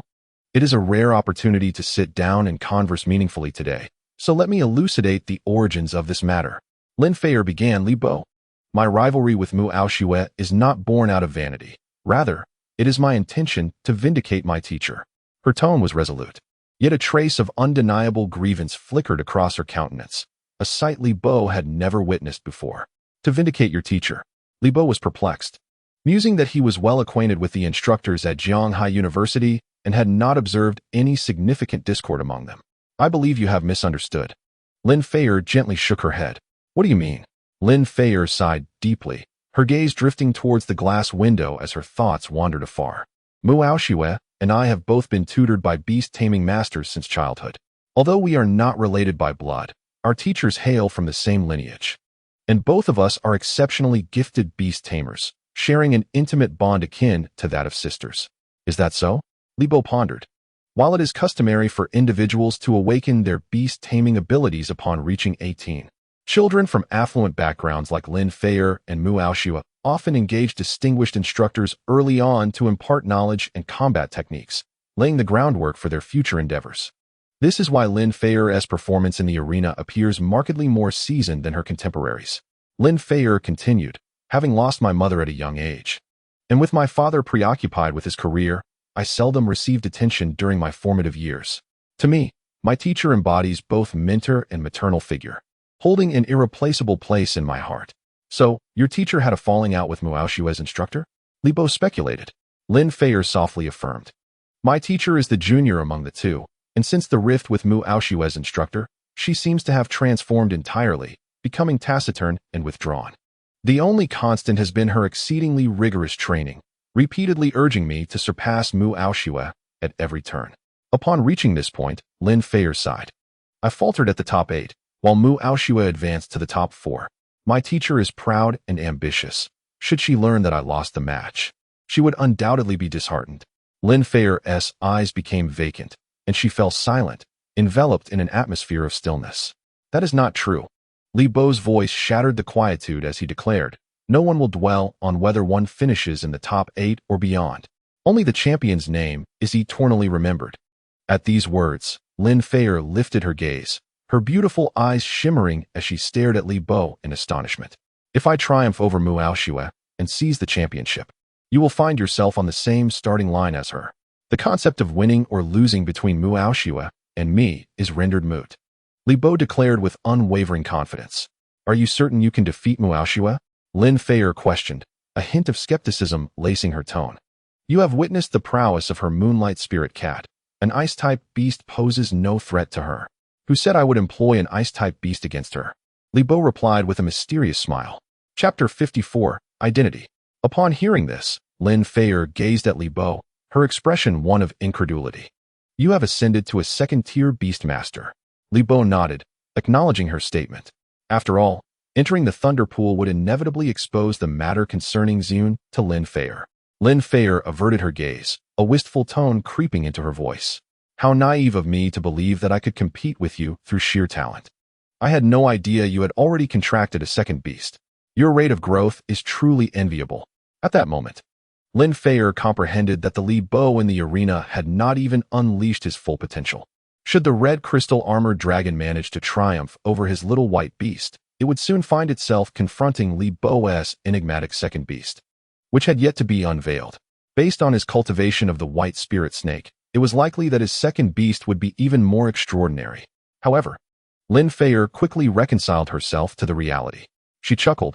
"Only a man like you is worthy of my admiration, Lin Feier." Li Bo forced a smile. "To be honest, Lin Feier, I still cannot fathom why, despite having broken up with Mu Aoxue, you persist in obstructing me at every turn. Do you believe my pursuit of you is mere retaliation against Mu Aoxue?" Lin Feier smirked. "Is it not so? If I were to confess that I genuinely like you, would you believe me?" Lin Feier raised her gaze, her eyes locking onto Li Bo's with an unprecedented seriousness. Li Bo felt a twinge of discomfort under her intense scrutiny and hastily diverted his gaze. "Stop joking around. Hee. You truly do not understand women," Lin Feier languidly remarked. "Li Bo, women are inherently drawn to strength, though most prefer to conceal their true selves. I, Lin Feier, am unapologetically passionate, whatever I deem worthy. I shall acquire by any means necessary." At her words, Li Bo involuntarily shivered. "You must realize that a forcibly plucked fruit is never sweet, but it is thirst-quenching." Lin Feier responded with a seductive smile. "What? Do you think I am inferior to Mu Aoxue in any regard? In terms of appearance, we are evenly matched. She has a slim waist and ample curves, yet my physique is hardly lacking. Though she boasts a formidable grandfather, in terms of wealth, my Lin family far surpasses hers." Li Bo felt a bead of cold sweat trickle down his forehead. How did this conversation veer into comparisons? "Do you enjoy bringing up rivals during our dates?" he retorted, exasperated. Giggling, Lin Feier laughed, her laughter like wildflowers swaying in a gentle breeze. "I simply adore the term date." After calming her smile, Lin Feier contentedly remarked, "Today's dinner was quite delightful. Li Bo, weren't you looking for me regarding something? You may speak now." Indeed, she had guessed correctly. Gazing at Lin Feier's whimsical demeanor, Li Bo felt a moment of unease. After organizing his thoughts, he earnestly confessed, "To be frank, Lin Feier, my second pet requires evolution. Only you can assist with this." Lin Feier lazily crossed her legs and lifted her wine glass, saying, "Oh, pray tell? I wish to enter the level 3 Thunder Pool." "What?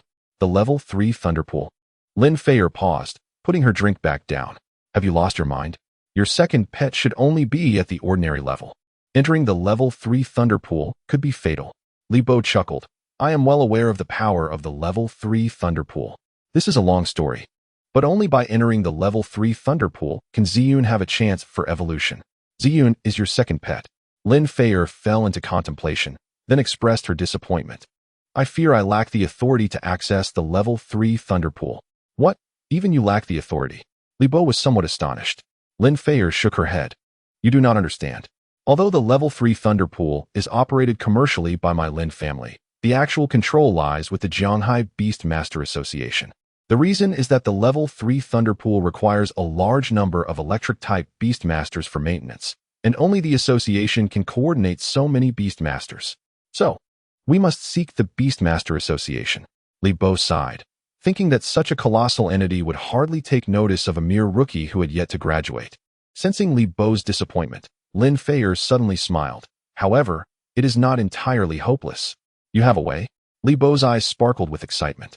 Lin Feier, if you can help me gain entry to the level 3 Thunder Pool, I will ensure a generous reward. Li Bo understood that with Lin Feier's prowess, ordinary treasures would not pique her interest. Fortunately, he still possessed a vial of dragon turtle's blood, which could serve as a valuable bargaining chip in critical moments. A generous reward? Upon hearing this, Lin Feier raised an eyebrow and smiled. Li Bo, you know that aside from you, I have little interest in other things. You. Li Bo found himself in a dilemma, realizing that she had been waiting for him to say this. Gritting his teeth, he wondered if he truly had to sacrifice his own appeal to enter the Thunder Pool. Enough of the teasing. Lin Feier put away her jesting demeanor and said earnestly, entering the level 3 Thunder Pool is neither excessively difficult nor too simple. It all boils down to one thing. As long as we find the president of the Jianghai Beastmaster Association, everything will be manageable. Do you happen to know the president of the association? I do. My father, Lin Feng. Well, that is unexpected. Li Bo nearly spewed out the wine he had just consumed, exclaiming, Your father is the president of the Beast Tamer Association? You should have mentioned it earlier. It all comes down to a simple statement from you. Do not rejoice too soon. Lin Feier replied with a smile.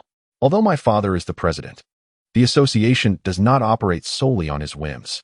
The Jianghai Beast Tamer Association has established a series of regulations, imposing various restrictions on the conditions for entering the third-level Thunder Pool.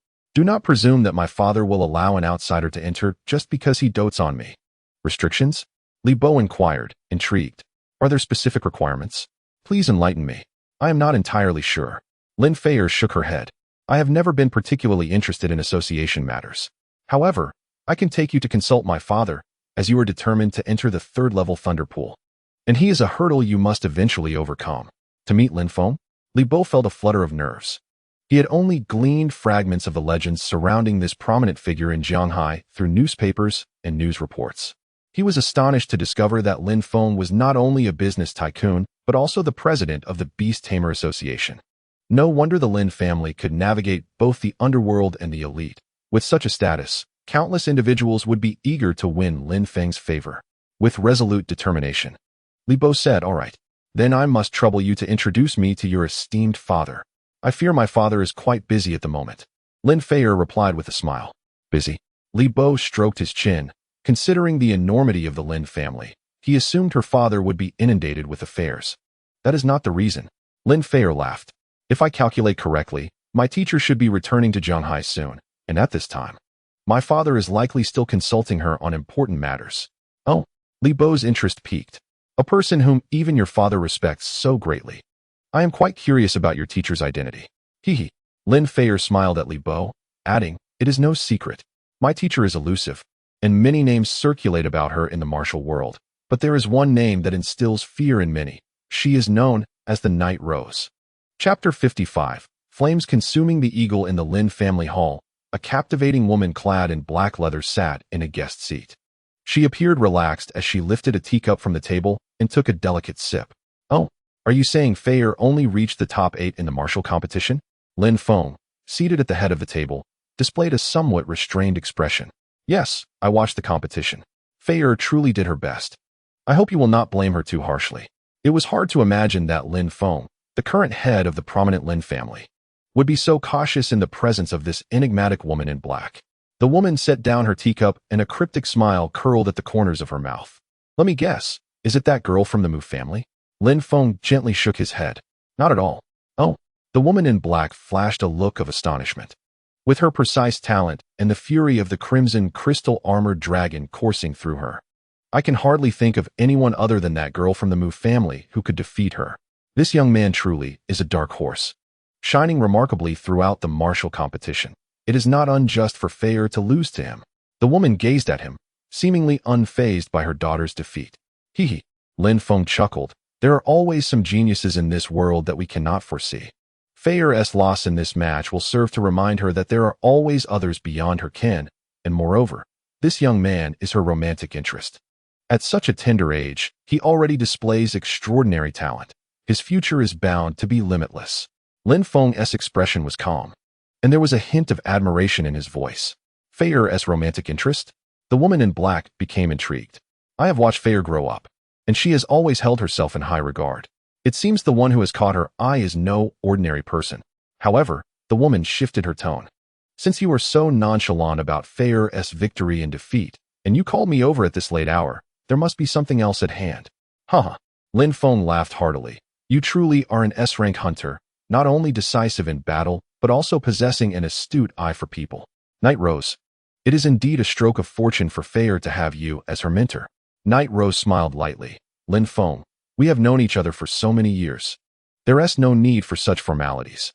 My assistance in accepting the dragon turtle bounty is purely out of consideration as Feyre's instructor, and besides, your offered price is quite generous. I had no reason to refuse. I will soon be leaving Jianghai. If you have any troublesome adversaries, let me know, and I can spare some time to help you deal with them. Hehe.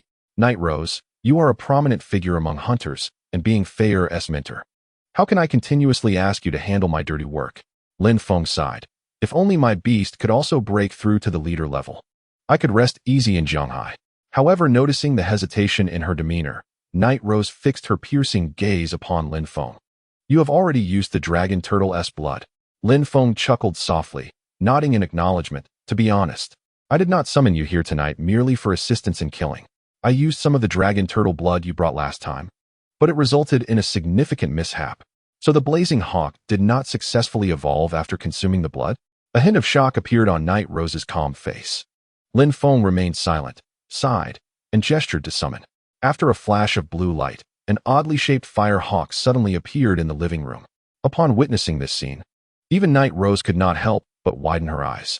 Lin Feng's blazing hawk had one half of its body engulfed in raging flames, while the other half was reduced to mere bones, as if it had endured a catastrophic disaster.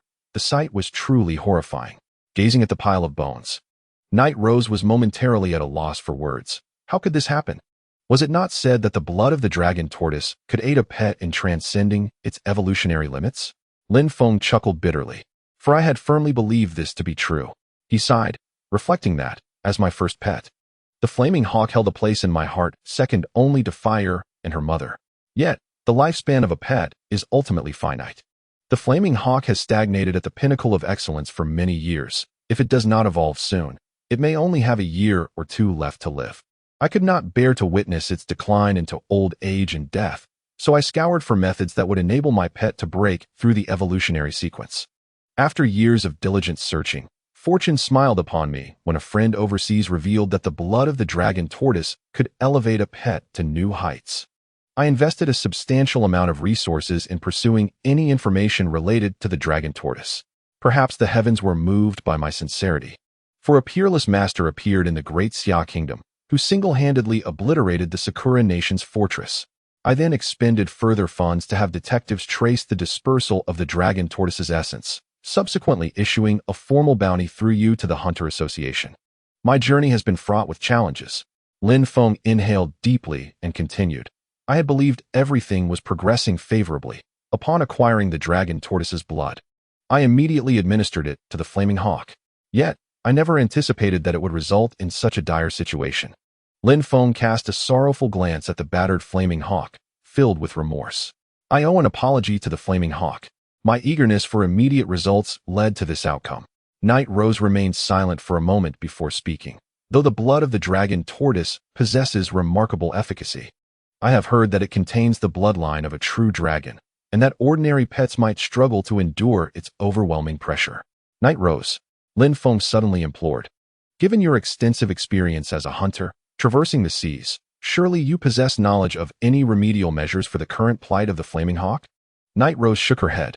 When it comes to bloodshed and slaughter, I am indeed skilled. However, when it pertains to the perplexities encountered in pet cultivation, I fear I may disappoint you. Might I then commission you to have the Hunter Association issue another bounty? It is possible that a master skilled in cultivation resides among the hunters. Lin Feng furrowed his brow, his expression tinged with anxiety. Night Rose regarded him thoughtfully before responding. It is feasible. As an S-class, I possess the privilege to issue a full-level bounty once a year. However, the issues arising from the dragon tortoise's blood are exceedingly unique. Whether a solution can be found remains uncertain. Furthermore, The Flaming Hawk's time is already limited, and now that it is in this state, it may be challenging for it to endure until someone responds to the bounty, regardless of the circumstances. As long as this issue can be resolved, I am willing to pay any price. Lin Feng gazed at her with hopeful anticipation.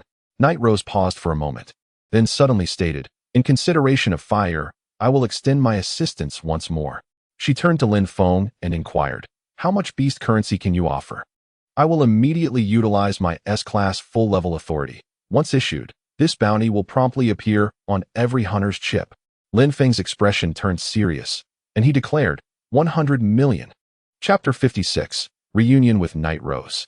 Several hours later, Li Bo was escorted by Lin Fei to a magnificent estate. Though it was nighttime, the manor was ablaze with lights, and the opulent decorations shimmered enchantingly under their glow, making the entire estate resemble a resplendent jewel embedded within the dark cityscape.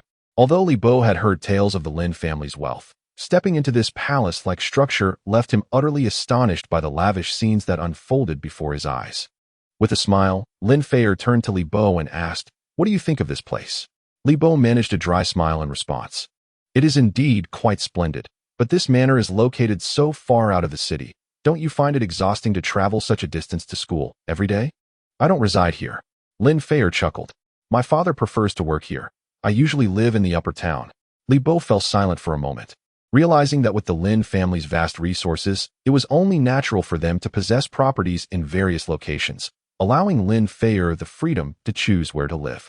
While they conversed, Li Bo's hunter chip suddenly displayed a new notification. E-grade hunter Li Bo, you have a new all-level bounty notification. Please check it promptly to avoid missing the optimal acceptance opportunity. What? An all-level bounty? What could that be? Li Bo pondered, somewhat bewildered. Typically, bounty notifications were issued by the intermediaries, so this process seemed rather unusual. Soon, he noticed a line of small text beneath the message explaining the concept of an all-level bounty. All-level bounty, directly issued by S-grade or higher hunters. Approved by the Hunter Association and subsequently published in the hunter chips of every hunter. Hunters may evaluate their own conditions to consider whether to accept the all-level bounty. Note, all-level bounties, as a special privilege of S-grade hunters, do not generate any contribution points. Li Bo was taken aback by the revelation of such privileges held by S-grade hunters. He wondered who could have issued this all-level bounty. Curiosity piqued. He discreetly opened the bounty notification. Bounty type, all-level bounty. Bounty issuer, S-grade hunter Night Rose. Bounty amount, 50 million. Bounty location, Lin Family Manor. Jianghai City. Bounty target, heal the pet beast Blazing Inferno Eagle, exemplary level 9. Though the text was brief, the immense weight of the information left Li Bo momentarily speechless. Is it her? The name Night Rose sent a jolt through his nerves. It was indeed at the Lin Family Manor. Recalling Lin Fei's earlier statement that Night Rose was her teacher, it became evident that this bounty must be closely linked to Lin Feng. However, gazing at the staggering bounty amount, Li Bo couldn't help but gasp in astonishment. 50 million was an astronomical figure for him. The Lin family truly seemed to regard money as mere trinkets. Yet, Li Bo quickly composed himself. Upon reflection, such a generous bounty amount suggested that the task was likely to be exceptionally challenging. As a mere E-level hunter, he could only gaze in admiration from afar. However, as he approached the grand gates of the Lin family, an unsettling anxiety began to stir within Li Bo. Would he be able to see her again? The vivid memories of the sunset at the beach and the enchanting Night Rose lingered in his mind. The moment she extended her hand to rescue him from Bai Liang remained unforgettable. Each thought of this enigmatic elder sister evoked a surge of inexplicable emotions within him. Observing the myriad expressions flitting across Li Bo's face, Lin Fei inquired with a hint of curiosity, "What troubles you?" "Oh, it's nothing. Hee. You needn't be overly anxious. My father may seem stern, but he is quite amiable." Li Bo chuckled softly, hoping for the best. He secretly wished that in a crucial moment, she would speak favorably on his behalf. "Hee. I never expected you to become so reserved when seeking assistance." Lin Fei teased, pushing open the door to the living room. "Here we are." As the door swung open, the sight of Lin Feng seated upright, engaged in conversation with the Night Rose, greeted them. The moment Li Bo caught a glimpse of the intimidating figure of the Flaming Hawk, his pupils constricted in surprise. It truly was Lin Feng's bounty. "Oh, Fei has returned." Lin Feng exclaimed with a warm smile. The night rose turned her gaze towards the entrance, and, upon recognizing the familiar face of Li Bo beside Lin Feier, she trembled slightly. It's him. Li Bo shifted his attention from the flaming hawk to the night rose, astonished that their next encounter would unfold in such a manner. Lin Feier guided Li Bo forward. Dad, allow me to introduce Li Bo, right? Haha. Before Lin Feier could finish her sentence, Lin Feng's eyes sparkled with recognition. How does father know him? This should be their first meeting, Lin Feier remarked, puzzled. Hee. Silly girl, this lad forced you down to the top 8. How could your father forget him? Lin Feng's gaze returned to Li Bo, noting his polished appearance, which bestowed upon him an air of nobility. He nodded in satisfaction. Not bad. Not bad. Truly, heroes emerge from youth. Hello, uncle. Li Bo replied politely with a nod. Oh, so you're the one who defeated Feier? Quite impressive, young man. The night rose smiled at Li Bo, her expression laden with meanings only he could comprehend. He offered an awkward smile, refraining from elaborating further. Haha, indeed. It is this lad. Lin Feng laughed heartily. You should have seen how dazzling he was in the martial arts arena. Every appearance was a spectacle. It's a pity you missed their battles. Otherwise, you would surely find them remarkable. I have already witnessed his prowess, the night rose murmured softly. I apologize, dear teacher, for bringing you shame. Lin Feier suddenly spoke, instinctively bowing her head slightly, casting a wary glance at Night Rose, her heart already bracing for punishment. To her surprise, Night Rose replied, It is no injustice that you lost to him. What? Lin Feier lifted her gaze, staring incredulously at her teacher's face. According to reason, whenever she performed poorly, she would be subjected to strict reprimands.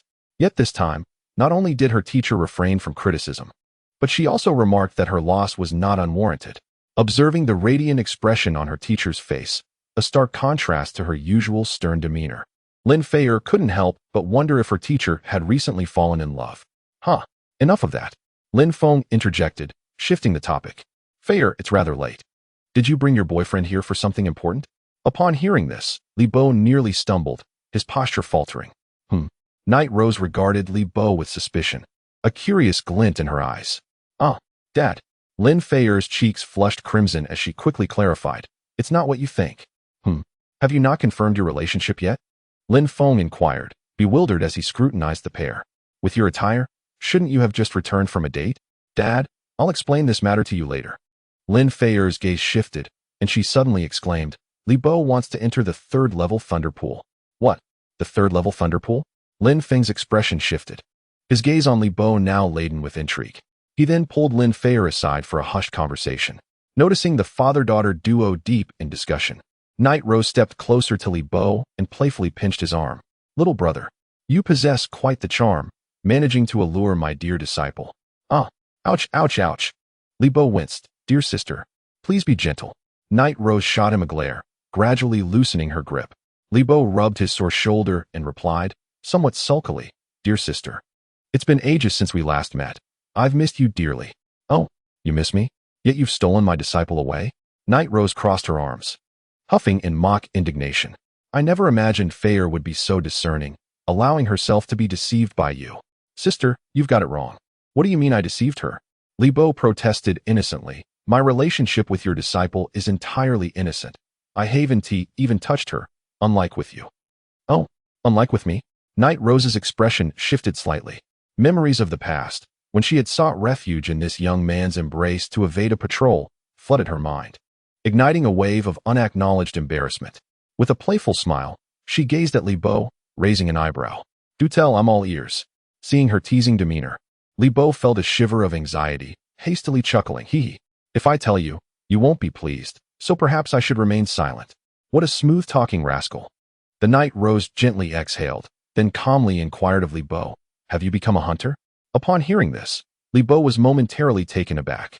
It seemed reasonable that hunters could sense each other's presence, thus he nodded in tacit acknowledgement. Why? The Night Rose asked with curiosity. A hunter spends their days wallowing in the mire. It is hardly a reputable profession. Oh, Li Bo replied, somewhat astonished. From your tone, it appears that you do not particularly favor the identity of a hunter. As an S rank, is it not rather disparaging to speak so lightly of oneself? The Night Rose smiled knowingly, choosing not to answer directly, but instead countering with, I would like to hear your reasoning for becoming a hunter. Reasoning? Li Bo mused. stroking his chin. Well, that would require quite a lengthy explanation. If you wish to hear it, we could arrange a candlelit conversation tonight. A candlelit conversation? The Night Rose glanced at Lin Feier and chuckled. Little brother, Feier is still here. You might be overstepping your bounds and teasing her mentor. Am I? Surely, sister. You are the most aware. Li Bo grinned mischievously. Ah, that hurts. Li Bo's expression shifted as he turned to see the Night Rose's delicate hand twisting his arm painfully. He whispered, Sister, could we not converse civilly? Your twisting is rather unbearable. Let us see if you continue to be so cheeky. The Night Rose shot him a glare. Then continued. Earlier, Feier mentioned your intent to enter the third-level Thunder Pool? Indeed, Li Bo nodded in affirmation. Is it for the illusory cloud? The Night Rose's eyes widened in surprise. Li Bo was momentarily stunned, then chuckled softly. Sister, your insight is indeed sharp. You have discerned it. Indeed, the Night Rose analyzed. On Sunset Beach, your illusory cloud withstood 2 strikes from the white lightning bird unscathed. I suspected then that your illusory cloud possessed the ability to absorb lightning. I surmise your visit to Feier's father today was to facilitate the evolution of your illusory cloud. Truly, as an S rank, nothing escapes your notice. Li Bo's expression turned somewhat bitter. Haha, your reasoning is quite sound. The Night Rose smiled. Thus far, apart from the dark water and pure dark sequences, no Beastmaster has managed to innovate with the illusory cloud. Utilizing the method of cultivating electric-type beasts for its evolution might indeed yield success. However, she shifted her gaze to Lin Feng. The third-level Thunder Pool is not a place one can simply choose to enter. Li Bo sighed softly. Well aware of the challenges involved in accessing the Thunder Pool, yet for the sake of the purple cloud, he was unwilling to relinquish even the faintest glimmer of hope. His gaze drifted back to Lin Feng and his daughter, who were engaged in a heated debate, causing a tension to coil within him. The blazing hawk? Li Bo's gaze suddenly fell upon the flame-scorching eagle not far from Lin Feng, and he addressed Night Rose. Sister, this bounty for the flame-scorching eagle was issued by you, correct? Oh, Night Rose raised an eyebrow slightly. It seems, little brother, that you are intrigued by this bounty? Feier's father has offered a staggering 100 million for the treatment of this flame-scorching eagle. What? 100 million? Li Bo stared at Night Rose. His mouth agape, but the bounty clearly states 50 million. The disparity in that amount is astonishing. Why are you looking at me like that? Night Rose shot him a glance. The excess funds are taken by the Hunter Association. My role is merely to disseminate information. Furthermore, Feier is my disciple. Even if I were greedy, I would not engage in such unscrupulous dealings. Damn it. No wonder it's so easy to join the Hunter Association. Li Bo suddenly realized. So all the dirty work falls upon the hunters while the association reaps the rewards effortlessly. Little brother, aren't you quite capable? Night Rose teased. I just happen to be here to confirm. If you manage to treat the flame-scorching eagle, 50 million will promptly be credited to your account. Li Bo tugged at the corner of his mouth. Dear sister, you surely think too highly of me. With your cunning, even leader-level beasts are within your grasp. Treating a mere extraordinary 9th-tier flame-scorching eagle should be a walk in the park.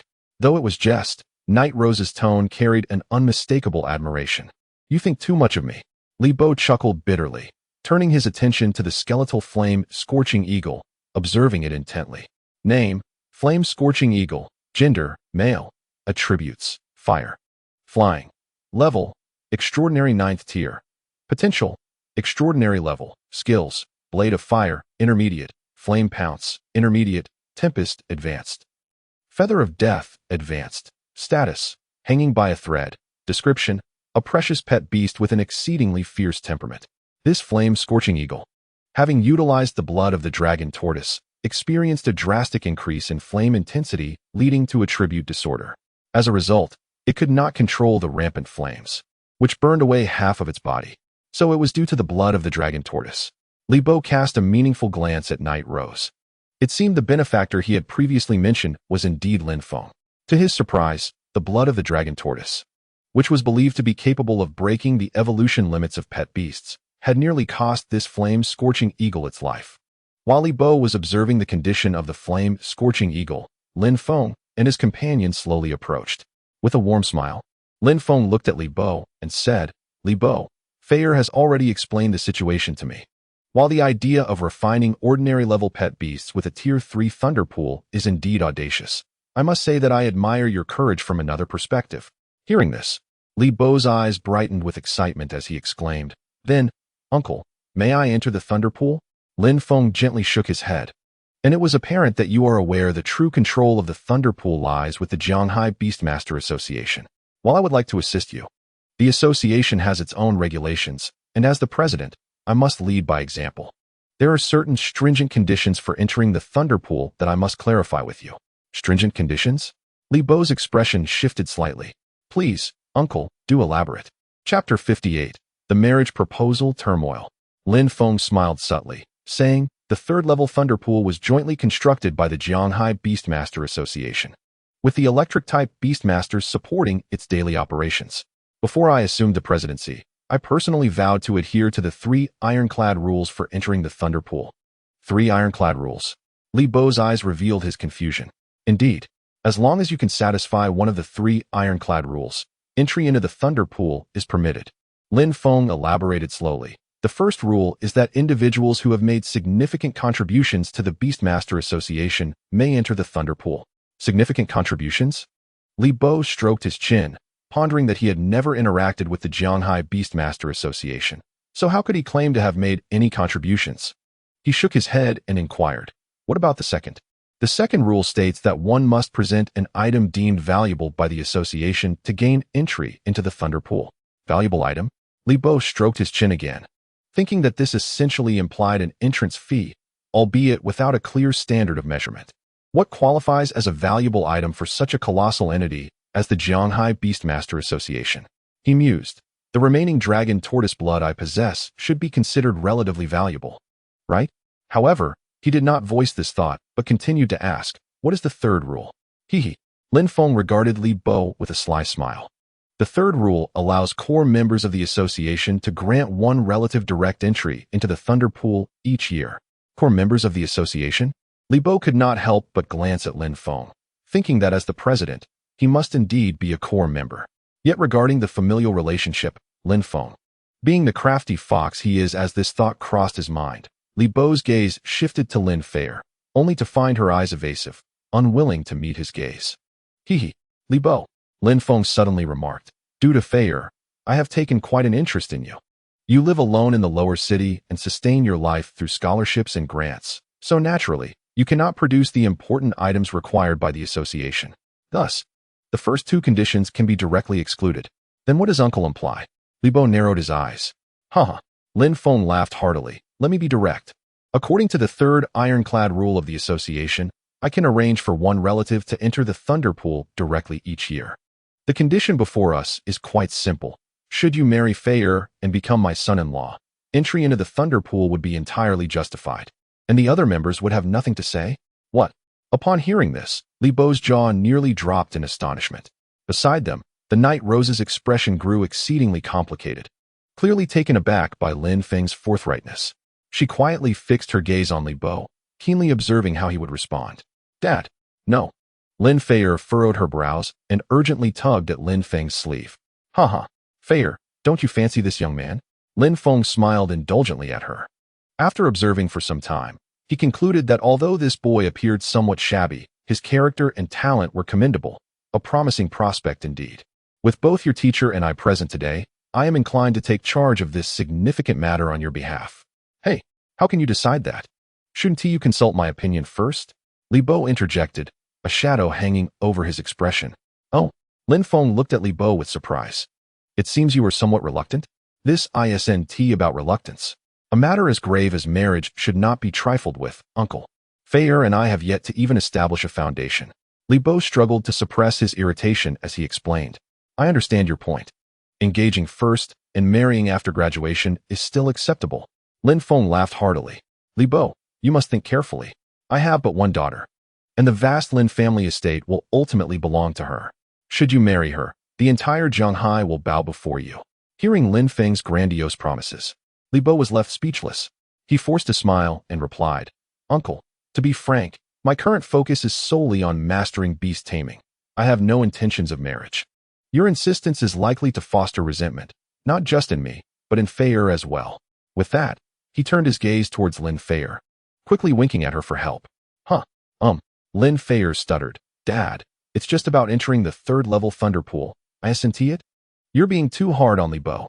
She continued, I admit I have feelings for Li Bo, but if he is coerced in this manner, I fear he will never regard me with respect. I must conquer him with my own merits. Conquer me? Did I hear that correctly? Though a chill ran down Li Bo's spine, he felt grateful that Lin Feier did not simply acquiesce to Lin Feng's demands. Feier you. Lin Feng looked at his daughter, somewhat bewildered, and pulled her aside to speak softly. Father is doing this for your own good. I have watched him in every competition. He is a once-in-a-century genius. A golden scale dragon is not just a creature of the pond. If you do not secure him now, the gap between you will only widen. No matter how hard you strive, it will be difficult to catch his eye later on. Lin Feier shook her head and replied earnestly, Dad. I understand what you're saying. That is precisely why I am determined to pursue Li Bo. Whether it's something powerful or gentle, it must be earned through one's own abilities to hold meaning. I relish challenges, and you know this best. At that moment, the previously silent knight Rose took a couple of steps towards Li Bo and asked, What is this? Do you still look down on Feier? In what way is my disciple unworthy of you? As the knight Rose continued to make sarcastic remarks, Li Bo merely tugged at the corner of his mouth and casually retorted, Do you wish for me to marry Lin Feier? Knight Rose seemed poised to counter, yet the words remained unspoken. A long sigh escaped Lin Feng, who approached Li Bo and remarked, To be frank, Li Bo, the line of those aspiring to be my son-in-law could stretch to the neighboring city. I truly cannot fathom why you would refuse such an enticing offer. Furthermore, I do not require you to marry into the Lin family. Would you not reconsider? Li Bo shook his head resolutely and replied, My mind is made up, uncle. I hope you can respect the decision made by Feier and me. Very well, Lin Feng said with disappointment, if that is the case. Let us return to the matter at hand. To enter the Thunder Pool, you must meet one of the conditions. Li Bo rolled his eyes and inquired, Could you perhaps show some leniency, uncle? Lin Feng regarded him coolly. What kind of leniency do you seek? With a grin, Li Bo replied, I could pretend to be your relative. After all, you're the president, and no one would dare to investigate. Oh, Lin Feng sneered. Do you think this association is my personal affair? As president, I must lead by example. Besides, if you are unwilling to become my son-in-law, why would I jeopardize my reputation for you? What if I could indeed cure your blazing fire eagle? Li Bo said confidently, a smile gracing his face. What? Lin Feng's expression shifted dramatically, his eyes wide with disbelief as he gazed at Li Bo. You claim you can heal the blazing fire eagle. Not only him, but even Knight Rose cast an incredulous glance at Li Bo. Just moments ago, she had spoken casually, but to her astonishment, this young man was serious. Lin Feier tugged at Li Bo's arm and whispered, You fool. This is rather presumptuous, isn't it? My father's blazing fire eagle has eluded many top breeders. How can you expect to heal it after merely glancing at it? Unfazed by their skepticism, Li Bo smiled gently at Lin Feng. Uncle, how about this condition? Do not jest, you cheeky brat. Lin Feng responded skeptically. If you wish to enter the Thunder Pool, there is no need to use flattery in such a manner. The symptoms of the blazing fire eagle are exceedingly rare. Do you think it is as simple as you claim? It would be far easier to just become my son-in-law. How can you know I am incapable if you do not even allow me to try? Li Bo countered. All I ask is for you to answer me. If I can heal your blazing fire eagle, will you permit me to enter the Thunder Pool without pressuring me into marriage? Lin Feng's gaze flickered as he pondered Li Bo's words. Seeing his confident demeanor, he could not help but wonder if this young man possessed some unique method. Turning his back, he cleared his throat and stated, If you can truly heal the blazing fire eagle, I shall grant you entry into the Thunder Pool and cease my insistence on your marriage to Feier. However, Lin Feng's tone shifted as he added, Should you fail, you will dutifully accept the role of my son-in-law. Upon hearing this, Li Bo's expression subtly shifted. That old fox, he inwardly cursed. Casting another glance at the blazing eagle, Li Bo revealed a confident smile. Deal. I hope my uncle will not go back on his word. Li Bo turned toward Knight Rose and flashed her a mysterious smile. Subsequently, Knight Rose noticed an alert swiftly appearing before her retina. Your full-level bounty has been taken over by Hunter Li Bo. Please promptly track the progress of the bounty. Knight Rose blinked her long lashes and remarked to herself, You are indeed bold to make such a promise. Just hope you don't end up shooting yourself in the foot. In front of several onlookers, Li Bo strode directly toward the blazing eagle and accessed the information in the Status tab. Through several of his experiments, he was convinced that this panel system possessed a hidden function. When a pet's condition deteriorated, the system would provide corresponding recovery suggestions. In critical condition, Although the blazing eagle has little life left, there remains a faint chance for recovery. Due to its half-finished state, its condition is extremely chaotic. It is advisable to remove the excess flesh from the blazing eagle to stabilize its condition. Continued use of the dragon tortoise's blood is recommended. Note: given that the dragon tortoise's blood significantly enhances the intensity of flames, there exists a risk of self-destruction. Please control the flame intensity to a level it can absorb. Remove the excess flesh. Li Bo stroked his chin thoughtfully, summing up that there were two crucial elements in treating the blazing eagle. The first was the dragon tortoise's blood, and the second was to control the rampant flames thereafter. Noticing Li Bo's furrowed brow, Night Rose curiously inquired, "What's wrong? Do you have a clue?" Li Bo took a deep breath and addressed Lin Feng. "The blazing eagle has become like this because it used the dragon tortoise's blood." He then turned to everyone and declared, "To heal the blazing eagle, we must continue using the dragon tortoise's blood." "What? We still need to use the dragon tortoise's blood?" Lin Feng initially displayed shock, followed by confusion as he gazed at Li Bo. "How do you know that the blazing eagle utilized the dragon tortoise's blood?" Logically, both the bounty on the dragon tortoise and the use of the blood on the blazing eagle were conducted with utmost secrecy. Only Night Rose present would be aware. And even Fei Er had not confided in her. Night Rose turned her head in surprise, casting a curious glance at Li Bo. Though she couldn't comprehend how he deduced this, her confidence in him grew a notch. The mention of the dragon tortoise's blood left Fei Er's lips slightly parted, clearly indicating that the conversation had ventured into realms she found hard to grasp. She never expected Li Bo to engage in such discourse with her father and master, a smile unconsciously curling at the corners of her mouth. Li Bo smiled lightly, confident in his ability to treat the blazing eagle, if he couldn't even discern the symptoms. How could his uncle possibly trust him? Lin Feng scrutinized Li Bo with a hint of suspicion, recalling what Fei Er had mentioned earlier. This young man had entered Jianghai University as the top scholar in the humanities of the city, so it was reasonable for him to be aware of the rare dragon tortoise blood. "You just mentioned wanting to continue using the dragon tortoise blood?" Lin Feng inquired, somewhat perplexed. "Surely you understand that the blazing eagle is in its current state due to being unable to withstand the pressure of the dragon tortoise blood, leading it to self-immolate. Now it has already lost half of its body. If we continue to use the blood, it may end up as nothing but bones. That would mean total loss." Li Bo replied, "To restore the blazing eagle, we must completely excise its excess flesh and blood to achieve a unified state." Completely excise all flesh. Not only Lin Feng, but the other two also stared at Li Bo in shock, clearly finding this treatment method to be exceedingly radical. "Could it be that you are mistaken?" Lin Feng's expression darkened. "Li Bo, it's not that my uncle doubts your abilities, but this approach seems far too extreme. Is there not a gentler alternative?" Li Bo shook his head resolutely. "Only by burning bridges can we hope for a sliver of chance." "Burning bridges?" Lin Feng muttered several times, still displaying signs of concern. "Uncle, please rest assured," Li Bo assured him, continuing with the dragon tortoise blood. "Although it will inflict immense suffering on the blazing eagle, I will manage the intensity of the flames, keeping it within an absorbable range." Upon hearing this, Lin Feng furrowed his brow, indecisive for quite some time. Ultimately, he turned his gaze to Yi Meigui. Yi Meigui, as Fei Er's mentor with vast experience. "Do you believe Li Bo's method will work?" Yi Meigui smiled gently. "To be honest, I cannot say for certain. However, I do believe you might consider placing your trust in this young man.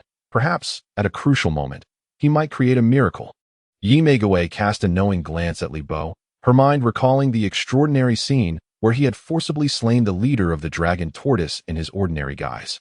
Still feeling somewhat surreal. Upon hearing Yi Meigui's words, Lin Feng pondered for a moment before gritting his teeth. "Very well. The blazing eagle cannot endure in its current state for much longer. Rather than waiting helplessly, it is better to take a bold risk. Let us allow you to give it a try." Upon receiving Lin Feng's affirmative response, Li Bo's face brightened. "Then, uncle, do you still have any surplus dragon tortoise blood?" Lin Feng cast a glance at Yi Meigui before lamenting, I wish I had thought to procure more. The previous dragon tortoise blood has already been completely consumed." "What? It's all gone." Li Bo was momentarily speechless, thinking to himself that he couldn't sacrifice his own vial of dragon tortoise blood for the sake of treating Lin Feng's beast. He began contemplating what terms might persuade Lin Feng to part with his vial of blood. Suddenly, Lin Feng clapped his hands in excitement. "I just remembered. Previously, A hunter exchanged dragon tortoise blood for entry into the Thunder Pool. Indeed, there are others seeking to enter the Thunder Pool. Moreover, the opponent bore the essence of the dragon turtle, and a sudden pang of apprehension gripped Li Bo's heart as he began to contemplate. In the battle at Sunset Beach, he and Night Rose had only 5 individuals in total. Although he had not encountered the other beasts of Scar and Huang Yan, it was known that Bai Liang possessed a lightning bird. Could it possibly be this fellow? Recalling the past humiliation, Li Bo instinctively clenched his fists. Had it not been for Night Rose's timely intervention, he and Xiao Baiziun might have met their demise at Sunset Beach. The dragon turtle's essence, a valuable treasure, satisfied the second condition for entering the Thunder Pool. Thus the association had approved this person's qualification. However, Lin Feng began to wrestle with his thoughts. This essence was to be submitted to the association, not a personal possession. Utilizing it without permission seemed somewhat improper. What impropriety is there? Li Bo asserted boldly. Uncle, I believe that with the Lin family's financial resources, procuring an item of equal value to a vial of dragon turtle essence would not pose a challenge. Since this essence is critical for the healing of the blazing flame phoenix, even if you were to utilize it, I am confident that the other members of the association would comprehend the situation. Subsequently, you could present an equivalent value to the association, and no one would raise objections. Upon hearing this, Lin Feng's eyes sparkled with admiration for Li Bo. You young man, your mind is quite agile. He suddenly erupted into laughter. This indeed offers a compromise. I shall explain the circumstances to the association later, and I will generously provide an item of equal worth to the dragon turtle essence. That would be fair to the association. Then it is settled. Lin Feng shifted his gaze to Lin Feier. Feier, you shall take charge of this matter. All right, father. I will promptly retrieve the essence from the association. Lin Feier exclaimed, her face brightening as she hurried towards the Lin family's entrance. Approximately half an hour later, Lin Feier returned home, holding a delicately crafted vial of blood. Lin Feng took it, shaking the vial gently, and sighed. I once believed my information network was sufficiently astute. Yet, I was taken aback to learn that on that day at Sunset Beach, 3 additional assassins had appeared. I wonder where they acquired their intel. To be precise, there were 4. Night Rose interjected, casting a casual glance at Li Bo. The predicament concerning the dragon turtle essence is more severe than I had anticipated. I have received word that numerous experts from Sakura Nation have infiltrated Zhanghai to investigate this matter. Night Rose, you must exercise caution. Lin Feng earnestly advised. You need not worry about me. The ones who should be cautious are others, Night Rose remarked, deliberately raising her tone as if to subtly remind Li Bo cough. Li Bo cleared his throat and continued. Now that we have acquired the essence, let us commence the healing of the blazing flame phoenix. Lin Feng nodded. Li Bo, as you mentioned earlier, we must administer the essence to the blazing flame phoenix, correct? Indeed, the blazing flame phoenix has a fierce temperament, and none but I can approach it. This task shall remain mine. With that, Lin Feng stepped forward to face the blazing flame phoenix, uncapping the vial, and spoke in a friendly tone. Old friend, having accompanied me through numerous years and countless battles, it is truly unbearable to witness your impending demise.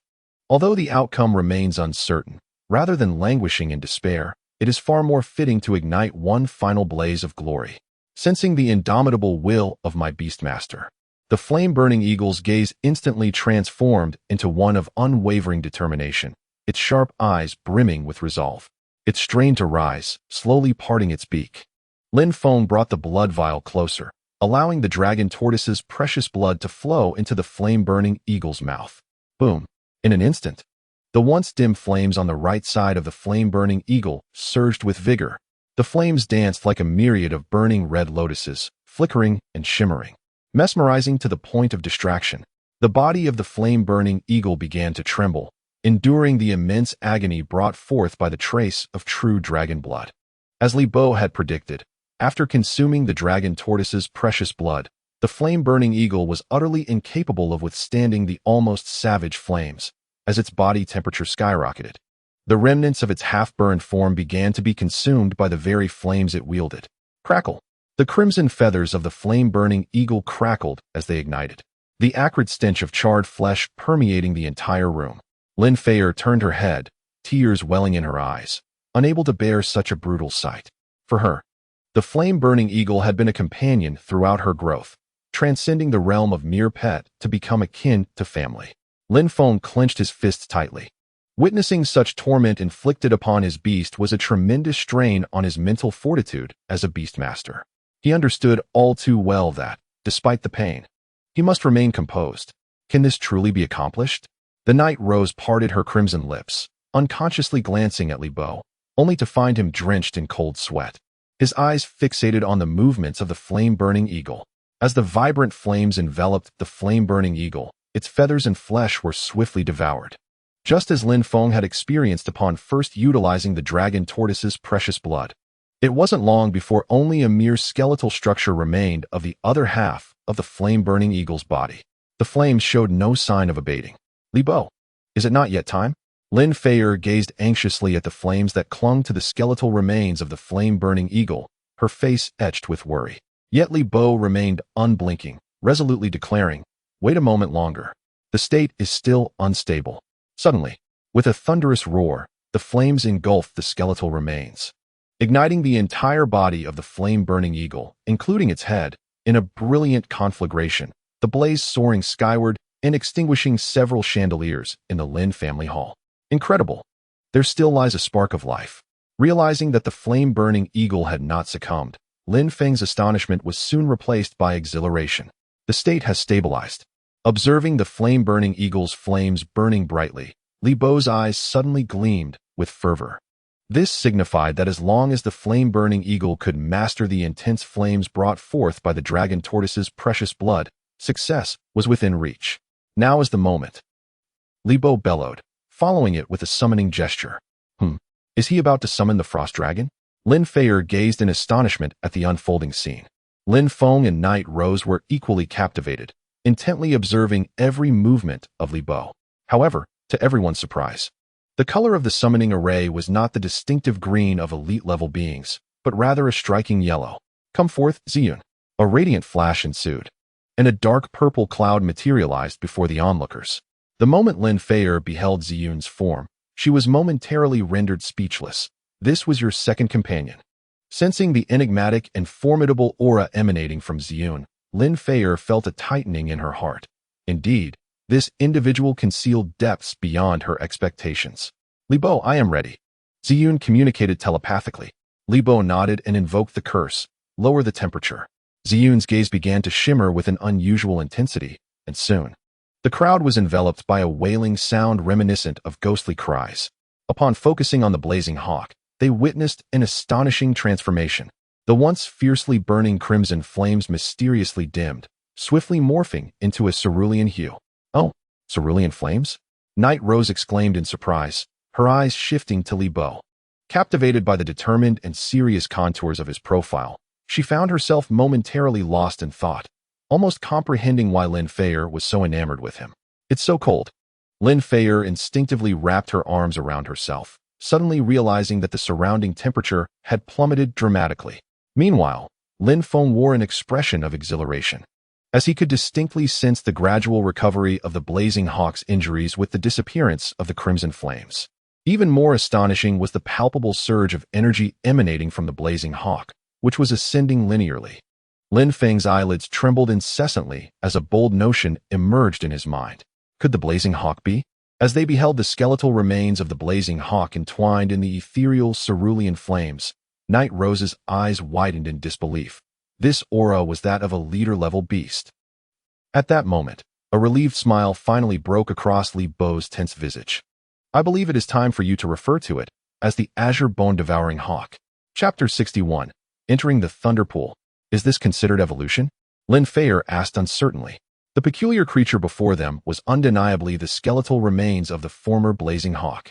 Yet, the chilling cerulean flames clinging to the skeleton exuded a terrifying aura that struck fear into the soul. Beside her, Lin Feng's eyes sparkled with disbelief. "I never anticipated that not only would you heal my blazing hawk, but you would also enable it to surpass its limits and evolve. Who could have foreseen that I, Lin Feng, would one day possess a leader-level companion?" Haha. Lin Feng's face was a canvas of uncontainable excitement as he gazed at the young man before him, whose delicate features belied a remarkable talent. His heart was a tumult of emotions. He marveled at Li Bo's astonishing abilities while lamenting his own inability to secure this ideal son-in-law. How on earth did you achieve this? Night Rose's eyes widened in astonishment as she regarded Li Bo. Despite being merely a second-tier beastmaster, this young man consistently defied her expectations. As a beastmaster of pinnacle rank, she understood the formidable challenge of advancing a pet from the excellence tier to the pinnacle tier. The Qingming bone-eating eagle represented a significant qualitative leap in strength compared to the previously encountered blazing fire eagle. In Shanghai, possessing a pinnacle-tier pet undeniably positioned one among the elite warriors. While there were a few powers in Shanghai that could once contend with the Lin family, the emergence of Lin Feng's Qingming bone-eating eagle would irrevocably alter the power dynamics thereafter. Li Bo had not anticipated that he would also possess mastery in healing cultivation techniques. Lin Feier exclaimed in admiration, her gaze toward Li Bo a mix of astonishment and delight. Li Bo, you truly are remarkable. Lin Feng heartily patted Li Bo's shoulder, finding the young man increasingly agreeable. Hee, you need not elevate my status so highly. The evolution of the blazing fire eagle was primarily due to the dragon tortoise's blood. Li Bo explained modestly, I merely employed the appropriate method to facilitate the blazing fire eagle's absorption of that power. It appears this Qingming bone-eating eagle has acquired a malevolent attribute. Night Rose remarked, furrowing her brow. Li Bo nodded, you are correct. The current Qingming bone-eating eagle indeed embodies the attributes of malice, fire, and flight, making it a tri-elemental beast. He observed the azure flames emanating from it, noting that unlike the fierce and volatile flames of the blazing fire eagle, the flames of the Qingming bone-eating eagle were of an extreme cold nature. Though they appeared more subdued, their might was far from negligible. Extreme cold flames? Upon hearing this, the others looked at Li Bo in confusion, clearly baffled by this seemingly contradictory term. Li Bo continued, these extreme cold flames have the capacity to incinerate a beast's soul. Combined with the bizarre powers of its malevolent attribute, the potential of the Qingming bone-eating eagle is boundless. Given time, its renown will undoubtedly resonate throughout the entire Jianghai. Upon hearing this, Lin Feng's hands trembled slightly with excitement, his eyes brimming with anticipation. With the Qingming bone-eating eagle, I shall no longer need to trouble Teacher Feier when confronting formidable foes. Night Rose smiled gently, her gaze shifting to Ziyun. I can now confirm that your illusory cloud possesses the ability to invert enhancements. What? Inverted enhancements? Lin Feng was momentarily taken aback. I recall that such a rule-based skill should only be comprehended by high-tier beasts of great rank. Yet this Ziyun appears not even to be elite tier. He stared at Li Bo in astonishment. Who would have thought that such a prodigious beast master would emerge from the humble Jianghai? Lu Jun must be laughing in his sleep. Merely a stroke of luck. Li Bo smiled faintly, deflecting the question. Uncle, as I mentioned earlier, my purpose for entering the third-level Thunder Pool is solely for the evolution of Ziyun. Now that I have successfully healed your pet beast, I implore you to keep your promise. Haha, do you take me, Lin Feng, for someone easily swayed? Lin Feng replied heartily. You have saved the life of the blazing eagle and enabled it to surpass its evolutionary limits. I shall ensure you enter this third-level Thunder Pool. Whenever you wish to go, I will make the arrangements immediately. Li Bo's face lit up with joy. The sooner, the better. If possible, tonight would be ideal. Tonight? So eager? The hour is late. Why not rest and venture to the Thunder Pool tomorrow? Lin Feng expressed his surprise. Father, you are unaware. The esteemed Muao Xue is currently at the pinnacle of her prowess, and Li Bo is determined not to falter against this former romantic interest at such a critical moment. Lin Feier remarked with an unusual smile. The Mu family girl? I see. Lin Feng pondered for a moment before continuing. Very well. Since you are so insistent, I shall immediately notify the association to arrange your entry. Thank you, uncle. Li Bo sighed with relief. After much effort, he was finally able to access the Thunder Pool. At that moment, Lin Feier spoke up. Li Bo, now, let my father take you to the Thunder Pool. I cannot be of much assistance. My teacher has returned, and I have some training-related questions to discuss with her. Then so be it. Li Bo waved farewell to the two, deliberately gesturing with his hand to remind Night Rose of the bounty, causing her to mutter, clever boy. The Thunder Pool is located at the core of the Jianghai region. By the time Lin Feng led Li Bo to the entrance, it was already deep into the night. Several well-equipped beast masters patrolled outside, and Lin Feng acknowledged them with a nod before leading Li Bo inside. Upon reaching an elevator, Lin Feng paused. Li Bo observed with surprise that there was only a down button for the elevator. Curiously, he asked, "Is the thunder pool underground?" "Indeed." Lin Feng pressed the down button and chuckled. "The third-level thunder pool of Jianhai is constructed 10 kilometers beneath the surface." "What? 10 kilometers down?" Li Bo was astounded by the depth. With a chime, the elevator doors opened. Lin Feng gestured for him to enter. "Come, I will explain everything as we descend." As the elevator slowly descended into the depths, Lin Feng began. "Li Bo, are you curious as to why the thunder pool is constructed so deep underground?" Li Bo nodded thoughtfully. "Logically, wouldn't it be more cost-effective to build it on the surface? Constructing it underground would not only be inconvenient for access, but also likely increase operational difficulties. Indeed, we are well aware of the substantial expenses involved in constructing the thunder pool underground." Lin Feng chuckled. Years ago, Grandfather Fei was determined to invest in the construction of this third-level thunder pool, yet faced considerable opposition from many members of the Lin family. Intrigued, Li Bo inquired about the secrets surrounding this third-level pool. Lin Feng paused before elaborating. Unlike the first and second-level thunder pools, each third-level pool possesses a unique structural design. "Are you aware of this?" "Oh." Li Bo's interest was piqued, prompting him to request further explanation. Lin Feng continued. "For first and second-level pools, as long as there are a sufficient number of exceptional electric-type beasts, they can continuously generate power. However, for the third-level pool, which has an immense energy storage capacity, a stable and powerful power core is essential." "A stable and powerful power core?" Li Bo pondered. "Is it a substance capable of perpetually emitting electricity?" He recalled tales from ancient times about high-tier electric beasts whose remains, buried deep underground in fossilized forms, contained immense electric energy. Could it be? Li Bo's eyes widened as he turned to Lin Feng. "Smart lad." Lin Feng chuckled with admiration, continuing. "What was discovered underground years ago were indeed two fangs of an ancient electric beast. Grandfather Fei had contemplated moving them to the surface, but the electrical power they harbored was so volatile that merely approaching them cost the lives of numerous beast tamers, let alone relocating them. Thus, they opted to dig a tunnel and utilize those fangs as the power core, constructing this third-level thunder pool underground." "Two fangs." Li Bo expressed his confusion. "I am quite curious about the identity of the beast whose fangs have sustained the operation of this third-level pool for so many years." With a mysterious smile, Lin Feng revealed, "The Thunder Saber-Toothed Tiger." Chapter 62. Encounter with Bai Liang. The Thunder Saber-Toothed Tiger? Li Bo mused, stroking his chin. This ancient beast had long been extinct, and according to records, its electric power could obliterate the void and tear apart the heavens. To think that the fangs of such a creature lay buried here. Indeed. Lin Feng laughed. There are many legends surrounding the Thunder Saber-Toothed Tiger, yet no one has ever witnessed its might. However, based on the electric energy contained within these two fangs, it is evident that the Thunder Saber-Toothed Tiger is far from a mere myth. So, according to you, has the Lin family been utilizing the fangs of the Thunder Saber-Toothed Tiger as the energy core to supply power to the entire Jianhai city all these years? Lin Feng nodded yes.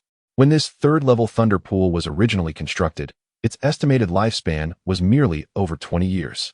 Yet, it has been 50 years since the Lin family began operating the pool, and the power it supplies remains as robust as ever, indeed generating significant profits for our family. Indeed, upon hearing Lin Feng's account, Li Bo could not help but feel a deep sense of melancholy. The mere presence of two fangs harbored such immense power of lightning. One could only wonder how formidable the Thunder Saber-Toothed Tiger was at the zenith of its might. At that moment, the elevator door slid open, and Lin Feng led Li Bo to a shimmering blue barrier. Before the barrier stood two capable beast tamers, who greeted Lin Feng with respect before casting a puzzled glance at Li Bo. "President Lin. Who is this?" "Hee. This is my son-in-law," Lin Feng replied nonchalantly. "What?" At this revelation, Li Bo nearly dropped his eyes to the ground in astonishment. "Uncle, wasn't it agreed that?" Just then, he noticed Lin Feng winking at him, and he understood that this was merely a fabricated identity concocted by Lin Feng to facilitate his entry into the Thunder Pool. Although Lin Feng could have claimed him as a nephew or a cousin to deceive the guards, he insisted on calling him his son-in-law, which made Li Bo inwardly curse Lin Feng's cunning nature once more. Though reluctant, Li Bo held his tongue and offered a forced smile, tacitly acquiescing to the situation. "Son-in-law, does that mean he is the young lady's?" The two guards exchanged glances, unable to suppress their scrutiny of Li Bo. their faces betraying a hint of envy tinged with jealousy. What extraordinary qualities could this young man possess to become the son-in-law of President Lin? Yet, they dared not probe further into Li Bo's relationship with the president. After accepting the special permit Lin Feng provided, they willingly cleared the path. Lin Feng instructed the guards, "Go fetch a set of insulated gear for Li Bo." "Understood, President Lin." Shortly thereafter, one of the guards approached, carrying a specially designed white hooded cloak. Lin Feng handed it to Li Bo, advising, "Although there are electric beast tamers stationed inside, the thunder pool can occasionally exhibit instability. Donning this insulated gear will ensure your safety." "Instability?" Li Bo inquired, slightly taken aback, but he complied and donned the insulated suit. Lin Feng observed him with satisfaction. "Yes, this is indeed much safer." He continued earnestly, "Li Bo, entering the level 3 thunder pool is not to be taken lightly. Should your beast exhibit any signs of discomfort, you must withdraw immediately." The sincerity in Lin Feng's tone conveyed his genuine concern, and Li Bo solemnly nodded. "I will exercise utmost caution, uncle." "Very well. I have pressing matters to attend to, so I shall not delay your training any further." After Lin Feng departed, the two guards once again positioned themselves in front of Li Bo. "What is the meaning of this?" Li Bo squinted, suspicion rising within him. "Do not misunderstand. We are not here to trouble you," one of the guards explained. "Since this is your first time entering the thunder pool, there are some important precautions I must share with you." Li Bo exhaled in relief. "Please, go ahead." "First, within the thunder pool, electric beast tamers are at work. During your training, do your utmost not to disturb them." "I understand this point." Li Bo nodded affirmatively. "Secondly, there are other beast masters present in the thunder pool for training. It is imperative to avoid any conflicts or brawls within this domain." "Is there anything else?" "Thirdly, and most importantly, one must not summon any creatures outside the electric attribute in the thunder pool. Otherwise, annihilation is certain," the guard stated solemnly. Upon hearing this, Li Bo's expression shifted in surprise. "Is it truly that serious?" The unknown red lightning within the pool indiscriminately attacks creatures of other attributes. Moreover, this lightning possesses immense power, having severely injured numerous elite-level beasts. The guard replied, "Red lightning? Such a phenomenon exists?" Li Bo inhaled sharply, contemplating the magnitude of such power that could injure elite-level beings. "Indeed, this lightning has existed since the inception of the thunder pool. In essence, adhering to the established rules will avert any mishaps." With a grave expression, Li Bo gazed at the blue barrier. After a moment of hesitation, he steeled himself and stepped inside. As he crossed the threshold, he was immediately astounded by the spectacle within. It was a colossal circular thunder pool, approximately 50 meters in diameter, teeming with flickering blue currents that resembled the robust arms of an infant, coiling and colliding like serpents. The crackling of the lightning left Li Bo momentarily dazzled. At the center of the pool stood two 10-meter-long white saber teeth, isolated within a massive cylindrical glass enclosure. Upon first sight, an overwhelming sense of ferocity washed over Li Bo. Could this be the saber teeth of the thunder saber-toothed tiger? His eyes widened in astonishment. Merely the two saber teeth reached such a height. How immense must the thunder saber-toothed tiger itself be? Such a terrifying size undoubtedly indicated that this creature was at least of sovereign level. What further intrigued Li Bo was the saber tooth within the glass enclosure on the right, which exhibited faint red arcs of electricity dancing upon its surface. Though subtle, this dash of red stood out distinctly against the backdrop of blue and white lightning in the thunder pool. Red currents? How peculiar. Li Bo looked up and observed that surrounding the pool were 18 towering steel columns of the same substantial size. Above each column, there was an isolated space separated by glass, within which stood beast masters alongside their creatures. Arc-light jellyfish, silver-horned thunder horse, electric radiance kite, lightning bat. Upon closer inspection, every one of these creatures possessed the electric attribute, indicating that these individuals were indeed the electric-type beast masters responsible for the operation of the thunder pool within the Jianghai Beastmaster Association. Simultaneously, Li Bo was astonished to discover that behind each column were numerous cables of various sizes connected together, which clarified the principle behind the power supply of the thunder pool. The two saber teeth continuously provided electricity to the pool, while the beast masters utilized electric-type creatures to channel the currents into specialized devices within the columns, subsequently transmitting the electricity through these cables to various regions of Jianghai, thereby supplying energy to the city. Li Bo's gaze returned to the thunder pool, where he discerned the faint silhouettes of several beast tamers scattered around him, their eyes fixed intently on the murky depths below, seemingly honing their beasts. Upon the sudden appearance of a second-tier beast tamer within the pool, the others cast surprised glances in Li Bo's direction, to which he could only manage an awkward smile. However, as he surveyed his surroundings, he spotted a familiar figure across the pool, grinning malevolently at him. Bai Liang. Li Bo's expression froze, his pupils constricting sharply. Bai Liang. Chapter 63, Absorbing Lightning. Ah, young man, I didn't expect to encounter you here. Bai Liang's voice, sharp and piercing, although not loud, still resonated clearly in Li Bo's ears. The events at Sunset Beach lingered in Li Bo's mind, yet he suppressed his inner fury, responding with a wry smile. Perhaps it is just my unfortunate luck lately. You. Bai Liang's face darkened with irritation as he scrutinized Li Bo. A smirk curled at the corners of his mouth. Oh, you've become a hunter? No wonder you sound a bit more confident. Alas, in my eyes, you're still just a mere insect, easily crushed. Haha, what good are pretty words? Li Bo retorted coldly. If you have the ability, why not attack me like last time? Arrogant brat. Bai Liang scoffed disdainfully. Do you think I would be foolish enough to battle you here in the thunder pool? Consider yourself fortunate. Today I have no inclination to entertain you. With that, Bai Liang turned his attention back to the pool, muttering in frustration, Damn it, why is my luck so terrible? It's already the third day, and I still haven't seen a trace of red lightning. At that moment, Li Bo peered deep into the pool, where a golden bird was tirelessly honing its wings with lightning. Undoubtedly, this was Bai Liang's electric bird. Yet, Li Bo noticed that the golden wings of the bird were marred with dark patches, indicating a struggle within the pool. Haha, still at the elite 6th tier? It seems you haven't made much progress during this time. Li Bo remarked coldly. Normally, a creature like the electric bird, with a lineage not considered particularly advanced, would find a second-tier thunder pool more suitable for training, while a third tier would be excessively demanding. Curiosity piqued within Li Bo. Despite the Night Rose having taken most of the dragon tortoise's precious blood, the meager share Bai Liang and his companions received seemed illogical for him to exchange for access to the thunder pool instead of saving it for the third-tier scarecrow's evolutionary breakthrough.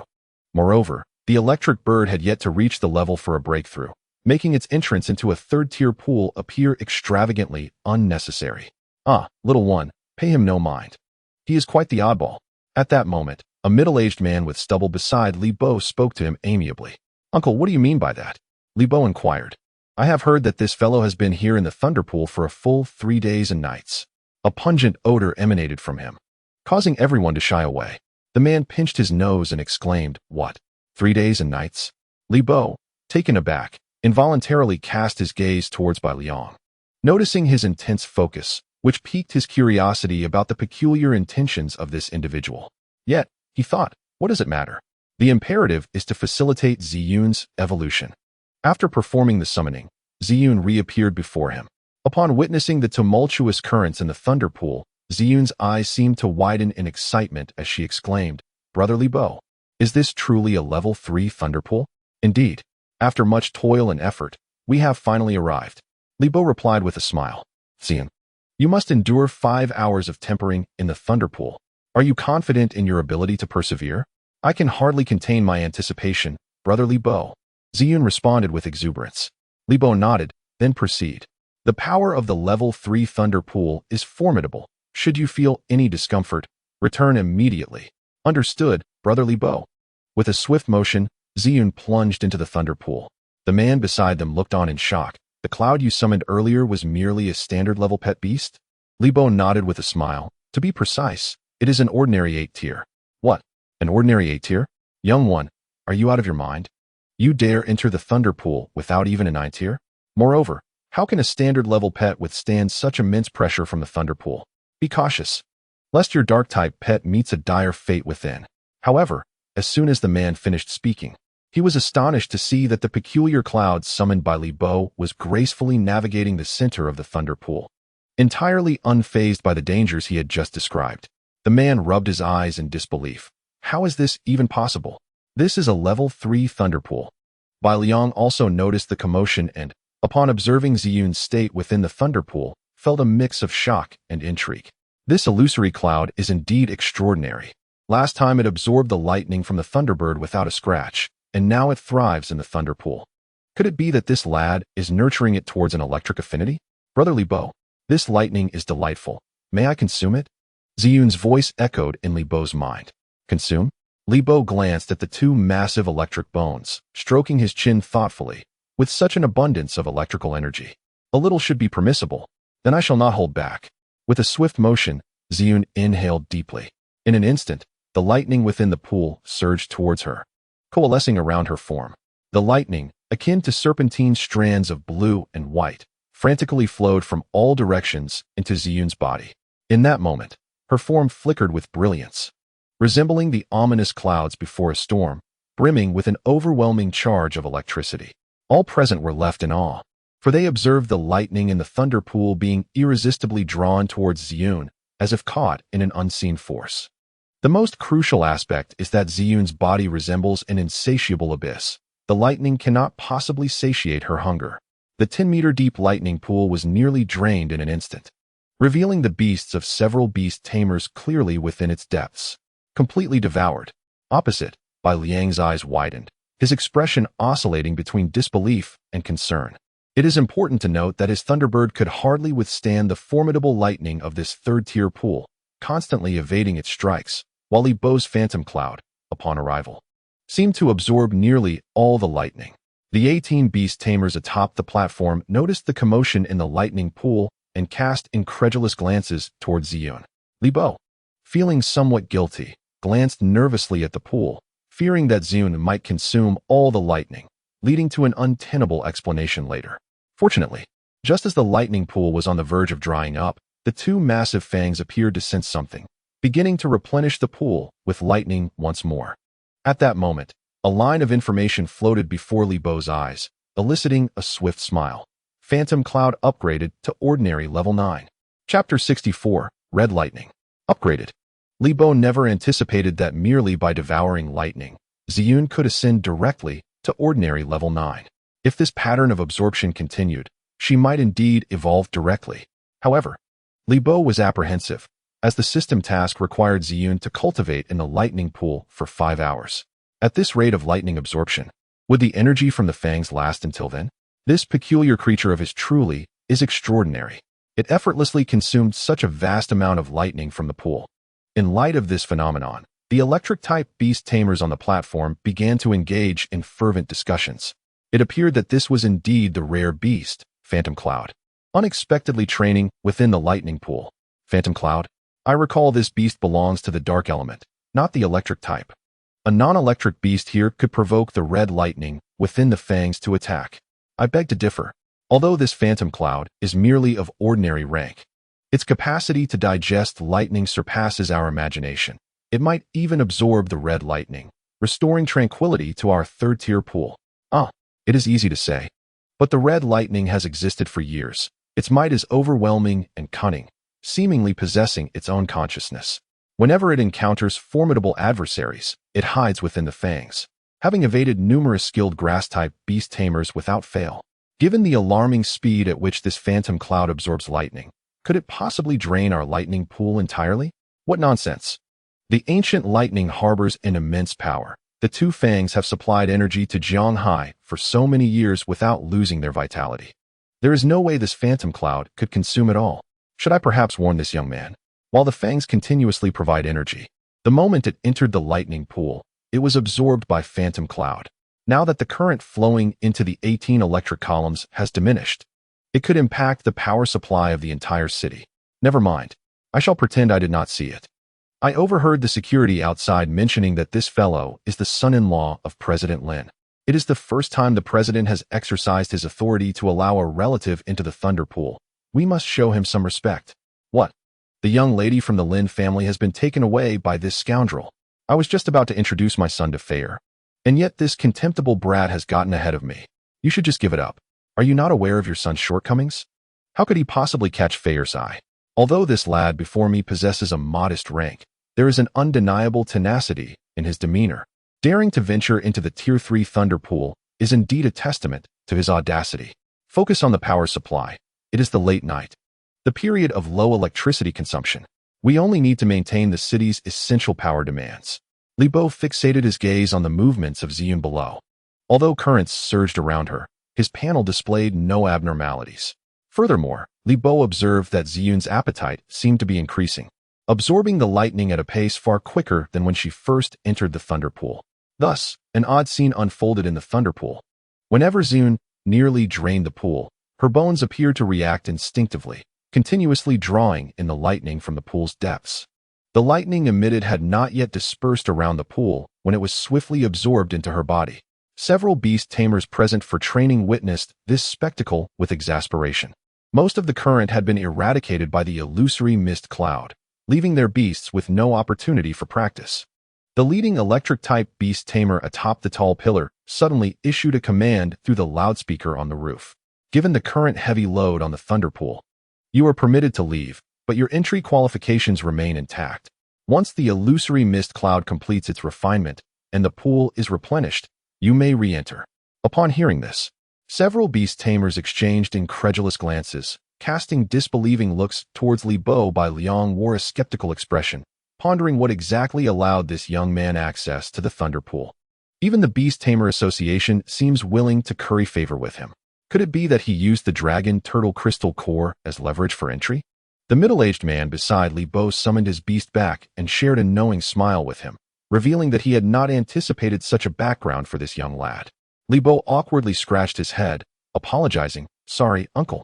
I disrupted your training." The man shook his head, chuckling. "No need to apologize, young one. Given the late hour, I too am preparing to rest. Besides, with the entry qualifications retained, I can enjoy another free session." 2 hours swiftly passed, as the beast tamers gradually departed. The number of beasts in the thunder pool dwindled. To Li Bo's astonishment, Bai Liang's lightning bird remained in the pool, quietly lurking in a corner to recuperate as the lightning diminished. Is he not leaving? Li Bo squinted, pondering the true purpose behind Bai Liang's presence here. With a sense of curiosity, he once again opened the panel of the Thunderbird and scrutinized it intently. Name: Thunderbird. Gender: male. Attributes: flight. Electric. Level: Elite Stage 6. Potential: exceptional. Status: injured. Skills: Wind Wing Beginner. Thunderstrike: Intermediate. Intermediate. Fusion Thunder Technique: Intermediate. Feather Whirlwind: Advanced. Description: although the Thunderbird possesses an unremarkable lineage, certain individuals with superior aptitude can comprehend the Fusion Thunder Technique, granting them an opportunity to merge with lightning and enhance their prowess. Given that lower-level beasts exhibit greater malleability, trainers of the Thunderbird often seek high-grade lightning for fusion at the moment the technique is mastered. Fusion Thunder Technique? Upon noticing the additional skill the Thunderbird had acquired since their last encounter, Li Bo's pupils constricted. It appeared that this creature lingered in the thunder pool, perhaps for the purpose of utilizing the Fusion Thunder Technique. As an Elite Stage 6 beast, the Thunderbird's evolutionary sequence was already determined, its physical development reaching a semi-mature stage. If it did not undergo lightning fusion soon, the likelihood of success would diminish significantly once fully developed. No wonder this creature was willing to expend a vial of dragon tortoise-s blood to enter the thunder pool. If the Thunderbird successfully fused with lightning, Bai Liang's combat capability would undoubtedly ascend to new heights. Yet, Li Bo found himself intrigued by Bai Liang's willingness to allow the Thunderbird to wait for 3 days and nights for the lightning. What could possibly be the reason? His gaze shifted to the 2 bony protrusions, where vivid red arcs of electricity danced energetically. Recalling the warnings he had received about the rampant red lightning prior to his entry, a chill coursed through his heart. Could it be that Bai Liang sought the red lightning within the thunder pool? Chapter 65, Scarlet Sky Thunder. It seemed that Bai Liang had sensed Li Bo's wariness, for he grinned at him with a hint of malice. "Don't look too closely, kid. As a senior, I kindly advise you to vacate the thunder pool sooner rather than later. Otherwise, you might find yourself in a rather unpleasant predicament." Li Bo replied coldly, "Bai Liang, it seems you are concerned that when the red lightning emerges, I might seize it from you." "You?" Bai Liang's smile abruptly froze, his expression shifting as he regarded Li Bo with a mix of surprise and unease. "You clever little brat. How did you deduce that? But what does it matter if you know? The red lightning will first target non-electric creatures. When it emerges, the first to perish will be your mirage cloud." Bai Liang's eyes darkened ominously. "There's no need for you to worry about that. Li Bo retorted. I am rather curious about what this red lightning truly is, to warrant your willingness to wait 3 days and nights. Such patience is not characteristic of you, Liang. You silver-tongued rascal. Do you think that by provoking me, I would divulge my secrets? Huh. If you're sensible, you'll vacate the thunder pool quickly. Any delay will have me settling both old and new scores with you. Liang disdainfully remarked before returning his attention to the bony protrusions, ignoring Li Bo completely. Li Bo gazed upon the thunder pool, observing the incessant flickering of lightning amidst the purple clouds enveloping Ziyun's form, a subtle worry beginning to stir within him. Could this method truly succeed?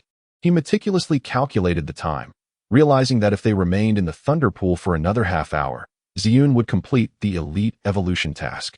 Although he was acutely aware that all he needed to do was patiently wait, he found himself glancing intermittently at the 2 massive fangs at the center of the pool.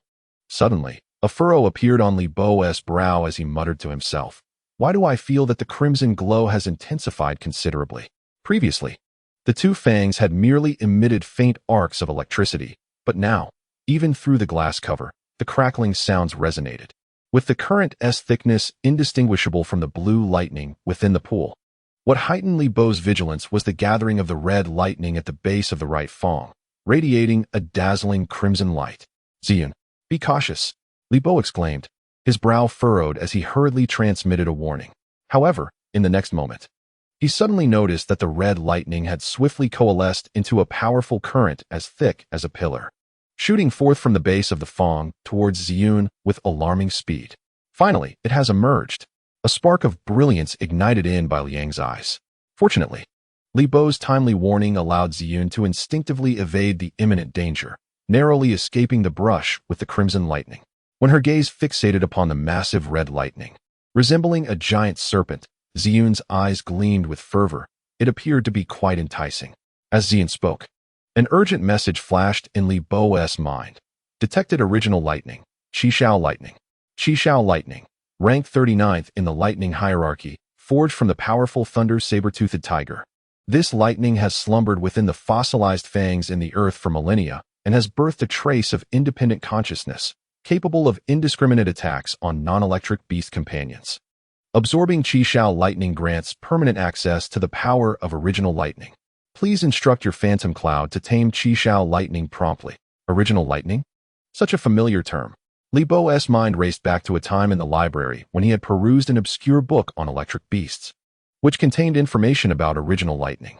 As an exceedingly rare phenomenon, original lightning possessed formidable and unique powers, having transcended the myriad laws of the world and thus earned its name.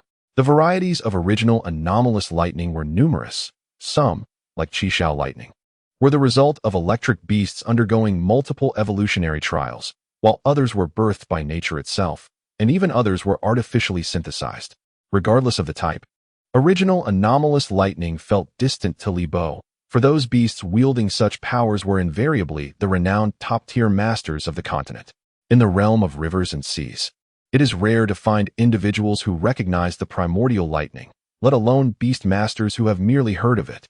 A powerful being has compiled a list categorizing this primordial lightning based on its intensity and characteristics into various ranks. No wonder Bai Liang is so enamored by this crimson lightning. It is, in fact, the 39th ranked Qishao lightning. Who would have thought that within the third-tier thunder pool of the Zhanghai, such a primordial lightning as Qishao would be concealed? Be cautious, young one. This red lightning possesses extraordinary power. You must remain vigilant. A voice from above warned through the loudspeaker, clearly unaware that the peculiar lightning that had troubled them for years was, in reality, the legendary primordial lightning. Rest assured, esteemed seniors, I shall exercise caution.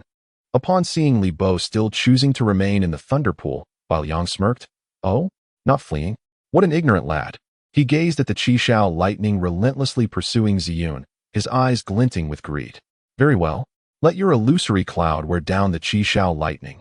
At the opportune moment, the lightning bird shall take over and assimilate it. The Qishao lightning, resembling a massive red serpent, clung tightly to Ziyun. After another failed attack evaded by Ziyun, the Qishao lightning utilized the terrain of the thunder pool's edge to swiftly redirect its body and relentlessly charged at Ziyun once more. You truly are relentless, Ziyun exclaimed in annoyance. If this continues, I might just devour you. Ziyun, don't act impulsively. The power of the Qi Shao lightning is formidable at your current level. It may be beyond your capacity to absorb. Li Bo urgently relayed. How can one know without trying? Ziyun replied defiantly. This time, she chose not to evade but instead floated motionlessly in the air, directly confronting the Qi Shao lightning hurtling towards her. In the next moment, the Qi Shao lightning struck Ziyun's cloud layer with tremendous force. Ziyun was enveloped in a surge of red light, straining to absorb the Qi Shao lightning into her being. It's so hot, she cried out moments later. Li Bo, this lightning is scorching. What? Li Bo's expression changed as he saw Ziyun tremble, the Qi Shao lightning reflecting red light within her. A sense of worry crept into his eyes. Indeed, is she pushing herself too far? Observing this scene, Bai Liang's face hardened. To absorb the Qi Shao lightning? It won't be so simple. Chapter 66, Mockery. Use the cutting strike. Bai Liang decisively commanded the lightning bird to attack. In the next instant, the lightning bird, concealed in the shadows, swiftly flapped its wings. With a swish, a narrow, transparent blade of wind shot straight towards the back of Ziyun.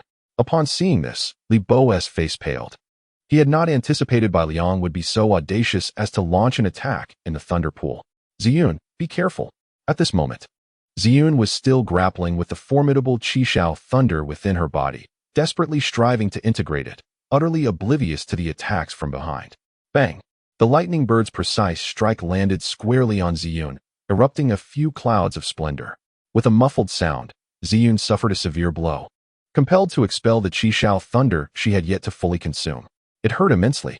Unsteady, Ziyun was thrust against the edge of the thunder pool. Ziyun, are you all right? Brother Li Bo, I'm fine.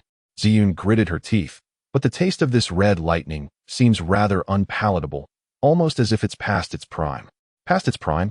Li Bo found it both amusing and exasperating that Ziyun, even while injured, was concerned about the flavor of the lightning.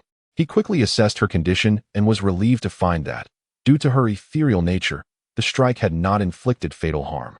He shot a fierce glare at Bai Liang. You scoundrel! How dare you attack in the thunder pool? Hee. Bai Liang smirked ominously. It seems you haven't learned your lesson from last time. Without absolute strength, do not meddle with things that do not belong to you. If you must lay blame, then blame your own greed. Meanwhile, the beast tamers on the platform exchanged glances, observing the unfolding scene. Hey, this person is attacking in the thunder pool. Shouldn't we intervene? I think we should hold off for now. That fellow is from the Hunter Association and appears to be an A-class hunter, a third-tier beast tamer. We can't afford to offend him. But this lad is the son-in-law of President Lin. Can we just stand by and watch him being bullied by this hunter? That phantom cloud doesn't seem to be in serious trouble. It looks like a minor scuffle. Let's observe a bit longer. After all, the Hunter Association is a colossal entity globally. We should tread carefully. That makes sense. The thunder pool's condition is unstable.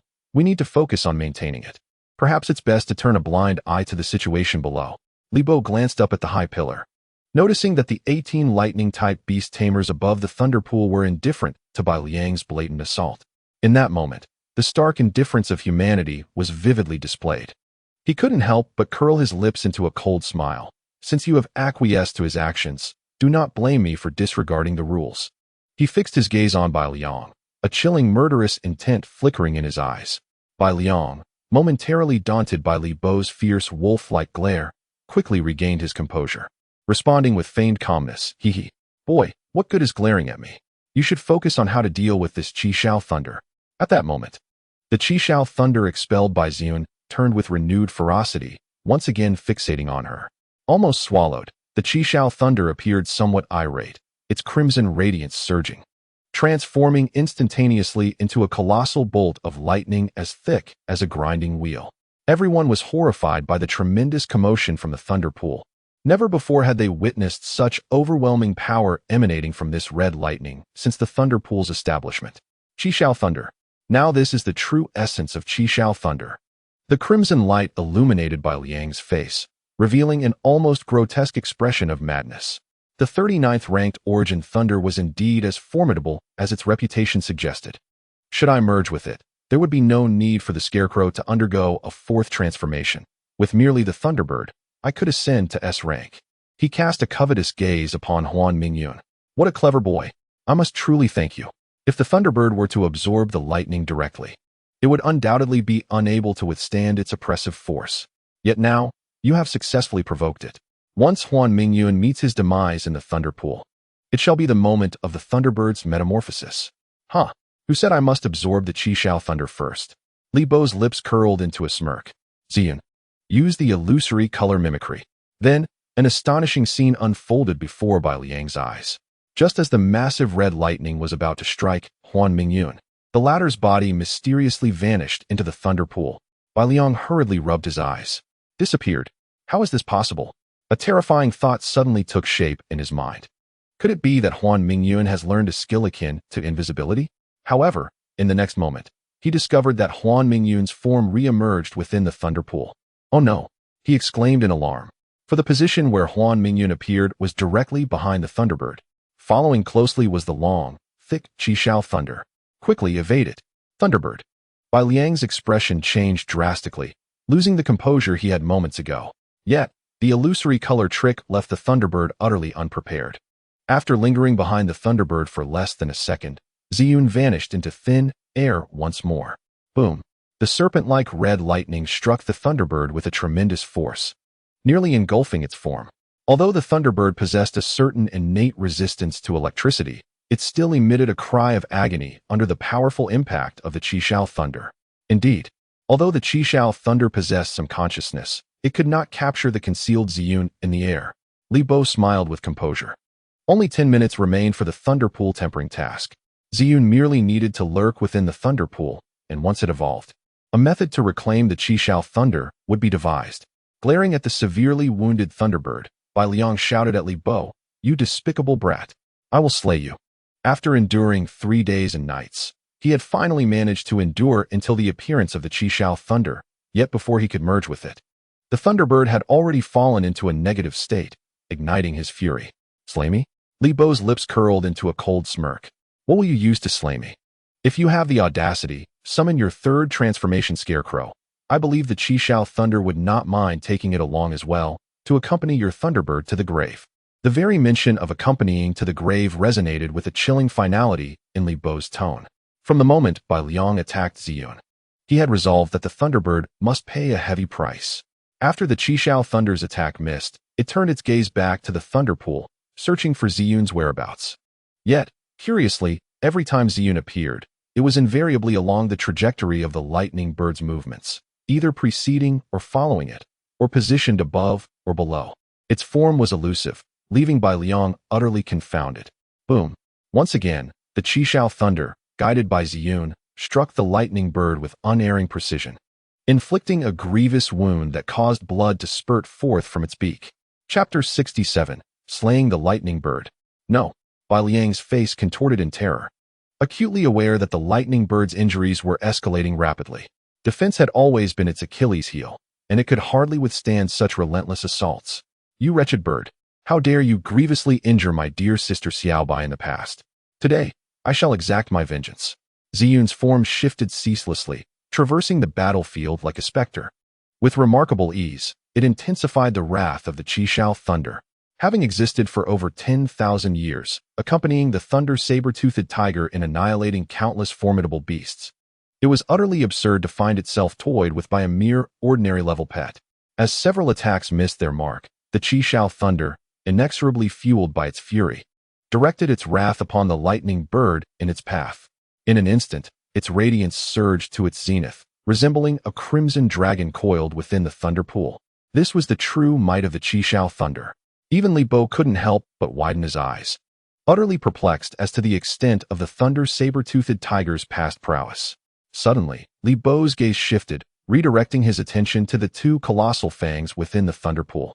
Previously, every time the Qishao Thunder grew stronger, the fang on the right would emanate a red glow, as if supplying energy to the Qishao Thunder.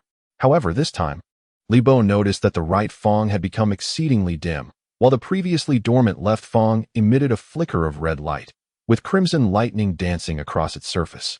Strangely, it seemed as if he caught a glimpse of an eerie red arc flickering across the fang. Li Bo murmured with suspicion. Suddenly, a thought struck him, and he communicated with Ziyun. Ziyun, You mentioned earlier that the Qishao thunder had a flavor reminiscent of something expired. What did you mean? Brotherly Bo. When I consumed the Qishao thunder earlier, it appeared quite substantial, yet its taste and texture bore no resemblance to genuine lightning. It lacked any nutritional value. It is even inferior to the blue lightning within the thunder pool. Lacking nutritional value? Li Bo scrutinized the nearly frenzied Qishao thunder in the pool, then shifted his gaze to the flickering red fong, his brow furrowed in contemplation. Could it be that this Qishao thunder was a mere imitation? Was the true essence concealed within that left fong? In stark contrast to Li Bo's composure, Bai Liang's expression was far less favorable. Witnessing the unprecedented enormity of the Qishao thunder within the pool, Bai Liang's gaze darted rapidly, pondering that even a third-tier scarecrow might not stand a chance against this lightning. Bai Liang found himself in a tumultuous dilemma, contemplating whether to summon the lightning bird back while the target of the crimson thunder still lay upon the illusory cloud. However, upon reflecting on the tremendous cost incurred to enter the thunder pool, he hesitated, realizing that retreating now would equate to abandoning his quest. Yet, as he beheld the lightning bird, drenched in blood and struggling to maintain flight, he came to the grim realization that he would be unable to employ the thunder assimilation technique to absorb the crimson thunder today, despite his profound reluctance. He gritted his teeth and swiftly initiated the summoning. Alas, before Bai Liang's verdant formation could fully materialize, he was horrified to discover that the array had mysteriously vanished. What? He gasped in terror, and the sight before him nearly drove him to madness. Just moments ago, the illusory cloud had appeared behind the lightning bird, invoking three bizarre, dark chains that pierced through the creature's chest. Huh? Trying to escape? Did you seek my consent? Li Bo's expression remained impassive as he observed the scene. The dark tendrils struck at the very essence of the soul, firmly binding the lightning bird under the control of the purple cloud, making it impossible for Bai Liang to summon it back. You dare! Bai Liang shouted, nearly driven to frenzy. Sunset Beach. This lightning bird has gravely injured my Xiaobai, and I remember it all too well. Li Bo's gaze was icy, declaring that today he would avenge Xiaobai's grievances through the demise of the lightning bird. Bai Liang was now utterly panicked, never anticipating that not only would he fail to absorb the crimson thunder, but he might also have to witness the lightning bird's demise here. Moreover, the adversary was a mere novice of a lower rank, igniting a whirlwind of shame, resentment, and fear within him. His expression darkened ominously. Release the lightning bird. I shall not hold past grievances against you. Not hold past grievances? Huh. You truly dare to treat me as a child. Li Bo scoffed. Bai Liang, I believe you are still oblivious to the nature of our relationship. What are you saying? Bai Liang's eyes widened in disbelief. Our fates are already intertwined in a cycle of vendetta, Li Bo declared coldly. As he spoke, the concealed purple cloud suddenly materialized before the ensnared lightning bird, which was firmly bound by the dark chains. Sensing the reappearance of the purple cloud within the thunder pool, the massive crimson thunder abruptly redirected its focus, emanating a ferocious aura. Come at me, you fool. The purple cloud taunted, shaking its head defiantly before the lightning bird. The crimson thunder, unable to endure such humiliation and continuous mockery, was consumed by rage. In an instant, the colossal red lightning surged with blinding brilliance, its frenzied energy saturating the entire thunder pool. Meanwhile, the fear etched upon Bai Liang's face had reached its zenith. Under the gaze of all present, the scarlet lightning hurtled toward the purple cloud, warping the very fabric of space itself in its wake.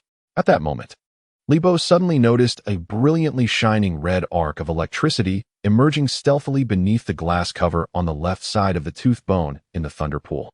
His eyes instinctively narrowed. Observing that the Qishao thunder was charging towards him unreservedly, Ziyun's lips curled into a cunning smile. Just in time. As the Qishao thunder was about to strike her, Ziyun once again employed her illusionary camouflage to vanish. The attack of the Qishao thunder missed its target and instead hurtled towards the lightning bird, ensnared by the dark tendrils and rendered immobile. No! Bai Liang screamed in despair. Boom! The Qishao thunder struck the lightning bird without deviation, completely engulfing it. In a hazy vision, the figure of the lightning bird gradually faded away, ultimately transforming into specks of starlight and vanishing entirely. The demise of the lightning bird, a beloved beast, was undoubtedly a devastating blow to the spirit of its tamer. With all his efforts crumbling in that instant, Bai Liang, having gone 3 days without sleep, experienced a complete emotional breakdown. In a moment, he collapsed to the ground, his gaze utterly vacant. Ziyun, now is the time. Slip beneath the tooth bone. At this juncture, Li Bo suddenly communicated with Ziyun. Beneath the tooth bone?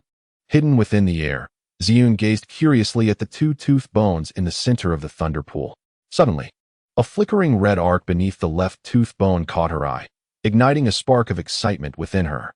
Ziyun licked her lips, realizing the true delicacy lay here. Chapter 68. Fusion with Qishao Thunder.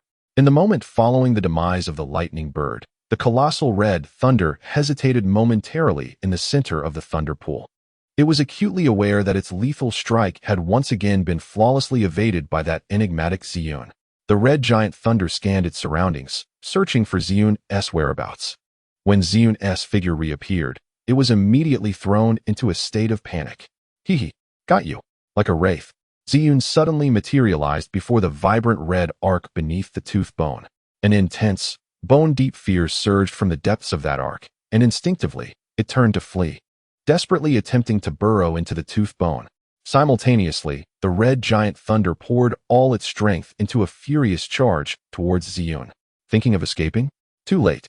Ziyun flashed a wicked smile, her dark tendrils re-emerging, ensnaring the arc tightly and forcibly pulling out the portion embedded within the tooth bone. Just as the red giant thunder closed in, nearly striking Ziyun, she unhesitatingly swallowed the arc whole. Gulp. As the arc was consumed by Ziyun, the form of the red giant thunder instantly disintegrated, subsequently vanishing completely from the thunder pool. The red giant thunder had vanished. The beast tamers on stage gaped in astonishment at the scene before them, incredulous that the red lightning, which had plagued them for so many years, was so effortlessly devoured by this illusionary dark cloud. Had they succeeded? Li Bo, sweating profusely, remained fixated on Ziyun's every movement. As the crimson arc was consumed, the body of Ziyun began to tremble violently. Red lightning flickered and danced within her, harmonizing with the resplendent violet radiance emanating from her surface. It seemed to be in a fierce struggle against Ziyun, desperately attempting to escape her grasp, splashing brilliant sparks of electricity upon the cloud-like exterior of her form. However, its efforts appeared futile. Ziyun's body resembled an abyss, impervious to the relentless assaults of the lightning, which struck her as ineffectively as fists pounding upon cotton. Helplessly, it watched as it was devoured by Ziyun, its consciousness gradually overtaken by her essence. At last, Ziyun's form became tranquil once more. Congratulations, host. Huanming Cloud has successfully fused with the primordial lightning, gaining the power to eternally wield the crimson sky thunder. Marvelous, Ziyun. Upon seeing the information flash across the system, Li Bo's expression brightened with joy. Indeed, his assumptions were correct. The minuscule arc concealed within the left canine was the very essence of the crimson sky thunder. He had not anticipated such an unexpected gain from entering the thunder pool. It was known that the primordial lightning Ziyun absorbed was ranked 39th, a coveted treasure for many elite electric-type beastmasters. How dare you steal my crimson sky thunder?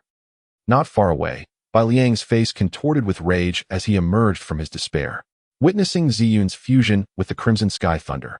He glared at Li Bo with a fierce countenance. Kill my lightning bird. Seize my crimson sky thunder. You are courting death. Bai Liang shouted hoarsely. Three-turn scarecrow. Eliminate him. The blue glow reappeared, and the three-turn scarecrow floated within the thunder pool.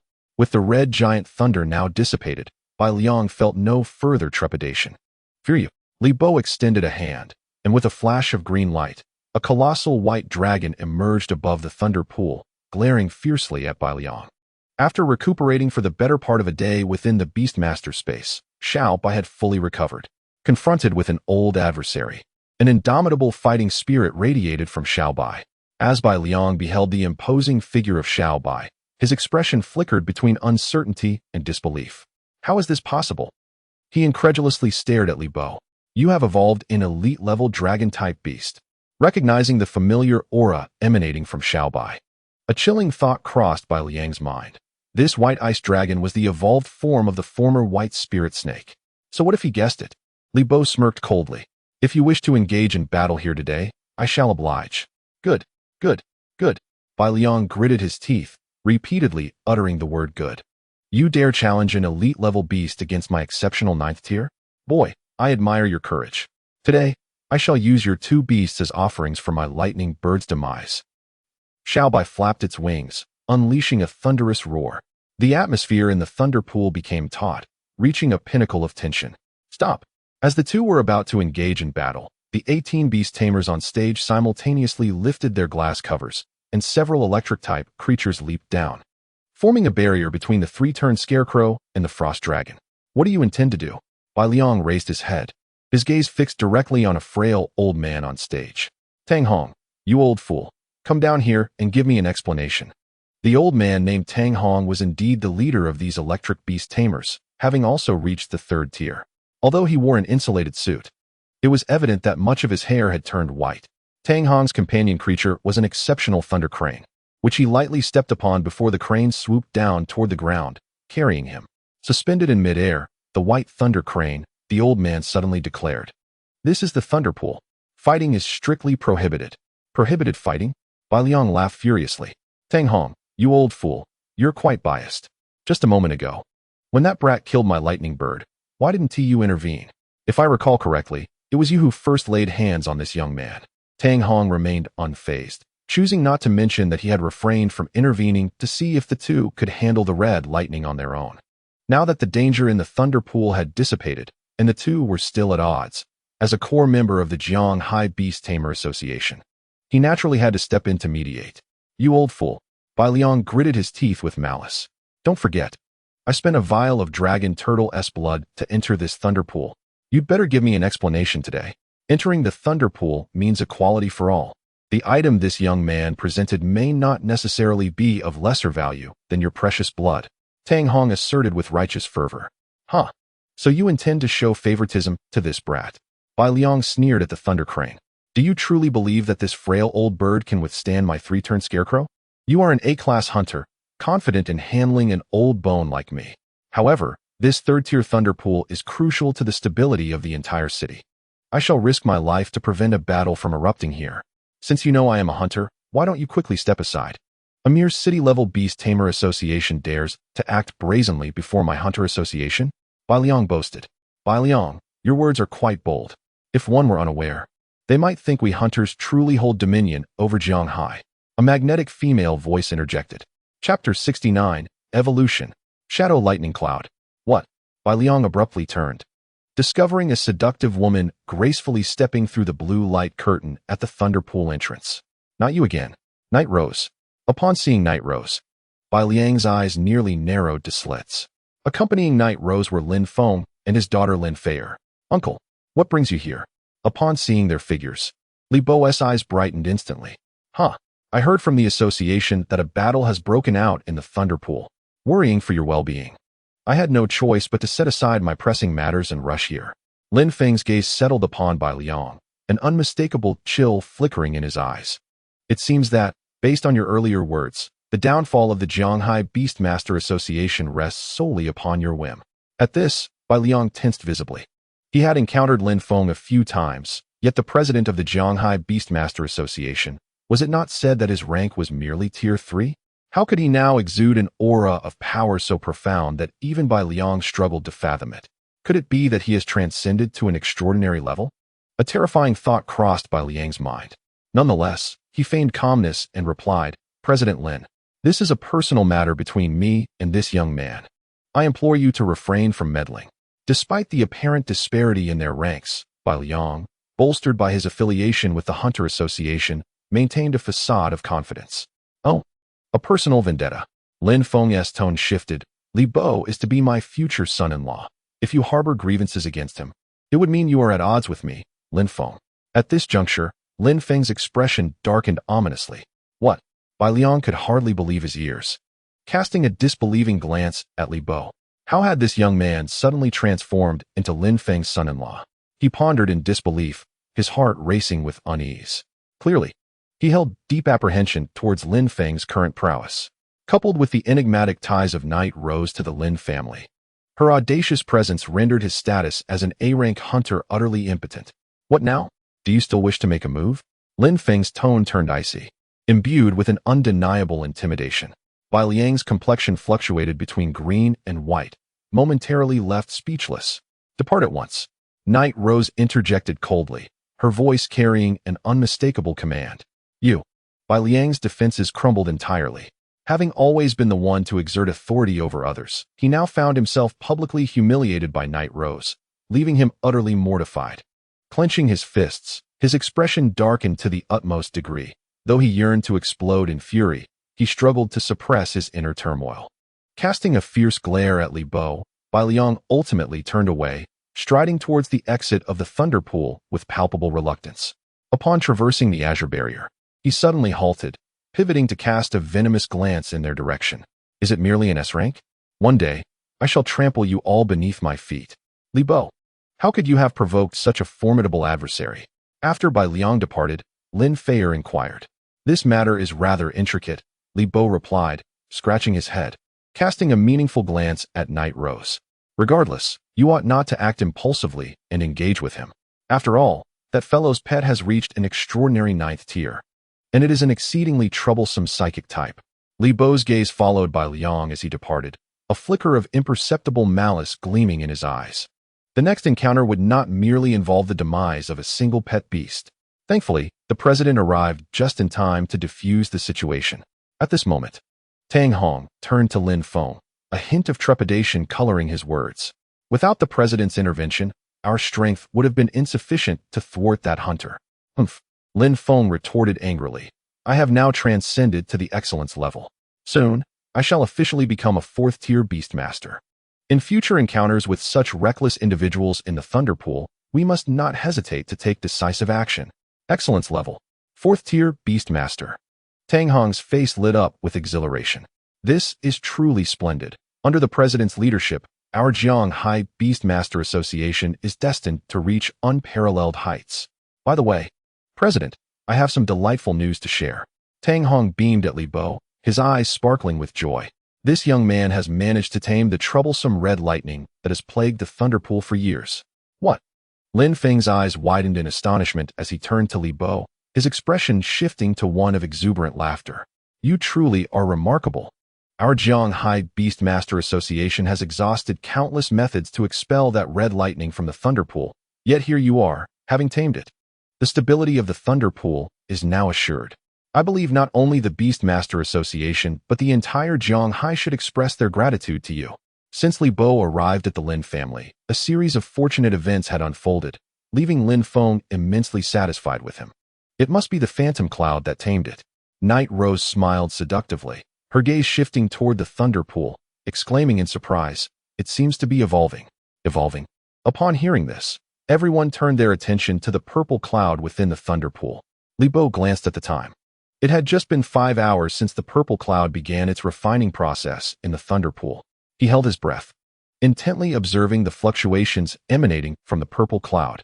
As the evolution commenced, the phantom cloud within the Thunder Pool shimmered with red lightning, the surface glimmering with increasingly vibrant purple light, creating a magnificent display that illuminated the surrounding waters in a dazzling array of colors.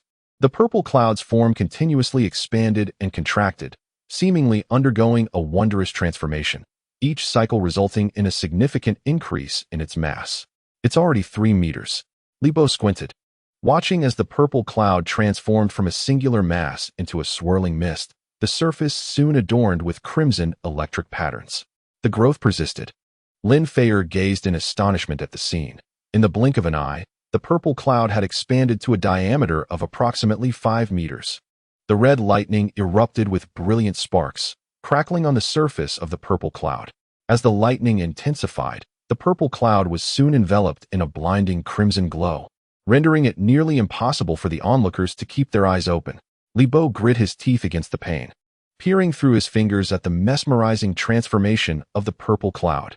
As the radiance began to fade, the crowd opened their eyes, utterly astonished by the spectacle before them. A mass of dark purple mist, with a diameter reaching 10 meters, loomed above, thick and imposing. Within its depths, red arcs of electricity flickered and danced, faintly revealing the hidden amethyst core nestled in the heart of the clouds. The ominous purple haze enveloped the Thunder Pool, exuding an overwhelming presence that seemed to blot out the sun. The onlookers held their breath, utterly captivated and rendered speechless by the sight of this mysterious and formidable creature. Li Bo's face gleamed with excitement. He had succeeded. Name, Shadow Thundercloud. Gender, female. Attributes, dark, electric. Level, elite tier 1. Potential, dominant. Skills, chromatic mimicry, innate. Shadow sphere, intermediate. Dark bind, intermediate. Thunder strike, intermediate. Thunder roar, intermediate. Curse chant, advanced. Arrow rain, advanced. Crimson thunder prison, advanced. Status, excited. Evolution sequence. 1. Description, the guardian of thunder within the clouds, a symbiotic entity of shadow and lightning. The day darkness fully envelopes the sky shall mark its reign. Chapter 70. 50 million. Shadow Thundercloud. Gazing at the evolved purple cloud, Li Bo was overwhelmed with emotion. Momentarily at a loss for words. Li Bo, why are you staring at me like that? Has the purple cloud become ugly? The purple cloud murmured, seemingly dissatisfied with her new appearance. How could that be, purple cloud? Li Bo chuckled. You have no idea how powerful you are now. Upon entering the elite tier, Purple Cloud had astonishingly mastered 3 new electric skills, one of which was advanced. Crimson Thunder Prison summons a lightning array to ensnare opponents who, while trapped within, not only suffer lightning strikes, but are also unable to use teleportation skills. To his delight, Li Bo realized that Purple Cloud had absorbed the Crimson Thunder and seamlessly integrated such a potent control skill. With both Bai and Purple Cloud stepping into the elite tier, his overall combat strength had ascended to new heights. Now, even in the face of Mu Aoshue's illusion moon spirit cat, he had the means to counter. Seeing Li Bo's satisfied expression, Purple Cloud exclaimed joyfully, So, does that mean you no longer think I'm ugly? Nonsense. How could you be ugly? Li Bo retorted. Humph. I clearly look frightful now. I used to be so cute when I was small. Look at how terrified everyone around me is. Their fears are their own. In my heart, I will always cherish you, Purple Cloud. Hee hee. With that assurance from you, I feel at ease. Purple Cloud beamed, then added, However, there are some advantages to my form being larger now. Oh, what advantages? Li Bo inquired, curiosity sparkling in his eyes. Naturally. My chest will also grow larger now that I have transformed into a beast maid. Is that so? Li Bo's jaw nearly dropped in astonishment. Indeed. Don't you like larger chests, Li Bo? Purple Cloud asked, puzzled. Ahem. Li Bo was taken aback, unsure whether to express his approval or disapproval. But how did you know, Ziyun? He inquired. With a cheeky grin, Ziyun mischievously replied, I may have had a clandestine encounter with Xiaobai after its evolution. At that moment, Yi Meigui approached. I can't believe you actually evolved this illusory cloud into an electric type, she said to Li Bo, smiling. This new evolutionary path of yours is truly full of surprises. Young man, although I am unaware of the true nature of your enigmatic cloud, it appears to be no less formidable than the ice dragon beside it. Haha. Lin Feng, standing nearby, laughed heartily, clearly in high spirits. You have aided the Beastmaster Association in resolving this red lightning conundrum. I truly do not know how to express my gratitude. Upon hearing this, Tang Hong's eyes sparkled with inspiration. President Lin, your gifted apprentice, I suggest we invite him to join the Jianghai Beastmaster Association directly. With his assistance, our association is bound to reach new heights. Oh, Tang Hong, after all these years, this is the first time I have witnessed you so lavishly praise a junior. Lin Feng remarked, a hint of pride in his tone. He turned his gaze to Li Bo. Li Bo, what do you think? This is a golden opportunity. The Jianghai Beastmaster Association is not a place just anyone can enter. Join the Beastmaster Association? Li Bo pondered for a brief moment before shaking his head in rejection. I apologize, esteemed seniors, but my sole focus at present is on nurturing my beasts and enhancing my own strength. While the Jianghai Beastmaster Association is undoubtedly an excellent platform, I fear I lack the energy to manage additional responsibilities. Lin Feng appeared somewhat taken aback. Li Bo, you must consider this carefully. Countless seniors from your school have clamored to join the Beastmaster Association after graduation, and our benefits are quite substantial. Joining would certainly not leave you at a disadvantage. Li Bo chuckled softly, but continued to decline Lin Feng's kind offer. Had it been earlier, he might have recklessly sought a position within the Beastmaster Association due to his dire circumstances. However, just moments ago, an incoming message had alerted him to a significant deposit in his Hunter account. E-rank Hunter Li Bo, congratulations on successfully completing the full-level bounty. A reward of 50 million has been credited to your personal account. Please check it promptly. Chapter 71. The Iron-Eating Ant Swarm. Upon emerging from the level 3 thunder pool, dawn had already broken, with the sun rising splendidly in the east. After a long night of activity at the Lin family estate, Li Bo felt utterly exhausted, a wave of drowsiness washing over him. Thus, after bidding farewell to Lin Feng and the others, he mounted Xiaobai and swiftly made his way towards the lower city, eager to indulge in a much-needed rest. Calculating the time, he realized that tomorrow marked the school's martial arts competition, where the top 4 would vie for the final 2 spots. He wondered who his opponent would be. To ensure fairness, the matchups for the semifinals would be drawn on the day of the competition. Although he had observed the other 3 contenders, there was no doubt that Mu Aoshue was the strongest among them. What piqued his curiosity was that among the top 4 competitors, there was a young man named Wang Linxian, whose combat performance had been rather unremarkable and devoid of any noteworthy highlights. In terms of strength, he was far from being on par with the likes of Mu Aoshue and Lin Feier, and even Tao Jian, who had been eliminated by Li Bo, exhibited far greater prowess. It remained a mystery whether this fellow had merely enjoyed a stroke of luck or possessed some hidden talents to reach the top 4. However, Li Bo was not inclined to dwell on such matters at present. As a second-tier beastmaster with 2 elite-level pets, he felt no pressure from his peers at Zhonghai University. After all, even among second-year students, it was a rarity for anyone to nurture 2 elite-level pets simultaneously. With his remarkable abilities, Li Bo could be considered a standout among the nation's universities.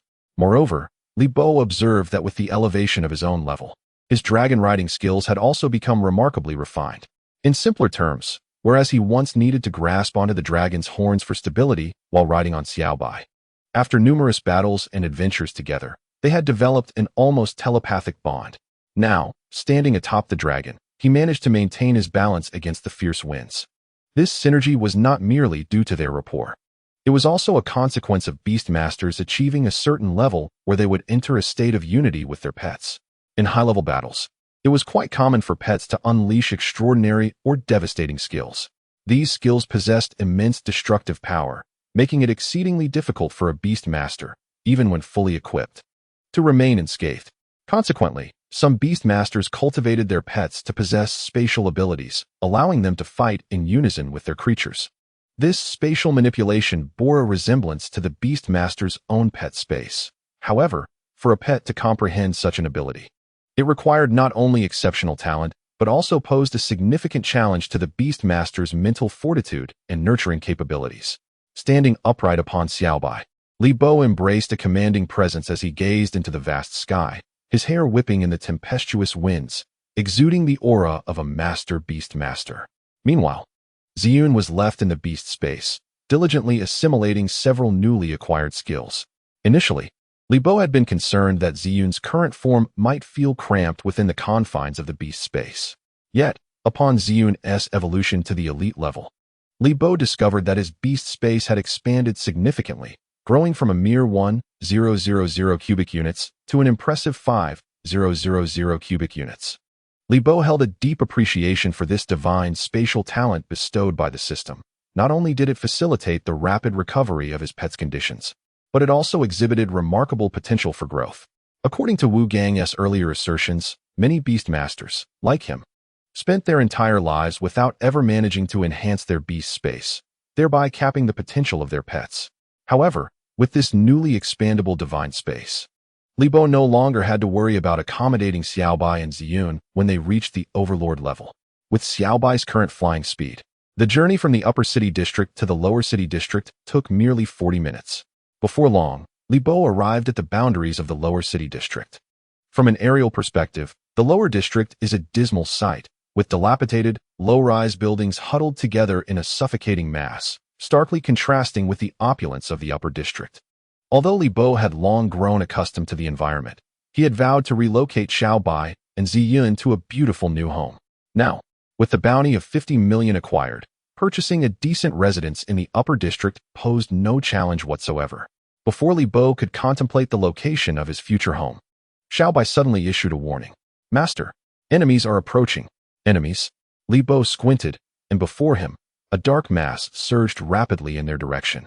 The ominous buzzing grew louder as the swarm drew near, revealing a large group of flying ant-like creatures. This mass of black flying ants exuded a metallic sheen, creating an overwhelming presence that seemed to blot out the sky. Upon witnessing these repugnant insects, Li Bo's heart raced with alarm. These were iron-eating ants. His eyes widened in disbelief. How could such a sinister creature appear in Zhanghai? Iron-eating ants, a dual-element beast with attributes of both insect and steel. Logically, such creatures were not found within the realm of the Great Xia, and this vast swarm should not exist in a city like Zhanghai. The iron-eating ants possessed highly developed senses, exhibiting not only acute olfactory capabilities, but also remarkable reproductive strength, making them exceedingly difficult to eradicate once they appeared. Although classified as ordinary beasts, their razor-sharp mandibles could crush even iron, leaving devastation in their wake. A formidable ecological threat. Realizing that the swarm was headed straight for him, Li Bo snapped to attention, shaking off any lingering fatigue. Just then, a mission notification popped up in the system. Upgrade mission. Exterminate the iron-eating ant swarm.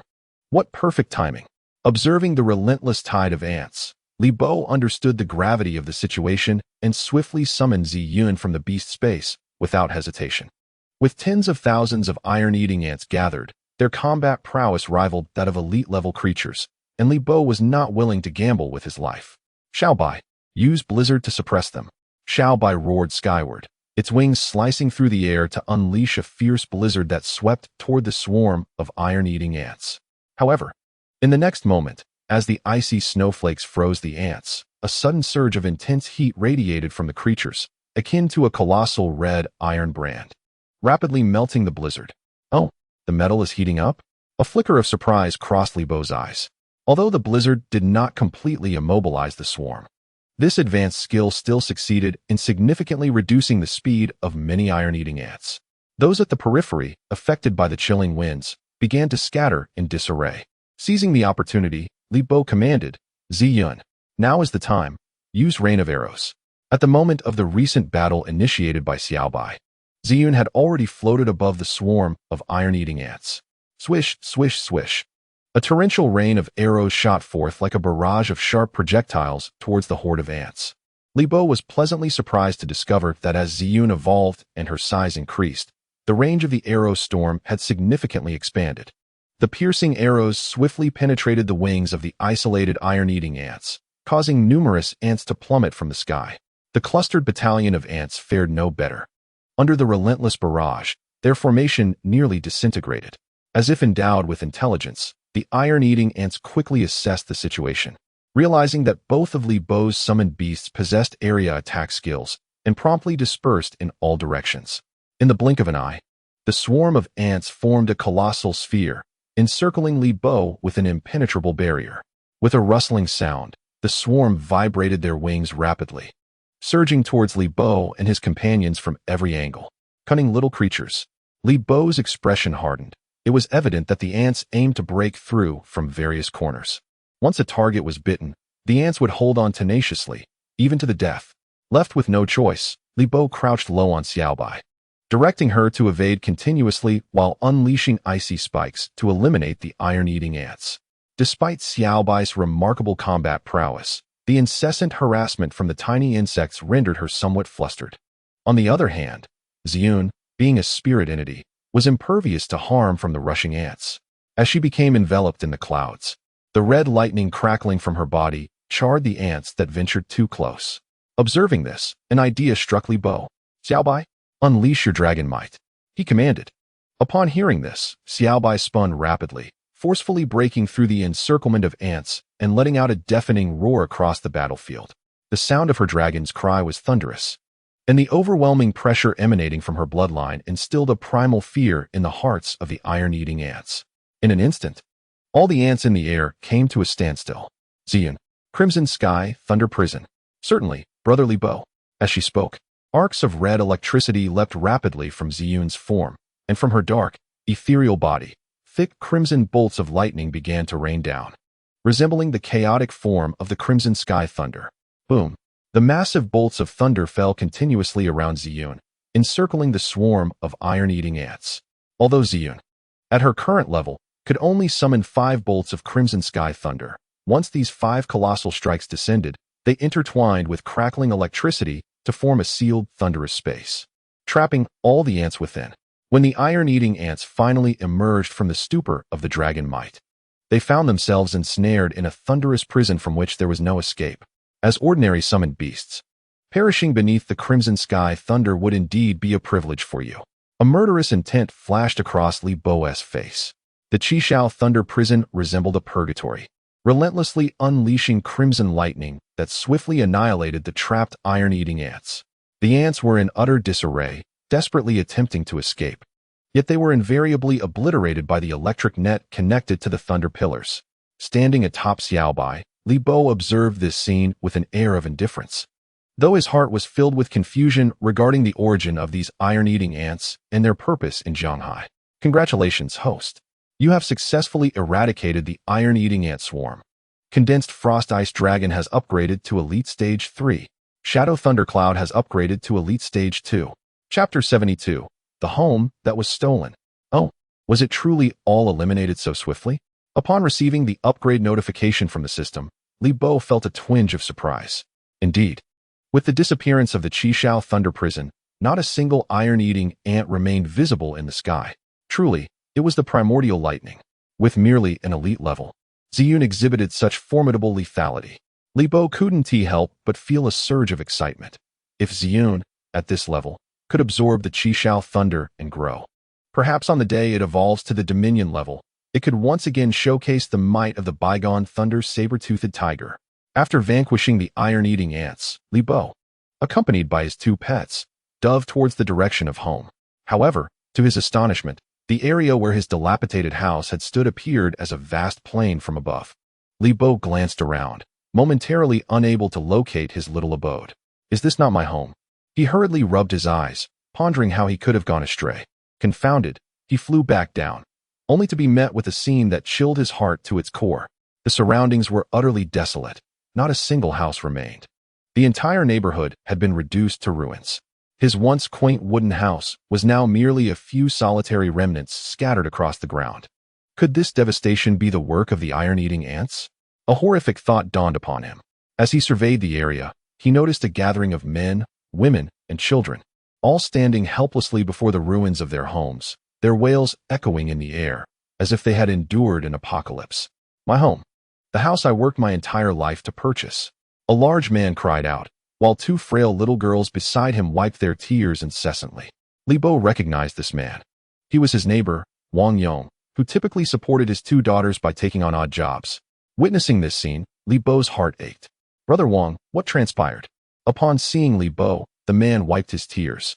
Li Bo, you didn't come back last night. You wouldn't believe it. A swarm of infernal bugs destroyed our homes. At these words, Li Bo's heart sank. Indeed, it was true. Li Bo, fortunately, you weren't here last night. You narrowly escaped this calamity. Wang Yong spoke with a hint of trepidation, recounting the voraciousness of the insects that had not only ravaged the streets of the lower district, but had also injured numerous individuals. Tragically, some elderly residents had perished from their bites. Among them was the neighbor, Granny Lu, who had succumbed to these monstrous creatures. What? Granny Lu has died from a bite. Li Bo felt a pang in his heart, as Granny Lu was his landlord, having rented out her home after the untimely death of her son. Li Bo had always benefited from her kindness, paying a mere 300 yuan in rent each month for over a decade without an increase. Upon hearing of her demise, a wave of regret washed over him. If only he had returned sooner, perhaps he could have averted this catastrophe. Clenching his fists in frustration, he reflected on this.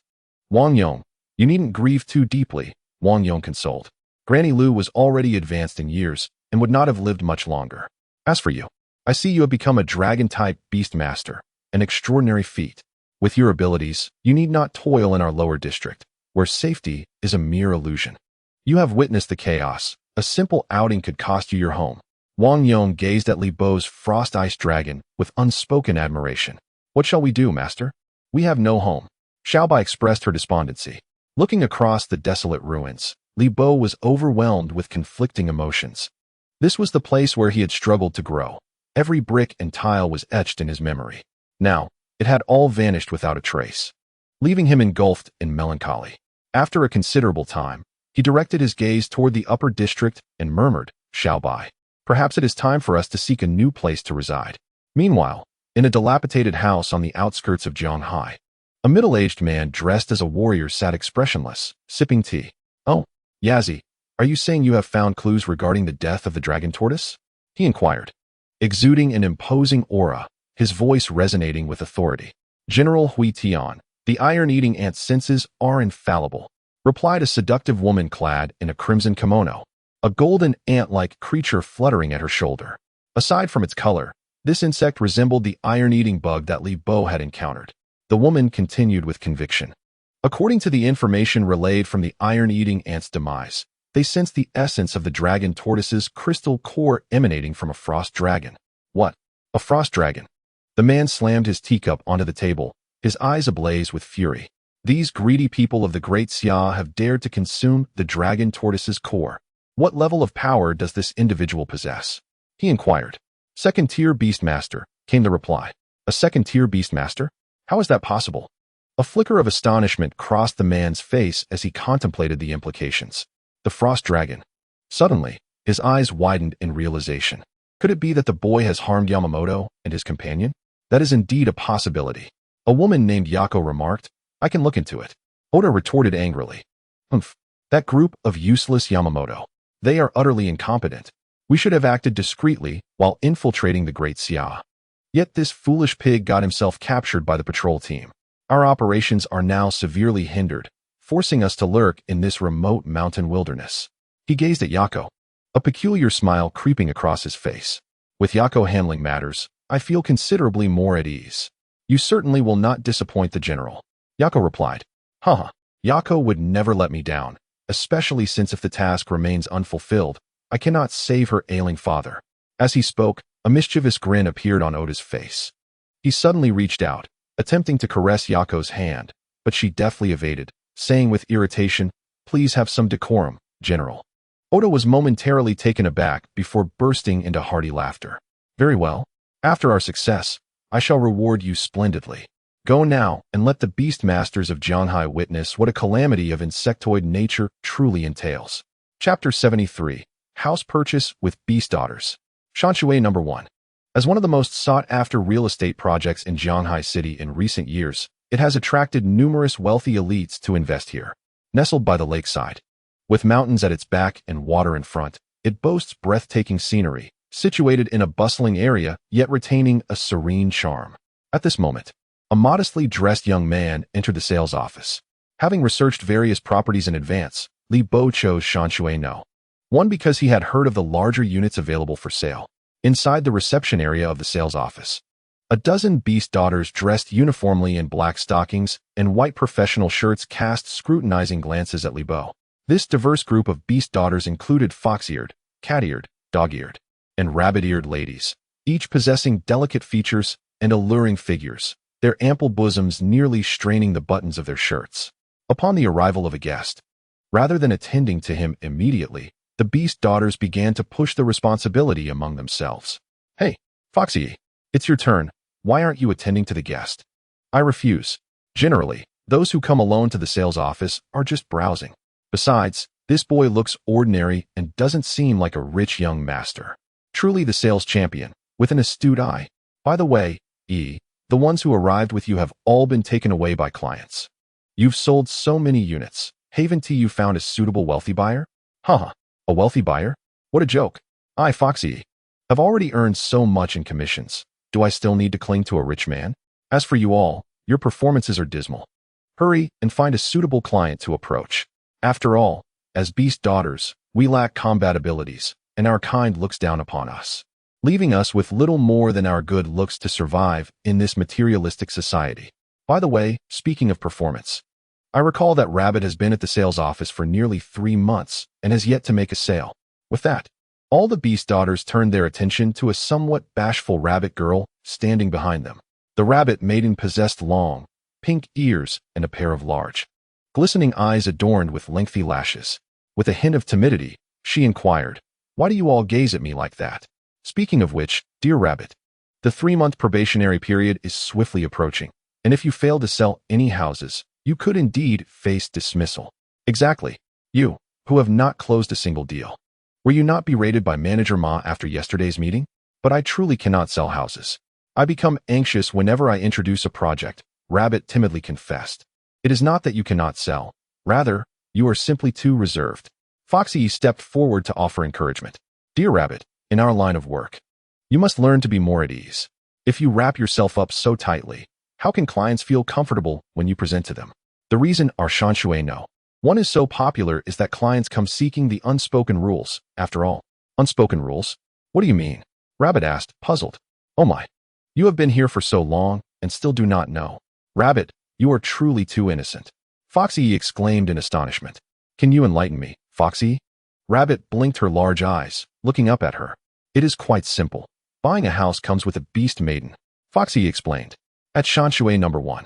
For every 2 houses sold, 1 beast maiden will voluntarily resign to accompany the owner.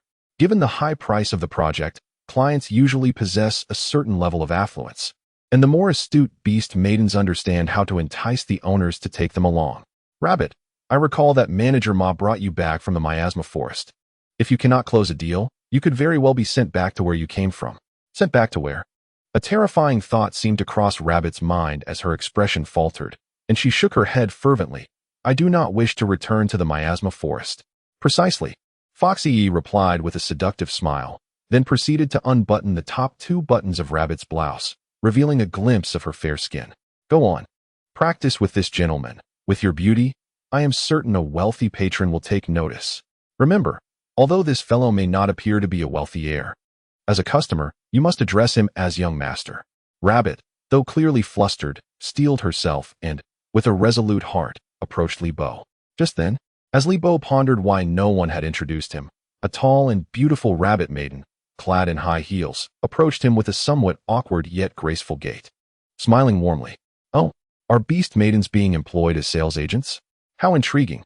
Surprised, Li Bo curiously clicked on Rabbit's information. Name, Wood Spirit Rabbit. Gender, female. Attribute, grass. Level, ordinary level 9. Potential, ordinary grade. Status, shy. Skill, grass fragrance, beginner. Description, a grass-type pet beast that naturally exudes a delightful fragrance. Possessing an inherent ability to transform into a beast girl, the wood spirit rabbit is widely present in various service industries. It turns out that her true form is the wood spirit rabbit. No wonder. Li Bo felt a sense of understanding wash over him. The wood spirit rabbit possesses a lineage of inferior quality, inherently incapable of evolution, and stagnates upon reaching the ordinary level 9, rendering it a mere decorative pet. With exceedingly weak combat abilities, it often falls prey to other beasts in the wild, only managing to survive relatively comfortably within human society. Welcome to Shanshui number 1. Young master. At this moment, Rabbit, clutching project materials, bowed enthusiastically towards Li Bo. I am your dedicated property consultant, Rabbit. Young master? Li Bo felt somewhat out of place. After living in the lower district for so many years, it was the first time someone had addressed him as such. As he looked down, the deep cleft between Rabbit's ample bosom caught his eye. Staring at the dazzling expanse of white, he felt a bit taken aback. After clearing his throat a couple of times, he directly inquired, Rabbit, what are the available unit sizes here? Unit sizes? Rabbit somewhat awkwardly introduced, currently, only the 1,000 square meter large flat remains. The smaller units have already sold out. 1,000 square meters? Li Bo stroked his chin. This size was not unmanageable, generally.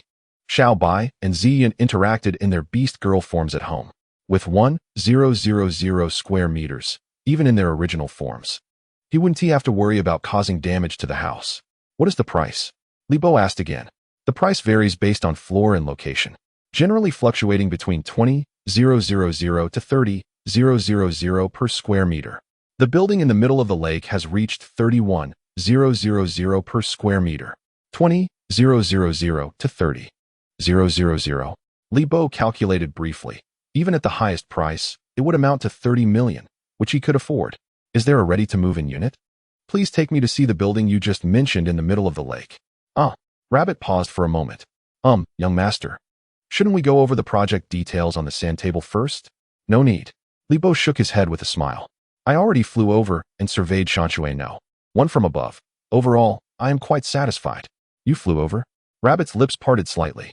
Are you a beast master of flying pets? Is that something extraordinary? Li Bo looked at her in confusion. And no, I just think flying pets are impressive, Rabbit stammered, unable to resist glancing at Li Bo a couple more times. For some inexplicable reason, after their brief interaction, Rabbit felt an unprecedented wave of anxiety, her heart racing uncontrollably. There exists an undeniable allure surrounding the beast master before her, compelling her to draw closer. Chapter 74, The Request of the Bunny. Before long, Bunny led Li Bo to a spacious flat located on the 20th floor. Young master, this is the crown jewel of our Shanshui number 1. Facing a vast lake, the residence boasts a layout of 2 elevators servicing 2 units, fully furnished with top-tier brands. Ready for immediate occupancy, Bunny earnestly provided her introduction. 2 elevators for 2 units? That implies there is a neighbor? Li Bo inquired. Indeed. Bunny nodded. The adjacent unit has been occupied for 2 years. Ah, I see. Li Bo responded with a gentle smile. Having grown accustomed to the crowded lower city, he found himself momentarily lost in the opulence of this lavish flat. Through the expansive floor-to-ceiling windows, a mirrored lake unfolded before his eyes, shimmering under the sun like a scattering of fine gold dust. Truly beautiful. Witnessing such a captivating scene, a smile graced Li Bo's lips as he mused that both Xiao Bai and Ziyun would undoubtedly appreciate this place as well. Perfect. This is the one, Li Bo declared, gazing at Bunny. Bunny was taken aback, her eyes widening in disbelief as she questioned whether she had misheard him. Young master, did you just say you wish to purchase this unit? She asked uncertainly. Of course. Let's calculate the price, Bunny. Upon hearing Li Bo's affirmative response, a look of joy rapidly spread across Bunny's face. She never anticipated that this young customer, overlooked by all the beast maidens, not only possessed remarkable means, but also acted with such decisiveness. Despite appearing merely as a university student, he casually spoke of purchasing a property worth tens of millions, prompting Bunny to wonder about the affluent background he must hail from. Nevertheless, Bunny endeavored to suppress her exhilaration, taking the price list in hand to swiftly jot down the figures. Moments later, she presented the calculated price list to Li Bo. Young master. You are purchasing the crown jewel, originally priced at 30,000 per square meter, but given your promptness, I have applied all available discounts. The total comes to 88 million. 88 million is quite reasonable. Li Bo mused, roughly estimating that acquiring this property would only consume a little over half of his savings. Hardly extravagant. Let us proceed with the payment. With that, he produced a bank card from his pocket and handed it to Bunny. Bunny felt as though she were in a dream. Is there a problem? Li Bo inquired. No, none. Bunny replied, her nerves evident. She marveled at how the young master had made such a swift decision to purchase the property within the span of merely half an hour since entering the sales office. It left her quite astonished. When the conditions are right, there is no need for hesitation over things one truly desires, Li Bo remarked with a faint smile. Young master, your open-mindedness is truly admirable, Bunny exclaimed. The rabbit gazed at Li Bo with starry eyes, but as she swiped the card, her expression turned melancholic.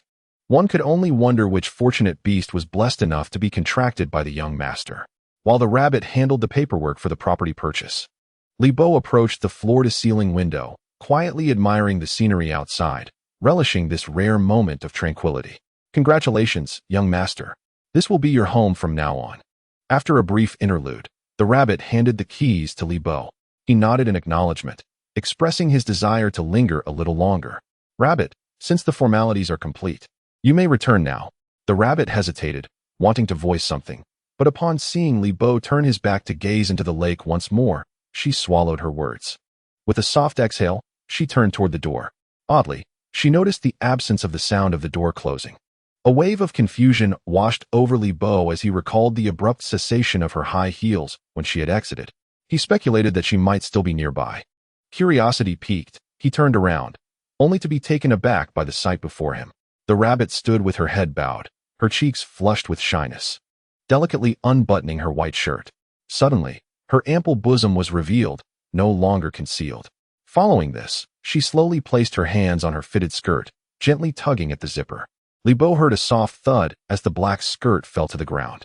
As the rabbit bent down to remove her black stockings, Li Bo, feeling flustered, interjected, "Wait. Rabbit, what are you doing? And what happened to the scars on your back?" In that moment, as she leaned forward, Li Bo's gaze fell upon her pristine skin, marred by a series of old, intertwined scars that resembled the aftermath of a whip, truly a shocking sight. Upon noticing Li Bo's intense stare, the rabbit froze. A flicker of panic and sorrow crossing her eyes. She gradually straightened up, instinctively attempting to shield the scars with her hands. Suddenly, with a thud, she knelt before Li Bo, tears glistening in her eyes as she implored, "Young master, please take me away from this sea of suffering. I am willing to serve you for a lifetime." "What? Serve me?" Li Bo was taken aback by this unexpected turn of events. Was this purchase accompanied by a beast girl as well? Yet, witnessing the rabbit's pitiful demeanor suggested there was more to her story. "Rabbit, listen. There is no need for such drastic actions. We can talk this through. What if the air conditioning in this room is set too low and you catch a cold?" As he reached out to help her up, she stubbornly shook her head. "Young master, if you do not take me with you, I shall remain here on my knees." "Take you with me?" Li Bo was utterly bewildered. "Why do you want to follow me? Just because I purchased your house?" "Rabbit, that seems rather impulsive." "I am not an impulsive person," the rabbit retorted. It seemed that the words struck a chord in the heart of the little rabbit, who shook her head more vigorously, lamenting that despite her time at the sales office, she had been advised to learn how to please clients. Yet, she found herself utterly incapable of charming unfamiliar men, which resulted in the inability to sell any houses and enduring daily frustrations. However, the young master was different. The rabbit's tone shifted, and she spoke with undeniable fascination, stating that the moment she approached him, she was captivated by his unique charisma, which compelled her to draw nearer. An instinct whispered to her that he was destined to be her beast master, and she could not let this opportunity slip away. Thus, she implored him to take her away, if he deemed her unworthy of being his cherished beast due to her lackluster attributes. She was willing to serve him as a devoted servant, laboring tirelessly for him throughout her life. Chapter 75. The Third Beast, the Wood Spirit Rabbit. Li Bo hesitated. Although contracting another beast posed little challenge for someone with his innate mental prowess, the Wood Spirit Rabbit before him was woefully lacking in potential. Its ordinary ninth-tier status was already at its limit, and it was worth noting that even the unrefined Xiao Bai had once exhibited elite-level potential. Moreover, the Wood Spirit Rabbit's combat aptitude was exceedingly weak, possessing merely one basic skill, wood fragrance, devoid of any offensive attributes. "Young master, please take me," the rabbit implored, raising her head in prayer, tears cascading down her pristine chest. Witnessing this scene, Li Bo felt a tremor in his breath and a softening of his heart. It occurred to him that a beast like the Wood Spirit Rabbit would find itself at the very bottom of the food chain in the wild. Having managed to survive in human society, it was forced to rely on its charms for sustenance. Observing the rabbit before him, while her figure was enticing, her features exuded a pure and innocent charm, distinctly unlike the superficial individuals at the sales office. After a moment of contemplation, he sighed and expressed his concern. "Little rabbit, it's not that I disdain your modest talents, but my two beasts are exceptionally gifted and possess exceedingly proud natures. If you were to join them, I'm afraid you might struggle to coexist." "Exceptionally gifted?" The rabbit's gaze dimmed considerably. Indeed, being merely a wood spirit rabbit of inferior lineage, she knew her talents paled in comparison to the flying, formidable beasts of the young master. The thought of missing this opportunity, only to be cast back into the wild or forced to follow some older man, steeled her resolve. She continued to plead, "I will get along well with my two elder sisters. Please, young master, summon them. If they find me wanting, I willingly accept servitude, devotedly serving you and my sisters forever." Sighing in resignation, Li Bo replied, "Since you are so insistent, Xiao Bai, Ziyun, please emerge." The rabbit fixated her gaze on the two shimmering green magic circles on the ground, and upon seeing the silhouettes of Xiao Bai and Ziyun, she was rendered speechless with astonishment. On one side stood a majestic, white ice dragon, exuding an aura of bone-chilling coldness that made the rabbit tremble uncontrollably. The dragon emanated an invisible pressure that constantly tugged at the very essence of the rabbit's soul. On the other side loomed a mysterious purple cloud, which cast a shadow over the room, enveloping it in a palpable sense of oppression. Could these be the master's two cherished beasts? Indeed, they were no ordinary creatures. Although the rabbit had prepared mentally for this encounter, the moment it laid eyes upon the white dragon and the purple cloud, its defenses crumbled, and an overwhelming sense of inferiority surged within. Were it not for the master, it felt certain that it would never have crossed paths with such noble-blooded companions. "Look at how frightened she is," Li Bo chuckled softly and extended his hand, prompting the purple cloud and the white dragon to nuzzle against him in perfect harmony. In a flash of light, the two transformed into two exquisitely beautiful maidens standing at his sides. Upon noticing the scant fabric adorning the figures before him, the rabbit's eyes widened in shock. "Oh, Li Bo, how could you sneak a treat with me and buy without telling me? Come now, am I really that kind of person?" He replied with a playful grin. "Just kidding. If there is to be a feast, it should be shared between us first." The purple cloud, playfully tugging at Li Bo's hand, remarked, "We overheard your conversation. Do you wish to take this wood spirit rabbit as your companion?" Li Bo smiled faintly. "Isn't this a matter for the two of you to weigh in on? What do you think, Bai?" "I have no objections," Bai declared nonchalantly, crossing her arms. "However, according to our rules, the one who arrives first assumes the role of elder sister, while the newcomer becomes the younger sister. The rabbit is quite lovely, and I find her pleasing to the eye. I have no qualms if you choose to take her in, Li Bo. You're quite the jokester." Li Bo sighed in exasperation before turning his gaze to Bai. "And what are your thoughts, Bai?" Bai pondered thoughtfully, her maturity contrasting with the purple cloud's demeanor. She considered whether the new companion could contribute positively to their team. Meanwhile, the purple cloud gazed intently at Bai, knowing that as the first contracted beast, her opinion carried significant weight. Feeling the regal aura emanating from Bai, the rabbit cast a pleading glance her way. "Sister Bai, I implore you to persuade the master to take me in. Although I may not be a fighter, I am willing to endure hardships, managing all the logistical tasks, cleaning the battlefield, cooking, and taking on any laborious chores." Bai paused, taken aback, then sighed deeply, her tone softening with sympathy. "Rabbit, you've gone so far in your plea, how could I possibly refuse?" "Oh, so you agree, Bai?" Li Bo was somewhat taken aback. Logically speaking, the most tenacious member of the team was undoubtedly Xiao Bai. He had presumed she would disdain associating with a pet of such inferior qualifications as the wooden spirit rabbit. To his astonishment, she indeed possessed a heart filled with compassion. Xiao Bai's gaze fell upon the ghastly whip marks on the rabbit's back, and with a downcast expression, she spoke, "Master, seeing this rabbit reminds me of the days spent in the training base, constantly evading danger and living in fear. Had you not forcibly taken me away, I fear I would have silently perished in this world like so many of my kind, unnoticed by anyone. I believe the rabbit has also endured tremendous suffering before encountering you. Please take her with you. Lacking combat abilities is of no consequence. Both Ziyun and I will shield her from any harm." Xiao Bai's sister. Upon hearing Xiao Bai's heartfelt confession, the rabbit was overwhelmed with emotion, tears welling in her eyes as she leapt into Xiao Bai's embrace, sobbing uncontrollably. Xiao Bai gently caressed the scars on the rabbit's back, saying, "Look at these wounds. You must have endured quite a lot.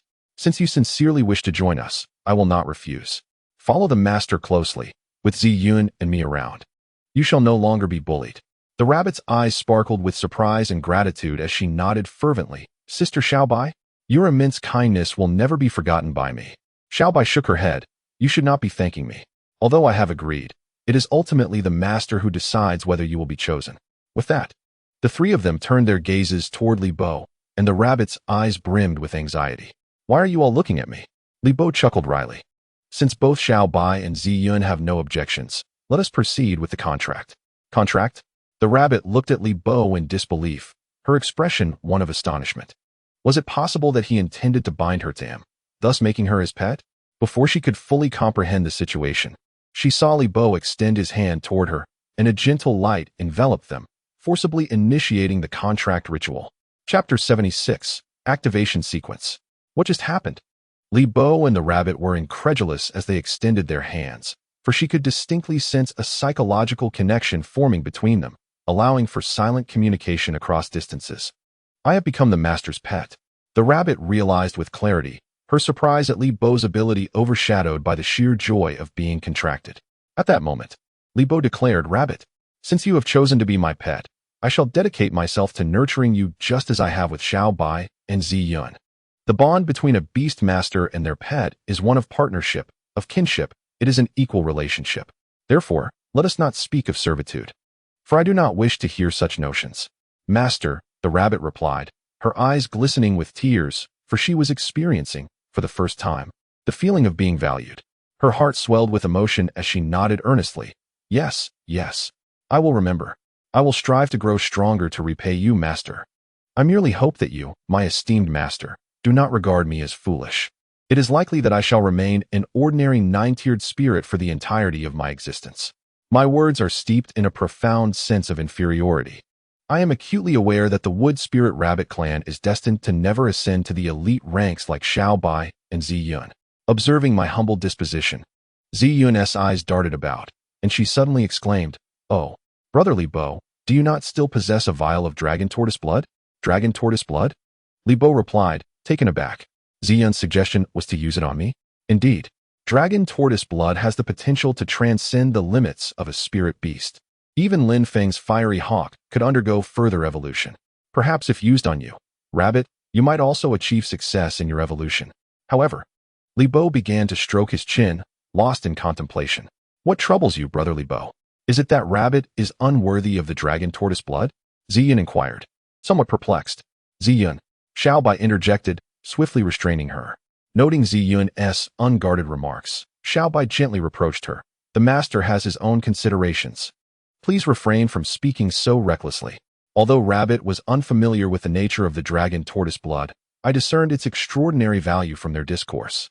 Witnessing Li Bo's dilemma, I hastily shook my head. Master, I do not wish to use the dragon tortoise blood, as long as I can accompany you. I am content. Hearing the dispute among us, Li Bo chuckled helplessly. What are you all thinking? Rabbit, just like the two of you, is my spirit beast. How could I deny her the use of a precious treasure? He spoke with a hint of worry. It is not that I am reluctant to use the dragon tortoise blood. Rather, its properties are exceedingly unstable. You have seen how Lin Feng's fiery hawk fared. Indiscriminate use of the dragon tortoise blood could lead to dire consequences. It took extraordinary effort to rescue it. My reluctance to allow you two to handle this precarious item stems not only from its instability, but also from the fact that both of you have already surpassed the dragon tortoise's level, reaching the rank of dominator. Thus, I am unwilling to take that risk. I had considered using it on you, Rabbit, but I fear you may not withstand the pressure of the dragon tortoise blood. Upon hearing Li Bo's earnest explanation, both Zi Yun and Xiao Bai fell silent. Indeed, if even a ferocious beast like the fiery hawk could not endure the pressure of the dragon tortoise blood, how could a wood spirit rabbit, devoid of any combat capabilities, hope to dominator rank? I murmured, reflecting upon the weight of those words spoken by Li Bo. I had surmised that Xiao Bai and Zi Yun might evolve to higher tiers, but the notion of dominator rank felt overwhelmingly burdensome for me at present. As I contemplated the years ahead, when Xiao Bai and Zi Yun would become renowned top-tier beasts across the continent, while I remained stagnant and unremarkable, a profound sense of disparity surged within me. Suddenly, I looked at Li Bo, my gaze resolute, and declared, Master, if it is at all possible, please allow me to use the dragon tortoise blood. I am willing to endure any hardship to grow stronger. Rabbit, you? Li Bo gazed at her in disbelief, noticing the resolute expression on Tutu's face, which stirred something within him. After a moment of hesitation, Li Bo solemnly said, Tutu, you must think this through. The blood of the dragon tortoise is exceedingly potent, and as a grass-type beast, the risks you face will be significantly heightened. If something goes awry, I fear I shall have little in the way of remedies. Hearing that Li Bo was willing to use the dragon tortoise's blood for her, Tutu's face lit up with joy. Master, Tutu has made up her mind. I must keep pace with my two elder sisters. I do not wish to become a burden to you, so please allow me to give it a try. Tutu will strive. My sister will be here to support you, Zi Yun encouraged from the side. With that, Li Bo retrieved the sole vial of dragon tortoise's blood from his storage ring. Tutu, you must endure. Tutu nodded earnestly. I am ready, master. All right. Li Bo extended his hand, transforming Tutu into her beast form. The wood spirit rabbit radiated a soft pink hue, adorned with a pair of long, fluffy ears. A green clover blossomed atop her left ear, and she emitted a natural fragrance, her petite form easily cradled in Li Bo's hands. As Li Bo uncapped the vial of dragon tortoise's blood, a strong metallic scent filled the air. Despite the overwhelming odor, Tutu bravely approached Li Bo, determined to proceed. Come on, master, she communicated. Li Bo nodded, his expression grave, as he cautiously poured the dragon tortoise's blood into Tutu's mouth. In an instant, the blood surged into her body like molten lava, causing her expression to shift as she trembled in agony. Xiao Bai and Zi Yun stood anxiously by, aware that the upcoming trials were ones two must face alone. They could offer no assistance. Suddenly, they noticed a peculiar light emanating from Tutu's body, flickering between brightness and dimness. Li Bo watched intently as Tutu's status panel remained devoid of negative indicators, and the pain etched on her face gradually faded away. This was a stark contrast to the violent state experienced by the Flaming Eagle when it had used the blood the previous day. Approximately 10 minutes later, Tutu fell into an unusual tranquility, devoid of pain or radiance. Li Bo observed this scene quietly, a smile gracing his lips. It seemed Tutu had successfully absorbed the dragon tortoise's blood. Has she absorbed it so swiftly? Ziyun remarked, puzzled. Isn't this process a bit too simple? After all, Tutu is only of ordinary rank.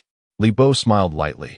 I suspect it may be due to Tutu's lack of evolution thus far, which affords her greater plasticity, allowing the dragon tortoise's blood to integrate rapidly into her being. Congratulations, host.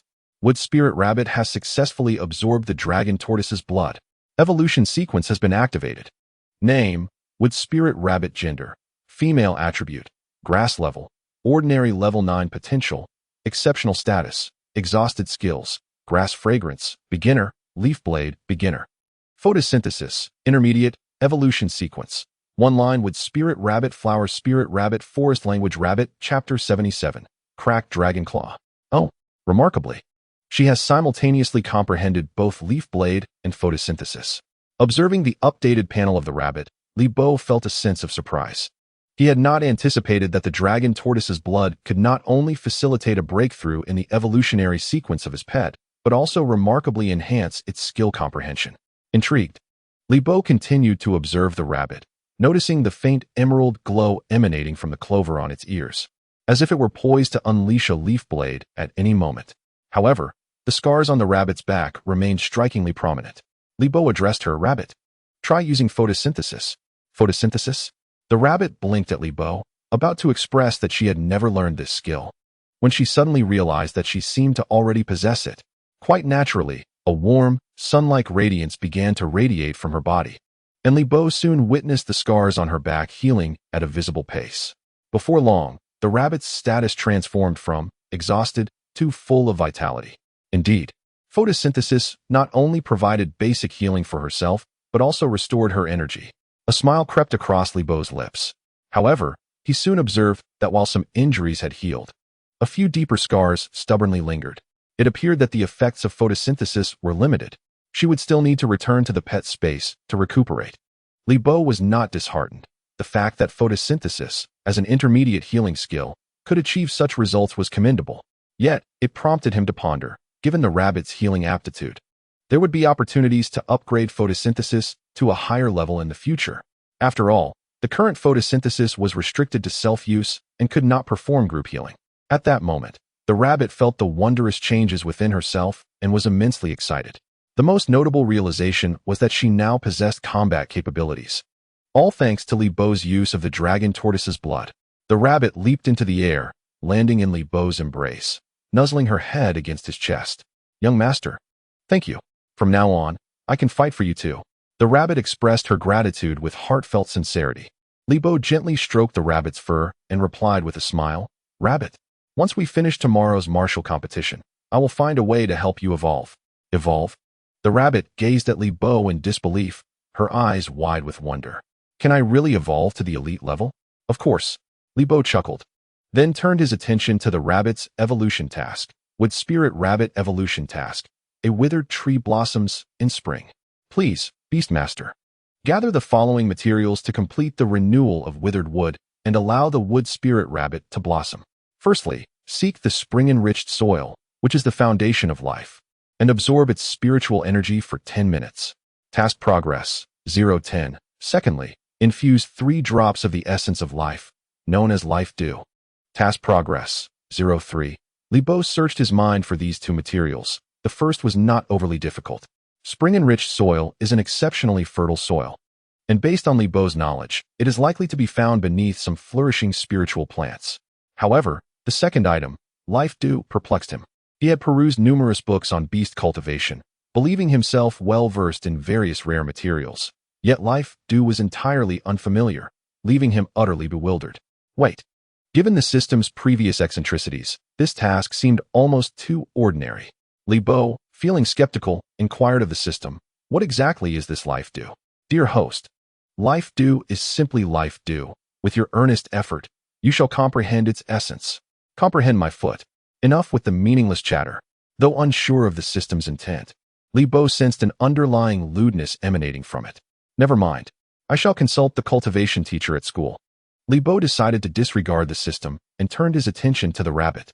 "Rabbit, your wounds have yet to heal. It would be best if you return to my beast space to rest." "Will I be well in the young master's beast space?" Rabbit expressed incredulity. "Of course. Just a lovely nap, and all your scars will vanish." "Wonderful." Rabbit wholeheartedly believed Li Bo's words. After the recent transformation, Rabbit felt even more assured that she had chosen the right beast master and was grateful for her bold decision to form a contract. What is shedding a few clothes in exchange for his desires? Rabbit would offer anything for him. Li Bo smiled gently and summoned Rabbit back into the beast space. In the room, only Xiao Bai and Zi Yun remained. Exploring the new environment, Zi Yun's face radiated curiosity. "Brother Li Bo, is this our new home? It's so spacious." In contrast to the cramped quarters of the lower district, Zi Yun was quite pleased with the expansive flat Li Bo had purchased. "Isn't this a bit extravagant, master?" Xiao Bai remarked somewhat nervously. "Not at all, Xiao Bai." Li Bo placed both hands on Xiao Bai's shoulders, reassuringly saying, "I promise to bring you to a new big house. We shall never again be cramped in small rooms. Moreover, the security here is stringent, so we need not worry about coming home to find it gone. Then I shall work even harder to earn for the master." Xiao Bai nestled happily against Li Bo. "Wow, what a huge bed. Accommodating the three of us. No, for people poses no difficulty." The room echoed with Ziyun's excited exclamation. Li Bo and Xiao Bai exchanged knowing smiles before following suit into the room. There stood Ziyun, poised in front of a brand-new bathtub, her eagerness palpable. She filled the tub with water, then disrobed to a state of delightful coolness, inviting the two. "I am about to indulge in a bubble bath. Would you like to join me?" Xiao Bai glanced at Li Bo, her face a canvas of anticipation tinged with shyness. With a resigned smile, Li Bo replied, "Xiao Bai, this bathtub cannot accommodate 3 individuals. However, it would be perfect for you and Ziyun to unwind after your battles these past few days." Xiao Bai lowered her head, biting her lip in agreement. Her cheeks flushed as she shed her white dress, revealing her flawless form. With graceful strides, she entered the bathtub alongside Ziyun. The 2 young ladies, one with silver hair and the other with cascading purple locks, sat facing each other amidst the rising steam, their beauty breathtaking. Their smooth curves creating an enchanting scene that momentarily left Li Bo entranced. "It's not as if it's the first time for Sister Xiao Bai to be seen by Brother Li Bo. Why are you still shy?" Ziyun teased mischievously. "Ah, Ziyun, you are truly insufferable." Xiao Bai's face reddened like an apple. In contrast to Ziyun's bold demeanor, she harbored a more reserved nature. Having spent the most time with Li Bo, she had absorbed numerous human concepts of modesty, and recalling the intimate moments during their dragon dance lessons brought a wave of inexplicable embarrassment. "Hee, let me check on Sister Xiao Bai's body. Let's see if you have grown." With that, Ziyun reached out her mischievous hands towards Xiao Bai's ample bosom. However, having fallen for such antics many times before, Xiao Bai deftly ducked away, retaliating by seizing Ziyun's sensitive areas with a firm grip. Ziyun let out a captivating cry. "Sister Xiao Bai, you're being mean." Ziyun has indeed grown quite a bit after evolving. Xiao Bai giggled.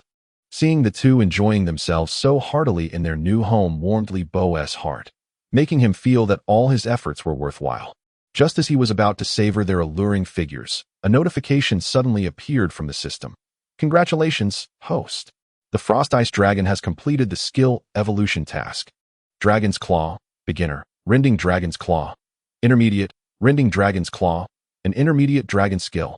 Building upon the close-range capture of Dragon's Claw, 2 Dragon Claws can unleash 3 intersecting claw winds to strike the opponent." Chapter 78. The Charming Neighbor.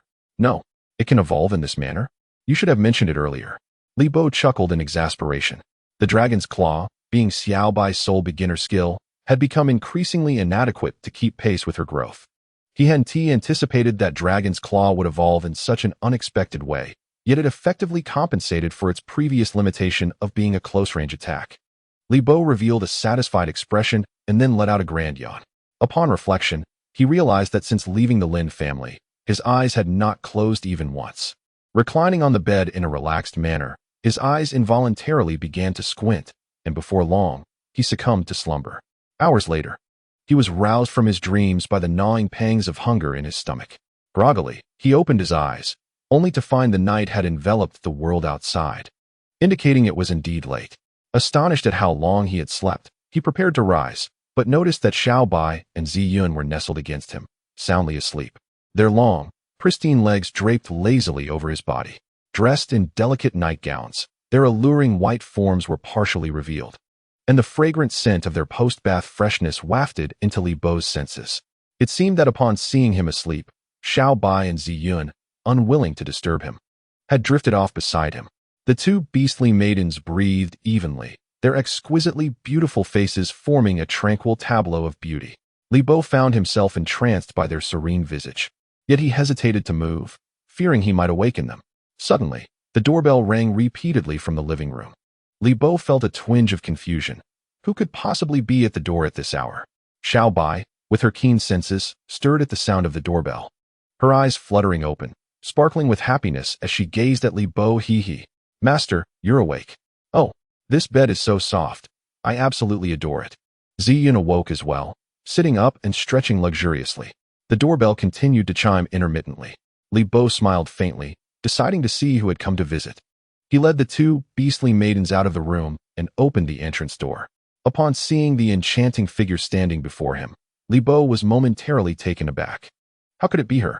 The familiar silhouette was none other than the patrol captain, Lu Wei, whom he had encountered previously. Sporting her signature short hair, Lu Wei appeared to have just stepped out of a shower, her hair damp. She wore a silk-like pink camisole nightgown that clung to her curves, with a few glistening droplets of water adorning her ample bosom. The nightgown fell gracefully to the top of her thighs, showcasing her well-toned, alluring legs.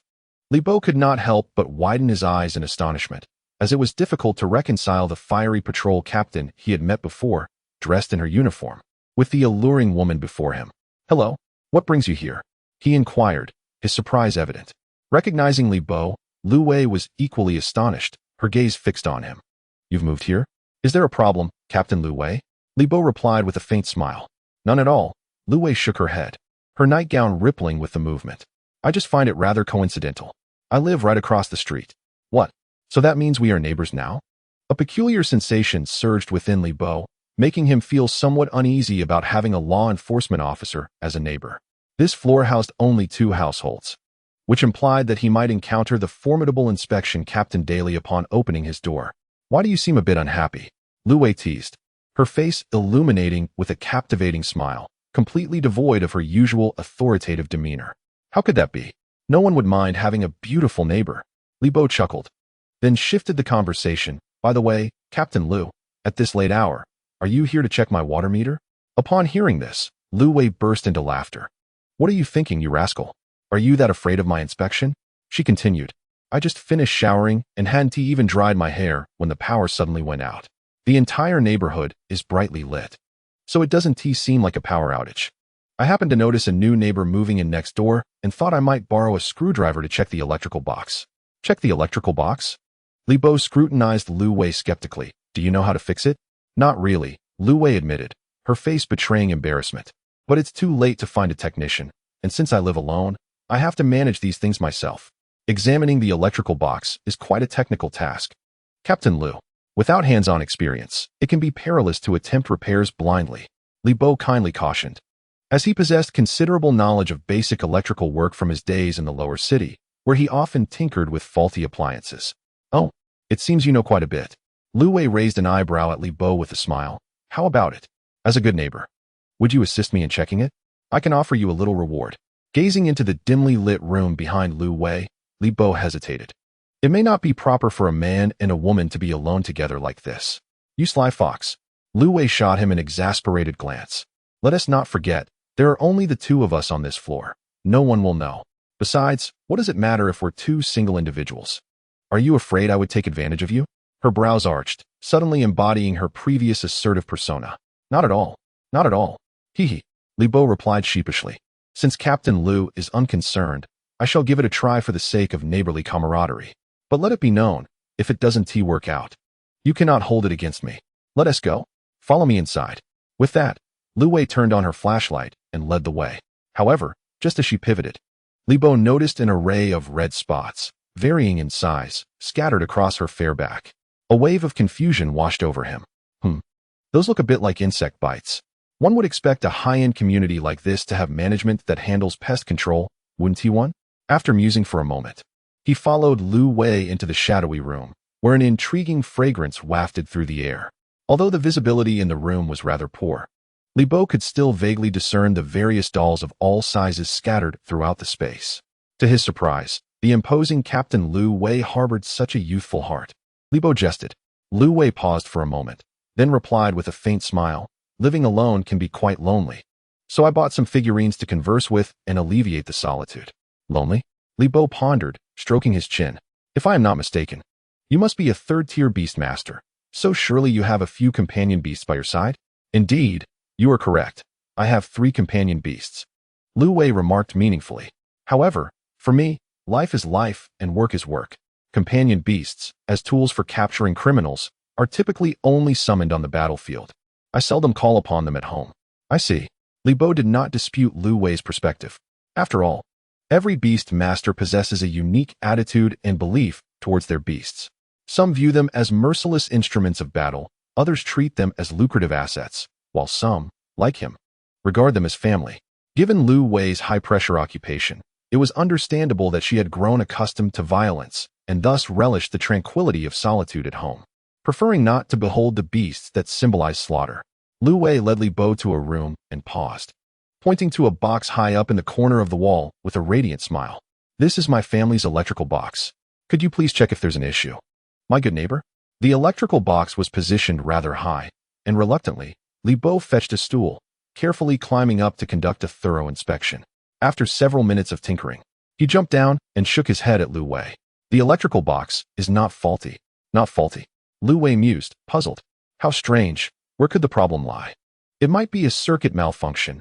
Perhaps we should inspect the wiring in the house," Li Bo suggested thoughtfully. "You can check the circuit?" Lu Wei gazed at Li Bo in surprise, exclaiming, "This university student is truly exceptional. Just practice makes perfect." Li Bo chuckled. "As a seasoned electrician, I can easily identify a short circuit by touch." "What?" Lu Wei gasped, her lips parting in shock as she cast a concerned glance at Li Bo. "Hey, don't make jokes like that. Touching wires can be very dangerous." "I never said I would touch the wires myself." Li Bo grinned and then turned to the side, addressing Ziyun. "Ziyun, transform back to your original form and check the wires for any electrical issues." "You scared me. So you have an electric-type companion beast." Lu Wei exhaled in relief, giving Li Bo a sidelong glance. "Li Bo Gij, there's no need to transform back.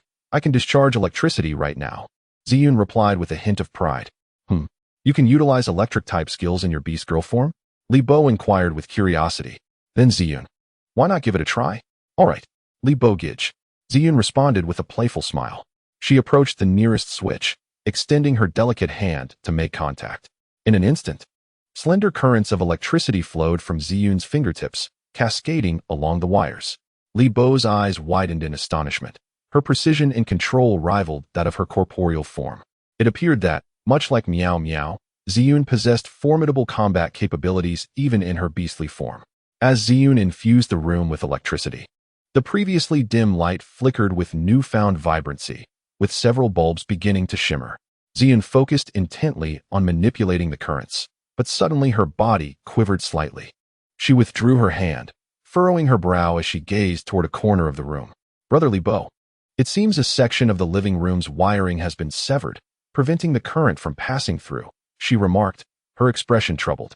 Lu Wei and Li Bo exchanged glances before making their way over with a flashlight. Following Ziyun's indication, they soon discovered, in a concealed corner of the living room, a portion of old wiring that had short-circuited. The outer insulation was damaged, exposing the copper wires within, which sparked faintly. "This must be the issue." Li Bo frowned, instructing Ziyun to turn off the circuit breaker. He then deftly cut away the damaged section and reconnected the wires, securely sealing them with insulating tape. Executing the entire process with remarkable fluidity, Lu Wei watched in astonishment, her face lighting up with delight. "Well done. You're quite the professional." Li Bo clapped his hands together, smiling. This should do the trick, Ziyun. Restore the power. With a decisive click, the living room and all adjoining rooms were instantly illuminated. The circuits flowing freely once more. At last, we can see the light. Lu Wei exclaimed joyfully. Wow, the decor is quite charming. Li Bo's gaze wandered around the living room, noting the soft pink hues and an abundance of whimsical elements that exuded a youthful essence. Suddenly, his eyes were drawn to the balcony, where numerous garments were hung out to dry, most of them intimate apparel, thongs, briefs, lacy panties, and low-cut bras, all in vibrant red.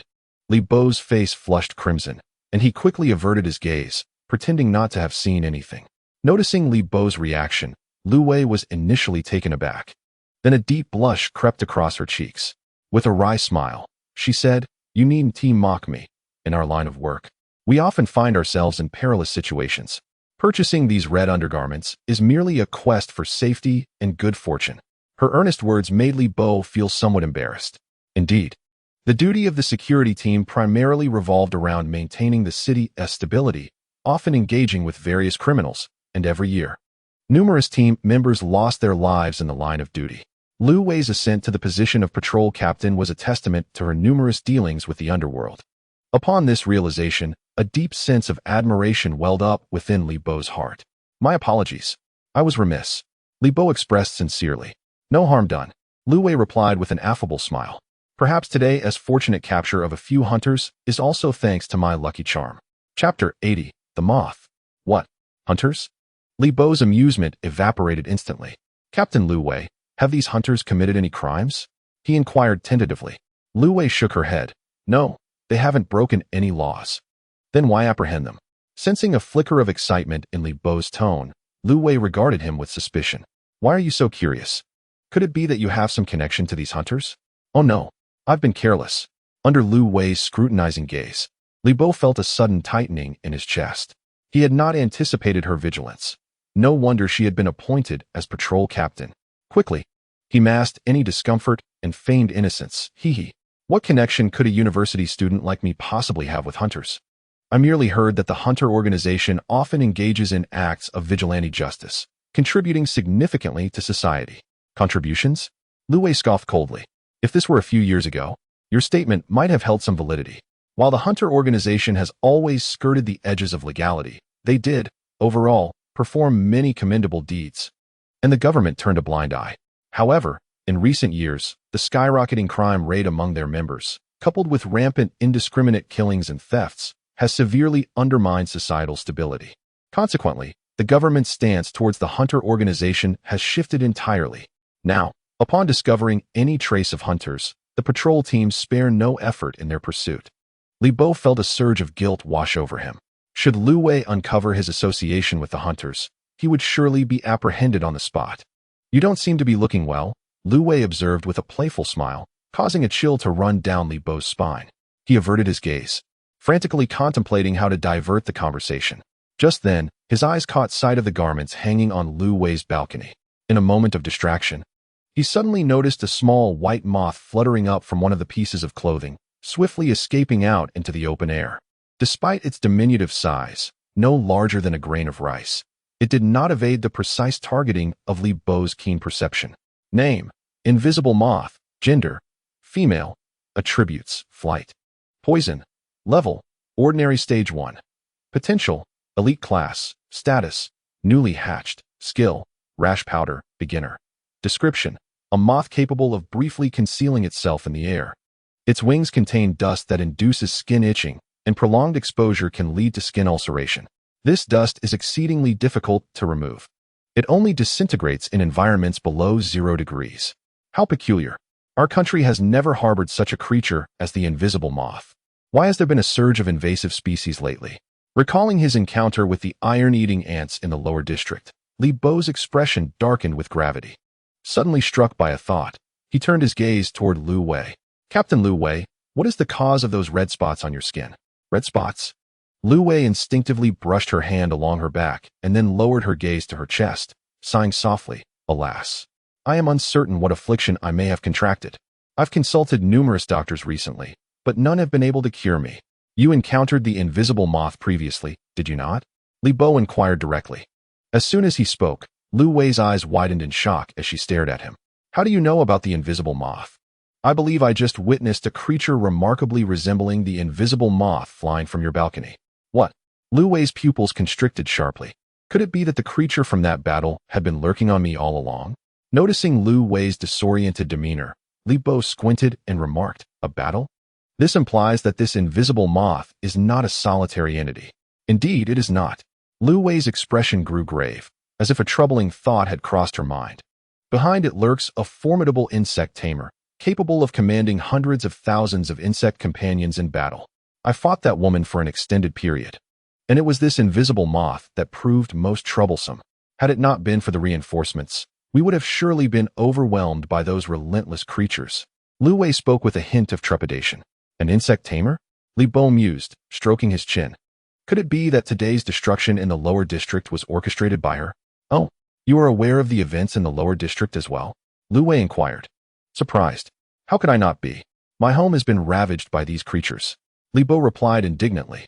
Well, the iron-eating ants have wreaked havoc in the lower district, leaving countless people homeless, and this situation is escalating rapidly. The news is likely to spread uncontrollably, Lu Wei continued. You are correct in your assessment.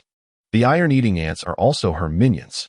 This individual is exceedingly dangerous and has drawn significant attention from higher authorities, who have issued a strict order for the patrol teams to apprehend her. What could her purpose be in Zhonghai? Li Bo pondered, stroking his chin thoughtfully. Regardless of her intentions, as long as she remains at large, she will continue to pose a threat to society. I am determined to capture her, Lu Wei declared with a serious demeanor. As she spoke, her expression suddenly darkened. Little did I expect that this woman possessed such a ruthless cunning, leaving my body infected and unable to return to duty. However, from my observations during our confrontation, though the ghost moth has the ability to cloak itself, it cannot maintain this state for long. I remain perplexed by the method she employed, allowing this toxin to linger undetected within me for such an extended period. Upon hearing this, Li Bo fell silent for a moment, then contemplatively glanced at the garments on Lu Wei's balcony. Perhaps what lurks among your clothes is not a living ghost moth. Intrigued, Lu Wei turned her gaze towards Li Bo. As she watched, Li Bo slowly approached the clothesline and casually picked up a red piece of lingerie. Noting its astonishing size, he jested. I did not realize Captain Lu Wei had such a broad chest. What are you doing? Lu Wei's neck flushed crimson. Yet, observing Li Bo's confident demeanor, it did not seem as if he intended to be disrespectful. Li Bo merely smiled, remaining silent as he handed the lingerie to Ziyun, signaling with a nod. Understood. Brother Li Bo, Ziyun replied with a mysterious smile, subsequently channeling electricity once more. In an instant, the lingerie crackled, emitting flashes of light. Lu Wei was astonished to witness tiny, sesame-sized darkened substances falling from the garment. Lu Wei's eyes widened. These are insect eggs. Chapter 81, Borrowing Clothes. If I am not mistaken, during your battle with that insect-taming beastmaster, the ghost moth stealthily laid a significant number of eggs on you. Ghost moth eggs possess an incredibly strong adhesion and are nearly invisible to the naked eye. Hence, you had not discovered them until now, Li Bo explained. What? Lu Wei's expression turned grim, a chill racing from her toes to her head. That wicked woman. She gritted her teeth. Had I not encountered Li Bo today, I would have remained oblivious to the ghost moth's insidious presence for an indefinite time. Fuming, she yanked all the garments from the clothesline and declared, It seems I must incinerate all the clothing in my home. It would be best to include that dress you are wearing, Li Bo suggested, glancing at her spaghetti-strap dress. This left Lu Wei in a dilemma. If she burned all her clothes, she would truly be left with nothing to wear. Hesitantly, she said, Could you lend me a few pieces of clothing? Clothing? Li Bo turned to Ziyun and Xiaobai. Absolutely not. Before Li Bo could finish, Xiaobai decisively shook her head. The clothes my master bought for me are not to be touched by other women. Helplessly, Li Bo turned his gaze to Ziyun, only to find her pouting and turning her head away. Humph. Beast tamers and clothing are not to be borrowed. What a headache. Li Bo chuckled bitterly. Seeing that neither of Li Bo's two beast girls was willing to lend her any clothes, Lu Wei bit her crimson lips and spoke again. Li Bo, if you don't mind, could you possibly lend me a couple of your garments? I assure you, I will return them with new clothes by tomorrow. Me? Li Bo paused for a moment. However, considering that Lu Wei was also in a difficult situation and he was her only neighbor, he nodded, adhering to the principle of helping those in need. All right then, but can I also borrow a couple of pairs of underwear? Lu Wei's face flushed crimson. What? Li Bo nearly spewed blood in disbelief. This was the first time he had ever heard such an outrageous request. Ahem, I can only lend you one. Li Bo declared with righteous indignation. My home was destroyed by the iron ants, and I only have one pair of shorts in my storage ring. One will do. Lu Wei's face brightened immediately. Li Bo then handed over a set of clothes he had on hand, saying, Here, this is my favorite pair of cartoon-themed shorts. So take good care of them. Upon seeing the cartoonish underwear before her, Lu Wei was momentarily taken aback, then burst into laughter. You truly are an amusing fellow. Noticing that Li Bo remained standing there without any intention of leaving, Lu Wei lightly bit her lip and said, Are you hoping to watch me change? Well, it's just that I'm concerned about potential dangers. If anything were to happen to Captain Lu Wei, I would feel terribly guilty. Smooth talker. Lu Wei rolled her eyes at him. I'm the patrol captain. Do you really think it's South your place to protect me? But since you're here, could you help me apply some ointment? Lu Wei suddenly suggested. Apply ointment? Just as Li Bo was trying to comprehend the situation, Lu Wei turned her back to him, retrieving a tube of ointment and shyly saying, Please, don't look. Only then did Li Bo understand Lu Wei's request. She needed help treating a skin infection caused by the moths. But does this even work? He inquired curiously. Alas, if it doesn't work, what else can we do? We must resort to desperate measures. Lu Wei sighed deeply. After so many days of seeing doctors and trying countless treatments, she was still unable to eradicate the distressing infection. Go ahead. As she spoke, Lu Wei's pink camisole suddenly slipped from her smooth shoulder, leaving her upper body exposed to Li Bo. Li Bo was momentarily stunned by the sight before him. A perfect figure with a slender waist and delicate shoulders. Even just her silhouette made his heart race uncontrollably. However, upon noticing the large, inflamed, and nearly ulcerated skin on Lu Wei's back, all his desires vanished instantly. He had not anticipated the infection had progressed to such a severe degree. Li Bo's heart trembled, pondering how much pain Lu Wei must have endured these days. Reflecting on her willingness to suffer for the sake of protecting the city, a sense of admiration welled up within him once more. Let me handle the front, and I shall leave the rest to you, Lu Wei suddenly declared. There is something at the front too? Li Bo exclaimed in surprise, unable to suppress a slight tilt of his head. Indeed, on either side of those two perfectly droplet-like peaks, there were red spots of varying sizes. What a waste of beauty, Li Bo lamented inwardly, thinking that this woman was rather ruthless. You must not look. Noticing Li Bo's gaze, Lu Wei felt a mix of embarrassment and irritation. The infection had spread all over her body. Surely, you do not intend to examine me, do you? Hee. Li Bo's gaze softened slightly as he replied, Speaking of which, Captain Lu Wei, I have a folk remedy that might just cure the infection on your body. Cure? At his words, Lu Wei's face lit up with joy, instinctively turning to look at Li Bo. Is that truly so? But to her dismay, her excitement caused the two prominent fruits before her to fall directly into Li Bo's view. Goodness, what a pair of lethal weapons! Li Bo gasped. Seeing the sudden intensity in Li Bo's eyes, Lu Wei quickly realized, letting out a startled cry as she swiftly crossed her arms to cover her vulnerabilities. Having already been seen, Lu Wei decided to playfully address Li Bo. Kid, you weren't deceiving me just now, were you? If this is genuine, then I suppose you can take advantage of this. But if you're lying, I might just have to gouge out your eyes. Feeling the icy chill from Lu Wei's piercing gaze, Li Bo shivered. Hee. How could I dare to deceive you, Captain Lu Wei? He replied, somewhat disgruntled. I merely heard that a low-temperature environment can disrupt the powder structure of the hidden moth. The infection on you must be due to the indelible dust. Perhaps my little Bai can assist you. Little Bai? At this, Lu Wei's gaze shifted to the blue-haired, silver-horned beast girl beside Li Bo. An ice-type pet? Can it truly work? If Captain Lu Wei does not mind, I can have Little Bai freeze the infection on you with snow mist, though the temperature might be a bit low. I fear you may not withstand it, Li Bo expressed with concern. To his surprise, Lu Wei smiled nonchalantly. Since I joined the inspection team after graduation, I have faced countless life and death situations over the past decade. How could I fear a mere snow mist? With that, she removed her hands from her front, letting her strapless dress slip to the ground, revealing her extraordinarily proud figure. Chapter 83, The Battle for the Top 2. After a restful night in his new home, Li Bo rode his dragon back to school early the next morning, ready to commence the competition for the top 4.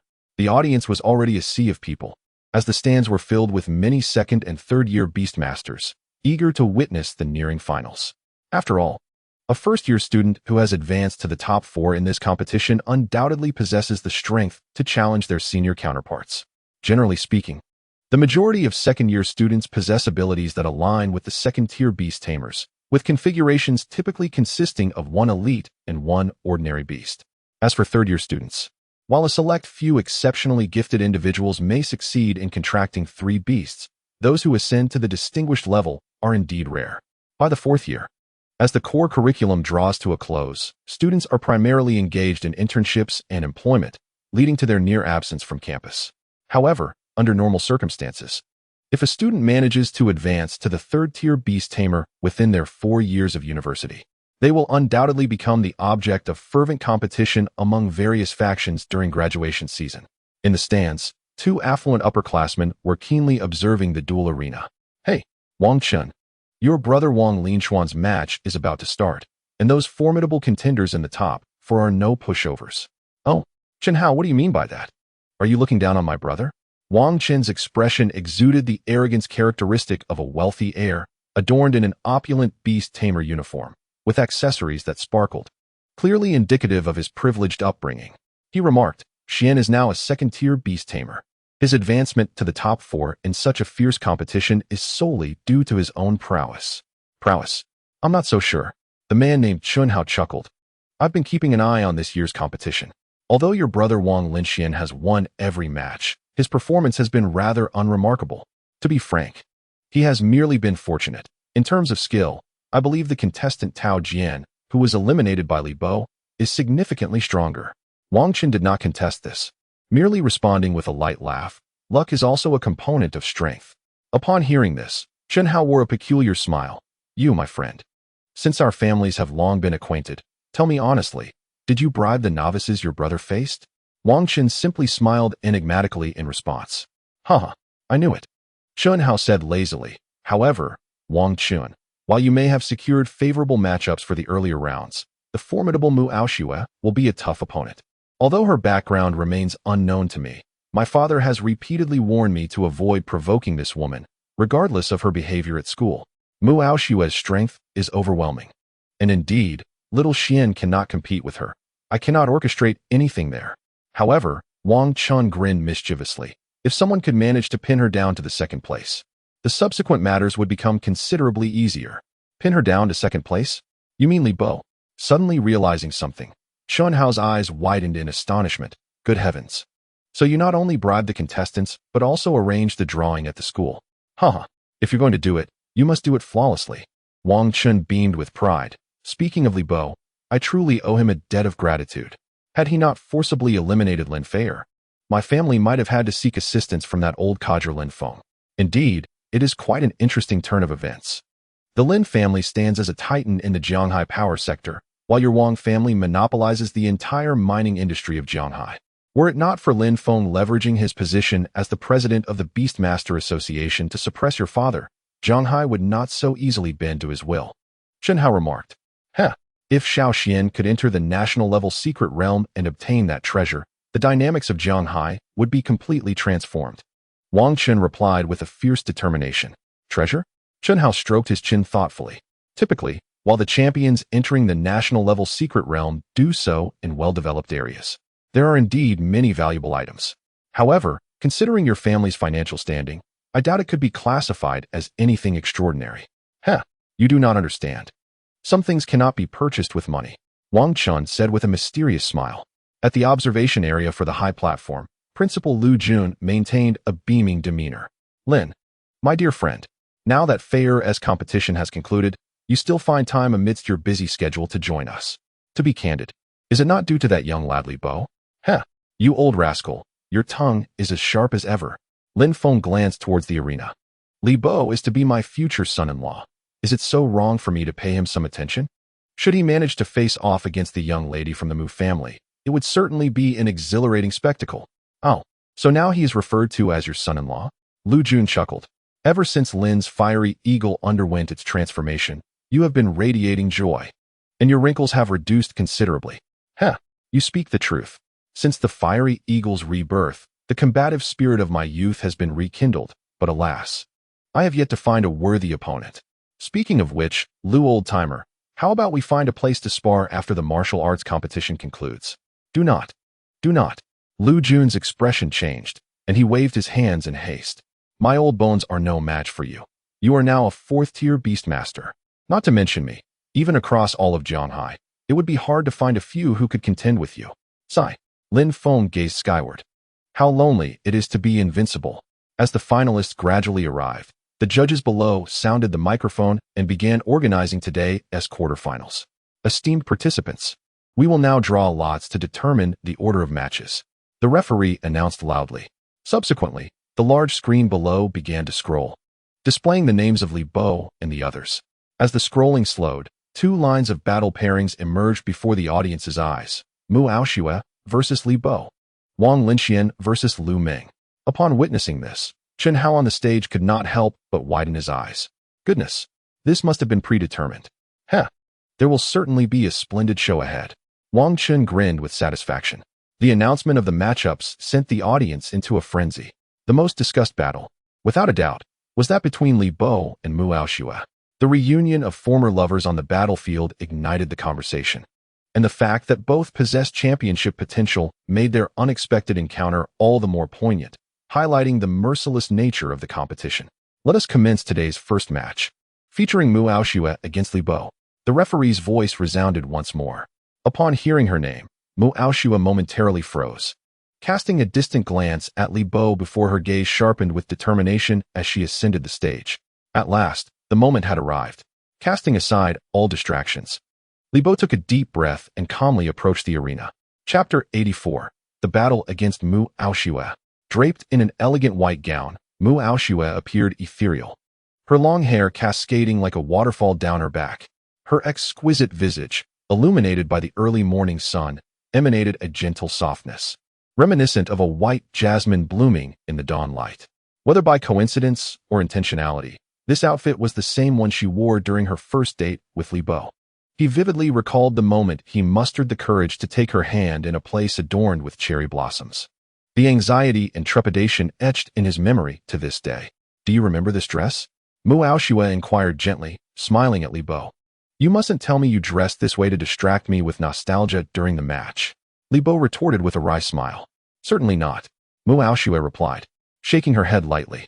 I had a premonition before the match today that I would be pitted against you. Li Bo, after you left, I often awakened in the depths of guilt during the night. Wearing this outfit today is merely my way of formally severing ties with the past, putting my heart to rest. Putting your heart to rest? Li Bo expressed a bemusement. I truly struggle to comprehend your thought process.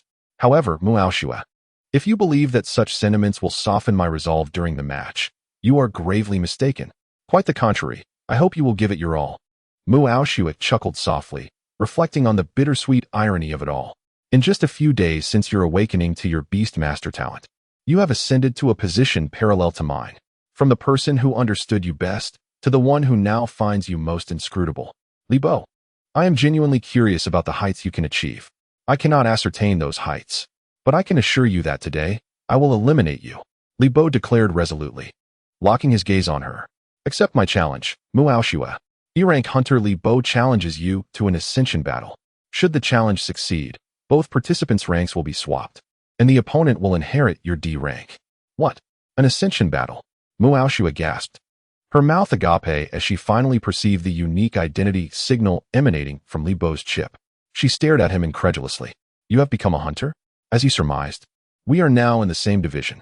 Yang Fei is also my contact, Li Bo replied calmly. So, you are the new member of Division 4210. Mu Aoxue's eyes flickered, unable to accept the reality of Li Bo's transformation into a hunter. Why? Why did you do this? To grow stronger. Li Bo responded firmly. Summon your beast, Mu Aoxue. Mu Aoxue took a deep breath, gradually emerging from her daze, her gaze becoming serious as she looked at Li Bo. Very well, since you were so confident, I shall not hold back. As she spoke, a white figure suddenly dashed out from the audience, leaping onto the elevated arena. By the time everyone reacted, a tall, white-eared cat girl stood on stage. It was none other than Li Bo's old acquaintance, Meow Meow. Hello, it's good to see you again. Meow Meow, clad in a short skirt, exuded an alluring charm, her eyes narrowing into slits as she waved enthusiastically at Li Bo, her small fangs adding to her cuteness. Will you still choose the illusory moon spirit cat for the competition? Upon hearing Meow Meow's voice, Li Bo's eyes narrowed slightly, for compared to their last encounter, Meow Meow had grown significantly stronger. Name, illusory moon spirit cat. Gender, female. Attribute, psychic. Level, elite stage 2. Potential, leader class. Status, infatuated. Skills, rending claw, intermediate. Telekinesis, intermediate. Hypnosis, intermediate. Psychic mirror, intermediate. Soul capture wave, intermediate. Mental arrow, intermediate. Spatial exchange, advanced. Half moon slash, advanced. Description, evolved from the moonlight cat. The illusory moon spirit cat has gained the ability to materialize moonlight into combat prowess after absorbing vast amounts of it. After taking the stage, Meow Meow did not forget to throw a flirtatious glance at Li Bo, her expression implying an attempt to entice him. Recalling her merciless demeanor, a chill suddenly coursed through Li Bo's heart. What? You intend to confront me in your beast girl form? Li Bo spoke up. Hee hee. Meow Meow replied with a charming smile. Rather than my beastly form, I prefer to showcase this graceful figure to the world. Ymir cat, always posing. Li Bo's companion, Ziyun, piped up from the beast space. Let me out. I shall teach her a lesson. Very well. It seems you have yet to make your debut in the competition, Li Bo declared. Let them witness your might. Come forth, Ziyun. Li Bo made a summoning gesture. Whoosh. Ziyun's form materialized from the green array. Boom. Accompanied by Ziyun's massive 10-meter frame, red lightning crackled around her. What? An elite level. Upon seeing Ziyun, Mu Aoshue's eyes widened in astonishment. While she was not surprised that Li Bo had contracted a second beast, she did not expect this peculiar cloud, which had never appeared in the competition before, to also possess an elite level. As the shadow lightning cloud emerged, discussions about its identity erupted among the audience. Is this really Li Bo's second beast? An elite level once again. Such an overwhelming presence. This is a dark-type beast. No, it possesses lightning. And a thunder attribute. I've never seen red lightning before. Wow. It seems that this is not as simple as his frost ice dragon. This peculiar thundercloud. I wonder what kind of beast it is. That fellow Li Bo possesses 2 rare pets. Truly enviable. Both are elite level. Even among second-year students, they would stand out. Some seniors in their 3rd year have yet to cultivate 2 elite pets. What is even more astonishing is that Li Bo awakened his beast-taming talent only recently, prior to the martial arts competition. Considering this, all other geniuses might appear rather dim in comparison. Upon hearing the crackling sound of thunder, Lu Jun on the high platform suddenly stood up, his gaze fixed intently on the dark cloud in the arena, exclaiming in excitement. Could this be the evolved form of the illusory cloud? Huh. Principal Lu. Stay calm, stay calm. Lin Feng, with an air of pride, explained. This indeed is an evolution of the illusory cloud. It is called the Shadow Thundercloud, a brand new evolutionary sequence. Lu Jun, astonished, turned to Lin Feng and, seeing the calm expression on his face, seemed to have an epiphany. It appears you have stumbled upon a treasure, Mr. Lin.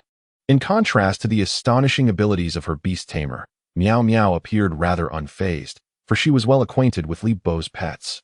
Oh, little Ziyun has actually evolved into an elite? Meow Meow smiled at Ziyun. You cheeky cat. You still have the energy to laugh. Just wait. You'll have your turn to cry? Ziyun retorted fiercely. Then, she descended closer to Li Bo, brother Li Bo. I want to fight in my beast girl form. Chapter 85. Beast Girl against Beast Girl. Are you certain you want to transform into a beast girl, Ziyun? Li Bo inquired with some concern. Although pets possess certain combat capabilities in human form, they cannot unleash their full potential. Don't worry, brother Li Bo. I will ensure she loses with complete satisfaction. Ziyun replied confidently. Very well then. Li Bo placed his hand on Ziyun's head, transforming her back into her whimsical girl form. Be careful, he cautioned. Gazing at the purple-haired girl adorned in a splendid Lolita dress, Meow Meow's eyes sparkled with surprise. Oh? You dare to fight me in beast girl form? Little Ziyun, you are the first. Meow Meow nonchalantly flicked her white cat tail, displaying no signs of tension. Huh, you foul cat. Daring to take advantage of my brother Li Bo, I shall make you understand that stealing from others comes at a cost. Ziyun declared fiercely. Then let me witness your growth during this time, little Ziyun. Meow Meow said. her pupils glowing with an eerie green light. And here comes the endless hypnosis. Unfortunately, it's useless against me. Ziyun scoffed, and in an instant, her graceful figure vanished from the arena. What is this? Mu Aoshue couldn't help but squint her eyes. A cloaking skill? Oh, she has disappeared. As the hypnotic spell failed to ensnare Ziyun, the brilliance in Miao Miao's eyes gradually faded. A hint of confusion washed over her as she gazed at the arena, her expression betraying a sense of trepidation. In the next moment, a thunderous crash echoed. A bolt of crimson lightning descended from the heavens, aimed directly at Miao Miao's head. Miao Miao, watch out, exclaimed Mu Aoshue, her face paling in astonishment at the unexpected ferocity of Ziyun's assault. Just as she activated her invisibility skill, the thunder struck with alarming swiftness. Miao Miao instinctively dodged, her agile form moving deftly. However, the sudden onslaught caught her off guard, and as she leapt away, her tail was singed by the electric discharge, eliciting a sharp cry from her lips. Upon regaining her composure and turning to observe, she discovered a charred mark marring her once pristine tail.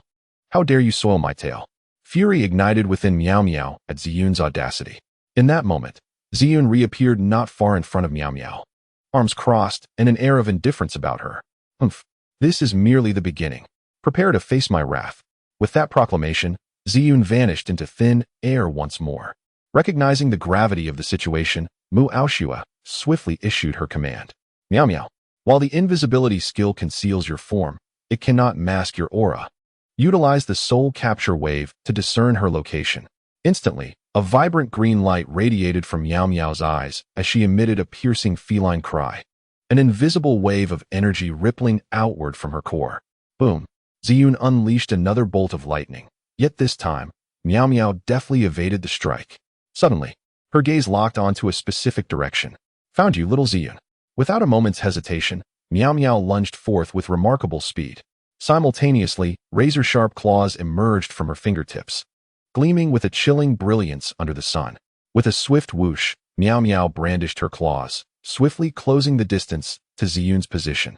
Just as victory seemed assured, a dark, spherical cloud surged toward her like a projectile. Is this all you can muster, little Ziyun? Miao Miao scoffed, a smirk gracing her lips.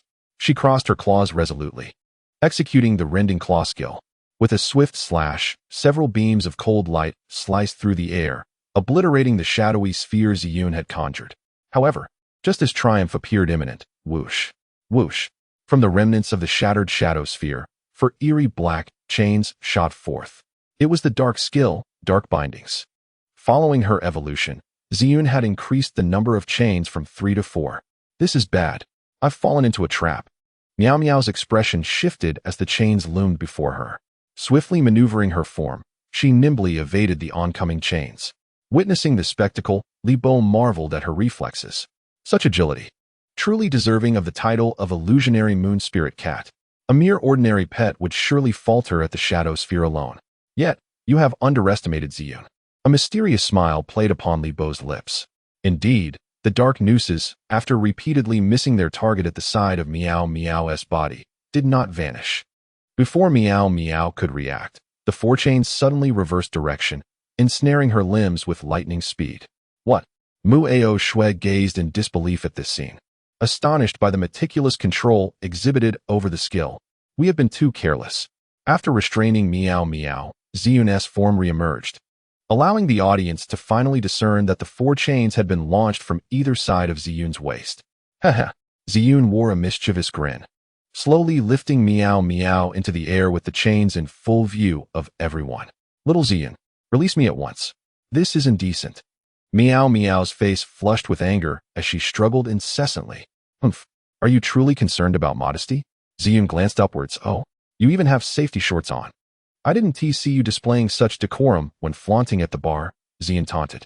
Ziyun, you are truly provoking me. Miao Miao's lips curled into a strange smile, her alluring eyes suddenly deepening like an abyss. Spatial exchange, Mu Aoshue murmured. Chapter 86, Lightning Whip versus Moonlight Sword. Then, an extraordinary event transpired. The Miao Miao, once firmly bound by chains in midair, astonishingly found herself standing in Ziyun's position. Meanwhile, Ziyun on the ground was instantly swapped to the airborne position, ensnared by his own chains. Witnessing this scene, the audience below could hardly believe their eyes, rubbing them in disbelief. Incredible. It can be done this way. What a spectacle. The situation has flipped dramatically. It seems to possess the effect of spatial exchange. It must be a high-level skill. By heavens, the superpowered pet truly exceeds expectations. It makes me want to contract one for myself. Dream on. A rare pet like the Moonlight Cat cannot be acquired so easily. Humph. You are still too inexperienced to challenge me, little Ziyun. Meow Meow looked down with pride at the airborne Ziyun, her assault unabated. With a focused gaze, countless transparent light arrows suddenly materialized around Meow Meow. Spirit arrows. Go. Whoosh whoosh whoosh. A dense barrage of spirit arrows flew straight towards Ziyun in the air. The spirit arrows, upon striking, could directly diminish the battle resolve of the pet, achieving a non-combative victory. Li Bo, refusing to be careless, shouted, Ziyun. Use a rain of arrows to block them. Yes, I shall be serious now, brotherly Bo. Ziyun's delicate brows furrowed as she swiftly retracted all the dark nooses. As she descended rapidly, Ziyun spun her body, unleashing a multitude of elite arrows to confront the oncoming spirit arrows. High-level skill, arrow rain. How can this be? Mu Ao Shue's expression shifted slightly. After careful observation, she was certain that Li Bo Ziyun possessed both dark and electric attributes, yet unexpectedly unleashed a high-level water skill. She stared blankly at Li Bo across the arena, her face etched with disbelief. Li Bo wore a nonchalant expression, questioning why she was staring at him. Is it not quite normal for clouds to bring rain? At that moment, a barrage of arrows collided with the mental arrows, producing a cacophony of sharp sounds. After a brief exchange, the intermediate skill of mental arrows swiftly fell to the ground. Suddenly, a thick arrow pierced through Meow Meow's volley, heading straight for her face. Ah! Meow Meow gasped, instinctively turning her face aside, yet the arrow left a crimson mark upon her visage. Simultaneously, the purple clouds gracefully descended, momentarily restoring tranquility to the battlefield. As if in a dream, Meow Meow hesitantly extended her hand, gently caressing her beautiful face. Gazing at the vivid crimson stain on her palm, her eyes widened in shock. Her body trembling uncontrollably. Unforgivable. Unforgivable. Slowly lifting her head, her previously calm demeanor vanished, replaced by a fierce, wildcat-like glare. Ziyun, how dare you mar my face? This is far from over. With a swift motion, a translucent moonlit longsword materialized in Meow Meow's grasp. The sword shimmered with an ethereal glow reminiscent of moonlight on a dark night, emanating a chilling aura that penetrated to the bone. This was the embodiment of moonlight. Li Bo's expression turned to one of astonishment. He had not anticipated that Meow Meow had mastered the ability to materialize moonlight. Ziyun, perhaps it's time to revert to your true form. Li Bo advised Ziyun with concern. To his surprise, Ziyun merely smiled calmly. Brother Li Bo, she possesses moonlight, while I wield the crimson thunder. As she spoke, Ziyun extended her right arm, crackling with red arcs of electricity. In an instant, the red arcs expanded, transforming into a crimson lightning whip. The whip, entwined with scarlet lightning, crackled ominously, emitting a chilling presence. What? She possesses a weapon as well. Mu Aoshue's eyes flickered, scrutinizing the lightning whip in Ziyun's hand, filled with astonishment. The fact that Li Bo Ziyun could sustain such intense combat as a beast girl had already shocked her. Now, the realization that she could control lightning to this extent was beyond her expectations. The elemental embodiment was an exceptionally challenging feat for familiar beasts. As Meow Meow belonged to the psychic category, her mental strength far surpassed that of other types, allowing her to materialize moonlight. Yet, to her surprise, Ziyun also possessed the ability to transform lightning into a weapon, and for some reason, Mu Aoshue felt that Ziyun's lightning was entirely different from that of ordinary lightning-type beasts. A sense of foreboding welled up from within her. Ziyun, wielding the lightning whip, struck the ground twice, producing sharp sounds, her expression one of satisfaction as she remarked, "This feels quite comfortable." "Oh, you have a weapon too?" Seeing this, Meow Meow's eyes narrowed, but she declared, "Little Ziyun, I shall not fear you." As she spoke, Meow Meow gripped the moonlight longsword tightly, its blade shimmering with an even more resplendent glow. With a low exclamation, she flashed forward, akin to a wraith, lunging towards Ziyun. The longsword slicing through the air with a fierce sword aura aimed directly at Ziyun's throat. Unperturbed, Ziyun flicked her lightning whip. its tip coiling around the moonlight longsword like a cunning serpent. With a crack, the whip collided with the sword, sending forth a shower of sparks. Utilizing the momentum, Ziyun spun her body, sweeping the whip towards Meow Meow. Startled, Meow Meow swiftly sidestepped, simultaneously slashing at the lightning whip. With a clang, the two met, and the electric arcs from the whip instantaneously surged onto the sword, causing Meow Meow's arm to tingle uncomfortably. Dreadful. Meow Meow retreated 2 steps, realizing she had underestimated Ziyun's prowess. Yet she persevered, despite her numbed arm, and charged at Ziyun once more. The two exchanged blows, their battle intensifying with fervor. The arena crackled with electric arcs, the moonlight swirling around them, as this clash between a dual-element beast and a psychic beast drew gasps of astonishment from the audience below. Moreover, both beast maidens possessed extraordinary beauty and remarkable physiques, their dance of offense and defense infused with a captivating grace, transforming the encounter into a visual feast that left all spectators in awe. However, despite the keen edge of Meow Meow's moonlight sword, she found herself at a disadvantage against the primordial lightning of the Qishao thunder. With each engagement, Meow Meow felt her arm grow weaker, her control over the sword diminishing. After several exchanges, Ziyun swiftly seized the opportunity. As Meow Meow thrust her sword forward, Ziyun deftly ensnared her with the lightning whip. Subsequently, she summoned a surge of electric energy, and the crimson whip erupted with astonishing arcs, leaping onto the moonlight sword and rushing towards Meow Meow's arm. Hiss! Struck by the Qishao thunder, Meow Meow shuddered, instinctively releasing her grip on the longsword. Ziyun flicked the whip, sending Meow Meow's moonlight sword careening out of the arena. Alas! Without her weapon, Meow Meow sensed impending doom. Yet, how could Ziyun let such a golden opportunity slip away? Crack! A merciless lash of the lightning whip struck Meow Meow, leaving her no time to react before she fell to the ground. Meow Meow? Mu Aoshua watched this scene with concern. Meow Meow gritted her teeth, striving to rise to her feet. Crack! Another swift lash of the lightning whip descended heavily upon Meow Meow's backside, knocking her down once more. Ziyun, how dare you strike my behind? Meow Meow glared fiercely at Ziyun, emitting a sharp feline wail. Humph. Today, I shall seek justice from Sister Xiaobai. Brotherly Bo hasn't he even had the chance to benefit us, and you've already seized the moment. Crack! Ziyun's lightning whip lashed out again, striking you for stealing our master. Crack! For stealing our master.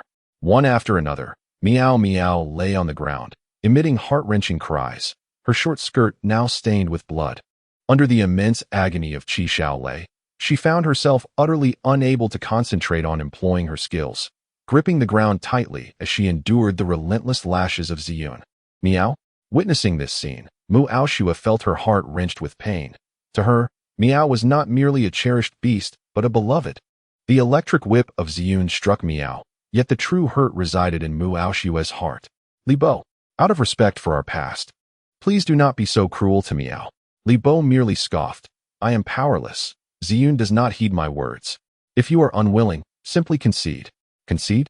Mu Aoshua's form trembled, her expression growing dazed. She never anticipated that Li Bo would force her into such a predicament. Li Bo, I never imagined you had grown so formidable, to a level I could scarcely aspire to. Mu Aoshua clenched her delicate fists, a hint of self-mockery in her tone. Suddenly, she lifted her head, her gaze ignited with an unprecedented determination. However, if you think I will halt in a place like this, you are gravely mistaken. A chill ran through Li Bo's heart. Could she be on the verge of unleashing her talent? At last it has come. The principal, Lu Jun, stood up in excitement. His eyes riveted on Mu Aoshua's figure, S-class beastmaster talent, tide of longing.